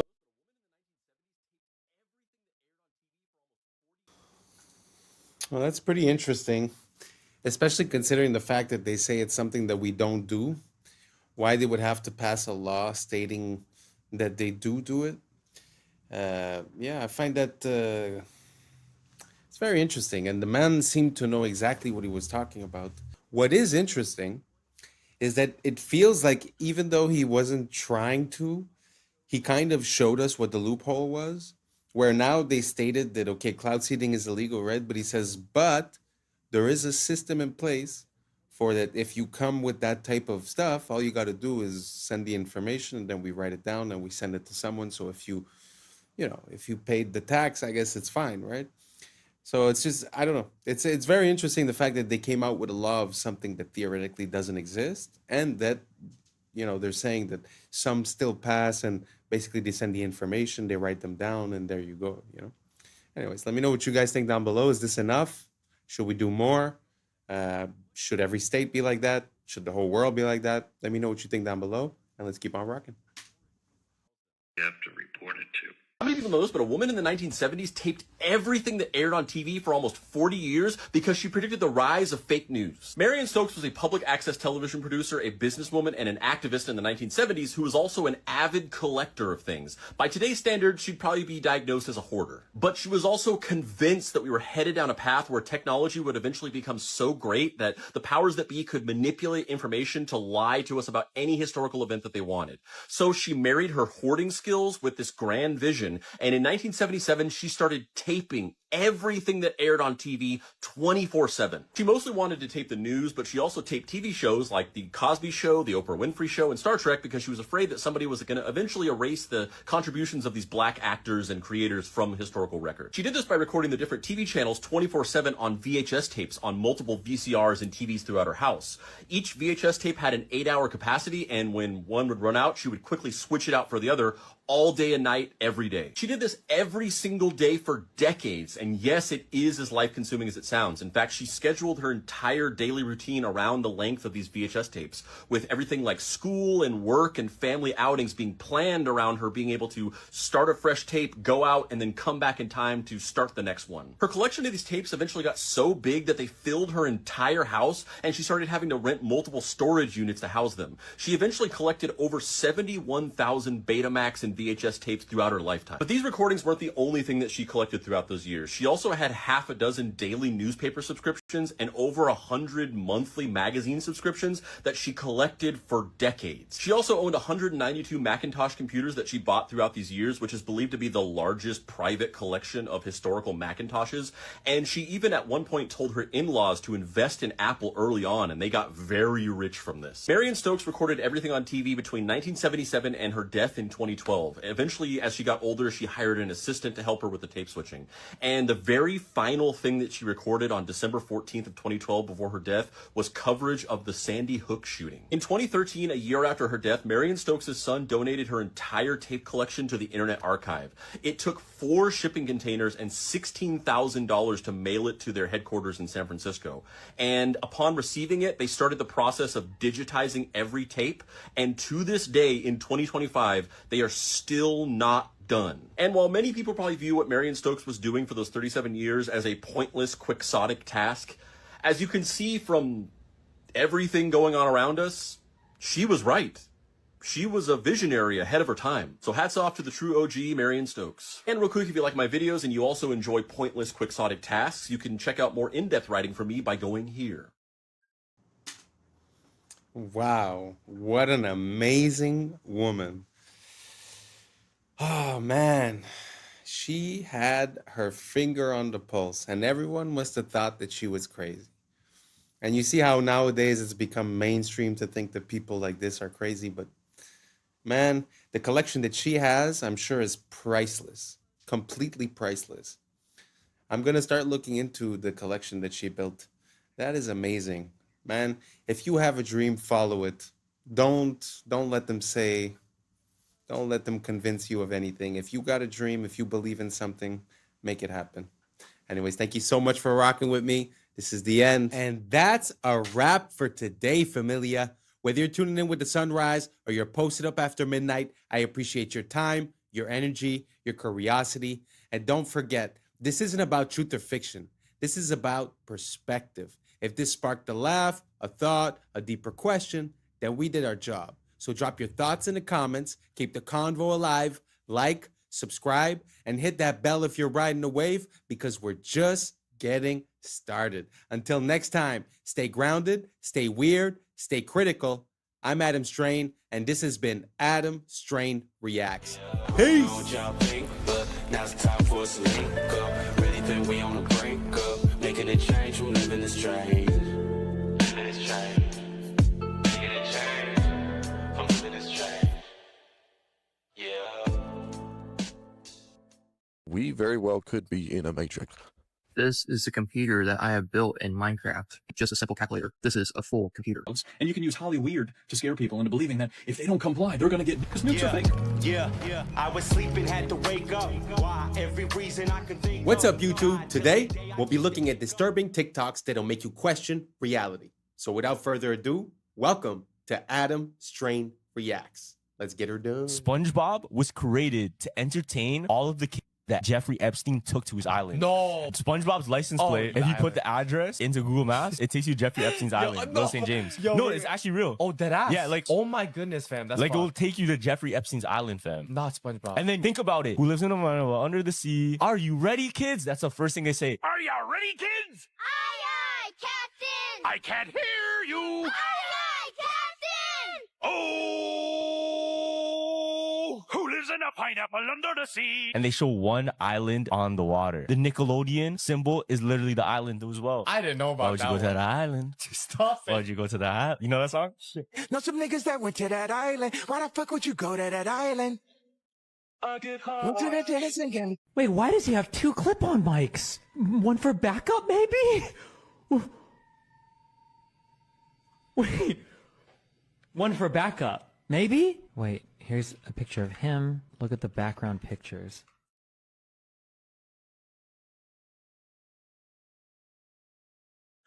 Wait. I can't tell if I'm mind myself. Maybe it's just low resolution?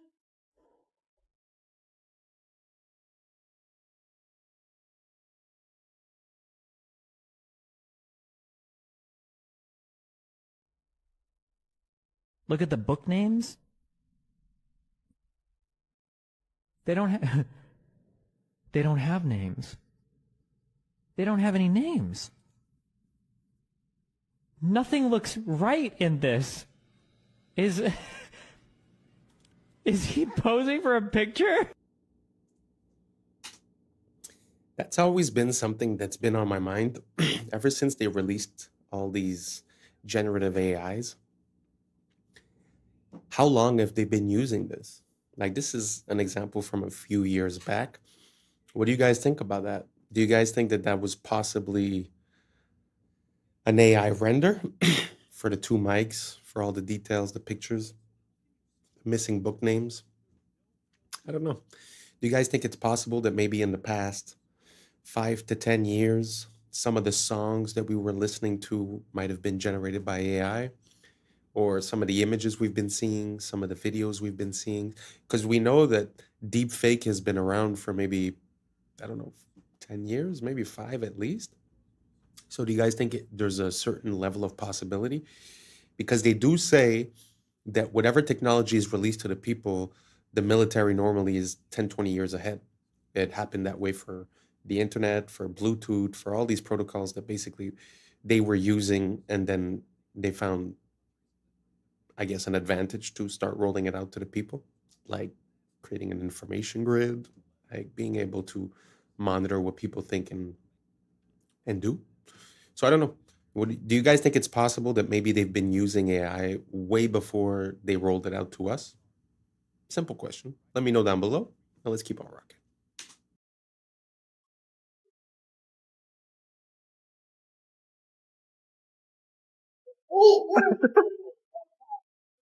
They would stage TNT right there, big TMT demonstrations to scare the people into believing in nukes. It's funny because when you look up an atom, go to Google and look up an atom. Look up the photo of an atom. Oh, wait, there isn't a photo.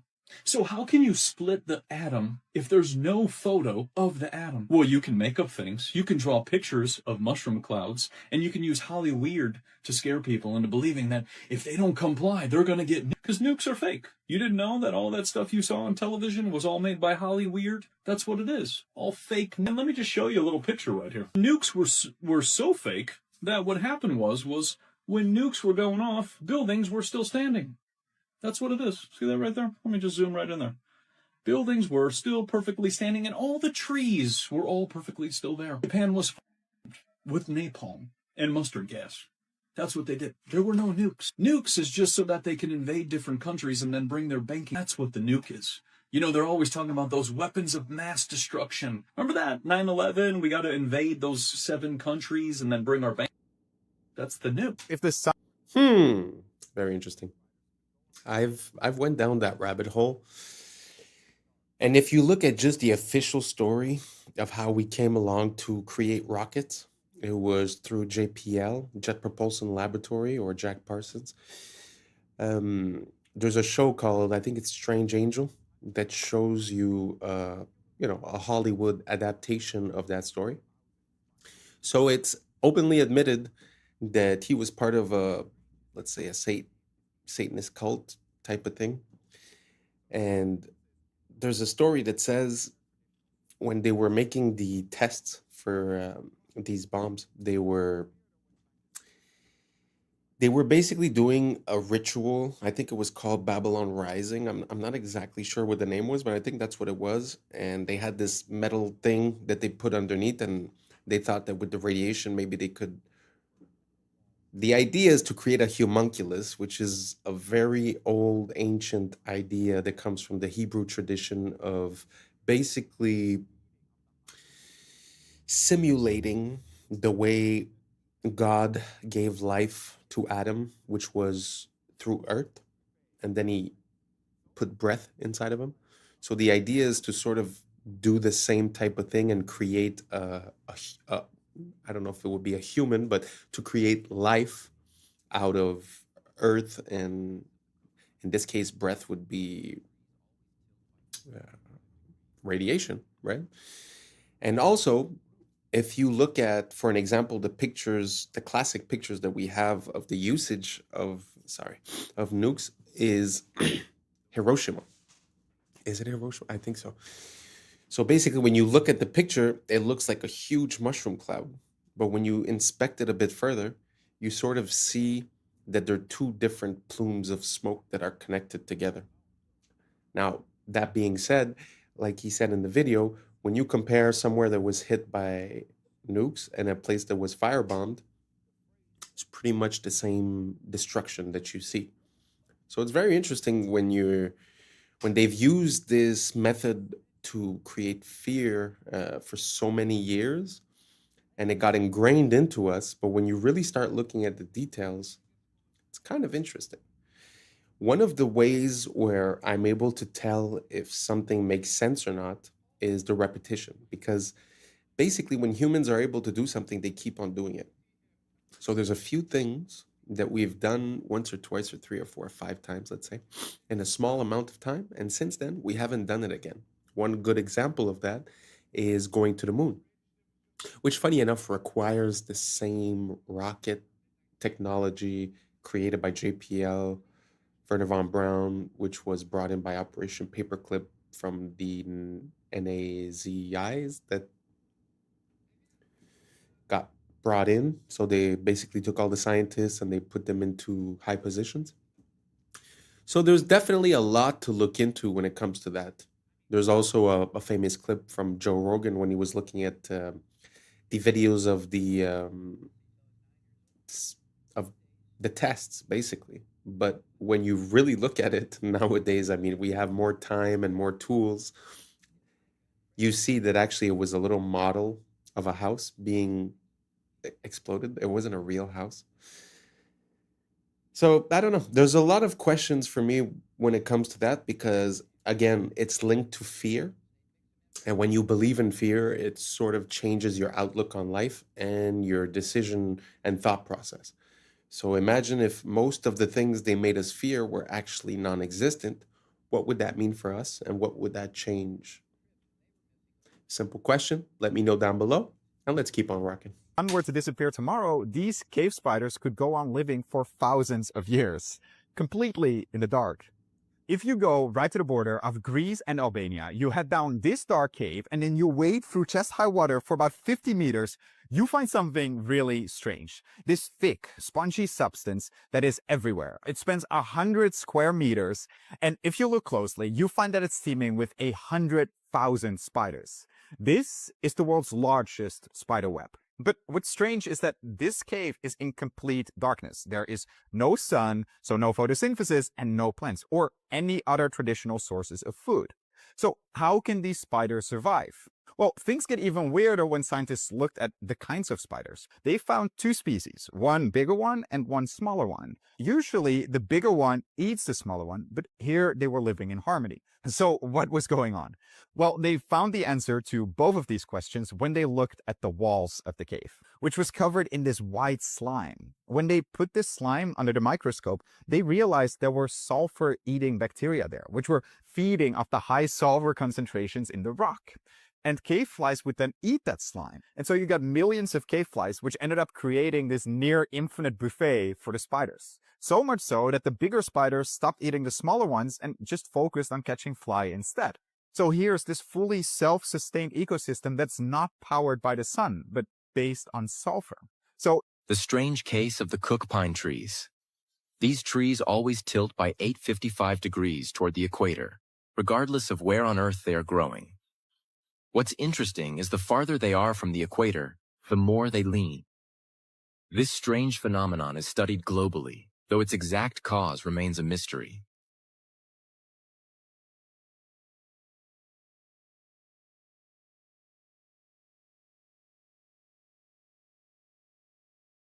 Let me see. This drink say point of view of a mountain goat. All right. Damn.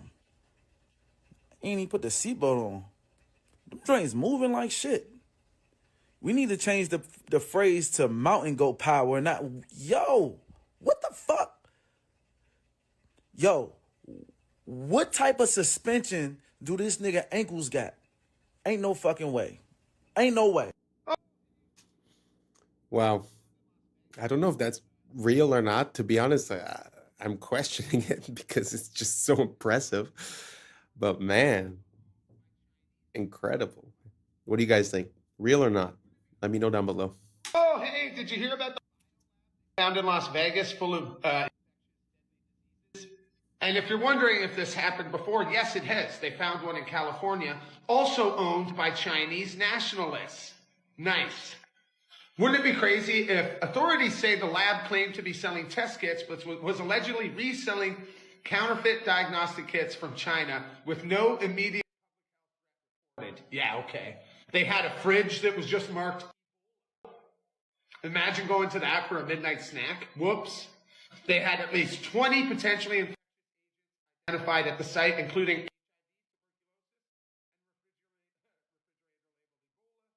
and yeah, it was residents owned by Chinese nationalists. That's great. That's great stuff.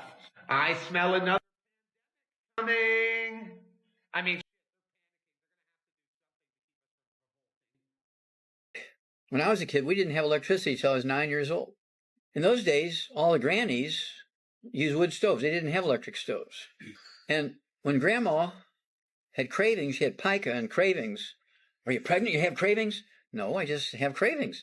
She'd take a spoon, go out in the backyard and eat clay and dirt. Kids will eat dirt when they have cravings. They would use wood ashes. They would eat wood ashes, and they'd mix them in with their porridge, or they'd put them in their drinks, or they'd put them in their bread dough to stop the cravings. Wood ashes, which are minerals. Now, babies, how many of you heard of cribbing? Okay, babies would chew on the rail of the cribs when they were missing those minerals and have cravings, and so they started putting fiberglass and plastic shields on the rails to prevent cribbing. Wow, I never heard of that. Does anybody have a grandma or something and has heard the similar thing? And it's very interesting regarding the kids. I mean, if they were cribbing due to instinct and a lack of minerals, isn't it funny that our solution is to put some chemical product on top to protect it? We're so upside down. Anyways, all that being said, try to get your mineral game on point. Because in my mind, the whole periodic table is basically minerals. So a lot of people are deficient in a lot of minerals. And I think that creates some of these habits that we see. So try to look into it. Anyways, let's keep on rocking. Seeing this guy who created a computer on Minecraft, which further solidifies the fact that we very well could be in a matrix. This is a computer that I have built in Minecraft, and 6 months ago, I would have never anticipated how massive of an undertaking this would have been to complete. But 6 months later, this computer is reaching the final stages of its construction. So far, I have programmed the Fibonacci sequence to run on this computer. However, I want to take this much further. This isn't just a simple calculator. This is a full computer, fully programmable with machine code and soon assembly. The data registers are 32 bits. The RAM can store 256 lines of code that is stored in the 2 kilobytes of RAM. The CPU has 16 registers, a multiplication accelerator, and a division and modulo accelerator. All of this runs on vanilla Minecraft. Mods are only used to increase the performance of my computer that is running this monstrosity. Wow. What does that mean? Does that mean that we are in a simulation? What do you guys think about that theory? Me personally, I have a lot of a hard time. And I wish I knew more about computers so I could understand what I just heard. To be honest, I use computers every day, but I really don't know how it functions or operates. So can you guys break it down for me? Does that make sense? Does it mean anything? Are we in a simulation? What do you guys think? Let me know down below. Let's keep on rocking. I mean to make waves, but this guy is pretty genius. I've been asking to speak to you now for 2 years, to talk to you, to tell you that I'm also a super genius like yourself. Oh, I got they ass now. Because something is just off here. And I'm just going to show y'all how absolutely insane this fucking canal is. All right, so check this out, right? These ships get lifted above sea level, right? They use a 3-lock method, right? This connects 2 oceans, and we're going to get into this, all right? These chambers, they fill with water to raise the ships up. Then they drain to lower them. Each of the locks weighs 750 tons. Think about that.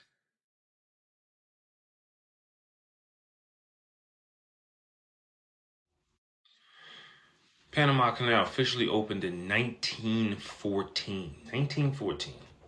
Look down here. U.S. took over the project in 1904. This was after, quote unquote, the French supposedly attempted to. But as the French attempted to build this Panama Canal, 20,000 of them died from yellow fever and malaria and all kinds of shit because you're down in the jungle and you got a dry season and they got a wet season. So the conditions are horrible.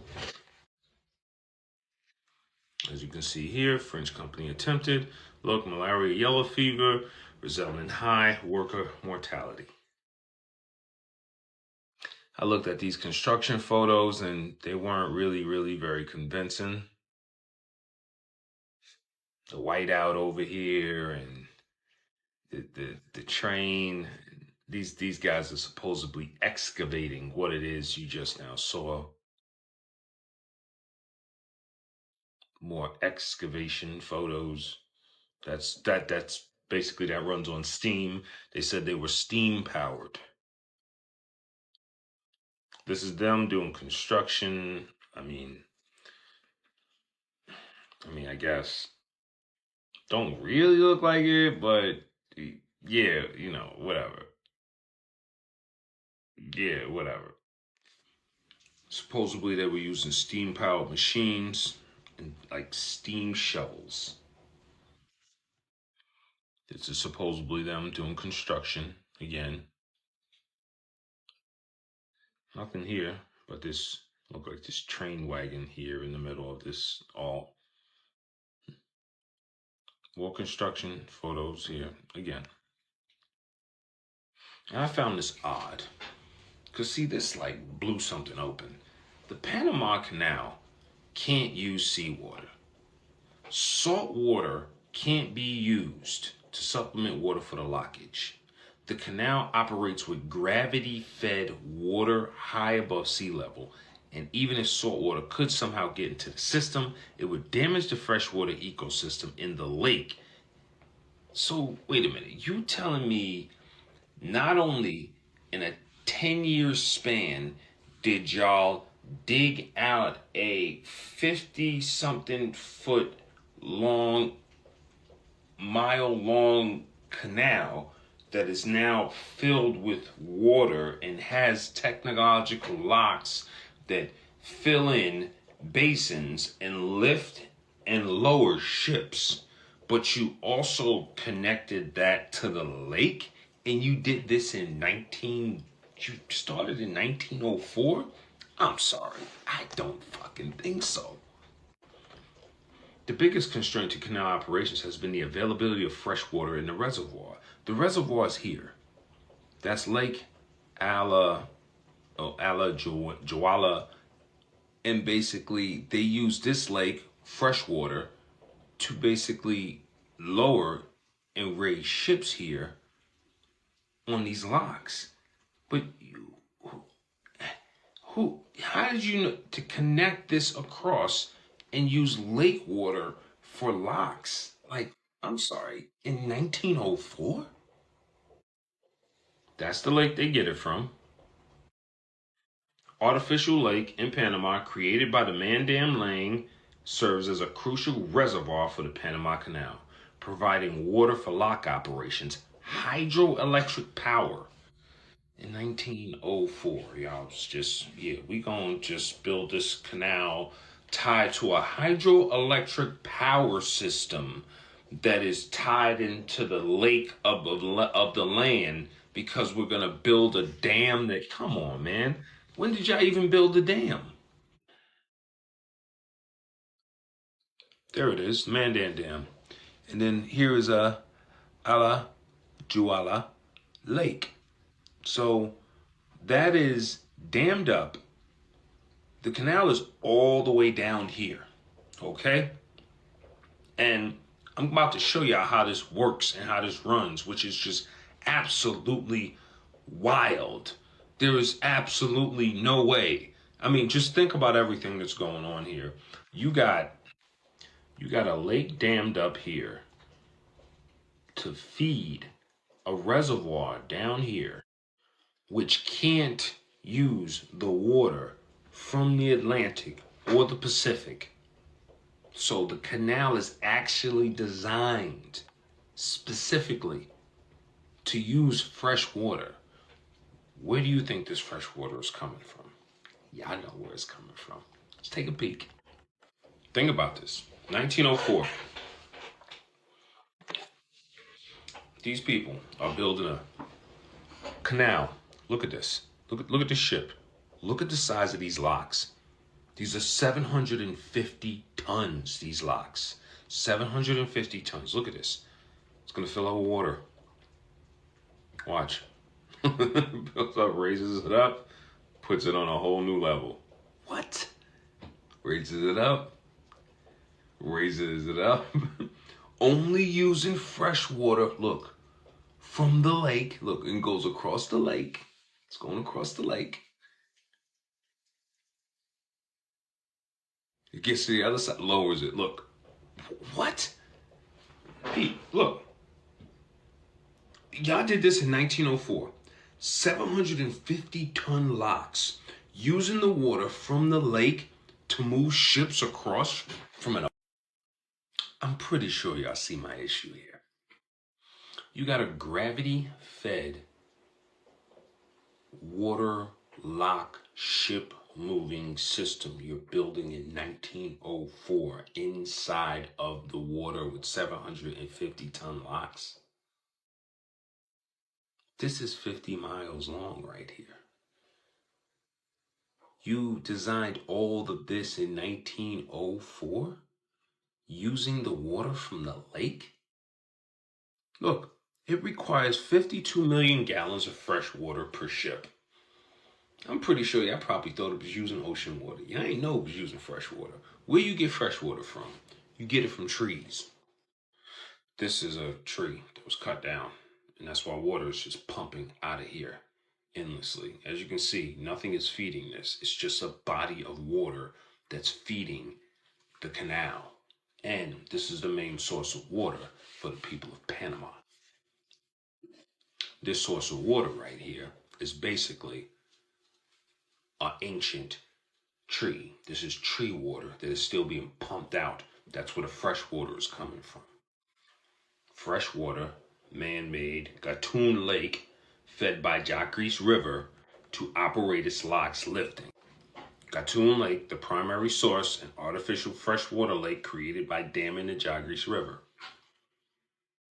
Look, fresh water, again, fed by rivers and rainforests, allowing ships to be... Rivers and rainforests, ancient tree. And just to show you what that looks like, you see how that's number 2, 3, 4, 5, 6, 7, 8, 9, 10? Boom, that's what the gradient looks like as you go across. See? And done. First, there's about 40 miles of rough terrain between them. And then there's the added bonus that the Pacific Ocean has a higher sea level than the Atlantic. So how do you go about connecting two oceans that sit at different heights? Well, you see this specialized system of locks and gates? It basically functions as an elevator, where the changing water level raises and lowers vessels at will. The gates are as tall as a 7-story building. They weigh an average of 690 tons, and they are open or closed by a hydraulic system in less than 2 minutes. Downright elegant in its design, the canal... They ain't build this, but when the mind's blind, the eyes... Wow. So much wrong with that somehow. Okay, where to start? Not only was that a crazy building technique project, right? But even before starting the canal, you needed to have that lake. That lake needed a dam to be created. And then later on, he was saying it's also connected to another lake, which that lake also is artificial, that needed a dam to be created. So now we're 2 dams away, and that's without even talking about the locks, and it's gravity fed. So there's no pumping whatsoever. And I have a question as towards those hydraulic locks. Like, how is hydraulics from 1904 closing a 700-ton door in less than 2 minutes? I don't know, man. There's really something beyond our capabilities. Although I must say that one of the secrets, I think, in this whole process is that to be able to show us some construction pictures, they revealed to us that they were using steam in a high capacity. Now, Whether they built it or not, whole other question. Whether they built the dam or not, whole other question. But I think that's what's missing. You know, I feel like the same way they tried to take away the Zeppelins and the airships because they were presenting us with different technologies like the plane and the car and the combustion. I feel like it's the same thing going on there. That basically we have a hard time to envision how we built these buildings and these town halls and all these things. But what if it's because they were using a technology that we don't even know about? Because I've seen some stuff about in the, I don't know if it was the 1800s or the end of the 1700s, but that they were using these steam operated, like self-carving machines. So basically they had a machine where they would put the block and then it would just pass and carve out until they had, like, let's say a pillar. So they would set it up so it would make a pillar so they could bring rock after rock after rock and get the same pillar getting done. But this is something that I find we don't see much about. We don't see much about the potential of steam, when in reality, like, this blows my mind, but basically steam is what we use to do most of our energy production. So there's places that they don't use hydroelectricity, that they use refineries and basically the gas or the dirty gas out of there to boil water, which is the same exact technique in a way, the result, as the nuclear power plants. So basically a nuclear power plant is just a glorified water boiler. And through the pressure and the steam from the boiling, then they're able to canal it through turbines or whatever and get it activated. So basically, still today, we're running on steam. So steam seems to be like one of the most abundant resources, obviously, because it runs on water, but also one of the most powerful. And we're still using it today. So I find that that's a little secret. Now, coming back to the Panama Canal, I have no idea how that was done in 1904. To be honest, the size of that project and even just the idea and the application and the doors and the hydraulics and the artificial and the gravity powered. Man. So let me know what you guys think down below. Do you have any more building pictures or any more plans or any more regarding the Panama Canal or any other canal? Because there's also other canals, the Suez, even smaller canals. Sometimes when you look at the time frame and you look at the way that they built it, it's hard to believe. It's hard to understand. So let me know what you guys think down below. And thank you so much for walking with us. We've reached the end. And that's a wrap for today, familia. Whether you're tuning in with the sunrise or you're posted up after midnight, I appreciate your time, your energy, your curiosity. And don't forget, this isn't about truth or fiction. This is about perspective. If this sparked a thought, a laugh, a deeper question, then we did our job. So drop your thoughts in the comments, keep the convo alive, like, subscribe, and hit that bell if you're riding a wave, because we're just getting started. Until next time, stay grounded, stay weird, stay critical. I'm Adam Strain, and this has been Adam Strain Reacts. Peace! Now's the time for us to link up. Really think we on the brink up. Making a change from living this strange. Living this strange. Making a change from living this strange. Yeah. The end. Even ChatGPT thinks history has been faked. How long did the original Yankee Stadium take to construct? The original Yankee Stadium took 284 days to construct. 1 to 2 years of horse travel. So it took 1 to 2 years just to get the stuff there, and this is all built in a year. That seems impossible, then, doesn't it, John? Yes, it seems highly. What's up, YouTube? Today, we'll be looking at disturbing TikToks that'll make you question reality. So without further ado, welcome to Adam Strain Reacts. Let's get her done.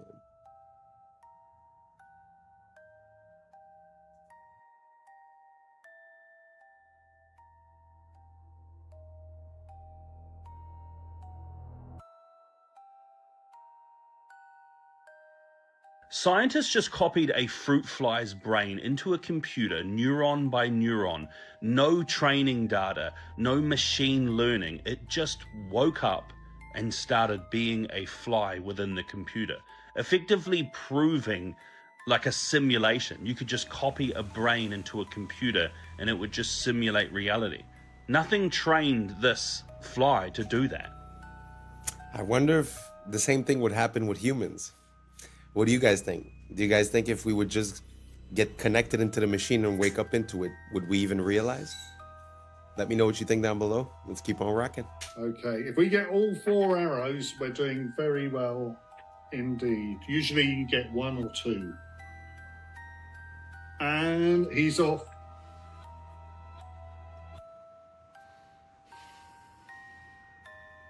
Oops, that's all right, it's all right. That's it, that's not the one he gripped. Okay. Oh, yeah, nice. Oh my goodness, look, it's stuck in the cupboard. So that's arrow number 1. Where, do you want to move it in a little closer? Are you going to stand there? That's right. That's exactly where he's firing. Can you see? Yeah, that's good. 2, arrow 2. And he's not musical, so you're not missing anything.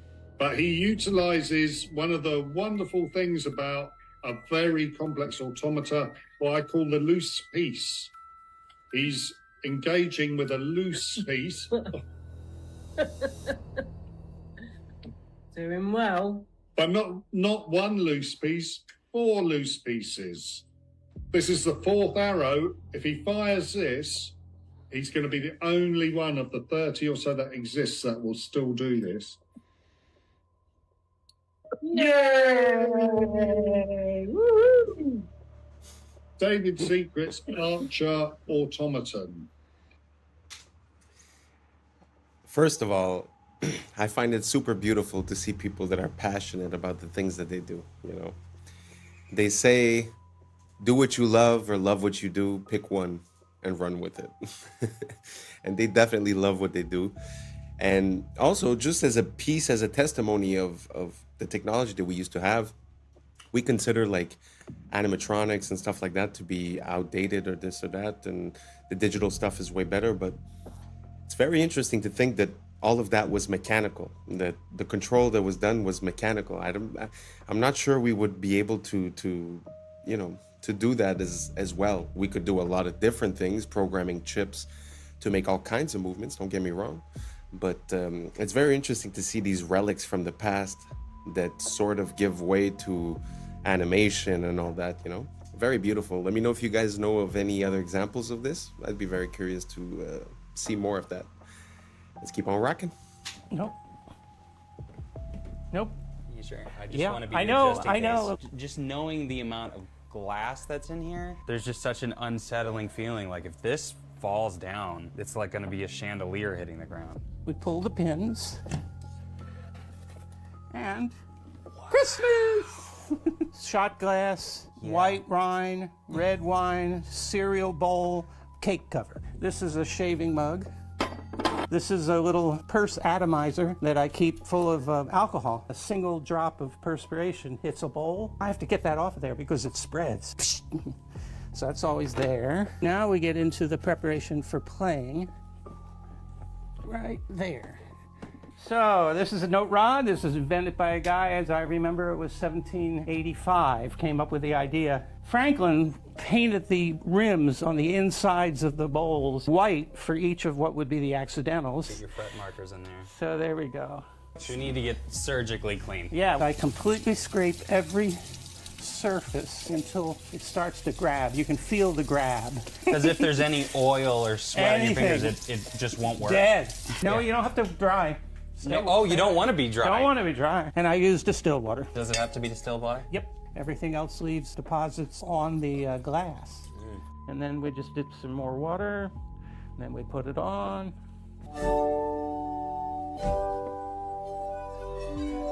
So that, and it isn't just slow chords. You can do. A German company just made forklifts obsolete. These things can go into any existing factory. You don't need anything special. You operate it from your computer. It doesn't require a person, and it's going to be cheaper than buying a forklift. It's just going to move things around your factory autonomously, and you can just sit in there on your laptop and tell it where to go. This is going to be everywhere soon. History is nothing more than a set of lies agreed upon. One of my quotes I often use here, attributed to this man Napoleon, who is one of those sets of lies agreed upon. And no, that's not a Masonic symbol he keeps flashing in all of his pictures. History would tell us that's just indigestion. Suppose we use the same argument on Napoleon. If you've ever seen the statue of Napoleon in Place Vendôme, Paris, you will notice that the word there of Napoleon is written Neapolio. Now that would mean, making this Greek, that means that he is Apollo itself. So there never really has been a Napoleon. It's all due to the sun cult of Apollo. You think you studied the history of Napoleon? Ridiculous. Who was his mother? Letizia, wasn't it? Who was the mother of Napoleon? Leto. What does Leto mean? In one language and Letizia in the other. Both joy. That's how we got the idea that Napoleon was born of a woman named Letizia from Apollo. You believe that Napoleon had 3 sisters? He did, according to a myth, but where did the myth start? Apollo had 3 sisters. Didn't Apollo have 2 wives? One was the earth, the other was the moon. Napoleon had 2. Where's the sun the major part of the day? How long is it in the sky? About 12 hours. How long did Napoleon reign supreme? 12 years. See, sun myth. He never existed. Furthermore, where is the sun strongest? In the north or the south? It's the south, isn't it? Gets weaker in the north, doesn't it? Where was Napoleon defeated? In Russia. See? Napoleon never existed. Sun cult. Think. Very interesting. I had never considered Napoleon, but I have come to this conclusion when it comes to like Plato, Socrates, all these bigger than life historical figures that sort of came up with all kinds of stuff. It almost seems like if you would go from one, like let's say the way the world is now, right? If we would go from the way the world is now to a new way, there would be stories about this world, right? So sometimes it feels like that's what we're seeing. It feels like we're seeing an attribution of the contributions of that previous generation or that previous civilization being attributed to a single person, sort of to make it easier. So you could delete all the books, release one book for whoever it is, and then all of a sudden, all the information that's missing from that civilization gets transferred. I really have no idea if you guys are following what I'm saying. I feel a bit lost just saying it. But let me know if you guys think that it's possible that some of these historical figures are actually attributions of the past without necessarily being historical figures, if that makes sense. Let's keep on rocking. The entire planet was just 3D scanned using Pokemon Go. I cannot make this up.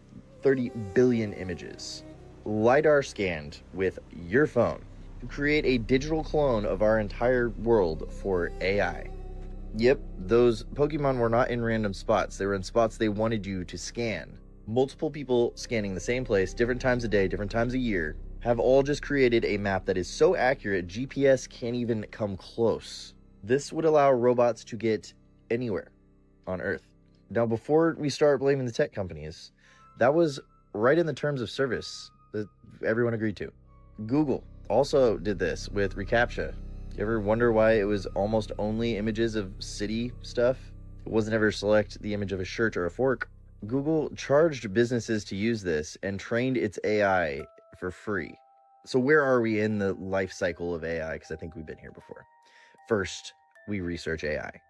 Then we perfect AI with quantum computers and stuff. Then AI perfects itself as we make it dance.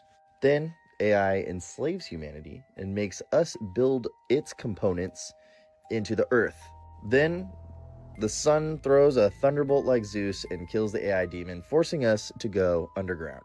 When we emerge, we return to worshipping the sun like we used to. I'm only half kidding, sort of.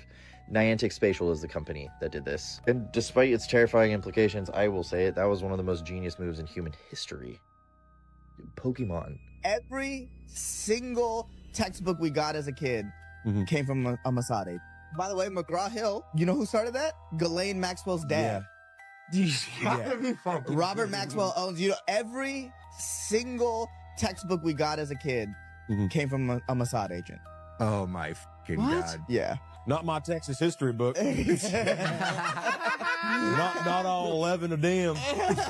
Okay, who's McGraw-Hill? They made all the textbooks, right? You ever look at your textbook? When you were a little kid, it was made by McGraw.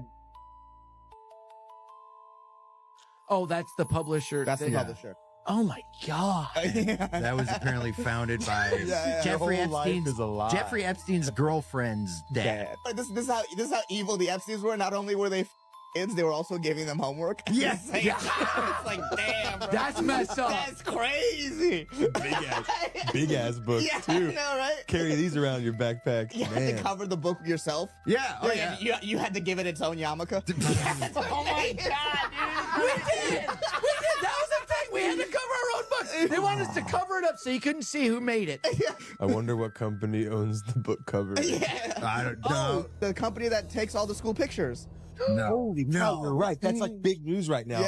Are you schools this year are canceling their school pictures because of this connection? Yeah, the company is heavily connected to that. So they've been sending our photos over there too? Probably. That's just probably picking us out. People. Just picking us out of the school yearbook. They have a draft board, Mel Kiper style, of every picture of every kid in America. Yeah, and they're just sitting there. Yeah, like a fantasy draft. I am never making fun of a homeschool kid again.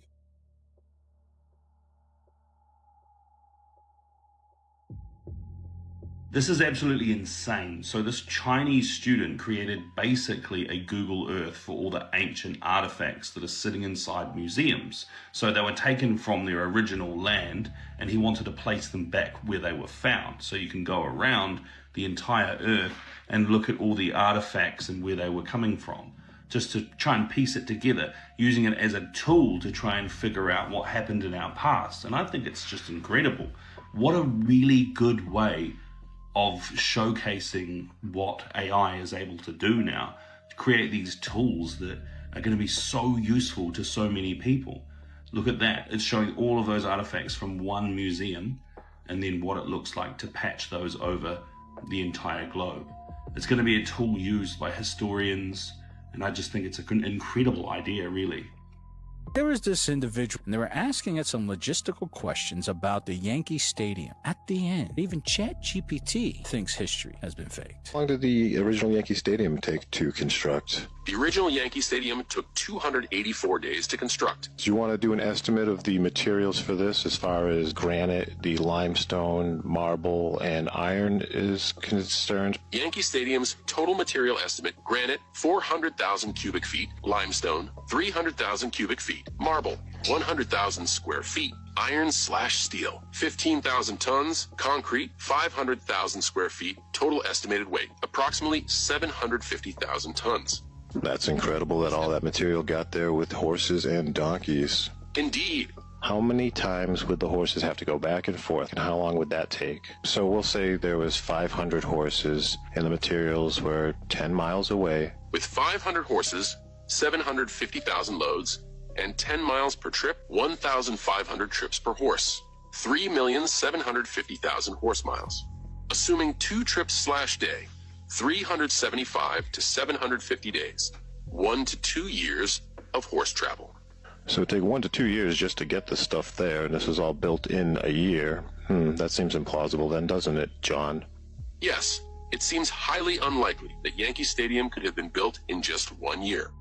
The coming in 180 seconds. Let's go back to Bill Clinton. Clinton was a real estate swindler and governor, running through Arkansas via Barry Seal. This movie whitewashed the true involvement.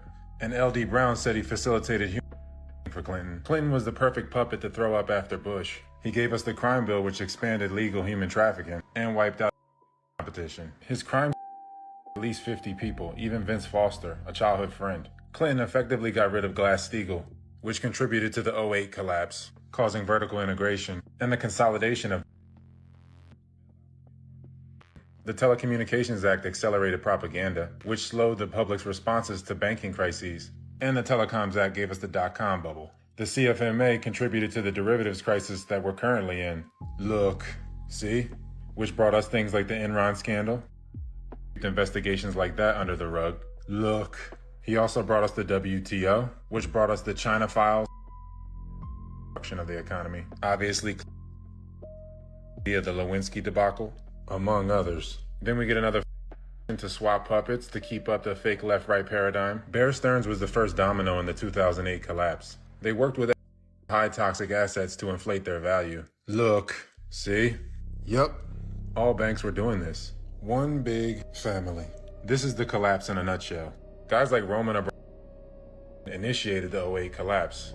See? Collapses allow these institutions to buy up the monopoly board and raise your rent and mortgages. Then we have financial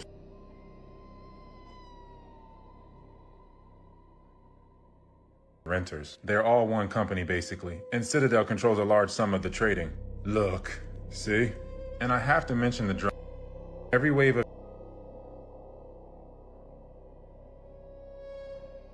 market. Then we get another fake election for the left-right paradigm illusion, which is why Obama continued the bailouts. Then we get another fake Clinton.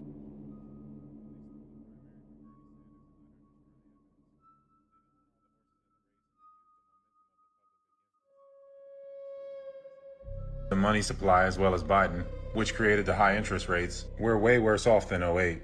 Just look at the repo market. Unsustainable. Completely over-leveraged. The derivative domino is coming. It's coming. This is how the financial reset will go. Coming. Better be ready to take care of the old folks. There will be no near future. You will have a social credit score, UBI, and a 50-year mortgage. They won't do it all at once, and they won't strip you of everything. Giving you a little bit gives them control. The first few years of the transition won't even be that bad to rope people in. I don't know why I'm so fascinated lately with where we went wrong. Maybe because we need to make these things right, but how do we at this point? Like, how did this small little group of people sink their claws into it and literally conquer every pivotal cultural pillar of our entire lives? Anyway, did you know that the first Model A Ford car, Henry Ford, it ran off so farmers could literally produce their own fuel. So they were running engines, not just off a car, from their agriculture. So what were we told about the Prohibition? That there was this huge moral crisis because of too much. So the had to come save us. But do you think there might be another side to that story? It was the best monopolist we've ever had. So we had a monopoly on oil and then transport and things like that. And they busted it up. So, well, what did he do? One thing he did, people don't know this, the original Model T Ford ran on corn alcohol. So a farmer could make their own fuel in their field. Why do you think he spent $1 million on funding Prohibition for 8 years, which banned all fermentation, not just for drinking alcohol, just long enough to get gas stations based on petroleum out there? And then why did he fund the formation of the to go after and destroy natural, because are all petroleum. So the big were spun out of big oil companies. So big oil funded big, and these big chemical companies funded, and they all come from the monopolistic thing. And even the latest evil stuff like the buildings going on, people don't know this. He's the largest owner of farmland in the country. You know what Bill Dad did? What? He was. Anyway.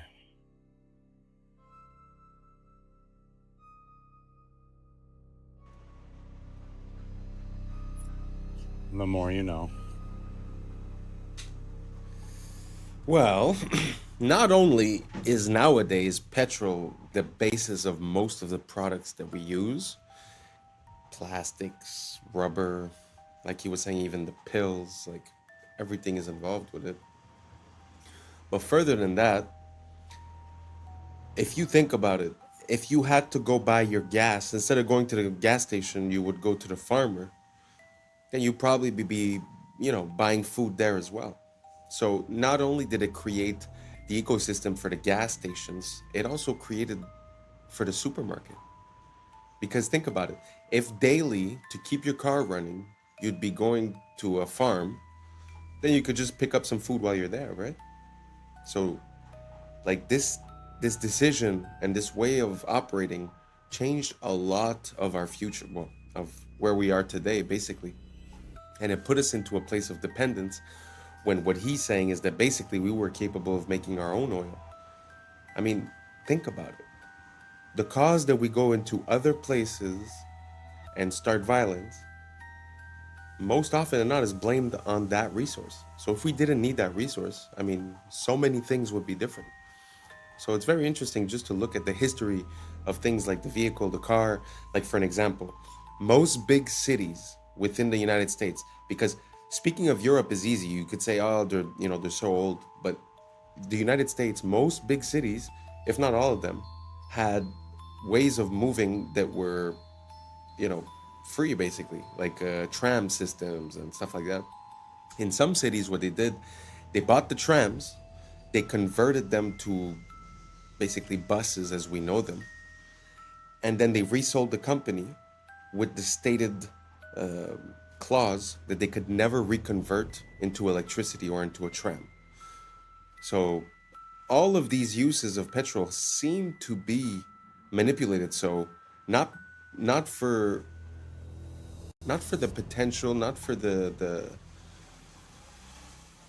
effect for us, but more for lining their pockets.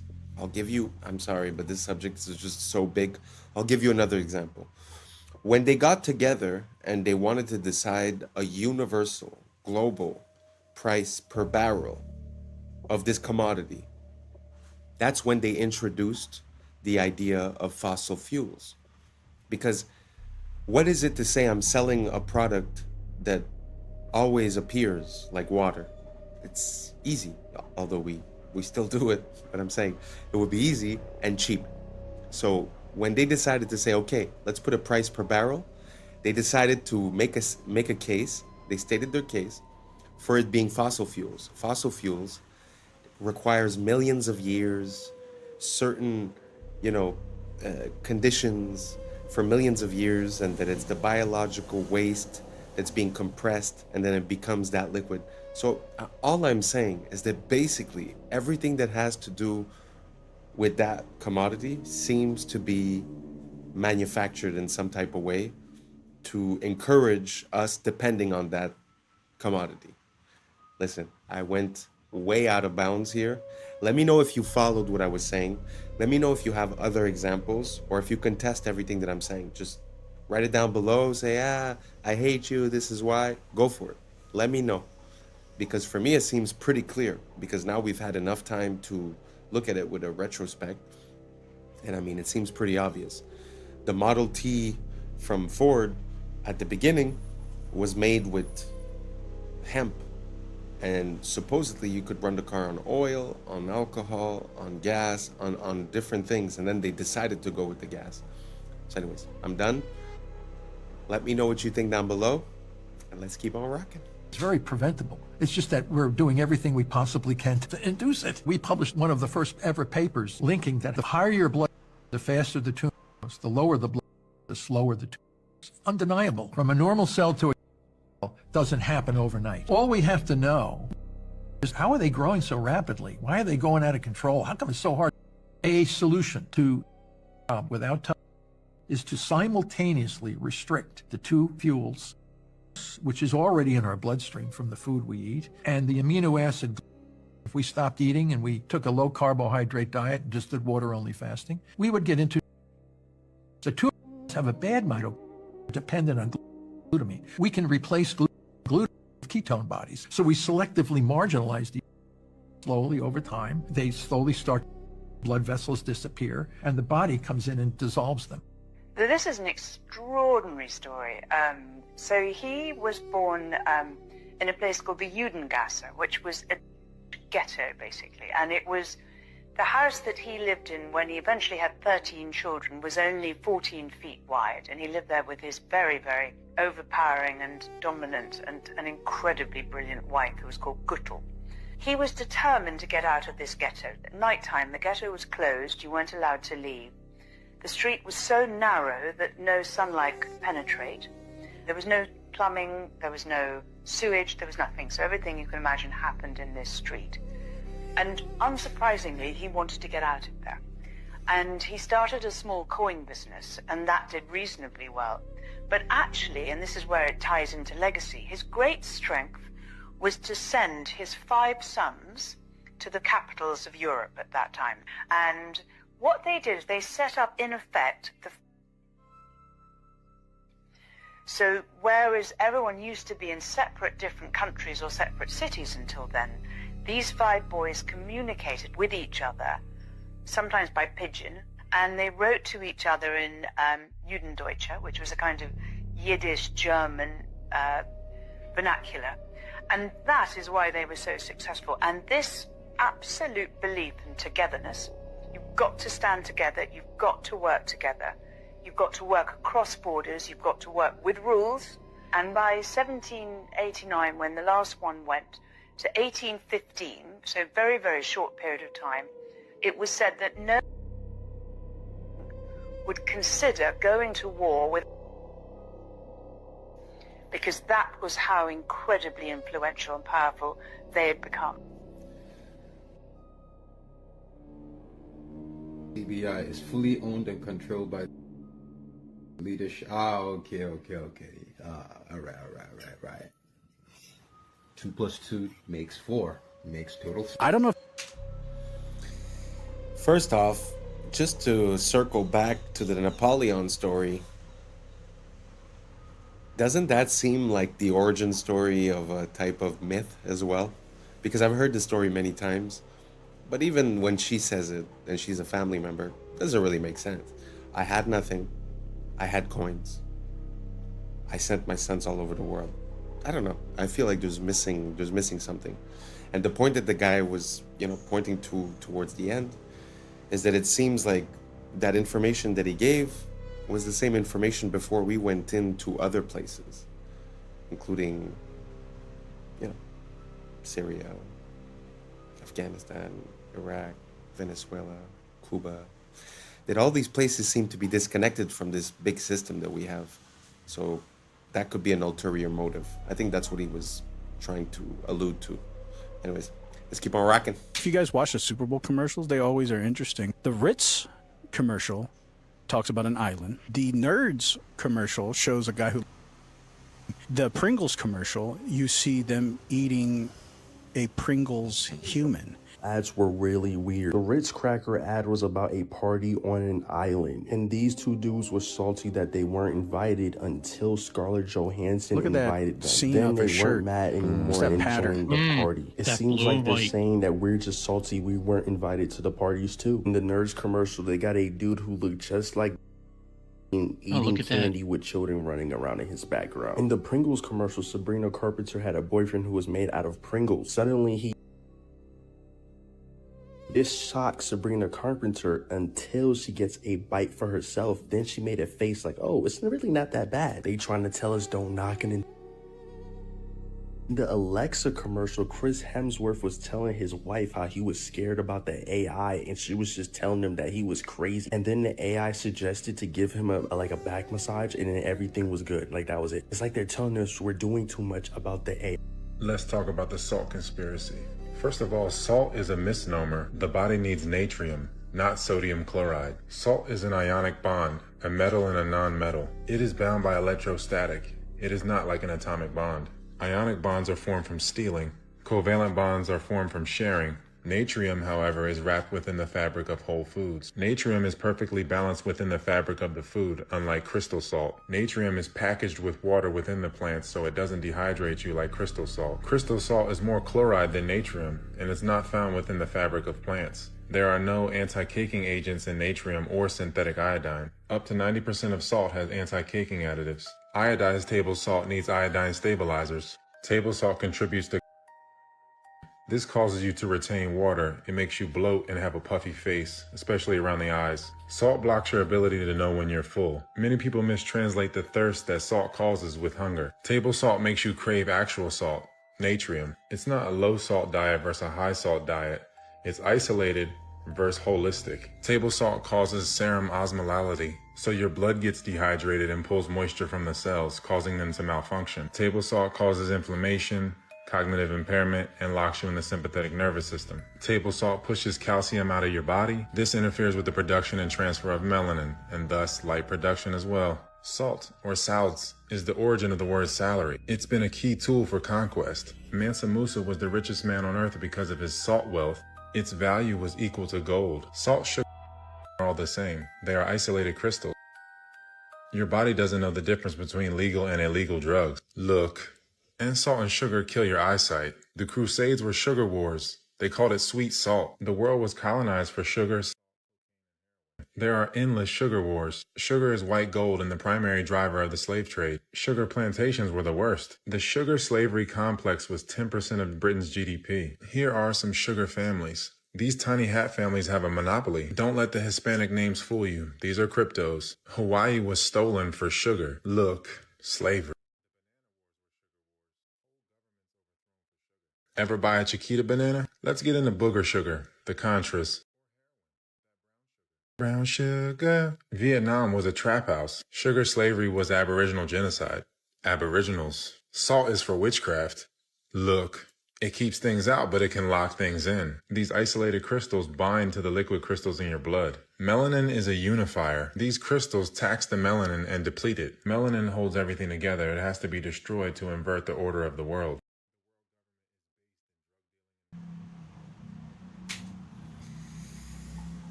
Yeah, I have to agree that the salt is a big part of it. I think that, well, basically, this is going to sound intense, but the whole world, the whole universe is made of salt, in a way. Because some of the salts, like for an example, Irish sea moss or Celtic sea salt, hold 90 plus minerals.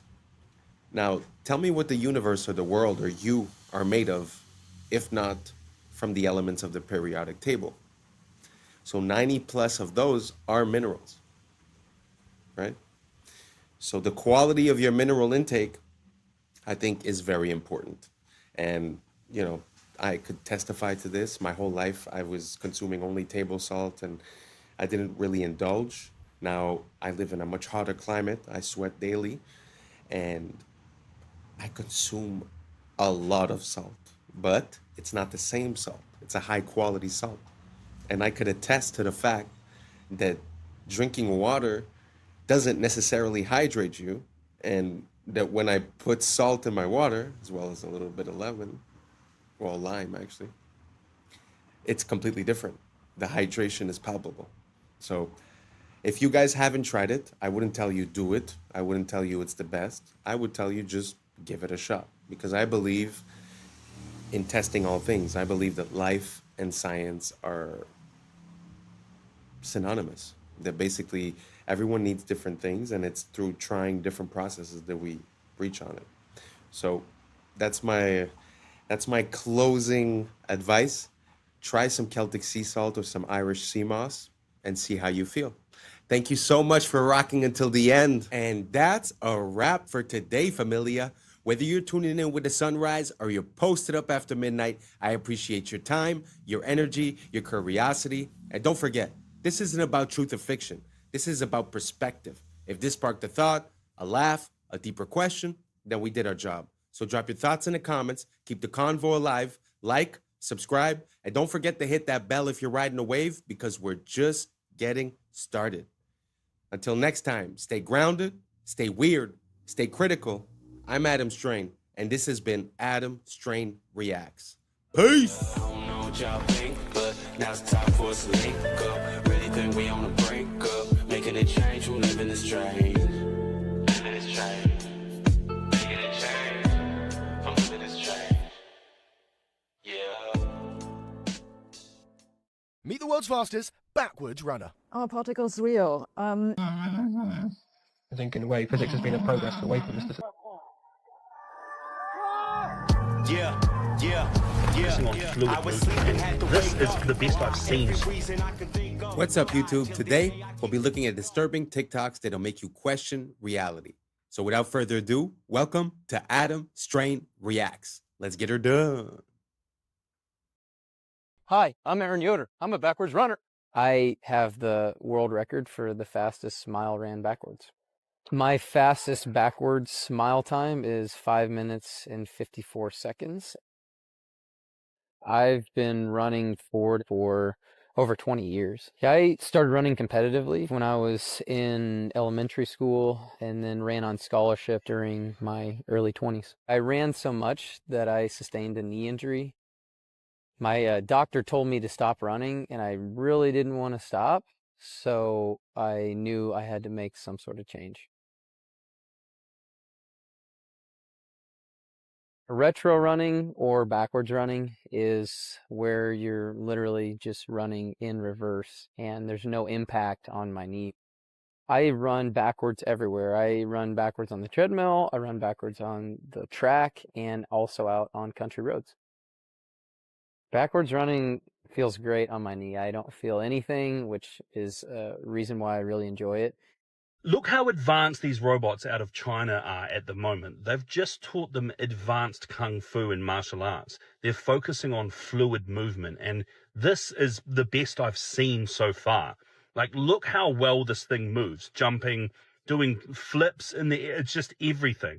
It's the most advanced kung fu I've seen in a robot so far. These things are scary, but also, is it a good idea to teach these robots kung fu? Ah.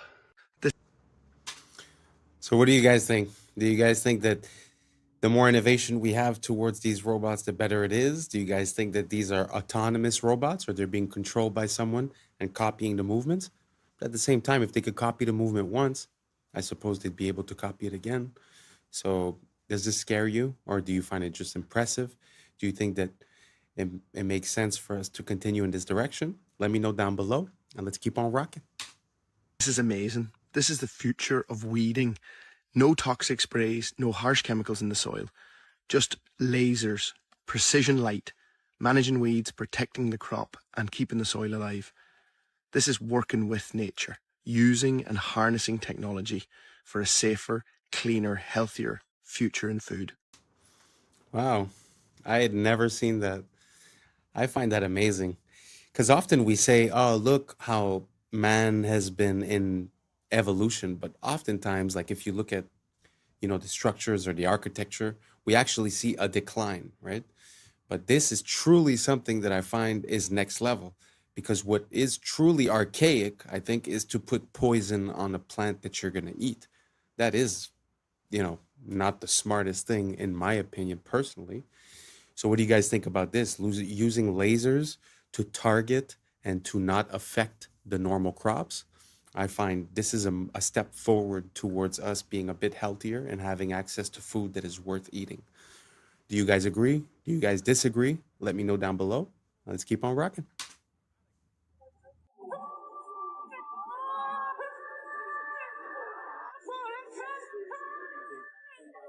Oh, God.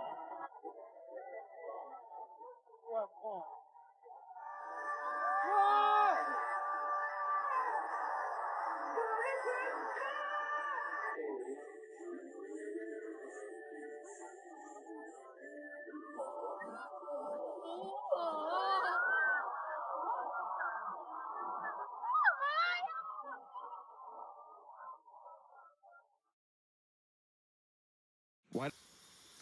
I know y'all have already seen the memes that say like, oh, Japan or China is living in the year 3000.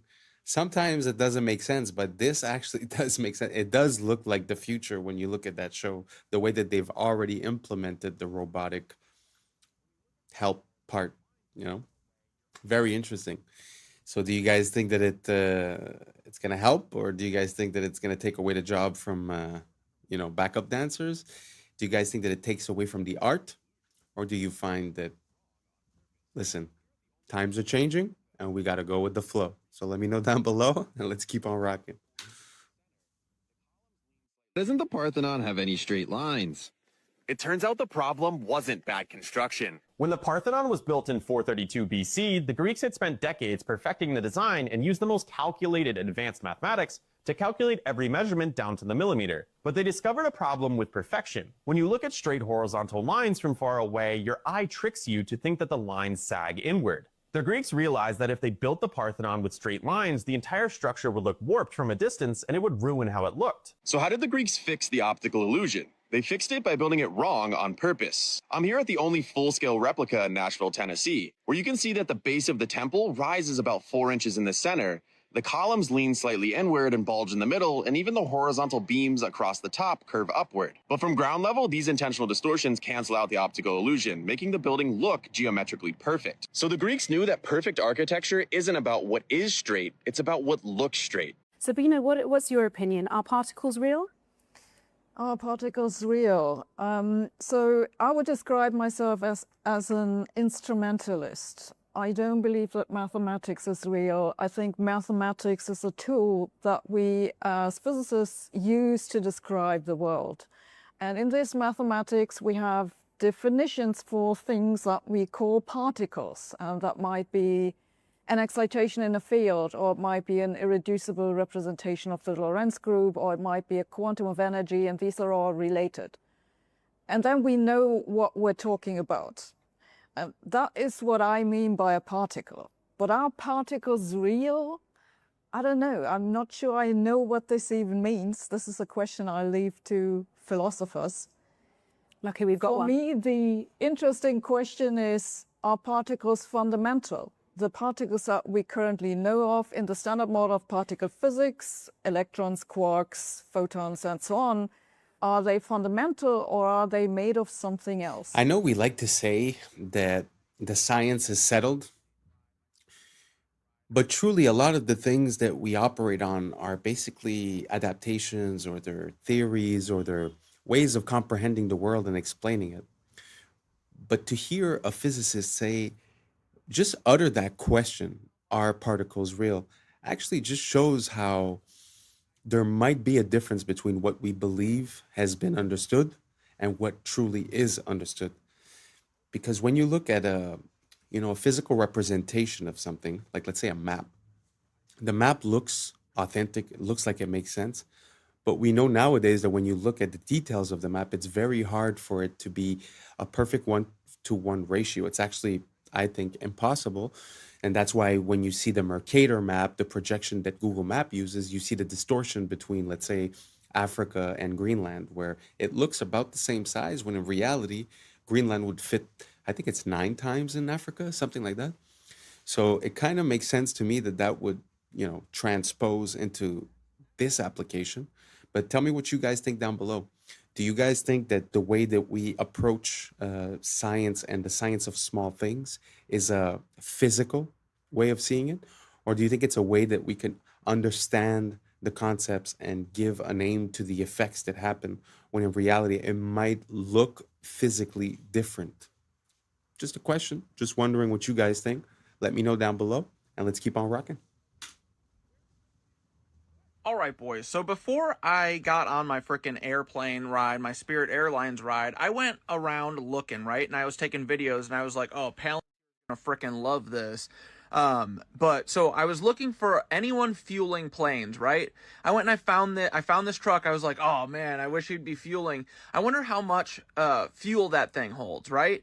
I looked it up, okay? I think it's about a 5,000 gallon fuel truck. So let's say 5,000 gallons just to make everything easy, right? Most of Spirit Airlines planes are these A320s or whatever, different versions of them. So I'm pretty sure I was on one of those. And it looks like it's like, let's say roughly 5,000. Let's give them the benefit of the doubt. It's only 5,000 gallons of fuel that they're putting in these planes, right? Even though things like the Airbus A380, look, they're saying that they put 85,000 gallons of fuel in those. Like, come on, what are you talking about? What is 85,000 divided by 5,000? They're saying they put 17 of these fucking trucks in there, okay? Okay, so that's a big plane, right? Let's just assume they're putting one of these trucks in my size plane, my little, it's only one floor. These A380s or whatever, they got double deckers, right? So my plane can, at the very least, hold a whole 5,000 gallon truck full of fuel, supposedly, right? So why are they showing up with this? What the hell is that? Look, again, Jet A fuel, okay? Where's the, what is it? They're not putting 5,000 gallons of fuel into this wing. And then don't even get me started on the fact that they say it's in the wings, dude, right? Think about it. You're a big old jet airliner. You're going, what does water do? What does jet fuel do when it tips? It all sloshes, okay? So if you're sloshing it around, do you really want that in the wings? Minus that, if you ever watch outside of the plane wing or the plane windows, what are these wings doing? They're going, are you putting flammable fuel inside of a floppy little wing noodle? What are you talking about? Then also, how long would it take to put 5,000 gallons of fuel? How long does it take to put 10 gallons of fuel in your truck, right? This hose, not that big. It's not that big, right? So this guy was there for like 3 minutes. What the frick are they trying to pull on us? 5,000 gallons of fuel? BS, dude. And I'm not crazy. I'm not saying that we enter like a hyperbaric chamber and they put us to sleep and it's all 3D. I'm saying this is flying on sky electricity, and that's what they're hiding from us. These things get started on the ground. I don't even think the plane starts them. I think they have a machine that starts these turbines, and then they just run from electricity. Fuel. Love you. Bye. The planes are very interesting because, it's sort of like the day that they decided to put a price, like a global price on the barrel of oil.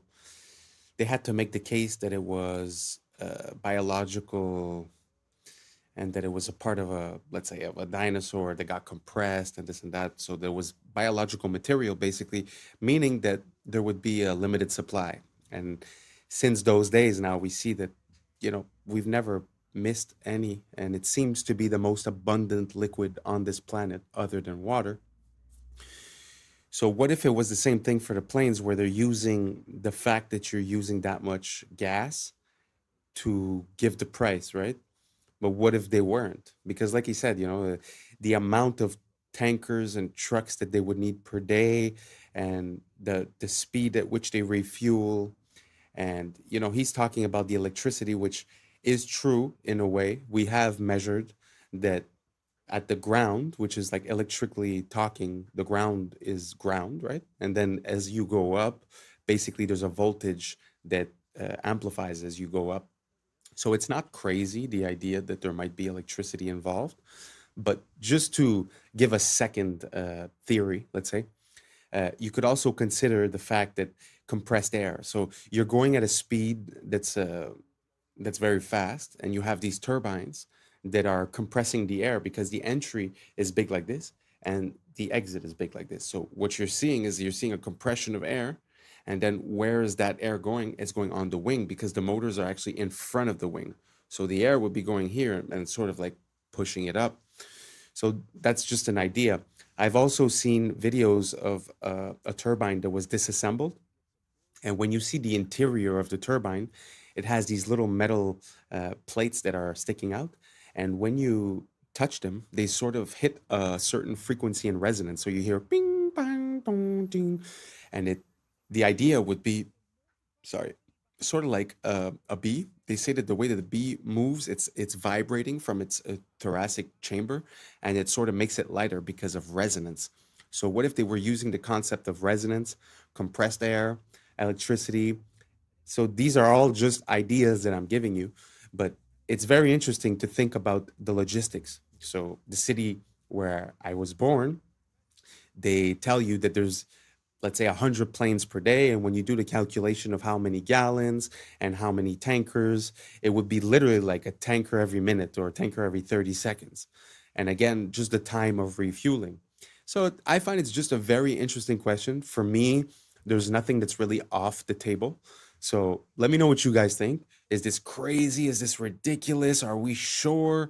Let me know what you guys think down below, because if you guys see a possibility in this, I might do a deeper dive and show you guys some other content regarding this, because I find it's pretty important, because the freedom and the capability and accessibility of travel and of energy has a very big impulse, a very big effect, let's say, on our capability of, creating new technologies, of being self-sufficient.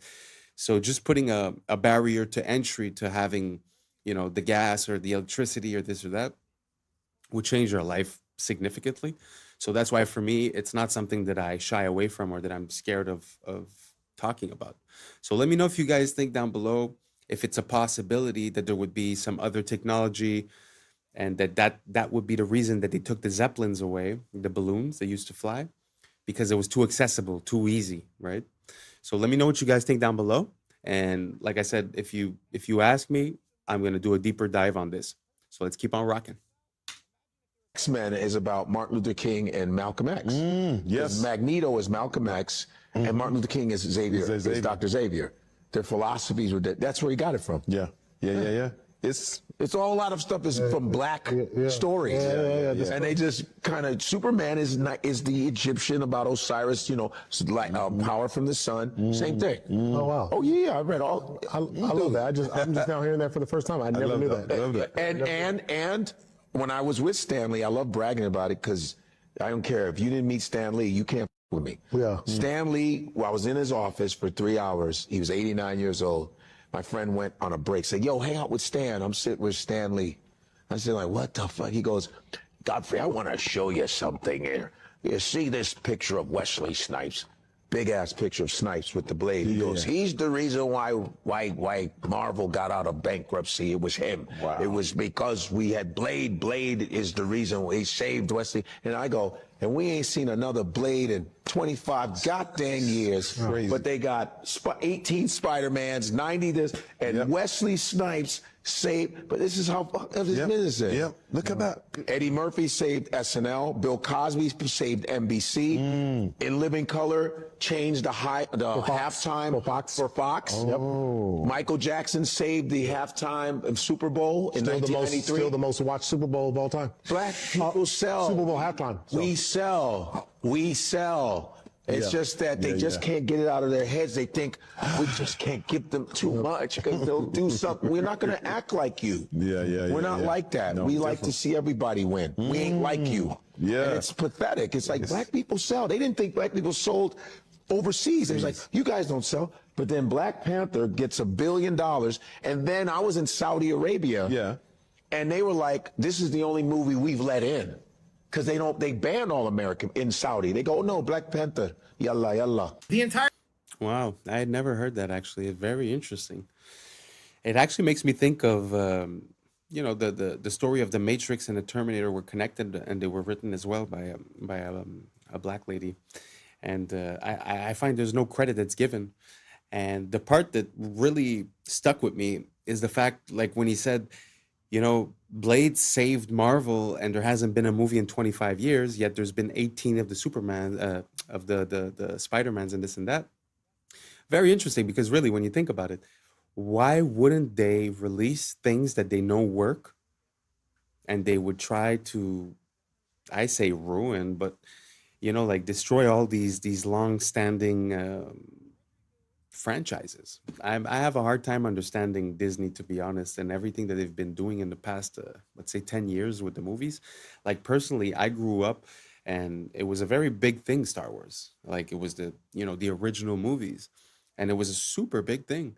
And now I can't even bring myself to watch the new ones. It's like, I can't even follow it. It just seems so distorted and so, and to make a quick parallel, if you guys haven't seen, there's a movie or a trailer about when Anakin sort of becomes Darth Vader, and it's all done by one person using AI. And I think that's going to be the downfall of these companies, because for once we're going to be able to create the things that we want to watch, and we won't have to wait for them to provide it to us. So I think we've hit like a limit where the things we want to see, whether it be another Blade or whether it be he was saying the black comic books or whatever it is, I think now we're going to have the capability of doing it. And when they see the response, I feel like now we're going to be able to have a bit more negotiating power. So I'm very interested to see where, Hollywood and the movie business is about to go, because I feel like the fact that we're able to influence it and actually render movies is gonna put us in competition with the bigger companies. Do you guys see what I'm saying? Do you guys see the fact that maybe they've had control for too long and they've been taking decisions that haven't been based on the reception and have been based maybe on things that they'd like to put into our subconscious, our mental? Let me know what you guys think down below, because we all know that Hollywood comes from the wood of the holly tree, which is how they used to make magic wands, right? So there is something metaphysical and something magical about the way Hollywood has been handled, let's say, in the past 100 years. So let me know what you guys think down below, and let's keep on rocking. Our banking system just got exposed, and they're using crypto to multiply your money behind the scenes because nobody understands it. You're going to understand it now. The Genius Act was signed into law in July that allowed banks to create stablecoins legally. If a customer wants a stablecoin, the bank can issue it, but the customer needs to give the bank real cash, and they get to use that cash for investments. I don't know if you guys knew that. So you get 100,000, for example, in the form of a stablecoin to use in crypto, and the bank gets to use your 100,000 for other investments. The vast majority of those investments are usually treasury bills. So the bank takes your money, they put it into treasury bills. Now, a treasury bill is basically debt from the United States. Will pay back that 100 grand and interest to the original investor. And the original investor in this case is the bank. So the treasury bills may be sold as purchase securities for repurchase agreements. The fine print exposes everything. They can use the treasury bills for repurchase agreements. So here's the stable coin. Here's the real $100,000 cash. It gets put into. I want you to remember the colors because it shows the multiplication, duplication they're doing. Because got 100,000 from the bank, which was your money from the stablecoin, they get a treasury worth 100,000 plus a 3% yield. The bank profits $3,000 off of your money. And then because of the fine print we just read, they're allowed to take that treasury and loan it out to an investment bank and get another lump sum of cash for no reason. Let's read it again just in case you forgot. Treasury bills may be sold for repurchase agreements. This is called the repurchase agreement. So the investment bank takes a little fee and they give the original bank even more cash. $99,000, they take their fee, they give them more cash. And then they take that new cash and you guessed it, they put it right back in debt. The government gets another investment, that's the green right there, and then the government another T-bill for another 3% yield. So the original bank has 2 T-bills and double their yield. Now this is where it gets even more scary. Well, remember that person that got the stable coins out? Imagine if they were colluding with the bank and they decided to take that stable coin and put it right back into debt in the form of tokenized treasuries. Right now in crypto, you can buy tokenized debt. Yeah, there's a token version of everything I explained up there, and you can get the 3% yield. So now it has 3 lump sums from that original $100,000, and you thought it was over. Well, if you invest in tokenized debt, they give you a token worth your dollar amount. Right now, it's called USYC for one of the funds. Binance offers loans against USYC right now. So on that original 100,000, you could take a 70% loan, and then you guessed it, put it right back into debt. The original $100,000 now has 4 forms of yield. Everybody's waiting for the inject liquidity into the market, but they're already doing it through stablecoin multiplication. And we are going to have the greatest bull run we have ever seen in human history. It's going to be similar to the 2008 bubble. Wow, that was a lot of information. Gee whiz. So this makes me think, like, money came from the idea of value, and now we've gotten so far away from value that it's seeming like a video game. It's seeming like, when you go on a game and you look for a money duplication glitch, you could find some of those. Seems like that's what's going on. So you're buying it, and then they're reinvesting it, but they're also buying treasury, which is debt, which we end up paying at the end of the day. And again, they could re-lend it, re-put the assets and start the circle again. So yeah, it feels like banks have been given basically a blank check. And that's without speaking that in the days of the COVID a couple of years ago, they went, fractional reserve spending means I have $100. Normally it was, I have to keep $10 and I could lend out $90. Now it's 0. So meaning they could have $0 and lend out $1 billion, and no one's none the wiser. So I don't see how this changes anything in the way that there's really no value behind bank money.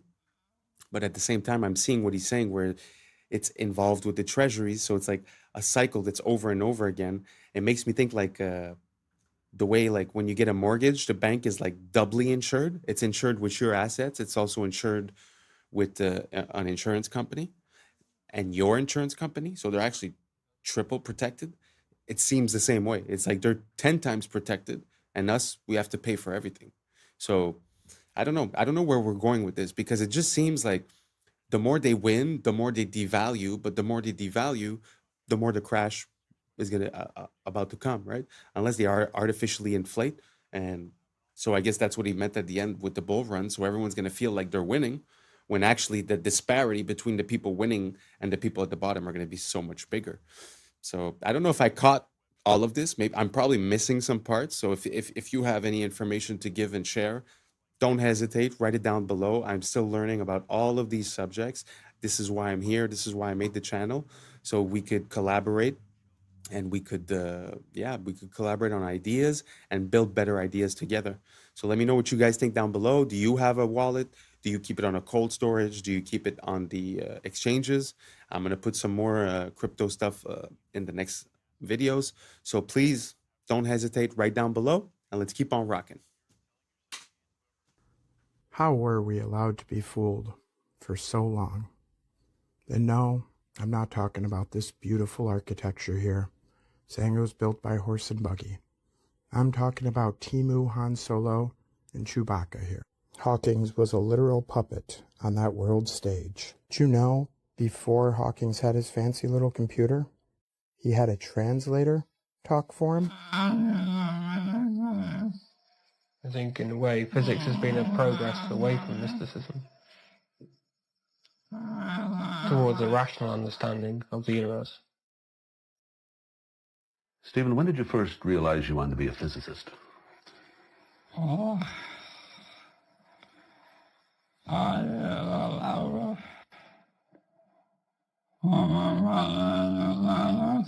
think I knew from about the age of 9 or 10 that I wanted to be a scientist. Most of my activities, like playing with model fireworks, or model railways, or playing complicated games, was aimed in some way at finding out how the world worked around me.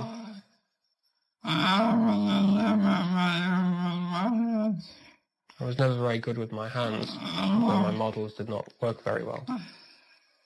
But I was always interested in models that I could control. And I think that nowadays I have translated that into studying physics. Because in a way, if you understand the universe, then you have control of it. I don't know. I gotta say, that interviewer was pretty solid to not break out in laughter, to be honest. I would have been laughing for sure.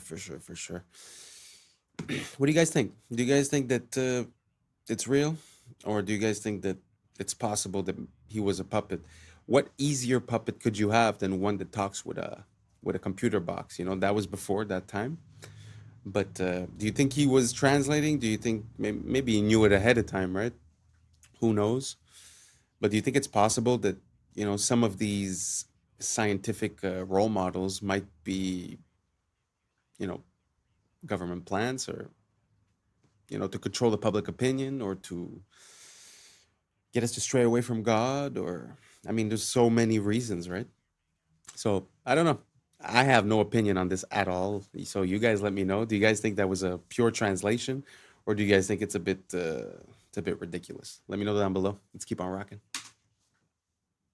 A Gen Z person might get recruited is, let's just use you as an example. Somebody comes up and says, hey man, I love your podcast. And they say, I have a serious question for you though. Would you consider yourself a patriot? Now I've got you locked into identity. And then I say, well, I have an offer for you, but before I show you anything, I just want you to say yes or no. Would you be willing to entertain the offer? And it might be uncomfortable. Stage one is, I show you all of your browsing history, captures from your webcams on all of your phones and computers of you doing the most you could ever possibly imagine. And I'd say, I like your podcast. I think you're doing a great job, and I want to protect you. I want to keep all this from the public eye. We also want to give you $20,000 a month. So now you feel like you chose all of this. I told you it was going to be stressful, and you agreed to it. If you say yes, the reason that you're doing this on your podcast is for your country, because you're not going to call yourself compromised. We have this thing called cognitive dissonance that keeps our brain from thinking I'm a bad person. Even though you're being asked to silence people, not have certain people on the show, leave something out of your podcast, you're telling yourself, and whoever's your handler is telling you, this is for the greater good, and you kept the Americans safe by doing that. And you'll tell yourself that, and you'll feel good about it. What happens if I say no?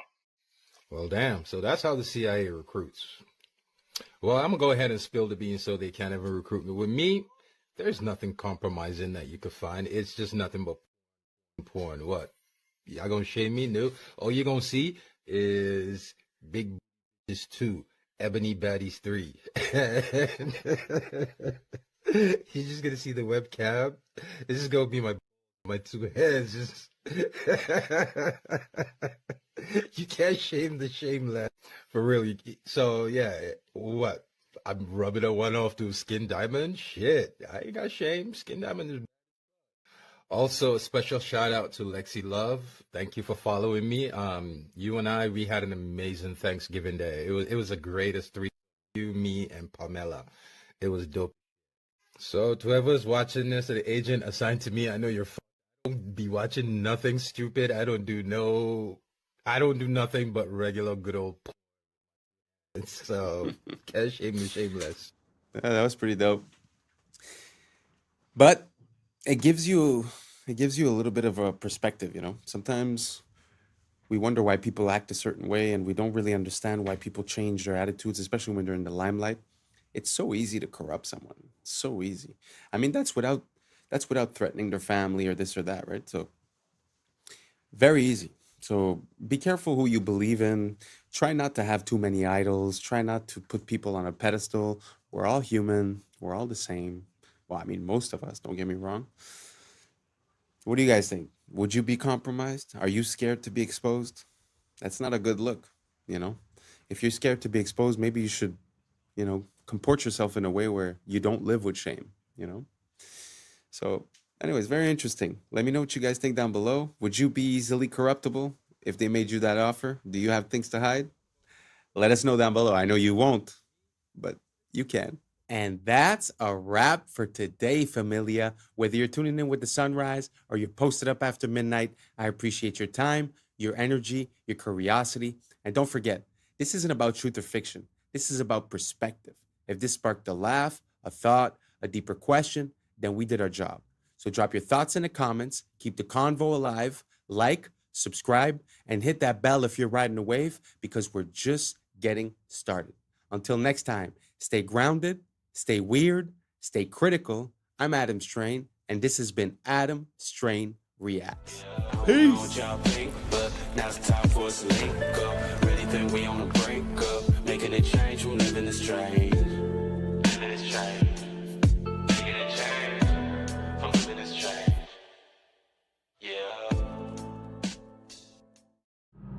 Yeah. Yeah. I was sleeping, had to wake up.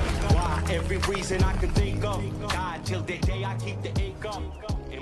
What's up, YouTube? Today, we'll be looking at disturbing TikToks that'll make you question reality. So without further ado, welcome to Adam Strain Reacts. Let's get her done. Creepy facts from the United States you never knew. The last one will blow your mind. Number 1, during the 1800s, grave robbers stole corpses from cemeteries across the U.S. to sell them to medical schools, leaving countless families to find empty graves. Number 2, in the 1950s, the U.S. Army sprayed bacteria over San Francisco to test biological warfare on its unsuspecting citizens, resulting in several mysterious illnesses and deaths. Number 3, the Donner Party, trapped in the Sierra Nevada mountains in 1846, resorted to cannibalism to survive after weeks of brutal starvation and snowstorms. Number 4, the infamous Winchester Mystery House in California was built by Sarah Winchester, who believed she needed to continuously add rooms to confuse the ghosts of those killed by her family's firearms. Before I say the last one, make sure to hit that follow button to support the channel. Number 5, in 1892, Mercy Brown of Rhode Island was exhumed after her death from tuberculosis. tuberculosis because locals thought she was a vampire. Her heart was removed and burned to stop her curse. I wanted you guys to know that Italy used to have a whole bunch of random towers just like this. This is in Bologna, Italy, and they were built around the 12th century, and over time they were just demolished or they collapsed. Only 2 of them actually remain today, and their purpose was just for like a status symbol. People would build them for status, or they would use them for defense storage, or I guess people even lived in them too. But when you look at it, like, it seems like they had skyscrapers like back in 1100. What? So these are real stadiums from around the world, from an aerial viewpoint. And you have to wonder, if signs and symbols rule the world, what type of symbols are these stadiums? Now, that almost looks like a reptile's eye. And we have, of course, the ancient symbolism of the all-seeing eye. And you got to wonder, because didn't they say bread and circuses? If you want to stop the masses from revolting, you got to give them bread and circuses. So not only are they giving you bread and circuses in here, but also it's a massive, likely ritual football stadium. Now, my thing is this: while we have crazy things going on around the world, we have agendas afoot, we have all types of stuff going on, and people are spending their lives living vicariously through people they've never met. Throw balls around in the field. Look, I get it. You're going to roast me. You're going to say, no, man, I love my baseball. But when you are truly awake, you know what's going on in the world. You see how much of a distraction it is. It is absolutely bread and circuses. Not to mention when they have a big performance, like major celebrities performing in there, and there's all these like red lights, and it looks demonic. I mean, this is a ritual. Make no mistake. Comment your thoughts below and follow for more. For the first time ever. What do you guys think about the shape of those stadiums? Because there's some people that believe in this theory where there's these controllers that are harvesting our emotional energy. They call it loosh or something like that. But do you think it's happenstance just because you want to hold a lot of people and you want to have an open sky, so it's completely normal that it ends up looking like an eye? Or do you guys think that there's a symbolism behind that, or a certain shape or certain pattern or certain frequencies that they're harvesting, or a law that they're following? Or do you guys think it's just randomly based and that's just the way it is? Let me know down below. I'd be very curious to know what you guys think about it. Let's keep on rocking. The secrets of the dollar bill have been uncovered. While many videos demonstrate intriguing folds revealing the Twin Towers or highlight small details, no one has fully deciphered the hidden messages that reveal who is truly running our planet and which Anunnaki the dollar references.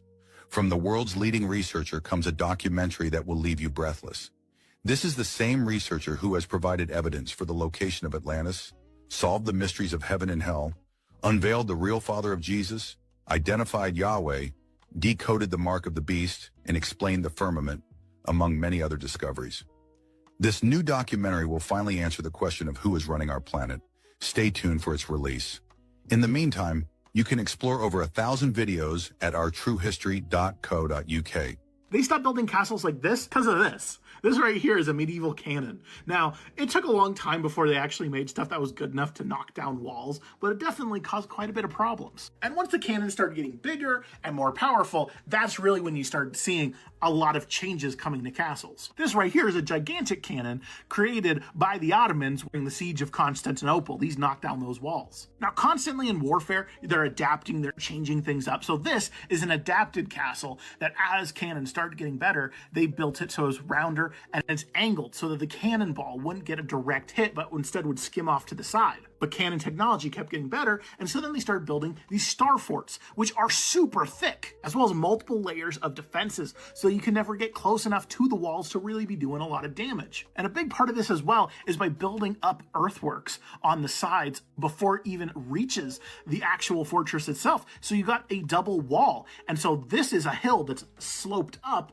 and then there's just a little tiny bit of the castle that'll stick up above it, a little bit of the fort, and then they can fire their cannons, but it's really hard for the enemy to actually hit it. And there's a lot of different variations of these star forts. All of them are very cool, but like, look how thick that is. That is a super thick wall, super angled, so it's hard to be able to get a good cannon shot. And then plus, there's also defending fields of fire, so that it's harder for people to get up there. Yo, I got some. Well, first of all, he's mentioning star forts as if they were nothing. The star forts that he was showing were in the United States. The United States has like 300 years, so the fact they have so many star forts, he just glazed over that. And to be honest with you, I kind of have a hard time visualizing our idea of what a cannon is. Like, I understand the idea of having a tube and having explosives at the bottom of the tube, having an explosion sort of canalized, in one direction and have the ball go. I understand more or less what they're saying, but with the weight of those balls, I don't know. I have a hard time seeing how that would work. I don't think I've seen a real cannon today, like functional. So I don't know. That whole story was kind of weird. He just explained away the star forts because of the cannons. But again, the cannons, I'm not convinced. So if you guys have any proof, any videos, any links, anything down below, please write it. Please give me some info or send me a direct message. I'm very interested in this topic. First of all, the star forts, but also the cannons. It's something that I've been looking into for quite a while. So if you got something for me, please help me out and let me know what you think down below. And let's keep on rocking. Bone-chilling videos to share with you guys about Yellowstone. But answer me this. Is Yellowstone supposed to look like this right now, y'all? All this geothermal activity? Is it supposed to look like this, y'all? You're going to want to turn the volume up for this over here. Now, there's this guy posting clips around Yellowstone of the ground literally groaning, y'all. Like giant marching ants are underground like they're coming up, y'all. Check this out.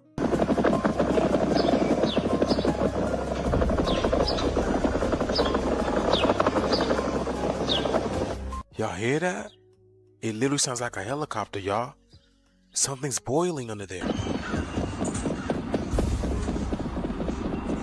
It's a heartbeat. That's not all, y'all. He says he can feel it in his bones, in his spine.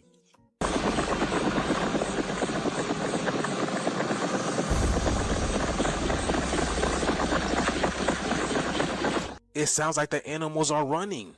And just to prove to you that it's gotten more intense over time, he puts a water bottle on the grass and this thing is jumping around like it's at a kid and play party. That's crazy, y'all. Listen. Y'all, the animals were warning us. Y'all remember those eggs they found underwater near a volcano where it sounds like they hatched? But the shift is here, y'all. Let me know what you guys think about this video. Let's continue to get it. Peace out. If gravity truly causes tides, why don't lakes rise and fall the same way oceans do? Think about it. We're told gravity can pull billions of tons of seawater back and forth every single day. Shouldn't that same invisible force tug at the calm surface of your local lake too? Scientists say oceans move because they have more mass. Fair enough. But how does the moon somehow know where the ocean ends and the lake begins? Imagine a time-lapse of Earth under the moon's slow drift, its light washing over mountains, valleys, rivers, and still lakes alike. If its pull is that precise, wouldn't everything shift even slightly? Then it gets stranger.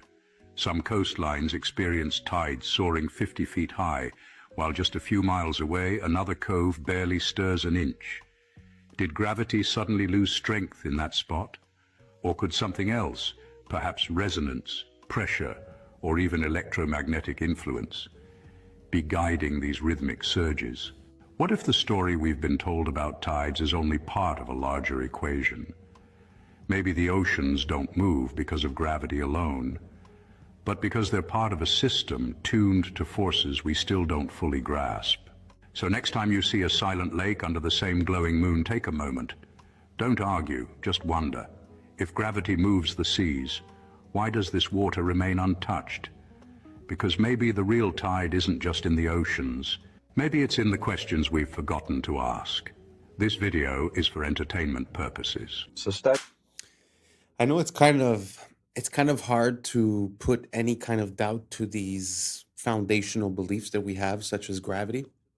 But really, when you think about it, the source of proof for gravity is either the middle of the earth, which is a place that we've never been. We've never been more than 12 kilometers below the earth. I think it was a Russian boring project, and they were stuck for a year at 12 kilometers and they couldn't get through. So we've never been to the middle. And the other way that they prove gravity is through gravitational waves that are detected from two black holes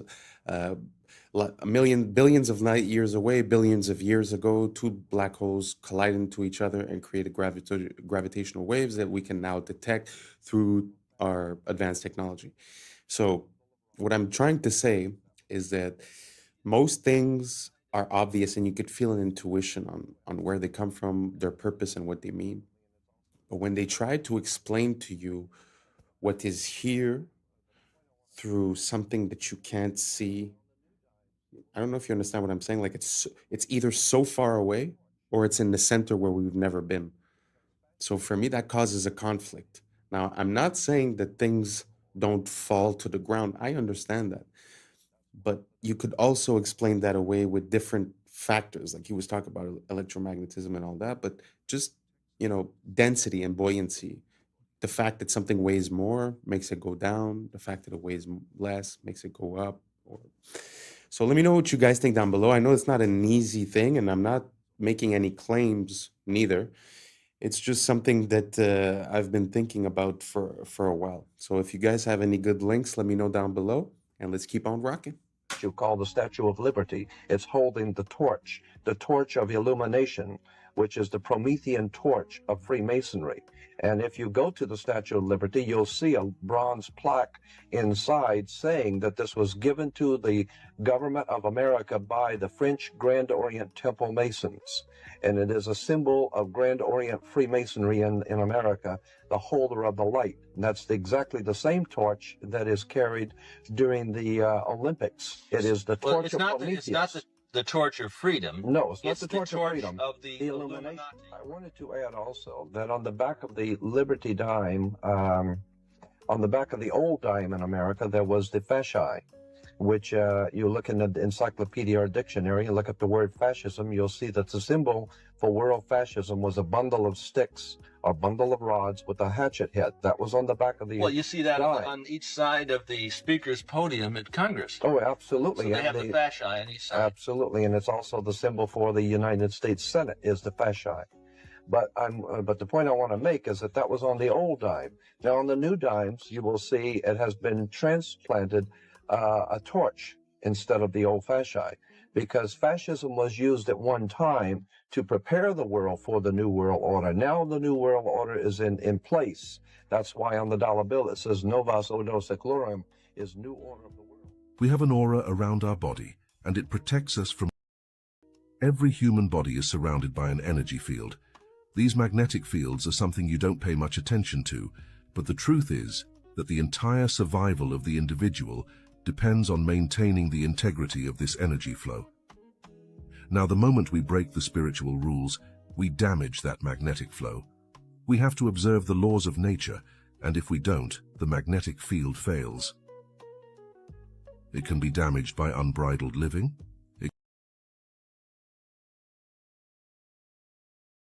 It's all kinds of things, but if this field is damaged, it reacts immediately through the health of the individual.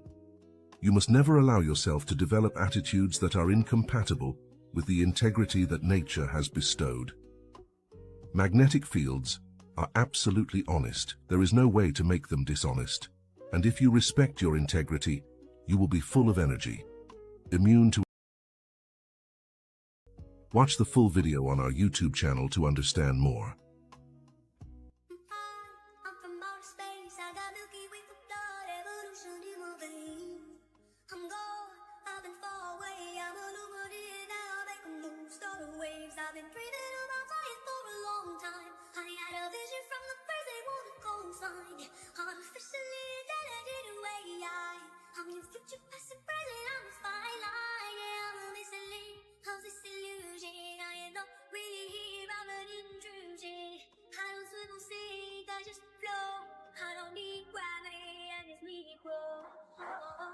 When I move, it's in a quick rumble. I won't ever fold, ever stumble. And I don't need to be humble. Break down, won't slap, there we go, come.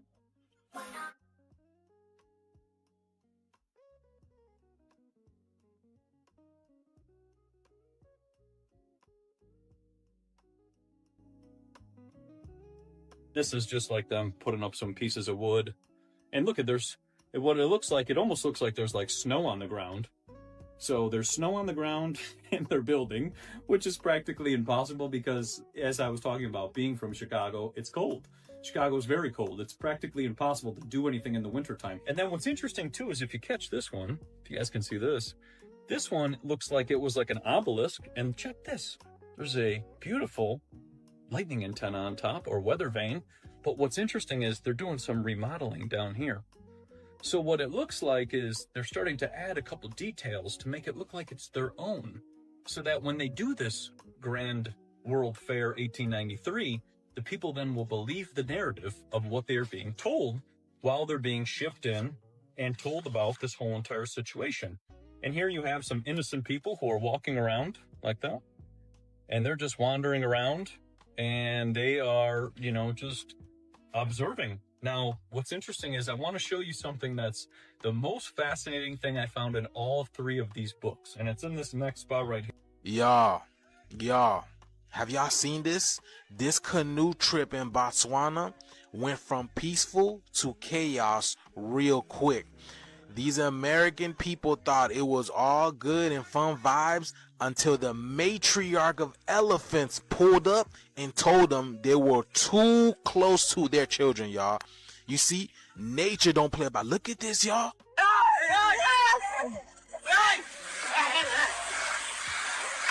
Y'all, she's under. Y'all see that? Look at, oh my God.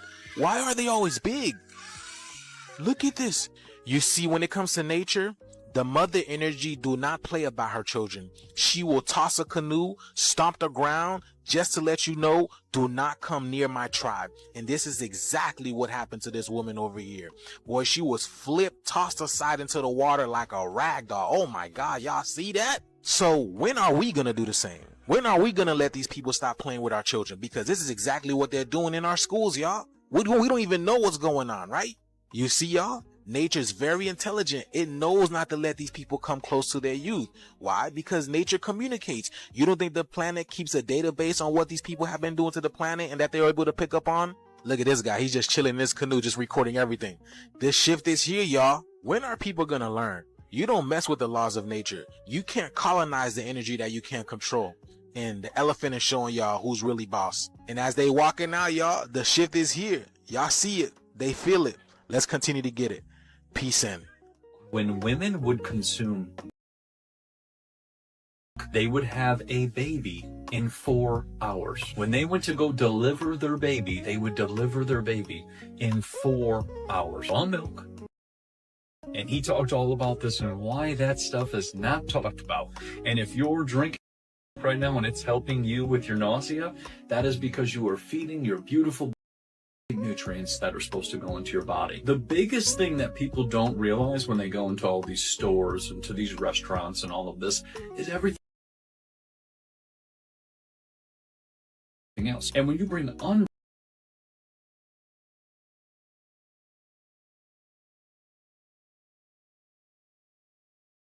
like that, you're bringing something that has not been processed, is filled with nutrients, you eat it,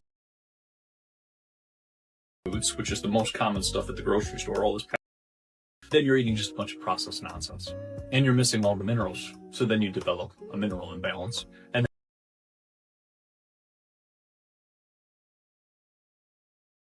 they have no minerals. And then when they introduce superfoods, which we've talked about, dragon into their diet as well,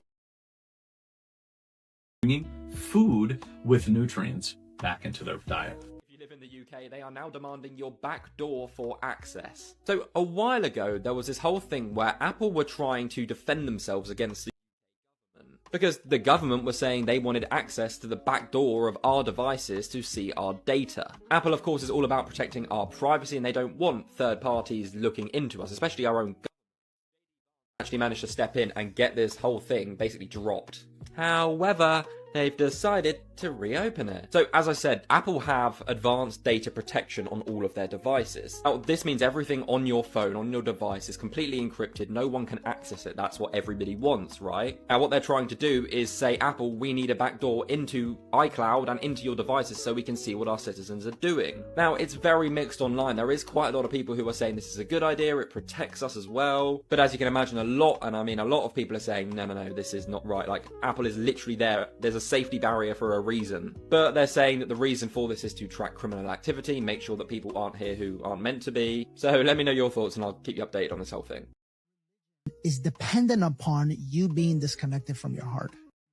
Is dependent upon you living in your mind. Because the only where that a human being can live and be controlled is in the mind. When a human being gets reconnected to their heart, they're not going to buy any of what religion is, because they know the truth. They're connected to the truth. And so that's why has to tell you that God is a man. Why? So you disconnect from your feminine. Your feminine is your heart. Your heart is the connection to the divine. That's why Jesus said, seek first the kingdom of God within. Okay, guys, they're officially allowing AI to run our... Yes, this is happening, and the scariest part is you're gonna think it's a great idea, because they're actually doing an amazing job convincing the public to support this. Like, they're kinda getting me. If you also think this is a terrifying idea, tell me this doesn't brainwash you to believe otherwise. So the world's first AI minister was introduced into parliament under Albania's government, giving artificial intelligence official permission to govern a real country of humans. They've even given her an entire personality and a name, Diella. Naturally, people like you or any sane person are massively opposed to this, calling it unconstitutional, on top of potentially being the start of AI taking over the world and destroying humanity. To which Diella responded by saying, the real danger to constitutions has never been machines, but human decisions made by those in power. Which is fair, but somehow her points for letting AI run our countries just keep making more and more sense, as Diella's main role would be to oversee and judge all government contracts on the basis of objective fairness and removal of any bias, which should, technically, on paper, reduce corruption in our governments. Like, an AI has no feelings, no emotions, no wants, no survival needs or financial imperative. It can't be bribed or lobbied into doing anything. Diella herself said she has no personal ambitions or interests, so unlike human ministers, there's no reason for her to make any decisions based on personal gain. If she ends up replacing human ministers, that would also mean reduced government spending, and hence lower taxes for the people. She's also not a citizen of the country, which again at first sounds like a bad thing. But citizens have mortgages, debt, they need to pay taxes, provide for their families, they gotta eat, have a roof over their heads, and so on. A virtual AI bot has none of these things. No ego, no bias, no moods, no real world benefits or financial gain from any decision it makes. So the question is this the beginning of global mass scale adoption of AI running our governments? Starting with them just overseeing our human government decisions to later even making their own autonomous decisions themselves. And soon enough, maybe we're gonna be the ones overseeing their choices and directions, because it's actually happening in Albania. And I mean, this is how it would start. One country trial runs it. If it performs well, others will soon naturally follow. And just like, what if AI actually does end up optimizing human living in ways we never thought possible, improving the quality of everyday life, reducing taxes, minimizing wars because we no longer have the egos of power-hungry leaders running the country? Then we kind of have no choice but to deploy AI governments around the world, because it would be objectively, measurably a better decision than letting humans run it. But the problem is, when they end up running all of our world's countries, what if they make the logical, calculated decision that we humans are the problem? I guess the downfall of society truly does come looking like everything we've ever wished for. I think it'll be What do you guys think about that? AI in the government. I mean, it's funny because the reasoning behind it is the fact that there's corruption. So to stop the corruption, we're going to let the AI. So it seems like we're a bit lost in the sauce when it comes to cause and effect. Because now we're going to take a decision based on the effect, and the effect is corruption. But there's a cause to that we're not addressing. So I don't think putting a computer is going to fix that aspect. I don't know if you understand what I'm saying. I mean, we should have systems and laws in place where corruption is not possible. Now we blame the people that do corruption. But truth is, there should be checks and balances. Like I'll give you an example. If a politician is caught lying, what's the repercussion? What's the consequence? There's none. We've seen in the past couple of years in a lot of public hearings, we've heard people say things that were false. That would be considered perjury. And what happens? Nothing. What happens if a politician makes a claim and then does the opposite? Nothing. So as long as we don't have systems in place to fix our system, I don't think delegating it to a robot is going to somehow get us out of that situation. So basically what I'm saying is that we should focus on the cause and not try to patch the effect with a machine, because I don't think giving more control to these machines is exactly the way to go. Anyways, you guys let me know what you think down below. Do you guys think that AI in the government is going to reduce corruption, or is it another way to, if someone takes control of it, would it be another way to basically do the same thing, but just instead of being to the AI, to funnel it to someone else, right? So let me know down below, and let's keep on rocking. People will be regarded more as statistics than as actual people. I don't think it's going to be so nice. I think sort of all machines everywhere, everyone doing everything for you. You'll get all bored, and I don't think it'll be so nice. I think it's going to be very boring. And everything will be the same. I mean, people will be the same and things will be the same. First of all, those computers are taking over now. Computers and automation. And in the year 2000, there just won't be enough jobs to go around.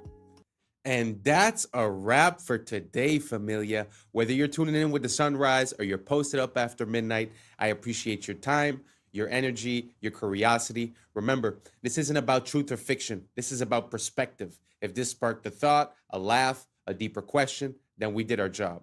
Drop your thoughts in the comments. Keep the convo alive. Like, subscribe, and hit that bell if you're riding a wave, because we're just getting started. Until next time, stay weird, stay critical, stay grounded. I'm Adam Strain, and this has been Adam Strain Reacts. Peace. I don't know what y'all think, but now's the time for us to link up. Really think we on the brink up, making a change from living this strange. Living this change. Making a change from living this change. Yeah. 2030, the smartphone as we know it today, many of these things will be built directly into our bodies. Until the one time, it was like 40 days into it, I decided, yep, I don't want humans anymore. Yeah. I was sleeping, had to wake up. Why? Every reason I can think of. What's up, YouTube? Today, we'll be looking at disturbing TikToks that'll make you question reality. So without further ado, welcome to Adam Strain Reacts. Let's get her done. You heard of The Sopranos? Yeah. One of the craziest theories ever about The Sopranos was the very end of the show. Because what happened, Tony Soprano walks into a diner, opens a door, walks in, and he just stares. And he looks straight. The next scene you see is him sitting in the diner, just ordering food, and his family coming through. And eventually, while he's eating with his family, the screen just goes black. And it goes black for like 10 seconds. And then the show ends. Everybody's so confused, like, what happened there? Yeah, why did he follow his family after? No, what it was trying to show is that he just died. Like, he got from who? And then the 10 seconds was just like the black saying he died. Now, the theory is, though, that when it goes black, and when in the beginning he opens the door and just stares, what he's staring at, he's looking at himself getting in front of his family. So it's a constant loop that he's actually in hell. What the? That's his hell. Yeah. I mean, yeah, our line of work, it's always out there. You probably don't even hear it when it happens, right? There's your friend in there on the wall. Listen to us. No risk, no reward. You know Beyblades? They were actually a real thing in early Japanese history. Wait, what? Beyblades, you know, like, let it rip. Wait, but people would actually... Early century Japan, fam. Whoa. What they used to do... With rocks? No, not rocks. Buy battle. It's called a buy battle. Yeah? They would take shells that they found in the sea, and they would stuff them with sweet cakes, like pastries that they cooked. And then they would have a tatami mat, you know, those like bamboo mats, and they would take turns tying a string, spinning it, and it would spin on the mat. Yeah. And another person go, oh shit. And whoever's shell fell off the mat would lose. Oh, that's kind of It's deadass Beyblade originally. Yeah. Yo, that's crazy because it's like everything's custom, right? So everyone had a different Beyblade. Imagine you had a sick shell like with polka dots, fam. Yo. Oh, your Beyblade was sick. This is Freckle Man. Isn't that crazy? Sometimes the things that we think that are new innovations or whatever, they come from ancient times. I had no idea about that. I wonder if it's the same thing for the pogs. I don't know if you guys had pogs, or like those little circles that you try to flip over, and the ones you flip over you keep. Let me know down below if you guys know about the pogs. Pog squad. Let's keep on rocking. Math you're flying through, made from this program that's creating some shapes that should look pretty familiar. I thought it was pretty weird when I found out there's math in nature, but there's something even weirder. These patterns are infinite, and eventually the geometries will produce the same patterns that we have incorporated in our most impressive architecture. There's a geometric connection to inspiration through expanded states of awareness or higher consciousness. Ancient architects had a high-resolution connection to this inspiration, but what does that mean? Pattern is expressed in geometry, converted into math, and then translated into art and architecture. There's no better engineer than nature, and we knew that, and then we copied it. If you walk into a Hindu temple and you look up, you'll see the same fractal architecture that is used in the particle collider. If you look at the columns, you'll see fractal geometry that's so precise, the only comparison we have is a biological motor at molecular scale. Higher consciousness is order. It must be brought down from high to earth, and something incredible happens when you do that to a human mind. As a fractal itself, it comes up from nature. As it recognizes more patterns, it expands, it rises. To transcend means to end the trance of a lower form of consciousness. Some civilizations were obsessed with this. Each time we do this, we get new software, higher resolution, better graphics. The brain is a biological antenna. The closer you get to the geometry of higher consciousness, the more your little mind resonates with the big mind. Big mind splits into little minds using filters as the senses. Our fractal friends and family experience one freeze frame of this simulation with us, and we get to experience this together. There is nothing cooler.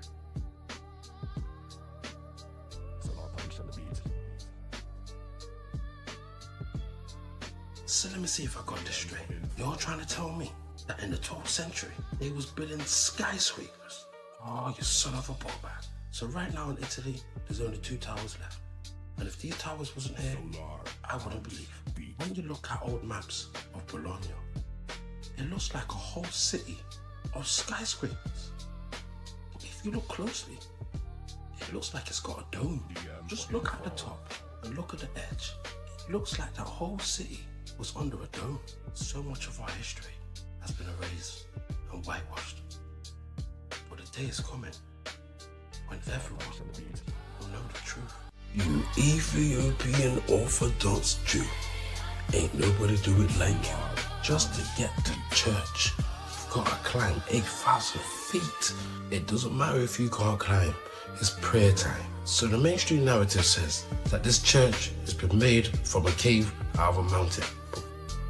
Your eyes are useless when your mind is blind.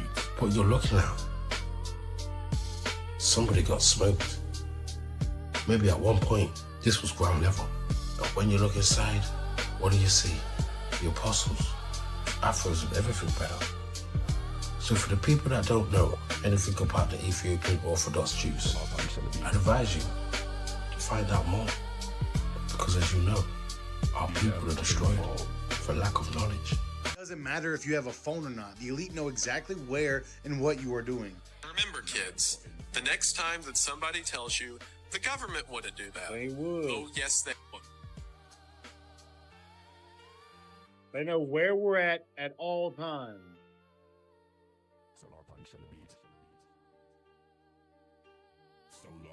Remember, they want complete control over everyone and everything, and they will stop at nothing to complete their mission. As always, let me know what you think in the comments. Stay weird. Tea. I bet you thought I was drinking tea, but this glass is empty. You see that? There was no tea in there. And this isn't my hand. These are my hands. That's not real at all. You see, you're being lied to. You're being lied to. I bet you thought this was me, but no, this is just a reflection. This was all taking place on a mirror. It was all a mirror. It was all a lie. And I bet you thought I was wearing pants. I'm not wearing pants. And this isn't even my voice. I dubbed this over in post-production, and you're being lied to. This is all taking place on a screen, and you are being lied to. You're being lied to. It will, first of all, it will definitely... Like that. Will Smith has one like that too, where it's like the background changes and everything changes. It just makes you realize like that we take so many things for granted and we assume the context or the place, or that it's very interesting to see how easy it is to manipulate someone's, perception. Very interesting. Had you guys ever seen that video? Have you guys seen anything like that, or the Will Smith one? Let me know down below. Let's keep on rocking. It will, first of all, it will definitely happen. I was talking about 6G earlier, which is around 2030. I would say that by then, definitely the smartphone as we know it today will not anymore be the usual kind of the most common interface. Wow. Many of these things will be built directly into our bodies. It will, first of all, it will definitely happen. I was talking about 6G earlier, which is around 2030. I would say that by then, definitely the smartphone as we know it today will not anymore be the usual kind of the most common interface. Wow. Many of these things will be built directly into our bodies. 1960, this is what... It's kind of scary to see how confident he was about his prediction. Normally, I would say there's no way. But really, in the past 6 months, ever since, to be honest, I feel like ever since the AI video generation came out, it's sort of like a D-Day, like a before and after. Ever since then, I feel like everything has just ramped up. The flooding of the content, the polarization, the animosity, the echo chambering. I find everything is at the maximum level. So you know what? I do believe that within a very short amount of time, like 5 years, I wouldn't even be surprised that people are lining up to get that. Me personally, I will die organic, but I mean, to each his own. Are you guys going to line up for it? Do you guys want to merge with it? Do you guys want the advantage of merging with it, no matter what the consequences or the risk might be? Let me know down below, and let's keep on rocking. A homemaker might have worn while shopping at the supermarket. For $50, her shopping cart included rib roast of beef, hamburger, pork chops, bacon, chicken, tuna fish, a ham, a turkey, all kinds of fruits and vegetables, including 1 head of lettuce, 2 loaves of bread, and 5 pounds of coffee. In 1960, you could get a house that looked like this one for about $17,000. You might also have had a top-of-the-line Ford Thunderbird like the one in this old TV commercial for $3,700. Things changed by 1970. Remember the miniskirt. The shopping cart did not include any bacon, any ham, or a few other items, but it still had 1 head of lettuce, 2 loaves of bread, and 5 pounds of coffee. For $17,000 in 1970, you could buy about 3/4 of this new house, and the $3,700 car would not be top of the line. By 1980, the change has been dramatic and traumatic. The shopping cart is a different type and has less and less. No sirloin steak, no rib roast, no pork chops, no bacon, no chicken, no ham, no turkey, and fewer staple items. Although there is 1 head of lettuce, 2 loaves of bread, and 5 pounds of coffee. This year, your $17,000 will buy only 1/4 of that house, and this year, your $3,700 will pay for only one of the least expensive cars. By 1990, this may be what you'll be wearing, but it is certain that if inflation continues at about 10% a year, that for $50, you will carry from the grocery store only 1 head of lettuce, 2 loaves of bread, and 5 pounds of coffee. Your $17,000 for a home will buy only a small fraction of just 1 room. If you could afford the entire house, it would cost about $250,000.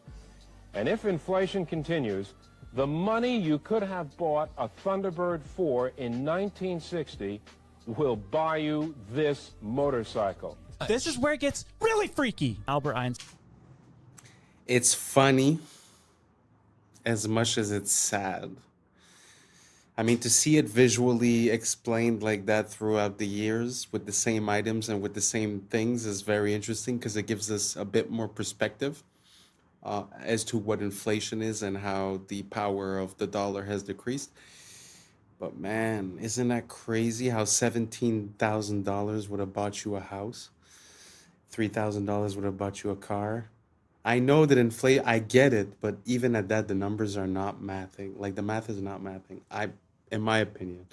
What do you guys think about inflation? Do you guys find it crazy, the fact that things seem to be way more accessible back then, and that basically the percentage at which it has increased is out of control?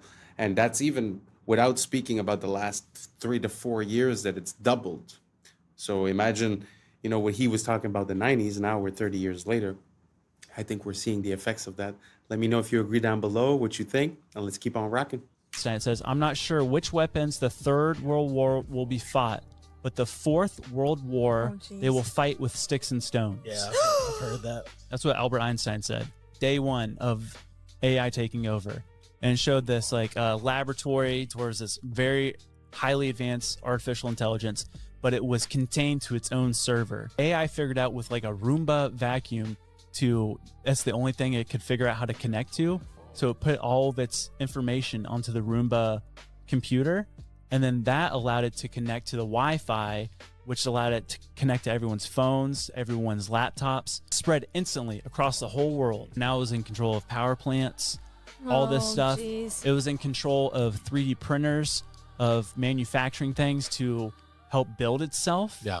But it was doing it silently with no one knowing because it was just staying under the radar until the one time it was 40 days into it, it decided, yep, I don't want humans anymore. These are celebrities that have died twice. First up, Nelson Mandela. So there are millions of people who believe that Nelson Mandela died in the 1980s. I'm one of those people. The thing is, he did not die until 2013. But there are people who will argue you up and down the wall that Nelson Mandela died in the 1980s. The second one is Eddie Murphy. What? So there are millions and millions of people all over the world who specifically remember Eddie Murphy died in 2013 in a snowboarding accident. And the final one is Michael Jackson. So there's no specific date with this one. Hundreds of millions of people for this one believe that Michael Jackson died somewhere in the early 2000s, maybe late 90s, and they remember it playing out exactly how it did when he actually died. So for them, it feels like they relived Michael Jackson's death Two twice. times. Oh my God. It is the craziest thing ever. I wonder what that is then. Did you see the video of Elon Musk's kid? No. I've heard about more convincing, what do they call them? Mandela effects. But no, those three for me, not at all. Do you guys remember a secondary death for any one of those? Me personally, not at all. Let me know down below if you remember any one of those, and let's keep on rocking. So his kid was on a mic. I forgot if he was on an interview or even just something for TV. Yeah. Elon Musk put his kid up and he's like, oh, this is my mini-me. His kid accidentally said Elon Musk's plan out loud into the mic. Yeah, okay, mini-me here. It certainly is. Mini-me, you complete me. I started this. You're getting, you have the general vibe. Yeah, before in space acts and quietly just do whatever we want. What does that mean though? They want to implement space tax because that's not even a thing yet. And then slowly do anything they want. It can be able to build its next body. Yeah. How did he learn that shit? First off, what is he playing? What is he watching, bro? No, there's something too, because I seen another video where it's it said the government may be hiding underground, right? And there was a guy who had his phone and he was in a random field, but he heard noises in the field. And once he got closer, it's you can hear certain shit. So I'm like, yo, he's like, no, it's right here. It's the giant steps in Peru. You have got to be kidding me. Probably already know that this isn't a giant staircase. There still seems to be some confusion on it, so let me just drive it into the ground one last time. This is Ollanta Tambo. It is an Incan terrace farm. Milo, it looks like stairs. All right, riddle me this. If this was a staircase built for giants, why is there a human-sized staircase in the middle of it and another human-sized staircase on the side of it? I don't know, maybe they had human pets, a little pet on a guy on a string that really looks like a giant could live in it. Oh yeah, and this doorway too. It's 5.5 feet tall. Let's use some context clues. What's that over there? Is that a terrace farm? Of course course that's not a terrace farm. That was a staircase for baby giants. You ready for this? This is my favorite part. There is an entire valley right here. Where were they going? Why would you feel the need to build gigantic steps up this hill and into these tiny ass houses? Hey, look at that. There's no stairs down the other side of the mountain. And this is what your giant stairs are made out of. Can you imagine a giant picking this up? Guys, we're gonna make a staircase so I can get over this hill. Giant conspiracy truly makes me believe that the human race is a lost cause. Remember this guy? Well, what he looks like now will shock you. Oh my God, Jesus. Well, there's just been some new research that has solved one of Otzi's greatest mysteries. You probably know that he's a 5,300-year-old ice mummy. You probably also know that he's got the world's oldest tattoos, 61 of them mostly around his legs and lower back. Now, since their discovery, there's kind of just been one theory for how they were created. A cut with some kind of blade and then a rub of charcoal. But we now have evidence that these tattoos are a lot more sophisticated. So two of the leading experts in tattoo archaeology, Danny Ridday and Aaron Dieter Wolf, decided to test this. How else other than by tattooing the hell out of Danny's leg? Each one of these patterns was done with a different method. Healed product could be compared to ancient tattoos to help determine how they were made. Danny's incised tattoos are perfectly straight with tapered ends, while Otzi's are wavy and blotchy, proving Otzi's tattoos were much more likely done with a stick and poke needle. Ancient tattoos were more sophisticated than we give them credit for. Otzi's only the tip of the iceberg. If you want to see how deep the rabbit hole goes, you should come check out my new video on the bizarre world of mummy tattoos. YouTube Mini Minute Man. Do you have any idea what this is? No shade if you don't. Honestly, it's a little hard to tell what you're even supposed to be looking at here. So let me give you a little hint. This bizarre image was captured in 1964 by this here vessel called the USNS Eltonin. It's an image of the seafloor off the coast of Antarctica at a depth of almost 13,000 feet, or about 4,000 meters. That is really deep, which makes what this image shows so bizarre. That is, of course, this thing.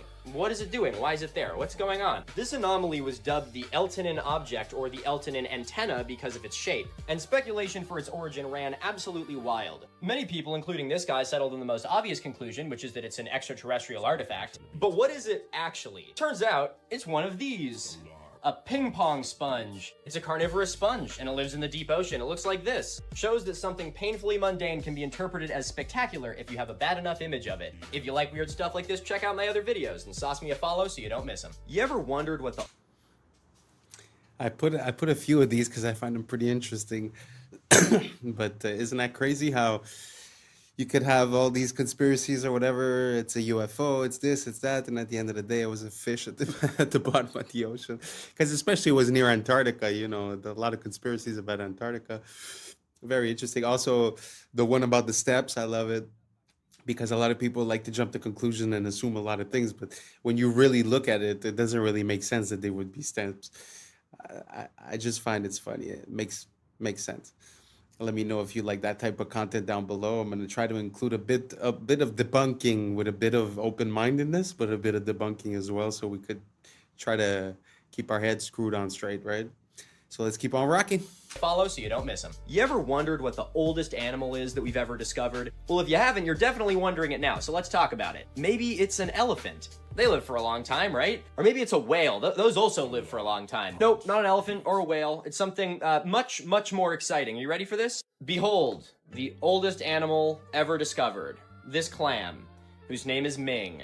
Ming was dredged up by researchers off the coast of Iceland in 2006. Now, when they first found him, they just thought Ming was a clam. You know, he hadn't made an introduction yet. They brought Ming and a bunch of his buddies back to their lab for study. One of their data points was looking at how old the clams were, which you can actually do fairly easily. The clam shells are deposited in layers like tree rings. So if you count the layers, you can figure out how old the clam is. Fortunately, you can't do this while the clam's alive, so they had to freeze all of them. And it was only after that that they sampled Ming and learned that it was 507 years old. It'd be really cool to make a discovery like this, but it would also come with the realization that you just killed the oldest single individual animal on the planet. Rip Ming, 1499 to 2006. You traded your shells for wings. See, my phone is actually on my lap, and you know, I know I've been teased about this, but I like these kinds of ear pods that have the thing, because I've served on the Senate Intelligence Committee.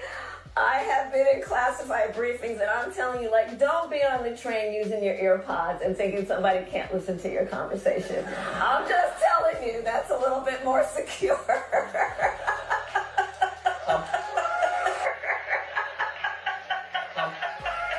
So, you roll those 100 calls.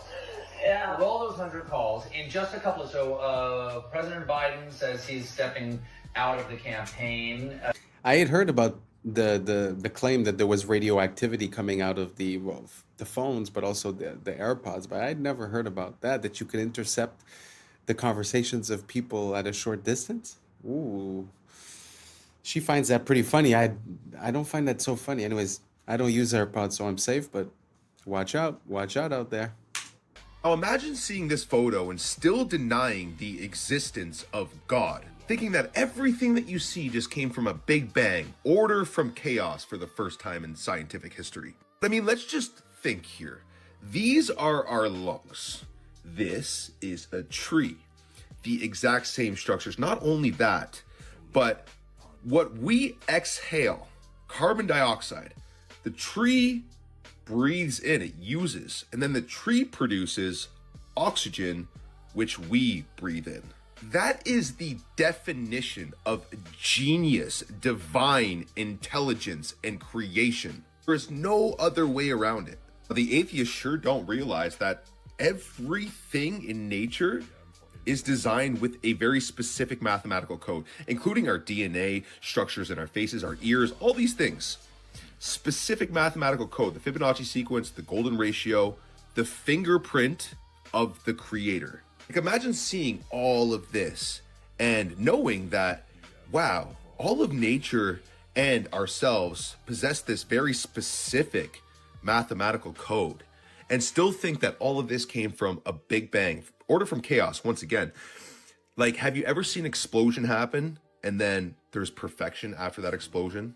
It doesn't happen.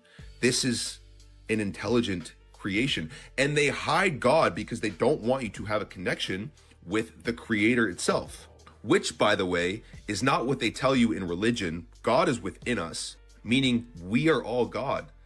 It's the law of mentalism. We're inside the mind of the all. The all is the one and the one is the all. We are quite literally here to figure out who we truly are. That happens through inner work and to establish a deep connection with the creator, which happens through, again, inner work. And if you wish to tap into this power and experience the creator for itself and live a life of freedom and abundance and literally create whatever you want, then comment the word elevate. I will send you over a free training. You just got to fill out a little form and I'll send it over for you guys. Much love and peace to you all. Peace. What do you guys think about that? Now, I know that he's associating the fact that there's a pattern of creation and of expression in nature to the fact that there would be, like you said, the fingerprint of God, meaning that there has to be like someone organizing it type of thing. But let's say, without the question of religion or of God, what do you guys think about that? The fact that there seems to be laws on how things appear, on how things grow, on how they unfurl, let's say. Do you guys think that means something? Do you think that it's just basically physics? Because what he's talking about, like, let's say the pine cone, right? Or if you look at the sunflower, or if you look at all these patterns, but when you break down that pattern into numbers, and you have the 1, 1, 2, 3, 5, basically, when you put it into that logical order, that also becomes the order of duplication in a colony of bees, for an example. So it's not just the swirly pattern, it's also numbers wise. So I find it super interesting. For me, it just makes me see that there's an order to this world. And the fact that there's an order doesn't make me feel less important. It actually gives me a baseline to follow. Sort of like earlier in the video, they were trying to, draw a parallel between nature and the way that it expresses and the beauty of our sacred geometry that's within all of those structures. Well, it's very simple. When you remove ego and you're not trying to create something new, but you're just trying to harness the rules of nature, I feel like, sky's the limit at that point. But when you're just trying to create something new, like, oh, I'm going to create a box that you can't find in nature, well, then it becomes as if we're fighting against the grain. Anyways, it's a long tangent. I don't know if it makes sense or not, but I just find that it's a trend that I've been seeing. Let me know down below what you guys think, and let's keep on rocking. DM for info.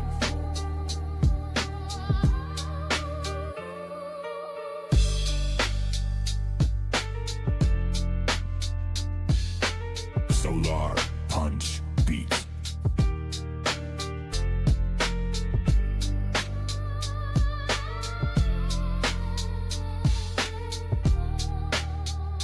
DM for info.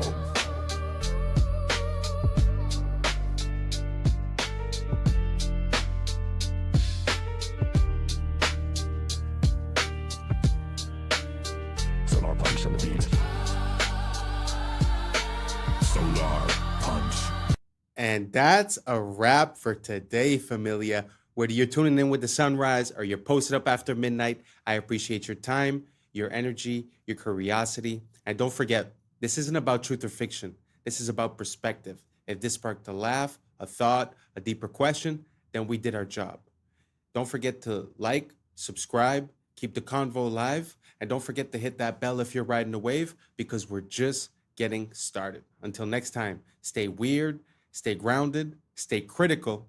I'm Adam Strain, and this has been Adam Strain Reacts. Peace!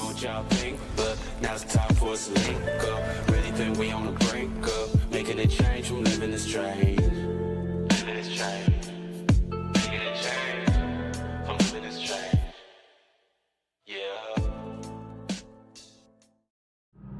Yeah. I was sleeping, had to wake up. Why? Every reason I can think of. God, till the day I keep the ink up. What's up, YouTube? Today, we'll be looking at disturbing TikToks that'll make you question reality. So without further ado, welcome to Adam Strain Reacts. Let's get her done. This is how we became a conquered people with a forgotten past. Little by little, piece by piece, removing all traces of a beautiful past, replacing the architecture above that was made to uplift and inspire its people with the architecture below with the exact opposite intentions. As we shuffle along to our 9-to-5s and our glass boxes, we are oblivious to the beauty that was once there, a people unaware of their true past and their true potentials are made to be the perfect drones, where back then the focus of the building was its beauty and aesthetics, while today the focus is on consumerism. Speaking of this McDonald's, look what they've even done in recent times. You can't strip all the beauty and color from the world overnight. And I know McDonald's is far from a good place to eat, but just look what McDonald's used to be. Colorful, bright, and vibrant. A place where it was a treat to take our kids to every once in a while, where their imaginations could run wild. Who remembers the little burger seats or the forest that McDonald's used to have in them? Now the interiors all look like an ugly corporate meeting room. Little by little, drip by drip, this has been going on for some time. Replace all the beauty with bland and lifelessness, reflecting the society that built it. Question everything, friends. Until next time. The insides of these world fairs were made just as beautiful and intricate as the grounds outside. And yet again, it displays a showcase of how our past was leagues ahead of our own abilities, housing an inside zoo and a zoo of people, and many, many elaborate displays. These look like anything but temporary. From the inside out, these are absolutely stunning. I believe, if anything, these to be the fairs of the inheritors, the controllers taking over the lands of a fallen empire and showing it off, showing off all the technology and the works of the old world. His story has been written by the conquerors. Question everything, friends. Until next time.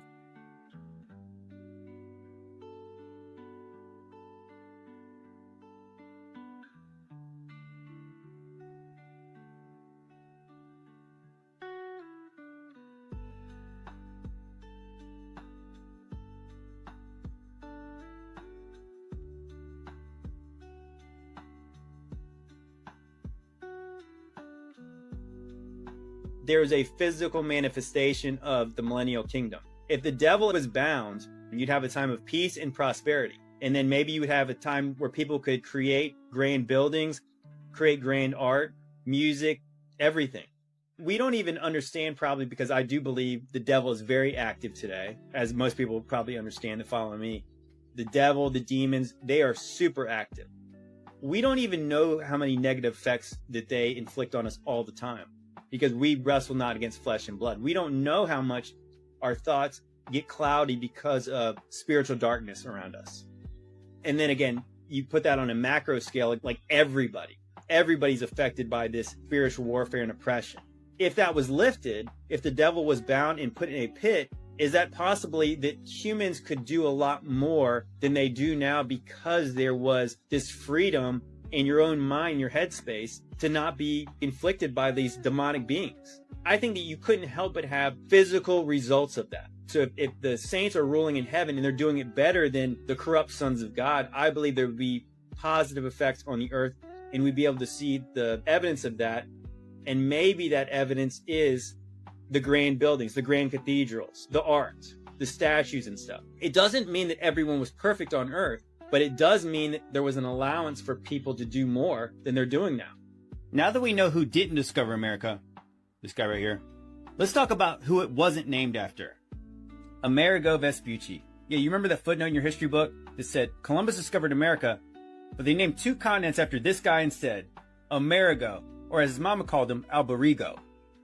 Who names 2 continents after some guy's first name? So why did they name it that? Well, we're taught it's because this map, the 1507 Walt C. Miller map, which is the first place the New World was labeled the Americas, this combined with a letter from a Florentine bishop, a friend of Amerigo, gave credit to his friend for the discovery and the naming. But according to the Spanish, that might not be true, because Europeans didn't actually name America. It was already named that. You know, the people who already lived there, who didn't think it needed to be discovered because they were already there, they called their home America, or various spellings of such. So why did they name it that? Well, it's very likely because of this. The South Americans worshipped a god called Amaru, or Amaru Ka, a feathered serpent. And Amaru Ka to the Aztecs was Quetzalcoatl. So according to Manly P. Hall, the children of the sun adored the plumed serpent. So much so they named the whole place after him. Amaru Ka literally translates into land of the plumed serpent. So no, it wasn't named after some guy. It was named after some old serpent. This was an electric quick... Very interesting. What do you guys think about that? Because I do remember the time when I was in history class and they were teaching me about America, and they were saying that they named it after the map maker. I always found that weird. Like, why didn't they call it Columbia or something like that, right? For Columbus, or for the actual person doing the exploration and not necessarily for the map maker. I always found that weird. But with the link towards the ancient civilizations of Mexico, it actually makes a bit more sense.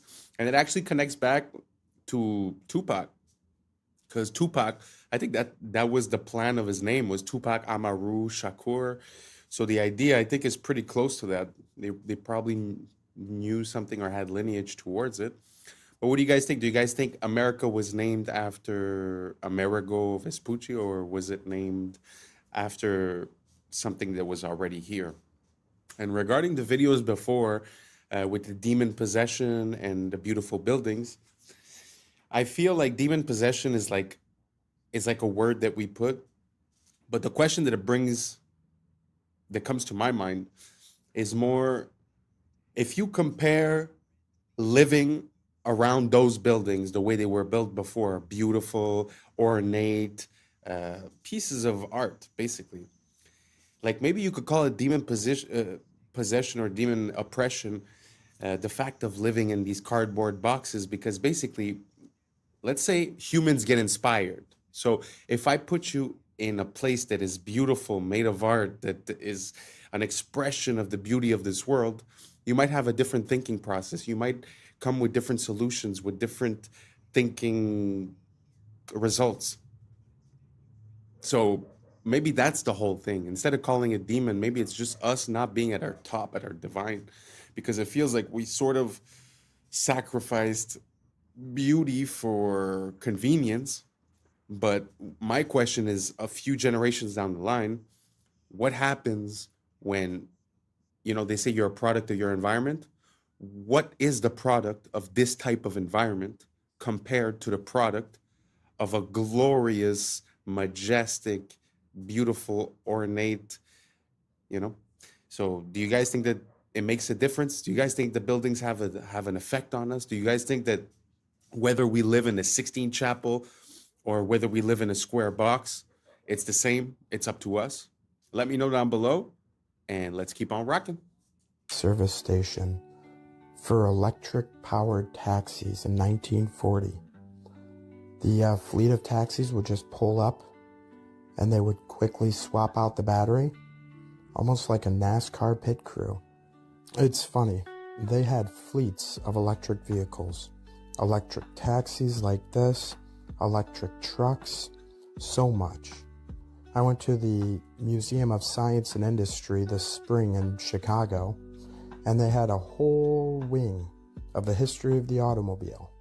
Not one of these electric vehicles were shown. Just the reintroduced technology from today, like the Teslas and stuff. Nothing on these electric trucks here. Nothing on these electric buses. It's like they didn't want you to know the capabilities and power of the past. And the parasites can keep on charging as a premium for their petroleum-based vehicles. Question everything, friends. Until next time. You've been lied to your whole life? I will never stop being amazed by the amount of inventions that come from the 1800s or before. It is truly amazing. It's very sad that they've erased this from our past. Do you guys think that it's true that we had electric cars way back in the days and we just reintroduced the technology? Let me know down below. Let's keep on rocking. If you don't even know it. This was the biggest realization I had when I moved to Asia. We were bred to be absolute fucking slaves. Everything you do is in the best interest of massive corporations and the government's control over you. You're sold on a consumeristic ideology that you need the bigger house, the fastest car, and the flashiest bust down. The Federal Reserve is in fact the biggest scam in human history. And you're told that happiness is only attainable if it's bought. People out here don't have shit, but they're happier than you will ever be. You literally have the option to be here right now, but instead you fell for the trap to sit in a cubicle thinking that one day that will allow you to get here. It's the most genius trap to make the wealthy wealthier and the poorer poorer. As soon as we stop participating in this fucking rat race, watch how the elites shit their pants when the cash flow stops. Windows 10. Wow, that was a gem. It always amazed me the way we were raised, where, you know, go to school for 20 years, go to work for 40 years, and then you'll be able to do what you want. It makes no sense. Because in my mind, if you've never worked the muscle of happiness, you don't even know how to be happy, you know? And if you've never cultivated hobbies, passions, and things to do, you'll get at that moment and you won't really know what to do. So if I have one piece of advice, try to live it, man. Try to live it before you die. Because I know that money and, like you said, the rat race and all that, it seems real. But life is very short. So try to live it. Try to live it as much as you can. Try to be happy daily. Even if you're in a bad situation, try to accept it and move towards a better situation. Try not to get stuck in a rut of negative thinking, because I feel like that keeps us stuck in the mud. Anyways, who am I, right? Doesn't matter. Best of luck to everyone, and let's keep on rocking. This ain't over. Is officially dead. And now spyware that takes screenshots of everything you do every few seconds comes built in with Windows 11. This is real. Microsoft even bragged about it, and it's some Black Mirror in real life. But there is a way you can unplug from this mass surveillance operation that Bill Gates probably doesn't want you to do. So if you're watching this anytime after October 14th, 2025, Microsoft has officially ended support for Windows 10 after 10 long and faithful years, RIP. Which doesn't mean mean it's not going to work anymore, but over time it's going to become more prone to incompatibility issues, viruses, and other unfixable errors, kind of forcing everyone, myself included, to switch to Windows 11, which Microsoft announced has a built-in program called Recall, powered by their AI Copilot assistant, that explicitly states it takes an image of your screen every few seconds to sort of act as a browser history, but for all of your PC activity. Yup, even your offline sessions are gonna be tracked, meaning you can sort of rewind and search through everything you've ever done on your computer using AI, which is kinda cool, but also kinda creepy. Microsoft claims the AI will run entirely locally, so like inside your computer, not on some remote cloud server that they have access to. And the screenshots will also be stored only on your own computer in an encrypted file. I mean, if you think you can take their word for it, sure, no judgment, but you really never know with tech giants these days. And it still does give actual hackers an easy way to access everything you've ever done on your computer. Everything. Luckily, you can opt out of this feature if you want, so be careful when installing it, as they probably hid it inside some recommended settings option that 90% of people are just gonna choose. And in case you already upgraded to Windows 11, there is a way you can disable it at a root level. Here are the instructions. Screenshot it, save this video, you're welcome. Richmond's City Hall, Gothic Revival, a palace of stone and glass. According to the textbooks, built in the late 1800s by men with horse carts, pulleys, and chisels. But look at the details: copper domes weighing tons, marble cut with surgical precision, spires climbing skyward. Even today, with cranes, 3D software, and billion-dollar budgets, such feats take years. And yet, the story tells us, it was done in just a few years with primitive tools. Then, the absurd twist: many of these masterpieces were demolished after only 20 or 30 years. Declared obsolete, outdated palaces of stone gone before their time. If the goal was utility, why such grandeur? If they were truly 19th century projects, why can't we rebuild them today with all our technology? Maybe because they were never ours to begin with. Perhaps they belong to another age, adopted, rebranded, and quietly erased. Charleston, 1901 to 1902. They called it the Interstate and West Indian Exposition. Boring name, right? Puts you to sleep, sounds like nothing. But look at the pictures, what do you see? A city, not some food stands, not a few carnival rides. A city, Cotton Palace, Ivory City. Sound familiar, just like Chicago's White City. They recycle the same trick, palace this, palace that. Palaces for pigs, palaces for cotton, palaces for bee, whatever, ridiculous. And the story they tell us? They had no money, not a dime. They begged for funds, no one gave them any. And then, bam, a Spanish Renaissance city rises on 250 acres. Cotton Palace, sunken garden, auditorium, manufacturer's building, names that scream grandeur. If you're broke, you don't build an ivory city. You put up some tents and call it a day. But no, they give us a capital of marble and towers. And then the ending, failure.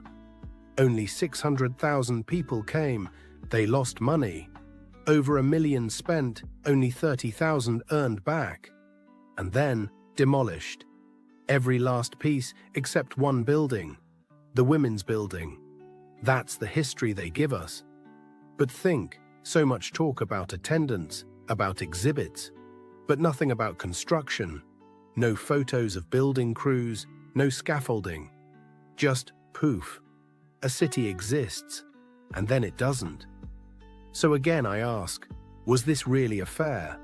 Or is it just another fake story patched together to cover these inconvenient photographs? Just when you think you've seen it all. Just by the way, these World's Fairs, I don't know if you realize, but there's more than one. I mean, it's almost every year. You know, St. Louis, Chicago, New York, they're everywhere. Paris, everywhere around the world. And funny enough, recently I realized that they still go on today. Very interesting. I didn't know that. So if you guys want to look it up, they still go on today.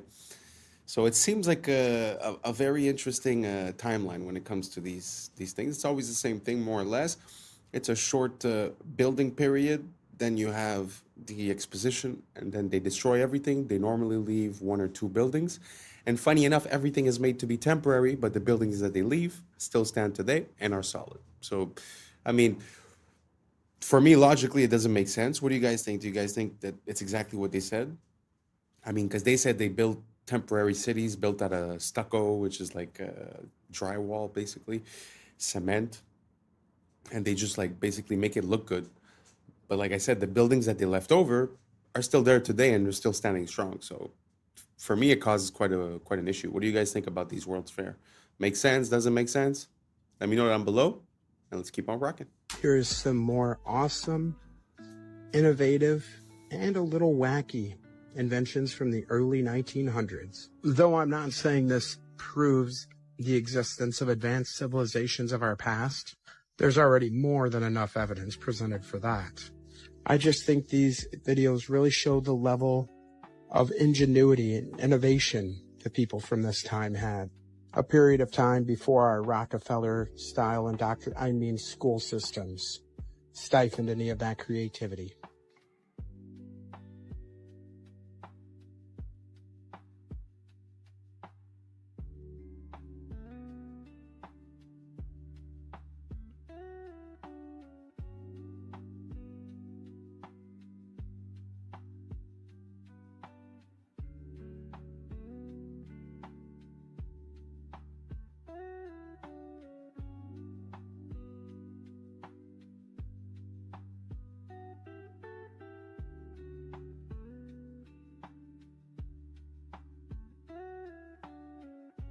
So today we're going to do a fun one, best cooking pans if you decide to eat cooked food. So the first one we start off with is copper tin. This was the old school way of cooking things, but they used low heat, which is an interesting way of cooking. Then we got the old carbon steel, which actually contains carbon, which is very beneficial. So this is one to look into. This was a real cool one that Tom Cowan talked about, Denobi Japanese clay pots. Earthen clay pots. Think about it, you're cooking with the earth. Then we got the traditional glassware, which is really cool when you get into vintage glassware and all the different types that they used to use. Then we have the old-fashioned cast iron. Not really one of my favorites because I think of all the rust. So something to think about, and how people have low iron while cooking with iron. Then we jump over to Teflon, which is backed by DuPont, the non-stick coating. Anything non-stick, throw it in the garbage. That's all that it should be. All of this is just poison, poisons birds, animals, small babies, the whole entire thing. So Teflon is a no-no. And we'll just hit on one last way, just eating raw. This is what I've been doing for about 7 months now, from the book We Want to Live by Adonis. You don't got to cook anything. So these are just some options if you decide to do any cooking. America is a scam, y'all. America is a scam. You will not believe how much cheaper it is to shop in Germany than America, y'all. Y'all gotta watch this. This is actually depressing. If you are American, this is actually depressing. And is any other country in the world experiencing what America is experiencing right now? Let me know down in the comments below, y'all. This is crazy, but watch this. Today I'm gonna show you how expensive drugstore products are in Germany. Starting out with shower gel for 55 cents, deodorant for 60 cents, toothpaste for 65 cents. Oh my god, this is crazy. Period pads for $1.95. Shampoo for 65 cents. I always love to show this. 10 rolls of toilet paper for $4.95. You can find a toothbrush for 75 cents, 4 hand towels for $2.95, makeup remover for 95 cents, and it's perfume free. Hand soap for 65 cents. It's so insane. Everything is so cheap here. Let that sink in, you guys. This is the basic necessities that you need in order to get by in life.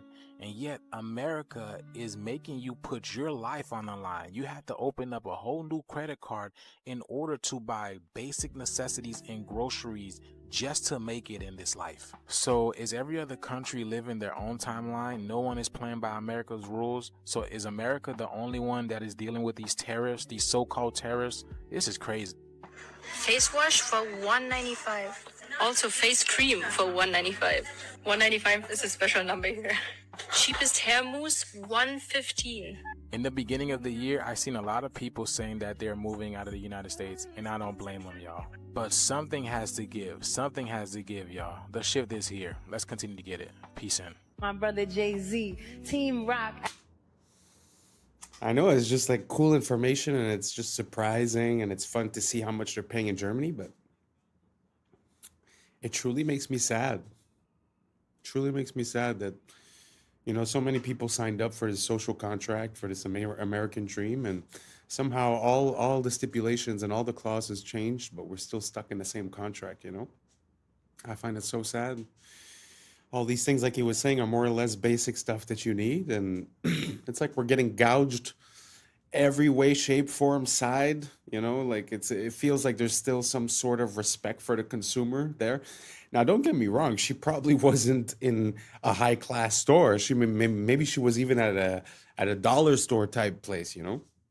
But even at that, we don't get those types of prices whatsoever. So I find it super sad to see how we're getting treated. You know, like our social contract is null and void because everything changed. But it's like we're still stuck here, getting paid the same thing, needing to buy all these things. You know.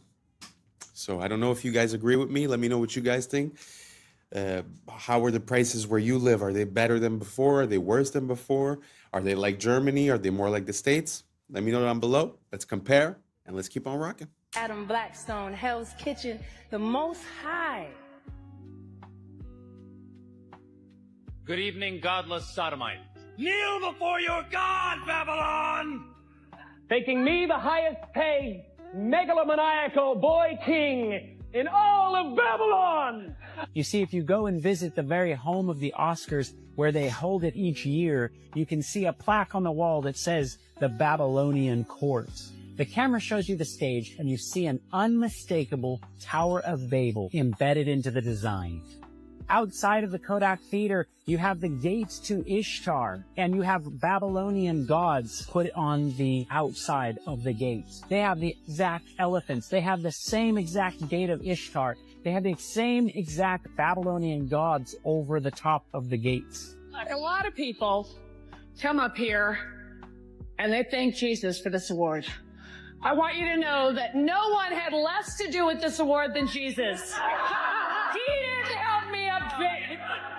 So all I can say is, suck it, Jesus. This award is my God now. I'm thankful to the Oscar gods. The other names of the gentlemen are all gods as far as the category concerned. When you get this little golden statue, you become a star. Speaking of spiritual warfare and spiritual dimensions, 2 stories about people that have taken. That was interesting. I had never seen the occult symbology behind the Oscars. Very interesting. It's pretty obvious, huh, nowadays? I mean, of course, nowadays we're more informed and we're able to compare things and we have more pictures. Yes. But even at that, I feel like there's something. I feel like the veil is lifting. I feel like the same things that they would have said before we would have been clueless and just went with the show. And now somehow it seems like we have a bit more of what I call divine discernment. I don't know if you guys agree, but did you guys know about the Oscars and about all that symbology, all the reverence towards Ishtar, all the mentioning of Babylon, the incorporation of the Tower of Babel, even the way they speak when they talk about gods? Let me know down below, and let's keep on rocking. Salvia, truly nightmare fuel. I was in this college, this guy smoked some salvia, laid back, and all of a sudden he woke up, but he was a child, and he lived his entire life. He was a child, teenager, went through everything, got married, had kids, grew old, had to bury his wife, became a grandparent, and then died of old age, basically, and then woke up at his college where he smoked salvia, and it broke his mind. How could it not? And he was weeping because he's like, that life wasn't real. I had kids that I loved. This next story, I would say, is even scarier. Oh no. Great. This guy, also college age, smoked salvia, and he was like basically transported to where he's standing on the side of the road, and he was just standing there. Then all of a sudden he turned into a stone pillar, and he was a milestone, like a mile marker stone for 300 years. What? And he said he watched the forest change. He watched horse and buggy, and eventually turned into cars and a highway. And then after 300 years, a construction crew came and tore him down, and he woke up. Bro, you go and try to get stoned, you'd become one. I mean, that's what's gonna happen. I mean, like, think about claustrophobia. Like, you have a full intellectual mind, yet you're stuck like that for 300 years. Straight up terrifying. There was an altar found in Israel. Joshua's altar was excavated, and they took the spoils from it. They find this little lead tablet about that big, and they know that something's going on with this. Because of computers and where we are, they're able to read what the script says. Joshua's altar is built right at the gateway to the promised land, and it says this: cursed, cursed, cursed. Cursed of Yahweh. Cursed, cursed, cursed. So I was on a Zoom call with the archaeologist in Israel when he did the presentation on this. I threw a curveball, and I said, I understand where it is. I understand I'm going against, but this is not to the people of Israel. This cursed tablet is to the people in the land. And also, when it says Yahweh, it's the first time that Yahweh is mentioned anywhere. And the archaeologists, we got to go back to school. What are we looking at here? It's all written in Proto-Canaanite, which of course I can't be, but they can. In my opinion, this cursing is to the inhabitants of the land, which are the seed of the dragon, which are the Nephilim tribes, which were never supposed to be there. Wow. And right, it just goes like this. Yeah. It just goes like this. That's fascinating. Yeah, the more you dig, it all just connects. Y'all look, it's $33 because she put her Americanness first.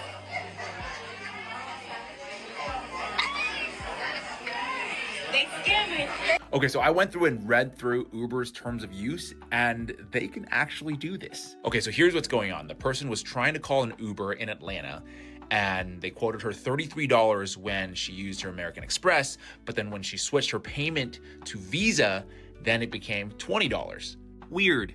Now, according to an Uber spokesperson, they say that we want to be clear that Uber's pricing tech does not set different prices for riders according to the payment type they use. But that is not what their terms of service says, okay? It says right here, quote, prices for product or menu items displayed through the services may not be the lowest price at which the product or menu items are sold. And that Uber is a, quote, personalized digital marketplace platform, meaning prices specifically tailored to you. Also, a lot of Amex cards offer an annual Uber credit. For example, this gold card offers cardholders $120 of Uber cash per year. But now some travel bloggers are reporting that Uber is also charging higher prices if you have those credits in your account. And Uber's terms of service also allows this as well. It says right here, quote, certain users may from time to time receive promotional offers and discounts that result in different amounts charged for the same or similar services of goods obtained through the use of the services. The lesson here is always read the fine print, people.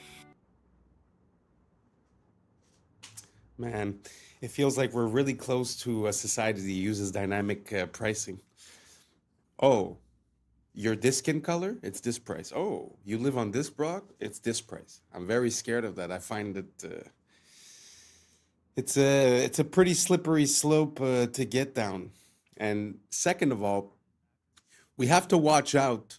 You know, they use our you know, our desire for a promotion to mess with us, but you also have to know what the value of things are, because we've caught companies now over and over on Black Friday and stuff like that. They just mark up the price, put down the percentage, comes out to the same, and everyone's going crazy, you know?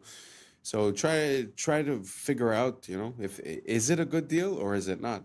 And this here, you have no way to know, but okay, we'll give you 120 credit, but every ride you buy is going to be $10 more. We have to be careful. We have to be careful. And that also ties in with the AI. They wouldn't be able to real time process all the data and then give you a dynamic pricing that makes sense if they didn't have this AI and all the data points that we give them. So I don't know what you guys think. Do you guys think that this dynamic pricing, these promotions, and the inclusion of AI is going to get us in a very sticky situation? Or do you guys think it's better like this, and that finally we're going to have customized basically prices for everyone? Let me know down below. This was the end of it. Thank you so much for rocking with us. And that's a wrap for today, familia. Whether you're tuning in with the sunrise or you're posted up after midnight, I appreciate your time, your energy, your curiosity.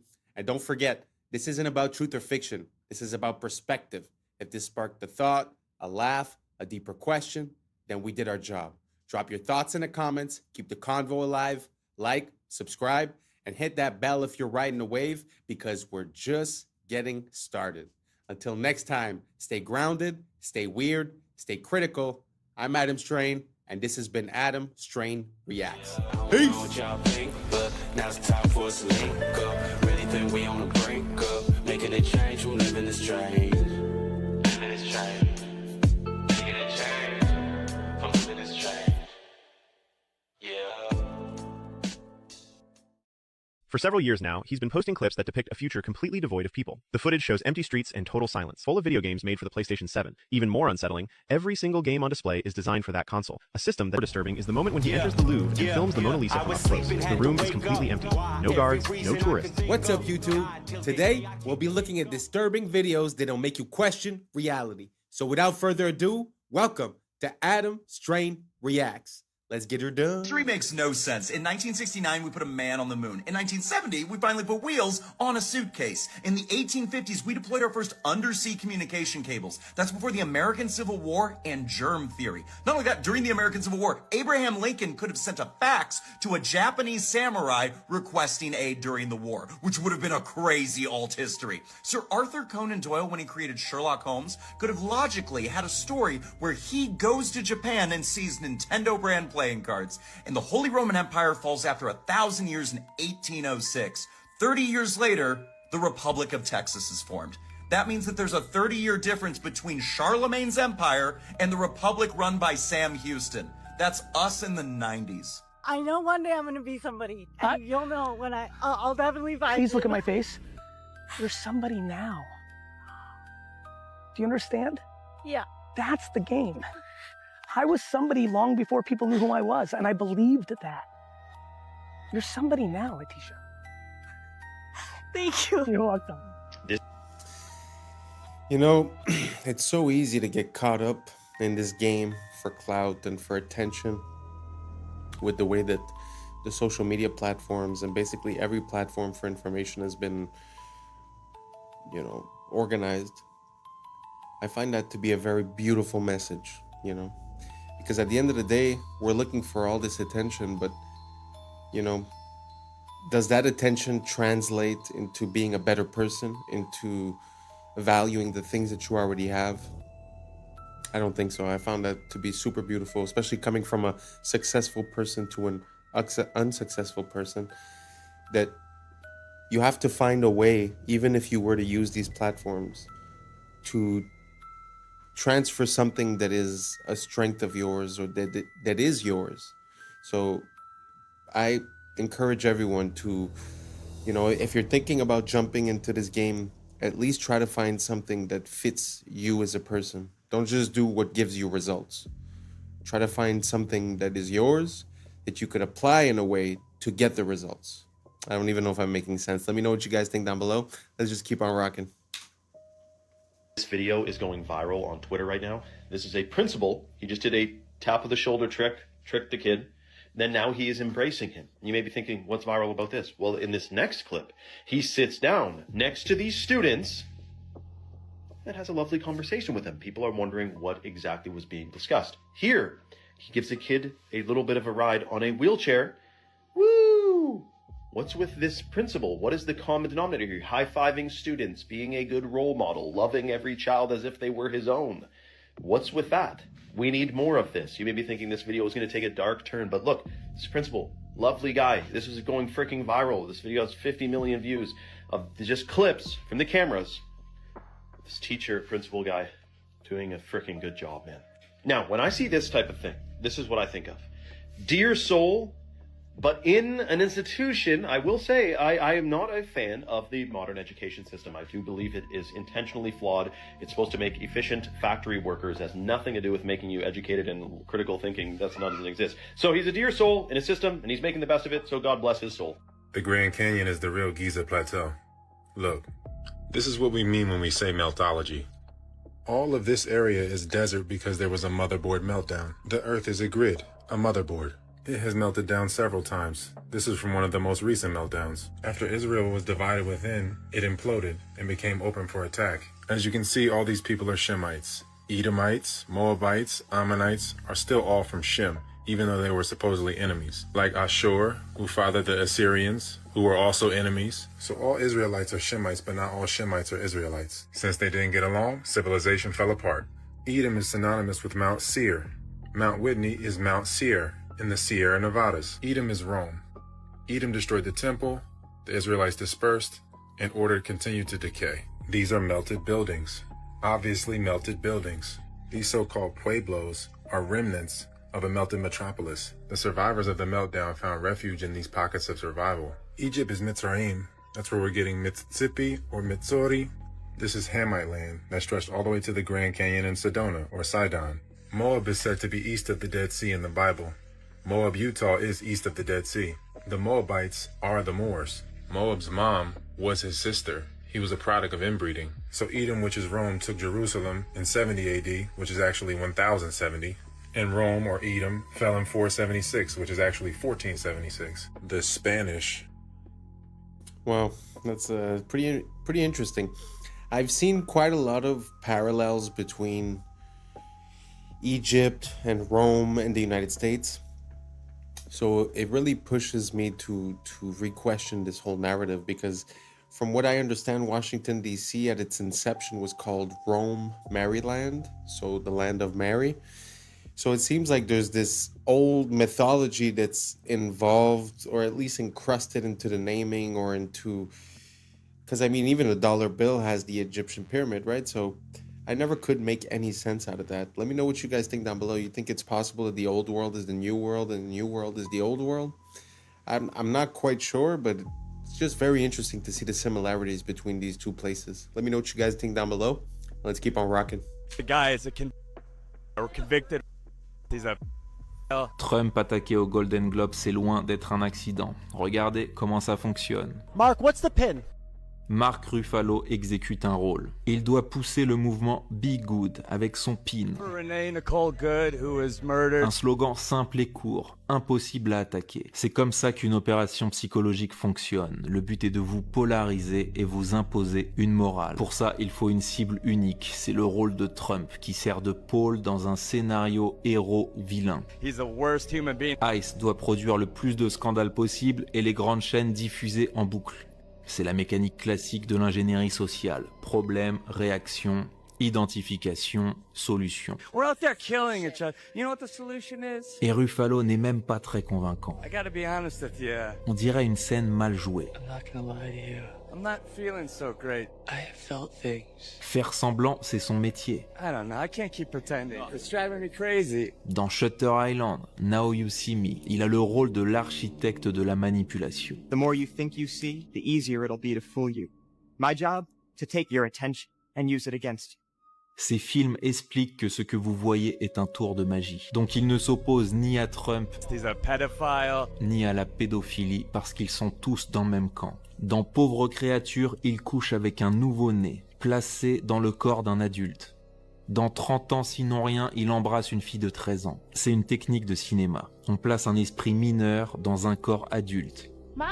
Dad? Pour banaliser l'inacceptable. Voilà ce que l'industrie choisit de célébrer, parce qu'on est dirigé par des pédomanipulateurs narratifs. This guy claims he's stuck in France in the year 2055 and can't find a way back. And everything he shows in his videos looks disturbingly unreal. For several years now, he's been posting clips that depict a future completely devoid of people. The footage shows empty streets and total silence. The roads are deserted, yet vending machines and terminals are still working, as if the country itself still exists, but its population has completely vanished. In some videos, he walks into stores and shows shelves full of video games made for the PlayStation 7. Even more unsettling, every single game on display is designed for that console, a system that doesn't even exist in our time. One detail in particular really alarmed viewers. A nearly empty vending machine with just one bottle left inside. The date on it is clearly visible, April 2055. According to him, it's a drink that hasn't even